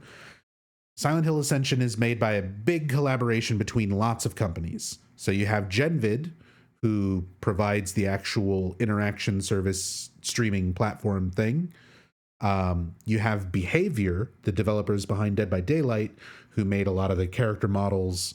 You have Bad Robot, J.J. Abrams' studio, which was doing art direction and story direction. You have DJ2 Entertainment, which provided something at some point.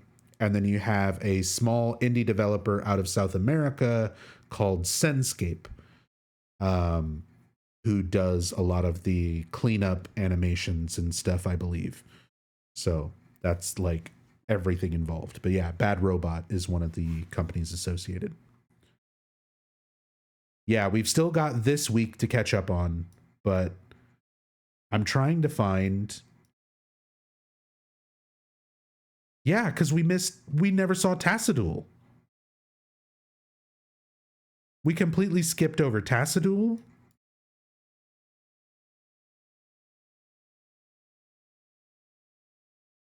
We skipped over the other scene with Zane. We skipped over, oh my god, we skipped over so much shit from this. How did the video player miss all of this? And the story's so fucking bad, I didn't even realize that we missed like 30 minutes worth of plot, because all of this, like, none of it makes enough sense to even notice that scenes are missing.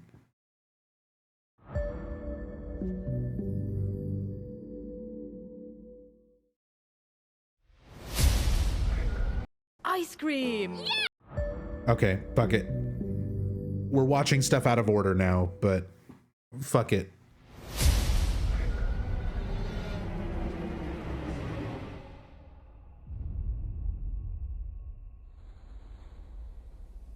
Somehow I skipped all this and didn't even realize that I was skipping it. Because it's so fucking bad. Where are we going, Mama? We are gonna have the best day ever. I know it's been tough. Losing your grandma. And I know you were scared when you couldn't find me the other day. Yeah. So, we're going to have a great day today. We're going to take the bus over to Storbyen and go get ice cream. Yeah! But first, a present. Look at that animation. Excited little Orson. Ice cream. And look. This is where he got I his made him a doll. hunter, just like Grandpa. The hunter doll. You can track rabbits. Later with him. on, we saw him with the hunter doll going I think pow he pow just you're likes dead to watch at them play. CPS lady. Bang, bang, bang. You're dead. See, but this is where the decision was made that he actually got the doll. And that was one of Okay, the ones where they Orson, showed that's it enough. on the thumbnail before the decision was even What do you finished. say we go get that ice So cream? it was a rigged choice, Okay. most likely. The bus should be here Otherwise, in a they few wouldn't have known which doll to show on Better the get going. thumbnail. These are some of the worst animations, also. This again. Come on, Orson. Mama, what's going on? Everything's Orson's okay, model Angel. is going to completely Come on. freeze and The stop bus is right moving. over here. Mama, I'm scared. Just watch. Look. He's completely It's okay. frozen and not moving. I got you. And then his arms do this weird animation when Astrid picks him up. It's like they didn't know how to okay. animate these two models interacting. And they're trying to obscure it with the fog as much as possible. I wanna go home. I know, Angel. But I need you to be a brave boy, okay?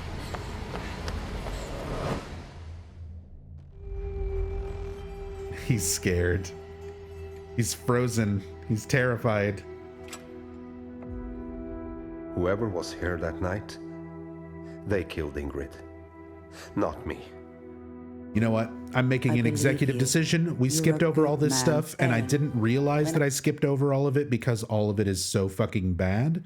So we're just going to brush through this little bit. It's only like 30 minutes of stuff.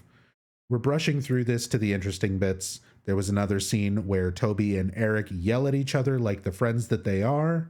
There was a scene of Toby wandering around in the fog where he meets Zane. So we'll watch that. What the hell? Hello?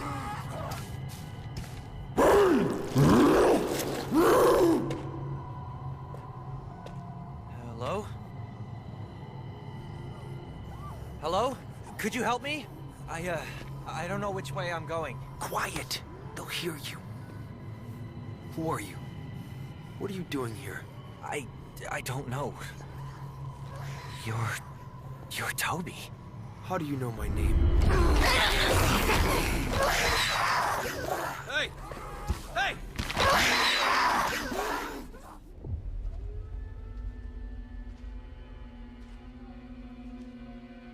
Okay, so Toby gets lost in a fucking loop. He's trying to run away from the town, and he just keeps looping back into the town, finding monsters, finding that guy named Zane. Is that Toby's Maria? Zane has some larger role to play in the story overall, but we don't know any of that information yet. It's nothing that they've talked about in any kind of detail in the first 30 days worth of content so far. So he's the biggest voice actor that they have in the entire cast. Plays that guy. And that guy has only had 2 sentences of dialogue in the entire first month. So I'm guessing he's going to be a big character in another like month or 2.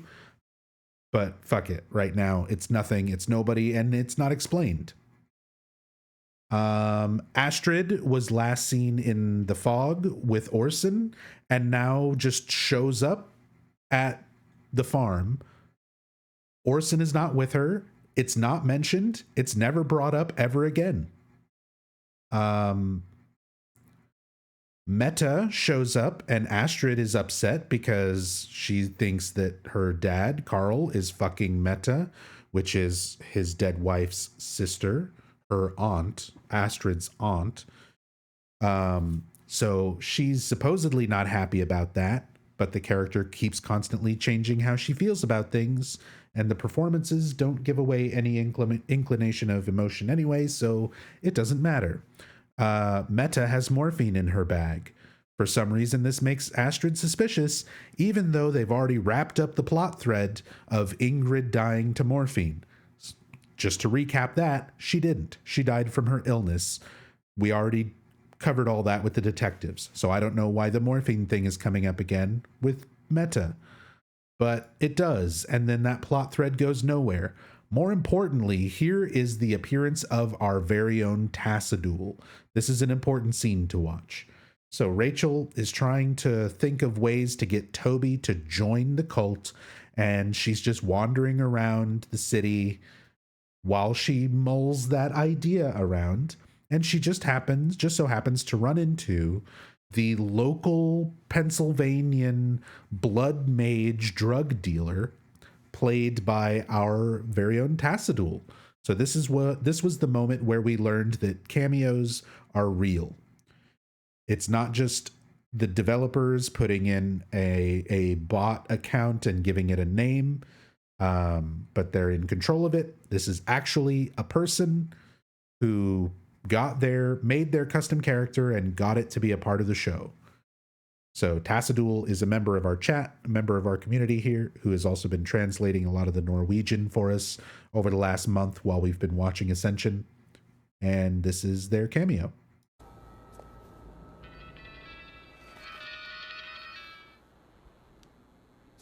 Yeah. Hello?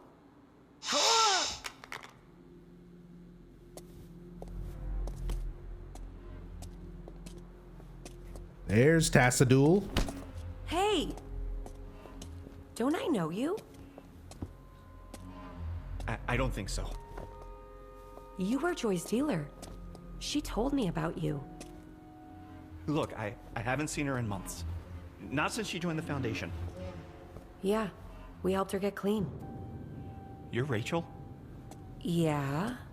Toby talks about you sometimes. Toby. I need to find him. Do you know where he is? He doesn't like you very much, but he listens to me. He likes me. Listen, I need Toby to do something What a for good me. performance. Would you help me talk to him? Fine. How much? What? Money. Use it to buy more drugs. Whatever you want. Just help me, please. Getting high sometimes stops them from coming. Or maybe I just don't notice them. Blood. I need yours. What? For protection. I love how that just comes out of nowhere. Blood. Please. I Just need a little. yours. A drop. And I'll help you. That seems pretty interesting, right? This goes nowhere. He gets the blood, and he takes her to Toby, and then we never see Tassadul again. Astrid? No Orson. Astrid shows up. She says she left Orson at home, so apparently she got out of the fog, like, just fine.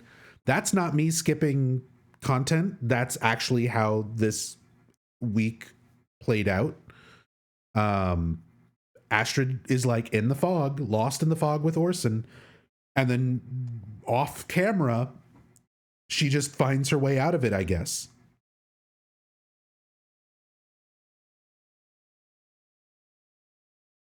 Carl talks to Meta at the ice hotel. Their friend Leo shows up and says, you should put runes around your farm. That'll stop the weird stuff from happening. And they do that. Oh, here's Tassadul's next episode. Come on. Just a drop. Yes, it is Falling Ashes. The otherworld transitions in here visually take most of their inspiration from the movie. Now take me to Toby. Dialogues as dry as the Sahara Desert. Yeah, everything about this is terrible. All of it is bad. The show is bad. The interactive elements are bad. Animation, voice acting, script. God damn it! The app, Lost in the fucking the fog UI. for hours, and now this. I got All of it nothing sucks. else to say to you, Rachel. Welcome to Ascension. Toby, wait. Just hear her out.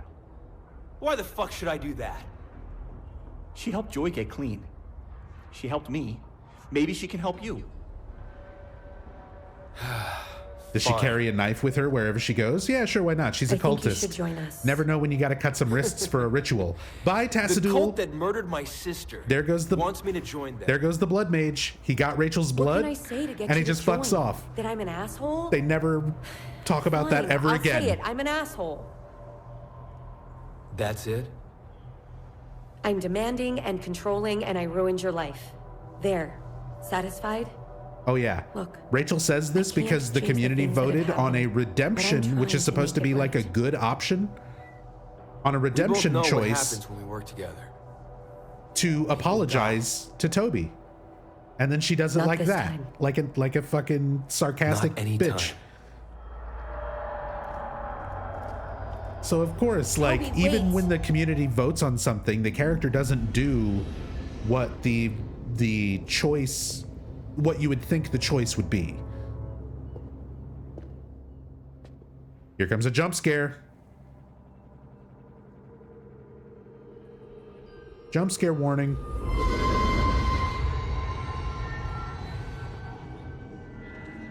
That's not the jump scare. It's going to be a close-up of one of the models' faces. The scariest thing in the world.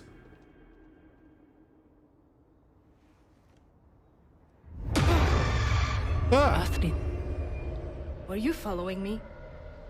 I need to speak with you. About what? Olivia, what's going on? There's been a mix-up at the morgue. A mix-up? What does that mean? My mother's there. Oh yeah. This is the moment That's where it's revealed We're not sure she's there anymore. the body is missing. So we missed this whole plot point. Don't worry, we've already skipped ahead and saw that it goes nowhere. Ingrid's body is at the morgue, Astrid's mother's body, and the body just goes missing. And then a few days later, they find it and they're like, yeah, we found it. It was desecrated. They don't say how it was desecrated or where they found it, but they're just like, we found it. It was desecrated. But now you can have the funeral. We found it. And then they just have the funeral. And it's never brought up. That's every single plot thread in this entire thing. They bring something up, it goes nowhere, and then they just drop it. And it stops mattering at all.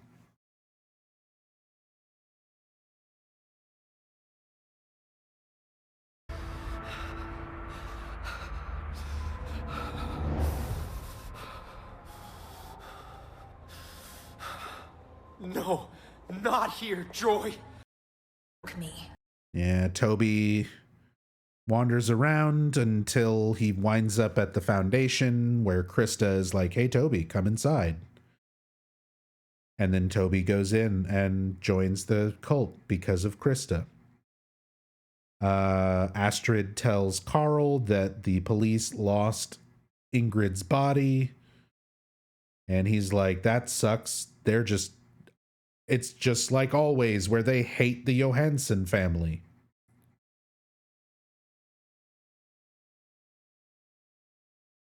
You're wanted. What did you say? This is it. I tried apologizing. This is but why Toby we're wouldn't budge. going back into Well, you're not the exactly footage I his favorite missed. person. I don't know, Rach. Ever since your ritual, things have felt off. I mean, I have some ideas, but are you ever gonna tell what really happened that night? Eric, you know I can't tell you that. Why? Why not? I'm your husband. Toby warned me about this. He said you were using me to get what you want at the Foundation. Toby will say anything to hurt me. You know that. He said you were gonna get me and Faith killed. Rachel, are we okay? We're gonna be fine. I promise. But right now, I need to figure out what to tell Xavier. Can't you just apologize and move on? Just let the community Does everything decide. have to be so serious all the time? Xavier is a man of conviction. He expects the same of me. I just wish he'd own up to what he's put our family through. Mommy? We'll be okay. The Purifier... I can protect us. Ah, this wasn't the scene. We watched that for nothing. One kill. Oh, okay, that's okay. This was a scene worth watching. The introduction of Crimson Rain 72, another user cameo, playing the role of man in woods picking berries who makes jam. Everyone's favorite Silent Hill character.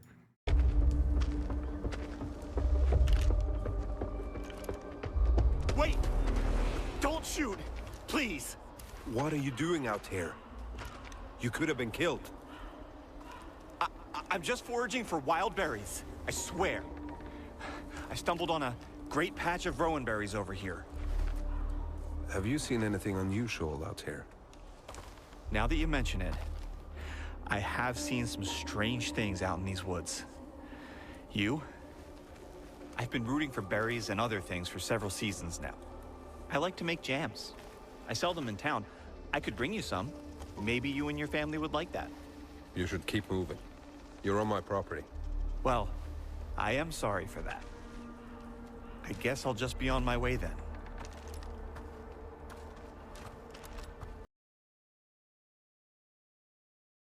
There's the berry man.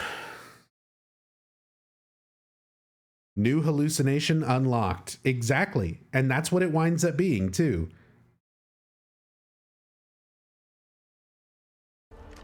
And what are you running from? Toby talks to Krista, join the cult, blah, blah, blah. Nothing important.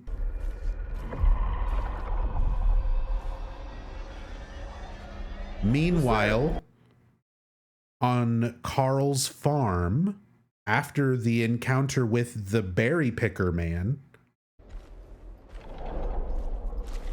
Hello?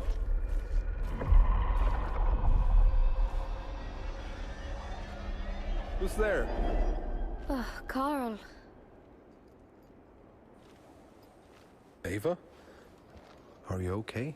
So we have Ava, just to, again, to recap, not a real person, some sort of delusion or hallucination.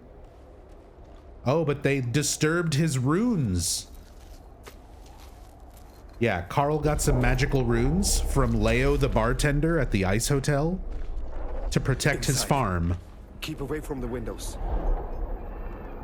That's a real thing that happened. I'm not afraid of you! That plot point doesn't go anywhere either. Oh my god, a monster.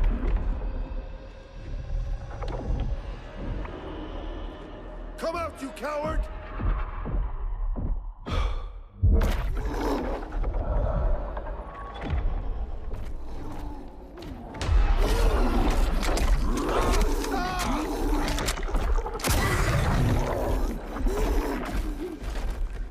I got it.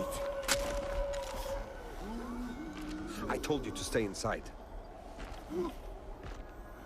Use the runes? Oh, he does. Just wait, just look. He gets attacked by a monster, but then look, it was Berry Man. What's going on? Here's the Phasmophobia death sound. It's literally a stock sound effect there from Phasmophobia. God. look. Howard. Did you do all this? Howard. Were you here that night? Did you kill Ingrid? Rip the heart from her, Talon. I'll let you hide on this farm. This is your tomb. I should just drag you out to the woods. Leave you to the wolves. How dare you pick my berries, you bastard. Once, when I was little, I found this newborn bunny out on the farm. It had no fur and 2 little holes in its belly from a cat bite. I thought I'd get in trouble if I killed it. Cool story. So I wrapped it in a rag and left it to bleed out. But I never went back to see if it actually died. Do you think it died, Carl? Carl? Carl's just having a moment. Carl's having a moment with all of his hallucinations right now.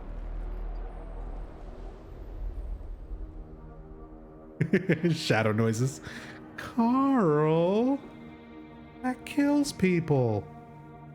Look at these cameo characters. Hold on. This is now the 3rd time that we have seen the default cameo character model.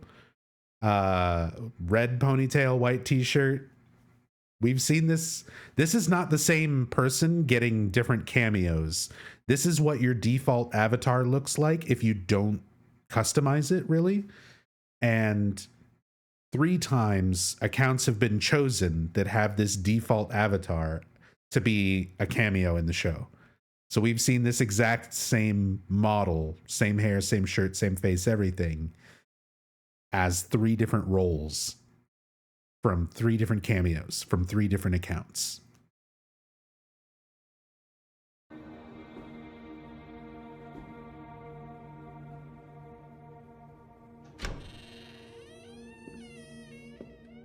You should have told me your plans, Xavier. I know, Barbara, but... I'm sorry, No, I was expecting you. You were?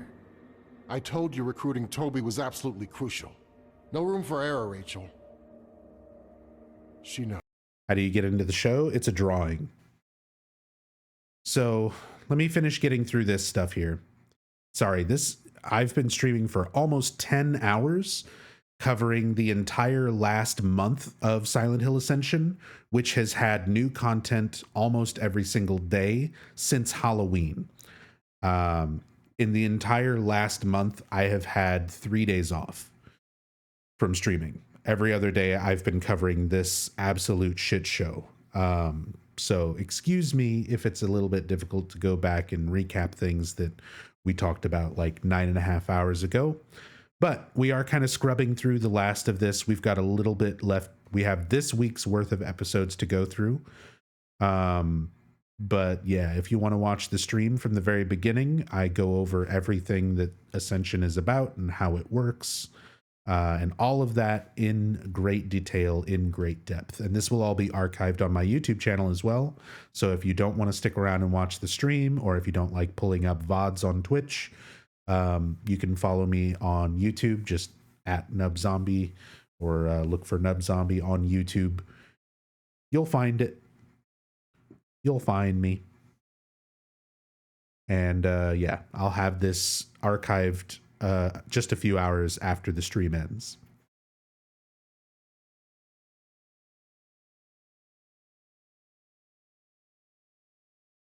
Okay, so they talk about some useless... Do I really need to say anything here? Nope. They talk about some useless shit. Good. But we want to get back to Carl's farm and the dying berry picker man. You shouldn't be here. See this? Too late.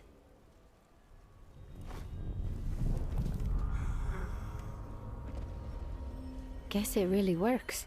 Leia was right. There you go. There's the wrap up. There's the conclusion to the fucking magic runes. He talked to the bartender at the local hotel. He said, use some magic runes. Carl uses the magic runes. A monster attacks him and then reveals itself to be Berry Picker Man. And Carl just picks up one of the runes and goes, I guess it worked, and threw it off to the side.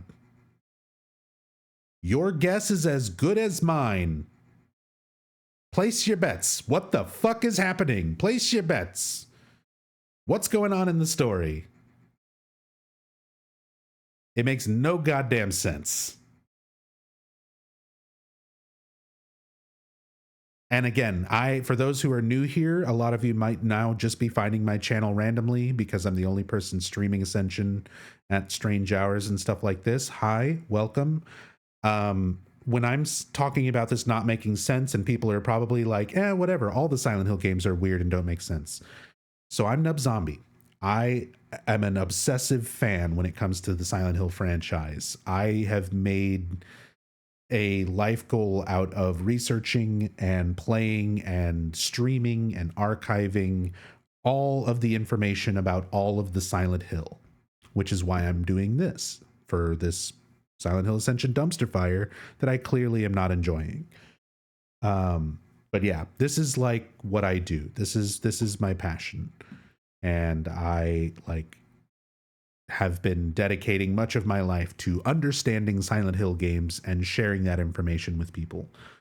And from the standpoint of someone with tens of thousands of hours of experience in playing and researching and understanding Silent Hill games, this is a dumpster fire that makes zero sense. It's poorly written, it's poorly acted, it's poorly animated, and it's just all around terrible. All around awful. So now that we've caught up, let's see what happens with Berry Picker Man on Carl's farm.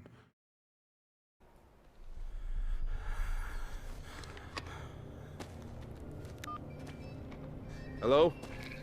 An intruder has been badly injured on my property. It's the Johansson farm. So he Please calls hurry. the cops. He calls the cops. I'm telling you. They have the most awkward edit here where I didn't even realize okay, time has passed. Immediately cuts to the same scene, same location, but later when the police arrive and Ava is gone, Berry Picker Man is gone, everything is nothing is there. It was all They were right there. Carl's imagination. I don't understand it. There was blood all over the place. Carl, did you hurt someone? I don't know. Looks like our K9 unit didn't come back with anything either. And one of our dogs is missing. As far as I can tell, nothing happened to your Carl. But if that changes, you know how to get in touch with me. So that's it. None of them were there. Also, there's a dog missing. I don't think they've gone back to that plot thread either. I completely forgot about that because they don't do anything with it. So yeah, not much else happened here except for this scene. We do need to watch this one. But if that changes... It's an honor to be a needle bearer, Eric. Discussing whether or not Faith should be needle bearer. Legendary. This is the only good part of Ascension so far, is this scene right here. Especially at her age. It's been 30 days of daily content. This is the one good scene. I just don't think this is the best thing for Faith right now. She's already scared, and sometimes the Foundation is, well, scary. Listen, you know I'll support you no matter what, but... No buts. My word is final on this, Eric. Why are you yelling? Faith, honey, aren't you supposed to be playing in your room? I got bored playing alone. Go back upstairs. Mommy and Daddy are talking. But I want to play hide and seek. I want Mommy to play. How about I play with you? No, I want Mommy. She never plays with me. She's always working at the Foundation. Screaming and throwing a fit isn't how we get our way. That's what you do. Maybe if I yell and shout, I can get what I want too. Faith? Honey? Play with me! That's it. Go upstairs to your room. You're in timeout, young lady. No! Faith! Say you're sorry. Now! Faith, come back here right now! I'll go get her. No. I'll talk to her. Oh god, I must have watched this clip like 1,000 times already. Are you over here? That's the only even remotely entertaining part of Ascension so far. Like, here's the thing. Even with bad things, like me and my girlfriend and our friends, like, we get together, we watch bad movies as a pastime. Like, it's something that we enjoy. I like watching bad but entertaining movies, and like, it's something that we've enjoyed doing for a long time. So even something that is like bad, if it's bad to a certain point where it's funny and entertaining, you can still get some entertainment value out of it. And with Silent Hill Ascension, if all of it was, you know, stuff like that scene of Faith having an awkward tantrum and slapping her mother and weird berry pickers in the woods, if everything was that like ridiculous, it would at least be entertaining for being like over the top and schlocky. The problem is, it's been 30 days and we have maybe 90 seconds worth of clips, including that one, like, that goes to that point where it's so bad it's entertaining. The entire month, and you have like less than 2 minutes of so bad it's entertaining value out of Silent Hill Ascension. All the rest of it is people standing in a pre-purchased asset environment, reading lines off of a page in the flattest voice possible, and character animations doing next to nothing and still somehow looking bad. Ad nauseum. It's mind-numbing.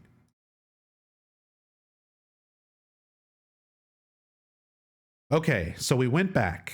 We watched the essentials. It's a 10-hour stream, baby. We started here. We watched all of week 1. We've watched and discussed all of week 1, watched and discussed all of week 2. We've watched and discussed all of week 3. We've watched and discussed all of week 4. Now let's watch this week so far. 25 whole minutes of the glorious content from this past week.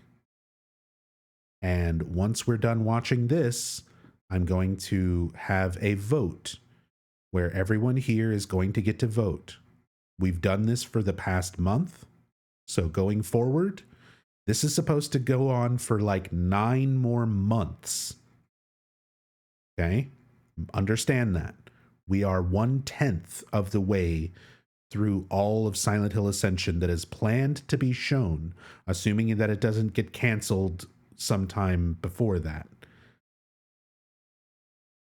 We're 1 month in, and this is definitively one of the worst things I've ever had the misfortune of experiencing, simply because it has the words Silent Hill in the title. So it's up to you guys. I'm going to leave it up to the community. If we keep doing this daily, if we change it so that we just do like a monthly story recap, or if we just say fuck it and never ever give this any attention ever again. The choice is yours, and you'll be able to vote with your scam points. So 25 minutes of content, and then we'll make that vote. Yeah, Funk Squatch. So for a lot of people who've been having questions about kind of like the bare basics of what is Ascension and how does it work, it's not a video game. It is a terrible TV show. But instead of a show that just gives you like 1 episode per week, this splits up the episode into like 2 to 3 minute chunks and gives you a 2 to 3 minute chunk every day. It originally started on Halloween, this past Halloween, and at first it was daily. So every single day, 7 days a week, you'd log in at the same time. You would watch a new 2-minute clip of the episode for that week. There would be an interactive part afterwards known as the Endure sections, which are just QTEs on a screen while pre-rendered videos play. It's not a game. It's barely interactive.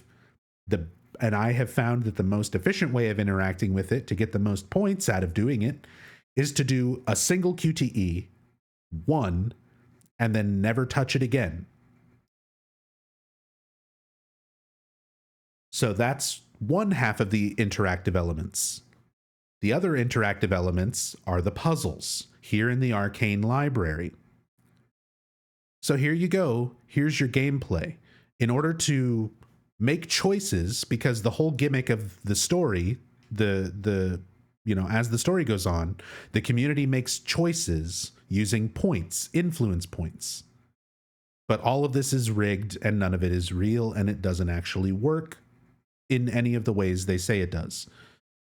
But the gimmick is they're trying to convince you to get a lot of points, and you get the most points by going to the store and spending money. And that's how they make money. It's microtransactions. Get the points, use the points to affect the Silent Hill canon forever. That's how it works. The cameo system is this. You use those same points to buy raffle tickets, and they do a drawing of those raffle tickets to decide who randomly gets chosen to have their avatar show up in an episode of Silent Hill Ascension. Mine has not shown up yet. I made him look like Zach Baggins, the host of Ghost Adventures. And even the cameo system is basically rigged, because people who are willing to dump a bunch of money into points and buy the most entries into it will have the most likely chance of showing up. The other option is people who don't want to spend money on this, like our good friend Tassadul, who showed up as a cameo. And what Tassadul did is made 10 different accounts, all named Tassadul, and farmed up all the free points that he could on all 10 accounts to try and guarantee that he would get a cameo appearance. And eventually it paid off and worked just by sheer force of probability and numbers. So I mentioned getting free points. Well, how do you get those free points? Well, you get that by playing the mini games. You ready for the mini games? Before we even get into this, let's talk about Arcane Library. Here's the mini games. Here's Stones. Ready? Tell me if you've seen this one before. Tell me if this rings any bells. If this seems like a familiar game to you. This is a Silent Hill game. This is the first new Silent Hill media in almost 10 years. Silent Hill PT came out in 2014. This came out in 2023. This came out this past October. This is the first new Silent Hill thing in almost a decade.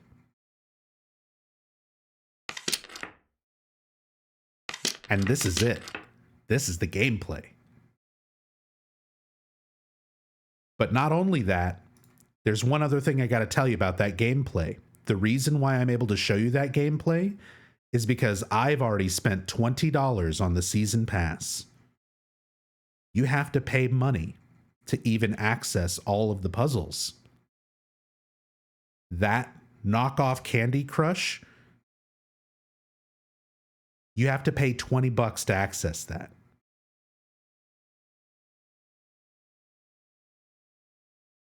Let me show you what else that $20 gets you. Here's a new one. This is one of the newest introduced games. They only introduced this one a couple of days ago.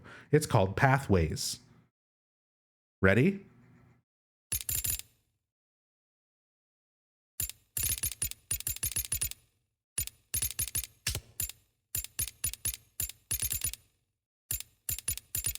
Why are you supporting this?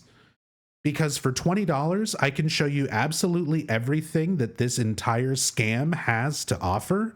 And the thousands of people who watch my content can look at this and say, oh, I will not interact with that. I will not spend my money on that scam. Thank you, Nub Zombie, for showing me that this is a waste of my time. That's why I do it.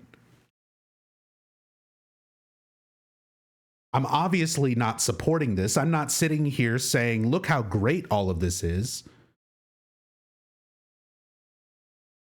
I'm sitting here suffering without a day off for the past fucking month straight to show people exactly how garbage this is because nobody else is covering it as in-depth as I am.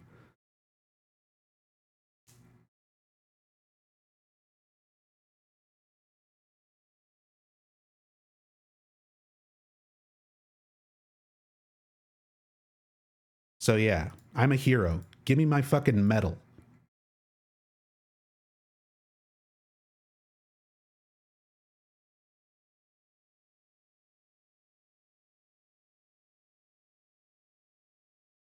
Look at me claim my daily login rewards. It's broken. It just keeps giving me the daily over and over. The entire thing's just not even working. Well, let's refresh it and let's just get back to the story recap. We're almost done. All we have is this week so far. 25 more minutes of content. And then we're going to have a poll so that all of you can decide, do you want me to keep showing you content from Ascension or do we drop this?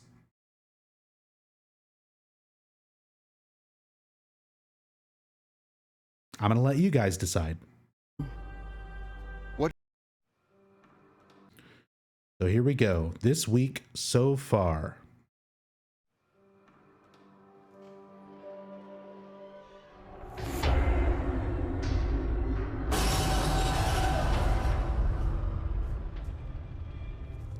If you feel you can do it, go for it. Dude, I want to rip my goddamn hair out after 30 days of this. If this goes for its full run, it's 10 months.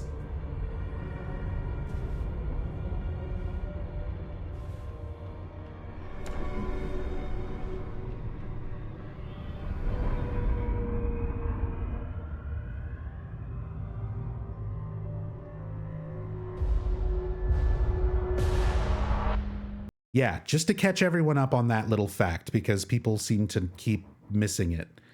Originally, it was going to run for 6 months, okay? That was every day without ever taking a break. Then they figured out that they need to take a break to give people time in between the first run and the second run, because the entire duration is meant to be 2 full runs of the story. So originally they said 6 months, where if it ran every single day, 7 days a week, with no breaks, it would have taken 3 months to get through the story one time, and then they do a New Game Plus run for another 3 months, where the choices from the first time around are not available. So that the second time around shows you a completely different story pathway, right? Originally, that whole thing would have taken 6 months. Then the CEO realized that they need to take a break in between the 2 runs. So it went from 6 months to 8 months because of that break. Then, after about 3 weeks of doing it every single day, 7 days a week, they got feedback from people saying, it's way too hard to log in 7 days a week and keep up with this garbage. Can it be fewer days?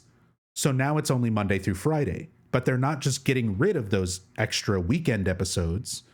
They roll over to the next week, which rolls over to the next week and extends the entire thing out from 8 months to 10 months. You're getting an extra 2 months worth of shit because you're only watching 5 episodes a week now instead of 7. You following so far? So we're up to 10 months. 5 months to go through the story one time, 5 months to go through the story a second time, and we are through month 1. And this is undeniably the worst thing I've ever had the misfortune of having to experience after 30 days of it. So you can vote, you can decide, you get to destroy my sanity. If you want to see me do this every day for the next 9 months, you can vote for it, and I will do my best. If you decide to vote for saying, fuck this, never interact with it again, I'm totally down with that too. We can drop it, and I'll be back Monday, and we'll do some Silent Hill story playthroughs of good Silent Hill games, and it'll be great. Or we can play Alan Wake 2, or we can play Dead by Daylight, or anything that I usually do on the channel that's not Ascension. What if it gets canceled? There's a, I guess, likelihood that it could, but I guess we'll figure that out when and if it happens.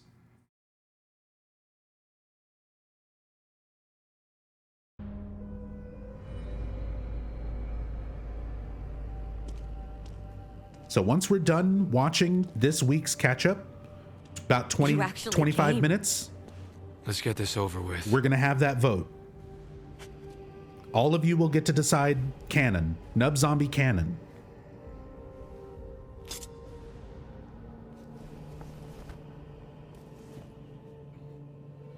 Before we begin, I'm a man of my word, and so a promise must be kept. Xavier Wood? I said, come here. When one Foundation member causes another member harm, even in service of the Purifier's will, this breeds blight and must be addressed. Now that that's done, you, our blessed, must take care of this much greater source of blight. That scene of Xavier cutting Rachel didn't even show on the live episode. Is important, Toby. Because the playback fucked up when it was showing it live, and it cut to the next scene too early. I'm ready. So we didn't even see that live. We are blighted. Our words are woe. Our deeds are rot. But we are not lost. By hollowed blade, I draw out the affliction.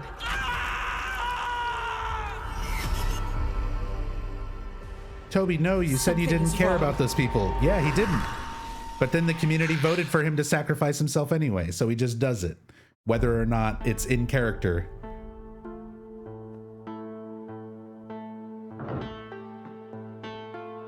Now we're gonna watch these old people fuck. What the fuck is this? Just kidding. Cock blocked. Wait! Rooster blocked. You two couldn't even wait for Mama to be buried? Let me guess. You gave her Mama's ring too. What? Is something out there? It's just Orson. I had to leave him in the car. What? Why? He's throwing a fit. I don't know Orson's how he's just going to trapped make in it the through car. ceremony. I could watch the boy. Okay. Oh, I'm sorry. I know I said I wasn't going to pause anymore, but I've got to pause because we talked about it earlier, and it's just so fucking stupid, and I got to point it out. How many episodes, how many pointless scenes did we watch of Astrid yelling at Carl, telling him, I don't want you around my son anymore? How much pointless fucking time did we spend going through and watching those scenes and recapping all of that stuff? All for this? It's fine now. You can watch. You can watch Orson. They didn't resolve anything. They didn't work out their issues. They didn't confront each other and talk this out. It's just a plot thread that goes nowhere, like every other thing in this story. Help too. I'd rather she not. Orson doesn't know her well. Look, I just need It to is make sure latex. he doesn't go up You can see up here, this is scene number 2 out of 15 for this week. So we just watched scene 1. Now we're watching scene 2. to the casket. I don't want him to see Mama like that. The boy deserves to say goodbye to his grandmother. He's too young, Papa. He might cry about it, but you just have to be firm with him. Damn it. That's the funeral director. Everyone's Just got a watching for fucking me. Silent Hill You owe me ringtone. that much. This is Astrid.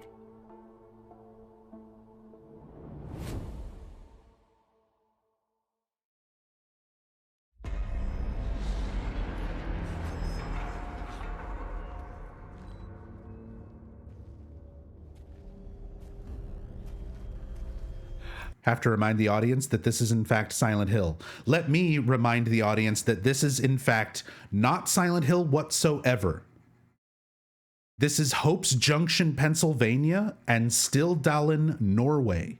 Every time we see the Johansson family, Carl, Astrid, Mette, Orson, all of that, that's in Norway. Every time we see the cult, Toby, all of these group of characters, that's in Pennsylvania. None of this takes place in Silent Hill. No one is from Silent Hill. No one is going to Silent Hill. No one has mentioned Silent Hill in the first month of this supposed Silent Hill story. Let me remind everybody where we're at. The only time Silent Hill has been mentioned is in the fucking title. Otherwise, there is zero connection to anything else in the franchise. How?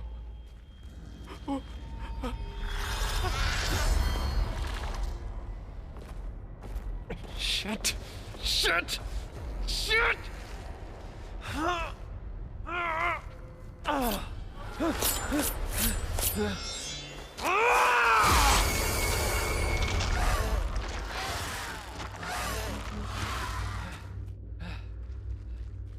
Toby, what is... Rachel, we have to finish this. We have to end the withering. Toby, I can't. Yes, you can. Toby, Don't stop being a cold-hearted bitch on me now. There we go. Toby sacrificed himself. I made it right. This is what the community voted for. I made it right.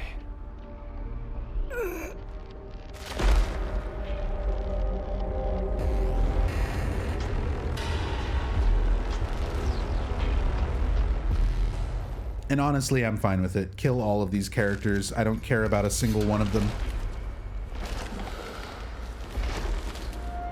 Oh, look at the Silent Hill monster. The Collector. He's way cooler than Pyramid Head, right? Everyone's new favorite Silent Hill monster, the Collector. Right? Right, everybody? He's got fingers for a head. Huh? Fingy head? I understand you're going to say a few words.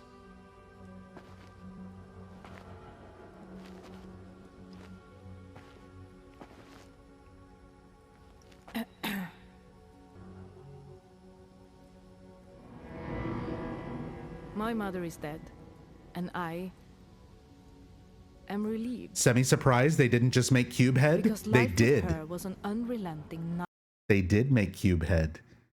He's one of the monsters that we've seen during the Endure sections. There was a single day this past month where, so after the daily episode, there's an Endure section where you watch one of the characters from the show run through a generic Silent Hill environment and get chased around by monsters while you do quote unquote quick time events on the screen. The QTEs are pointless. They don't change the video that you're watching. It's just tap the screen to get some points while a video plays. It's the most boring, basic shit ever. One of the days they said there was a boss fight. The devs do pre-shows and post-shows. During one of those pre-shows, they were like, by the way, during Endure sections, there are boss fights sometimes. And they rigged it on one day to make the boss appear no matter what. So the day the boss appeared, we got to see it. And that was Cubehead. It was just a big, like, buff, hairless gorilla with a square cage for a head that was on fire.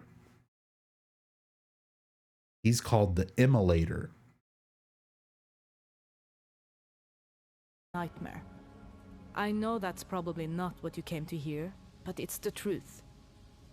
And I'm tired of covering up for her behavior with lies and smiles. That's not what life was like here. She was a monster. Don't know why, but it bothers me so much they didn't change their clothes for the funeral. Goodbye, Mama. Yeah, of course not. They never changed their clothes.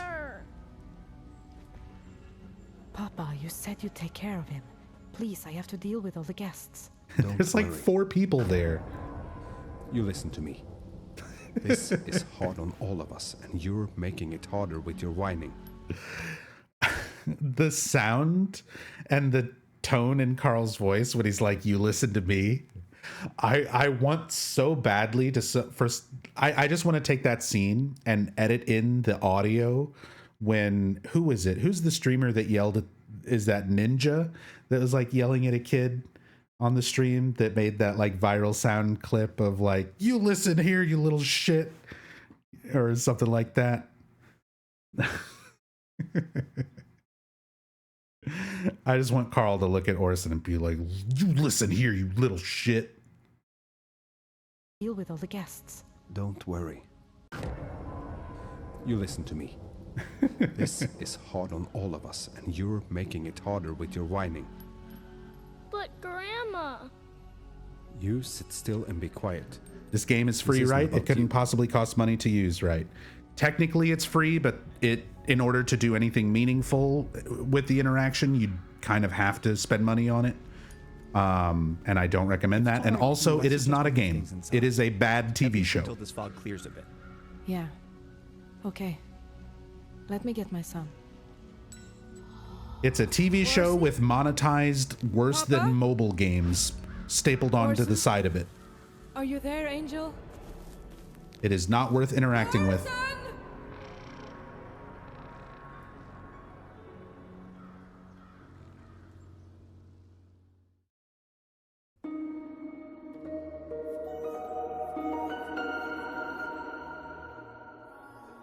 Toby was the source of You ever just look at your hands? Now he's gone.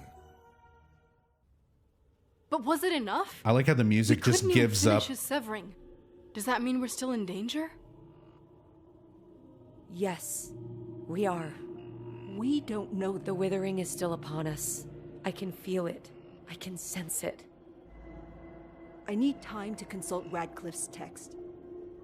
We all know Rachel has a special relationship to the Purifier. We do? Enough. Barbara's right. Krista's the only one with some sense. Get some rest. Meditate on Radcliffe's teachings and pray to the Purifier that we can find another solution. We've tried killing people and it hasn't worked, and now I'm all out of ideas. All right, but did I do enough?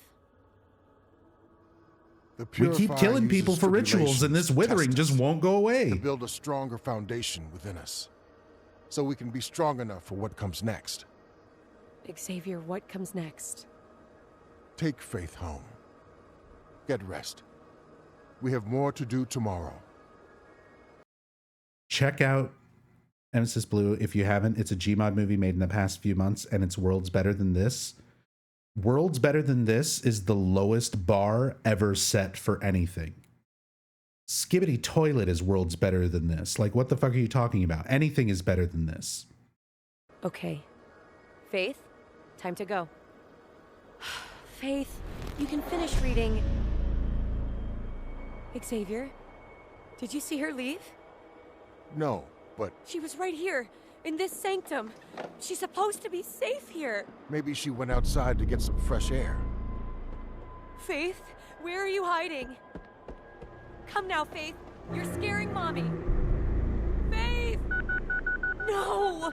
I can't lose her. So Orson is going missing. Faith is going missing. Please pick up.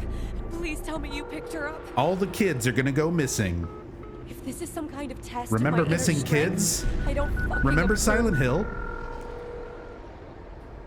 Cheryl! What is going on? Faith! Where are you?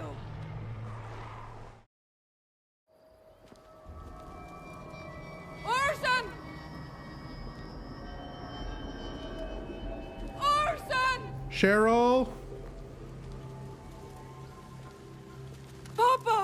Sean? Where is he? He was sitting right next to me. Josh? I told him to stay there and be quiet. So then where is he, Papa? Jason? Why don't you know? You wait there. I'll find him. Orson! Orson! Sharon! Orson? Honey, is that you?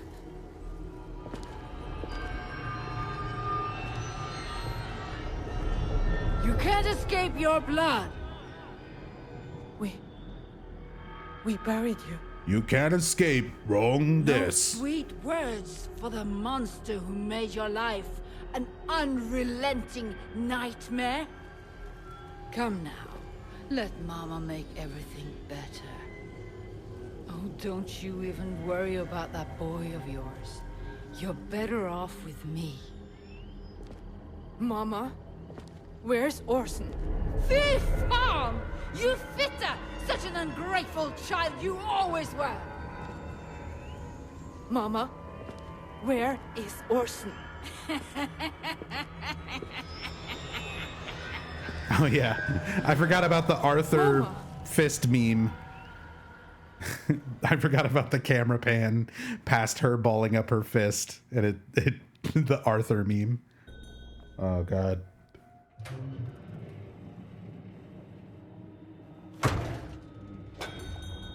Hello?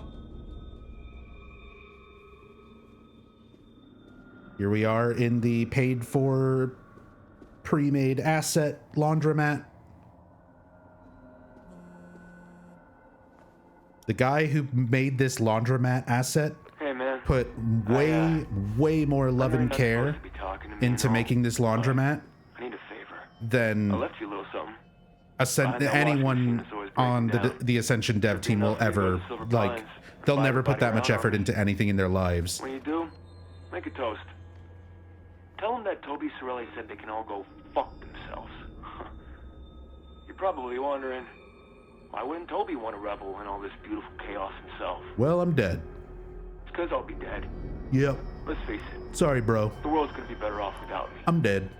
Tell everyone I said fuck I'm gonna off. finally do the right thing. Like you always seem to do. I just want you to know that well, you're the only real friend I ever had. Heard this was bad, but holy shit, this is aggressively awful. Yeah, that's a good way to put it. Come on. That's a good way to put it. It's more than just bad. It's worse than bad. Hello? Toby?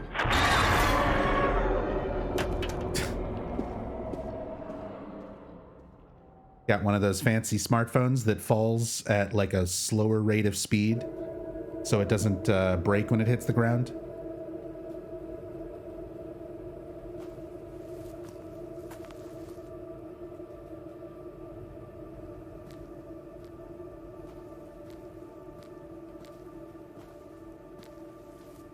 You'll take me to Orson, Mama?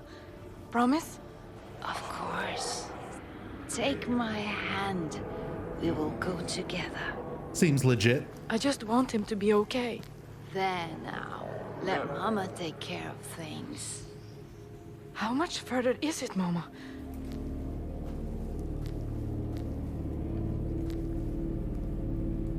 Mama? Ugh.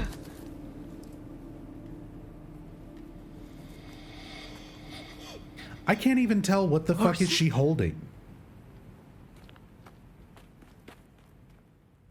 Like, what even is that she's supposed to be holding?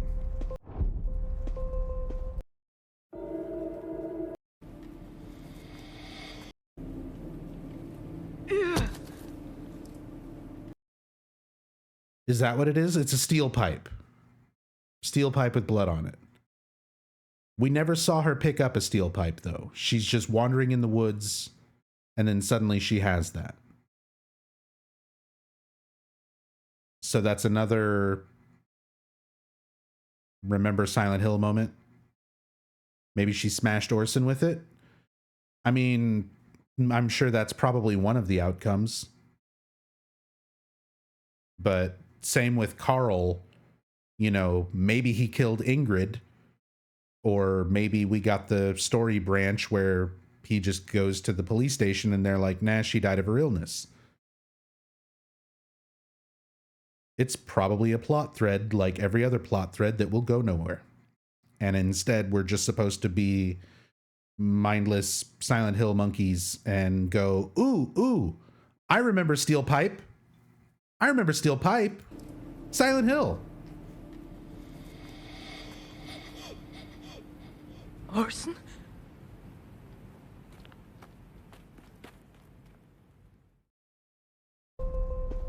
Faith? Faith? Where are you? Faith?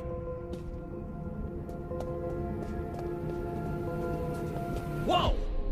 Careful. Oh, sorry. I didn't see you there. You almost stepped on my rowan berries. A dog? No, I'm looking for my daughter. Your daughter? Did you lose her? She, must have wandered off. My pup got off the leash, and I've been trudging through this pea soup for an hour. We could look together. Maybe your kid's with my dog. Yeah. Maybe your kid is friends with my dog. I've seen you before. This is a cameo. Foundation, right? This is a user-created character. I think so. My wife used to go there. Before she died. I'm sorry for your loss. I'm alright. That's why I got the dog. Thing is, when she got sick, my wife wouldn't go see a doctor. She was convinced the Foundation could make her better. I was pissed. Mostly at her. I just couldn't bring myself to forgive her. Do you think I was wrong for being so angry at her? She just wouldn't listen to me. Even as she got sicker, she was convinced the Foundation would cure her. And even though I knew they couldn't, I think some part of me was hoping it was all real. The Foundation, it failed me too. It did? I mean, technically, didn't you fail the Foundation? I am. It's just... You're the one doing all these rituals that fuck I'm not sure I up. believe in everything they teach anymore. Sounds like you're wising up. Wish my wife did. They really did a number on her. Have you seen my wife? Built her up, gave her a sense of power and control, only to trick her into giving them complete control over her. She was a shadow of herself at the end. Maybe it's time to get out before they do the same to you. Why are we even building up all of these cameo characters? You hear that? We have more backstory for this cameo that's never going to show up ever again than main characters. Come on, let's get you home. Like, what the fuck is wrong with them?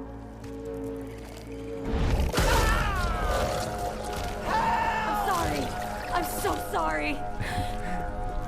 And off she goes.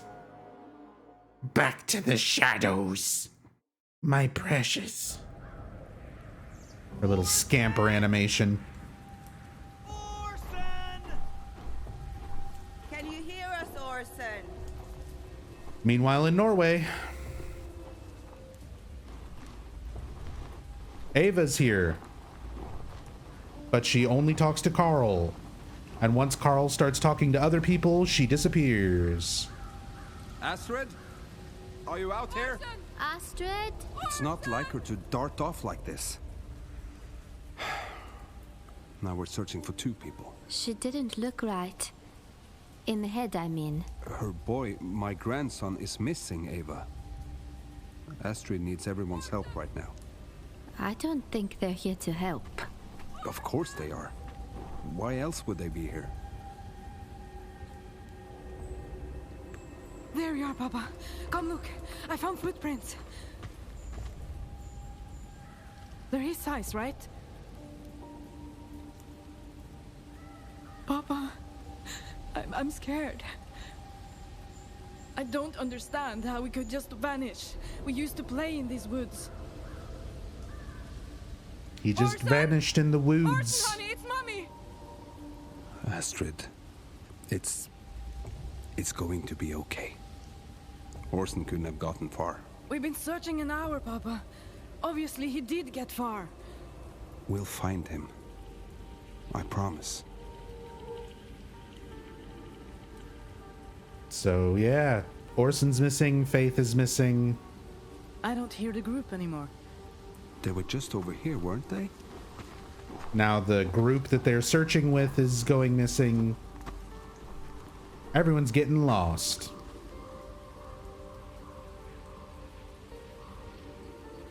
No one cares. Orson! Orson! Orson? It's Mama! What happened here? We should have seen this fire from several kilometers away. So then we just cut to the next scene and they're just in a fiery, smoky other world. We should find the others and... They're just here now. Looking for Angel, Orson. I need you to listen to me. If we stay out here much longer, we could die from exposure. And what about Orson? He's alone and scared.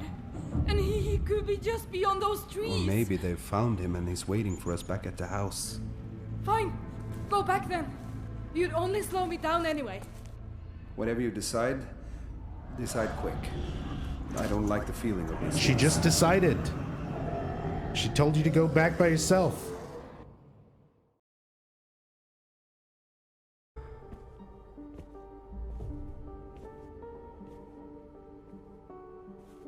Thanks for the drink. Can I return the favor?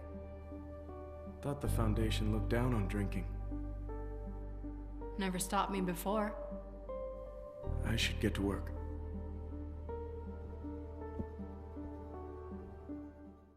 It's 2 a.m. I gotta get to the laundromat. Rachel? Rachel, what's wrong? It's Faith. She's gone. What do you mean she's gone? I'm being punished for doubting our teachings. I know it. Just breathe. There may be a logical explanation for this. No, there isn't. You've seen it out there. The withering is getting worse. And now my daughter's lost out there. Or worse. Where's Eric? Does he know? No. I don't know where he is. Then you have to find him. Tell him that Faith is gone. He'll be able to help. I'm afraid. When we were watching this live, I thought the audio was fucking up there, and I just realized that's supposed to be the sound effect. I'm afraid he'll blame me for losing her. Just tell him that his daughter's missing. Find him. Where's Eric? It's supposed to be the sound effect of the candle burning. No. So when we watched this live, I heard this sound effect, and I thought it was just the audio fucking up because it sounds so bad.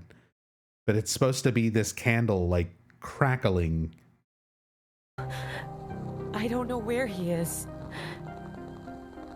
Then you have to find him. Tell him that Faith is But gone. it doesn't He'll sound be able like to a help. crackling flame. I'm afraid he'll blame me It sounds like for a losing fucked up her. audio port. Just tell like him that his daughter's missing. You like don't if need you to don't tell have your him anything headphones else. plugged in all the way and it's kind of staticky. It will be. You just need to have as much faith in your husband as he has in you.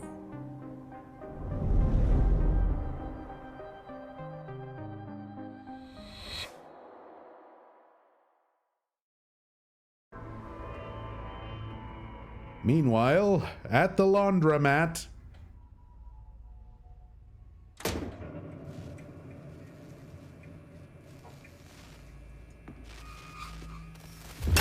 What the hell?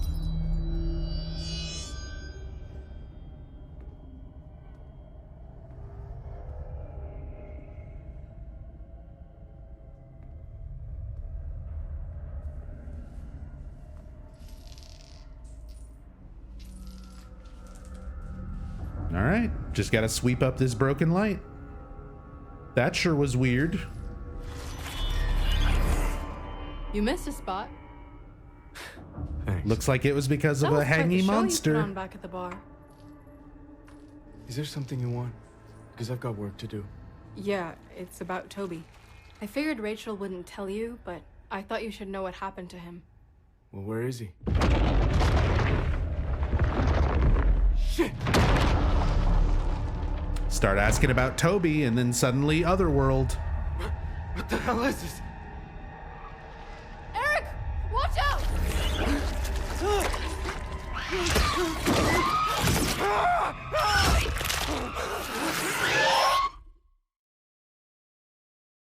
I don't think I can go on. Let's go back to the house. All right, so that happens. I'm sorry, Astrid. Eric's getting his face eaten off, I guess. Let's go back to the house. See if they found him. Meanwhile, in Norway. Astrid, please. We need to go home. Okay. Let's go back. Orson could be there waiting for us. And if he isn't?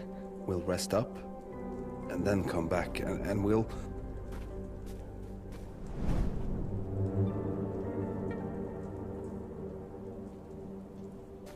This way.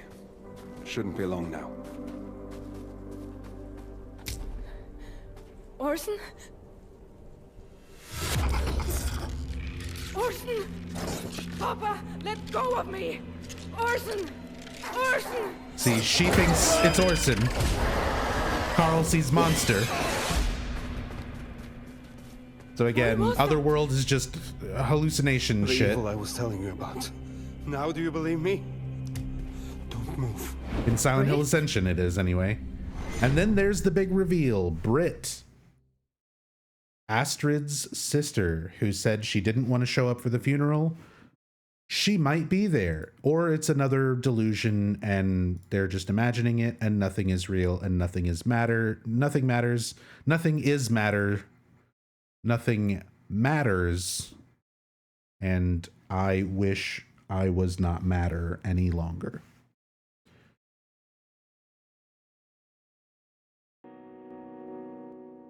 Okay, everyone. That's it. She does resemble Ava a little bit. Maybe that will play into the story. Maybe we'll find out. Or maybe we'll never experience Silent Hill Ascension ever again. It's up to you to decide. We are almost at the 11-hour mark for today's stream. And I'm going to take a short break, but before I do, I'm going to make a poll.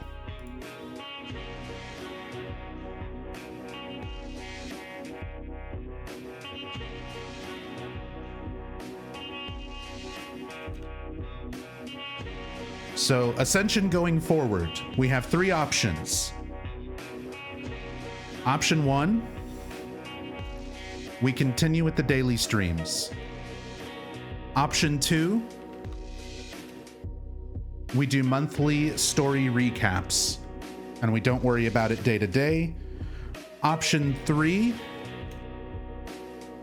we never touch it again. You can vote with scam points. The poll is going to run for 10 minutes. And it starts now. I'll be right back.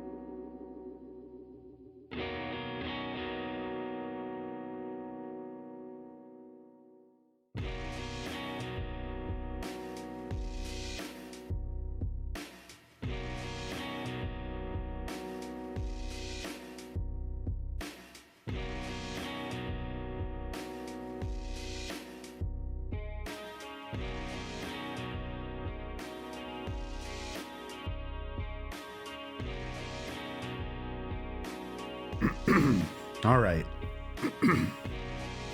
My throat's about to give up. We still have a little over 5 minutes left on the poll.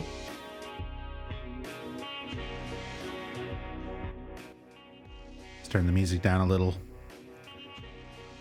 A little bit over 5 minutes left on the poll.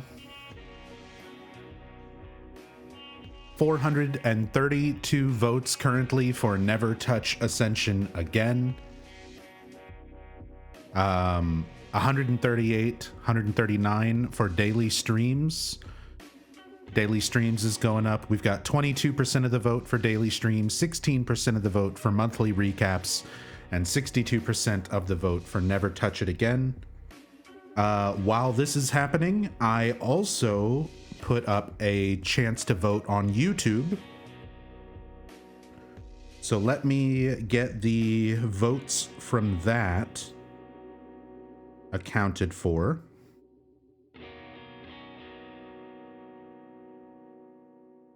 That was 194 votes total, and it was tied 38% to 38% between daily streams and monthly recaps, with only 24% of people on YouTube voting for Drop It and Never Look Back.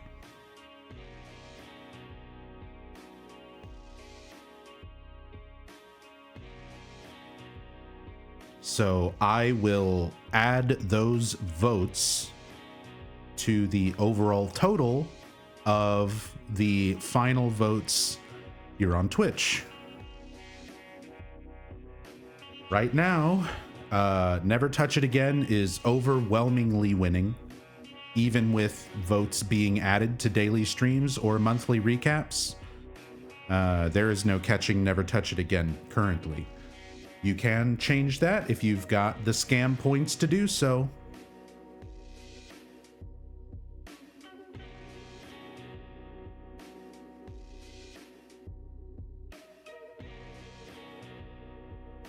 Vote for whatever you think would be best going forward. Man, fuck it, play Alan Wake 2. I mean, we're kind of at that point. We're kind of at that, man, just fuck it, there's better things we could do with our time. Sorry, give me a second. I'm adjusting some stuff here.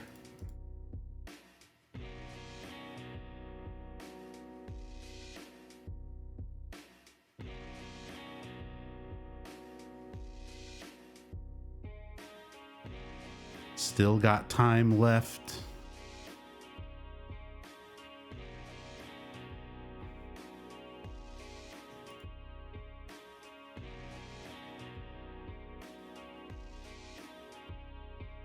Let me know if the audio and everything is okay. I'm trying to kind of fix stuff.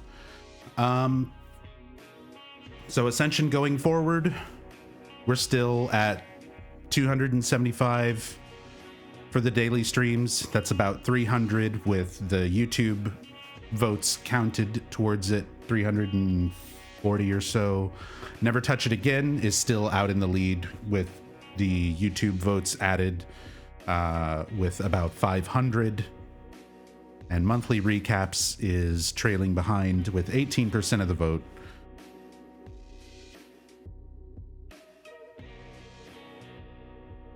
So after a full month of Silent Hill Ascension, it's finally time to decide the Nub Zombie interactive live experience canon once and for all. Vote with your scam points. You've still got a couple minutes. Will Ascension be defeated tonight? Is this going to be it, or will it live on and continue to haunt us? What will be the Nub Zombie canon? You are deciding. You're making a real decision with your scam points. Much more legitimate than anything Ascension ever offered. Silent Hill is finally back and you don't want to see it at all. Clearly not true fans if you don't want to gobble down whatever shit's put in front of you. Maybe, Andy. That may be the case. But I'm willing to resign myself to fake fan status and incomplete Silent Hill historian if it means not having to interact with Ascension anymore.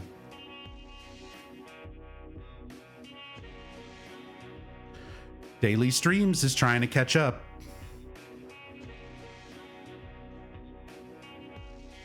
It's actually insane.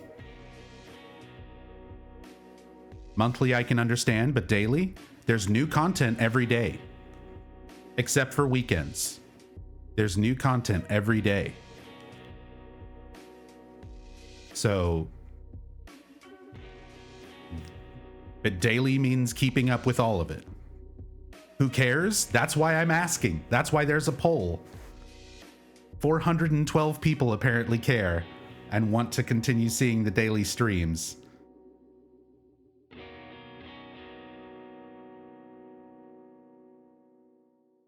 That's it. That's the final say so. And even including the votes from YouTube, I'm sorry, YouTube viewers and voters, that you cannot also contribute scam points. But YouTube does not support scam points, so everybody only got one vote over there, or I guess as many votes as you have YouTube accounts, if you wanted to be real sneaky with it. But even counting those votes in with the totals, never again, never touching Silent Hill Ascension, the least Silent Hill entry into the entire franchise so far.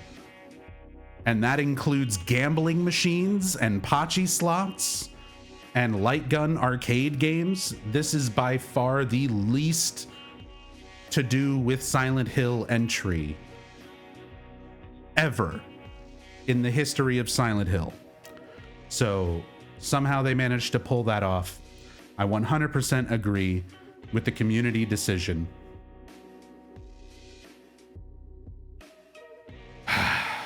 But we need to talk about something. We need to talk about something because I feel like I'm partially responsible. Because last time I tried to banish Book of Memories. I took it upon myself to be a Silent Hill historian and completionist and played through 500 zones of Silent Hill Book of Memories. And I finished that by burning my Vita cartridge, my physical copy of Book of Memories, on camera, burning it in a Silent Hill scented candle, and attempted to perform a cleansing ritual so that every Silent Hill game, this was 7 months ago when these games were announced, but we didn't have them yet. So I burned my cartridge, I performed a ritual, and I wanted every game to come out after Book of Memories to be better, so that nothing would be as bad as Book of Memories.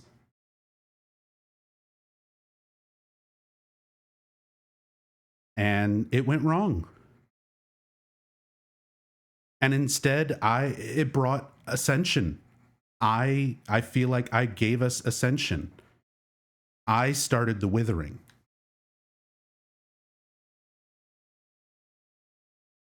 And just like banishing Book of Memories, if we're going to call it here on Silent Hill Ascension, we need to banish it. But it's going to take something a lot more. There's nothing physical for me to get and burn. And we learned that cleansing through fire is not the way. Dahlia Gillespie said in Silent Hill Revelations 3D, fire doesn't cleanse, it blackens. Something like this is going to require more. It's going to require a sacrifice. But something like Ascension, something so vapid and soulless, is not going to accept something as simple as a human sacrifice. It's going to require something more, something higher. It's going to require a sacrifice of artificial intelligence, the successor to humankind. We're going to have to sacrifice Alex Richards and Mark Thompson from Tech Talk.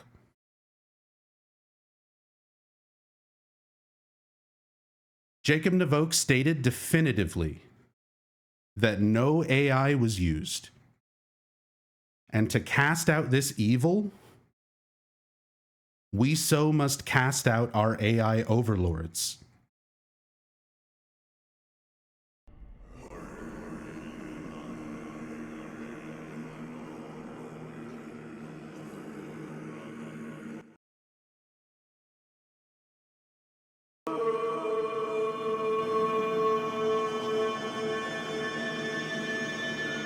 Ade, Due Dambala, give me the power, I beg of you.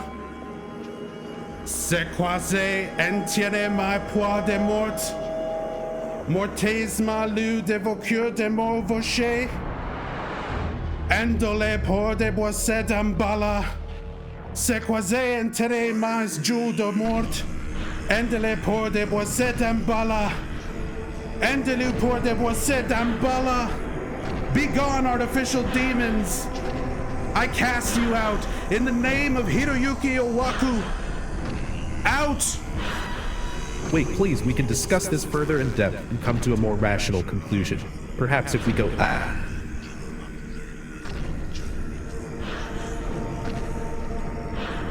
This entire artificially generated world reeks of plagiarism and lack of humanity. I cast it all out. In the name of Masahiro Ito, I cast it out!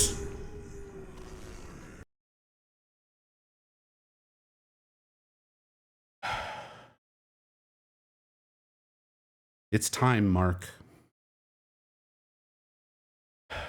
You're all that's left. The last of the artificial sacraments.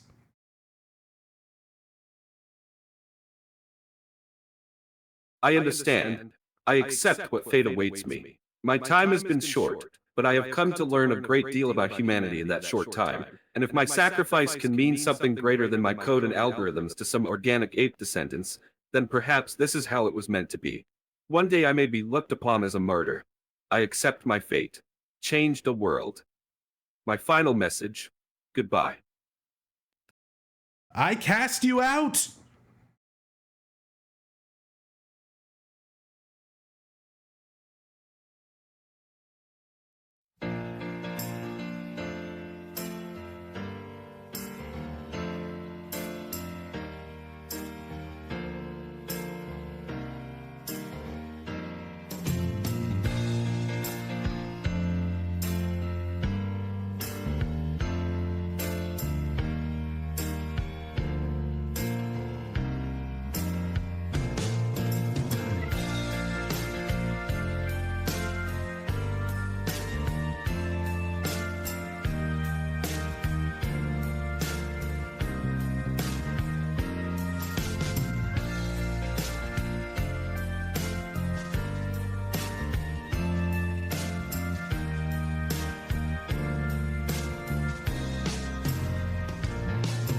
I know I've let you down. I've been a fool to myself. I thought that I could live with no one else. But now, through all the hurt and pain, it's time for me to respect the ones you love me more than anything. So with sadness in my heart, feel the best thing I could do is end it all and leave forever. What's done is done, it feels so bad, but what was happy now is sad. I'll never love again, my world is ending. I wish that I could turn back time, 'cause now the guilt is all mine. Can't live without the trust from those you love. I know we can't forget the best. You can't forget love and pride.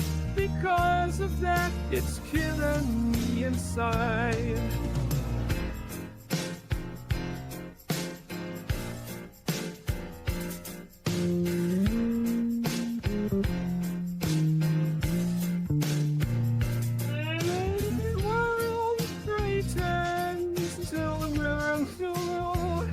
It all comes tumbling down, tumbling down, tumbling down.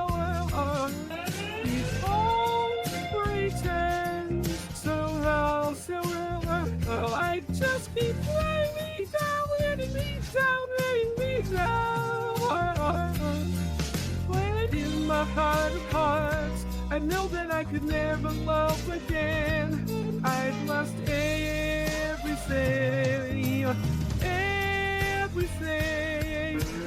everything that matters to me, matters in this world. I wish that I could turn back time, 'cause now the guilt is all mine. Can't live without the trust from those you love. I know we can't forget the past, and you can't forget love and pride. Because of that, it's killing me inside.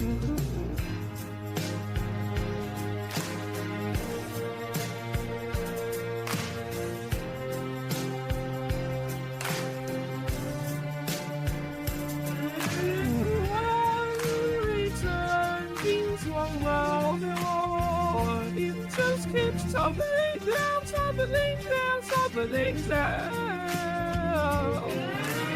All process, it's all still there. I just keep letting me down, letting me down, letting me down. It all breaks my own sorrow, still there. It just keeps tumbling down, tumbling down, tumbling down. All places just turn us in. I just keep letting me down, letting me down, letting me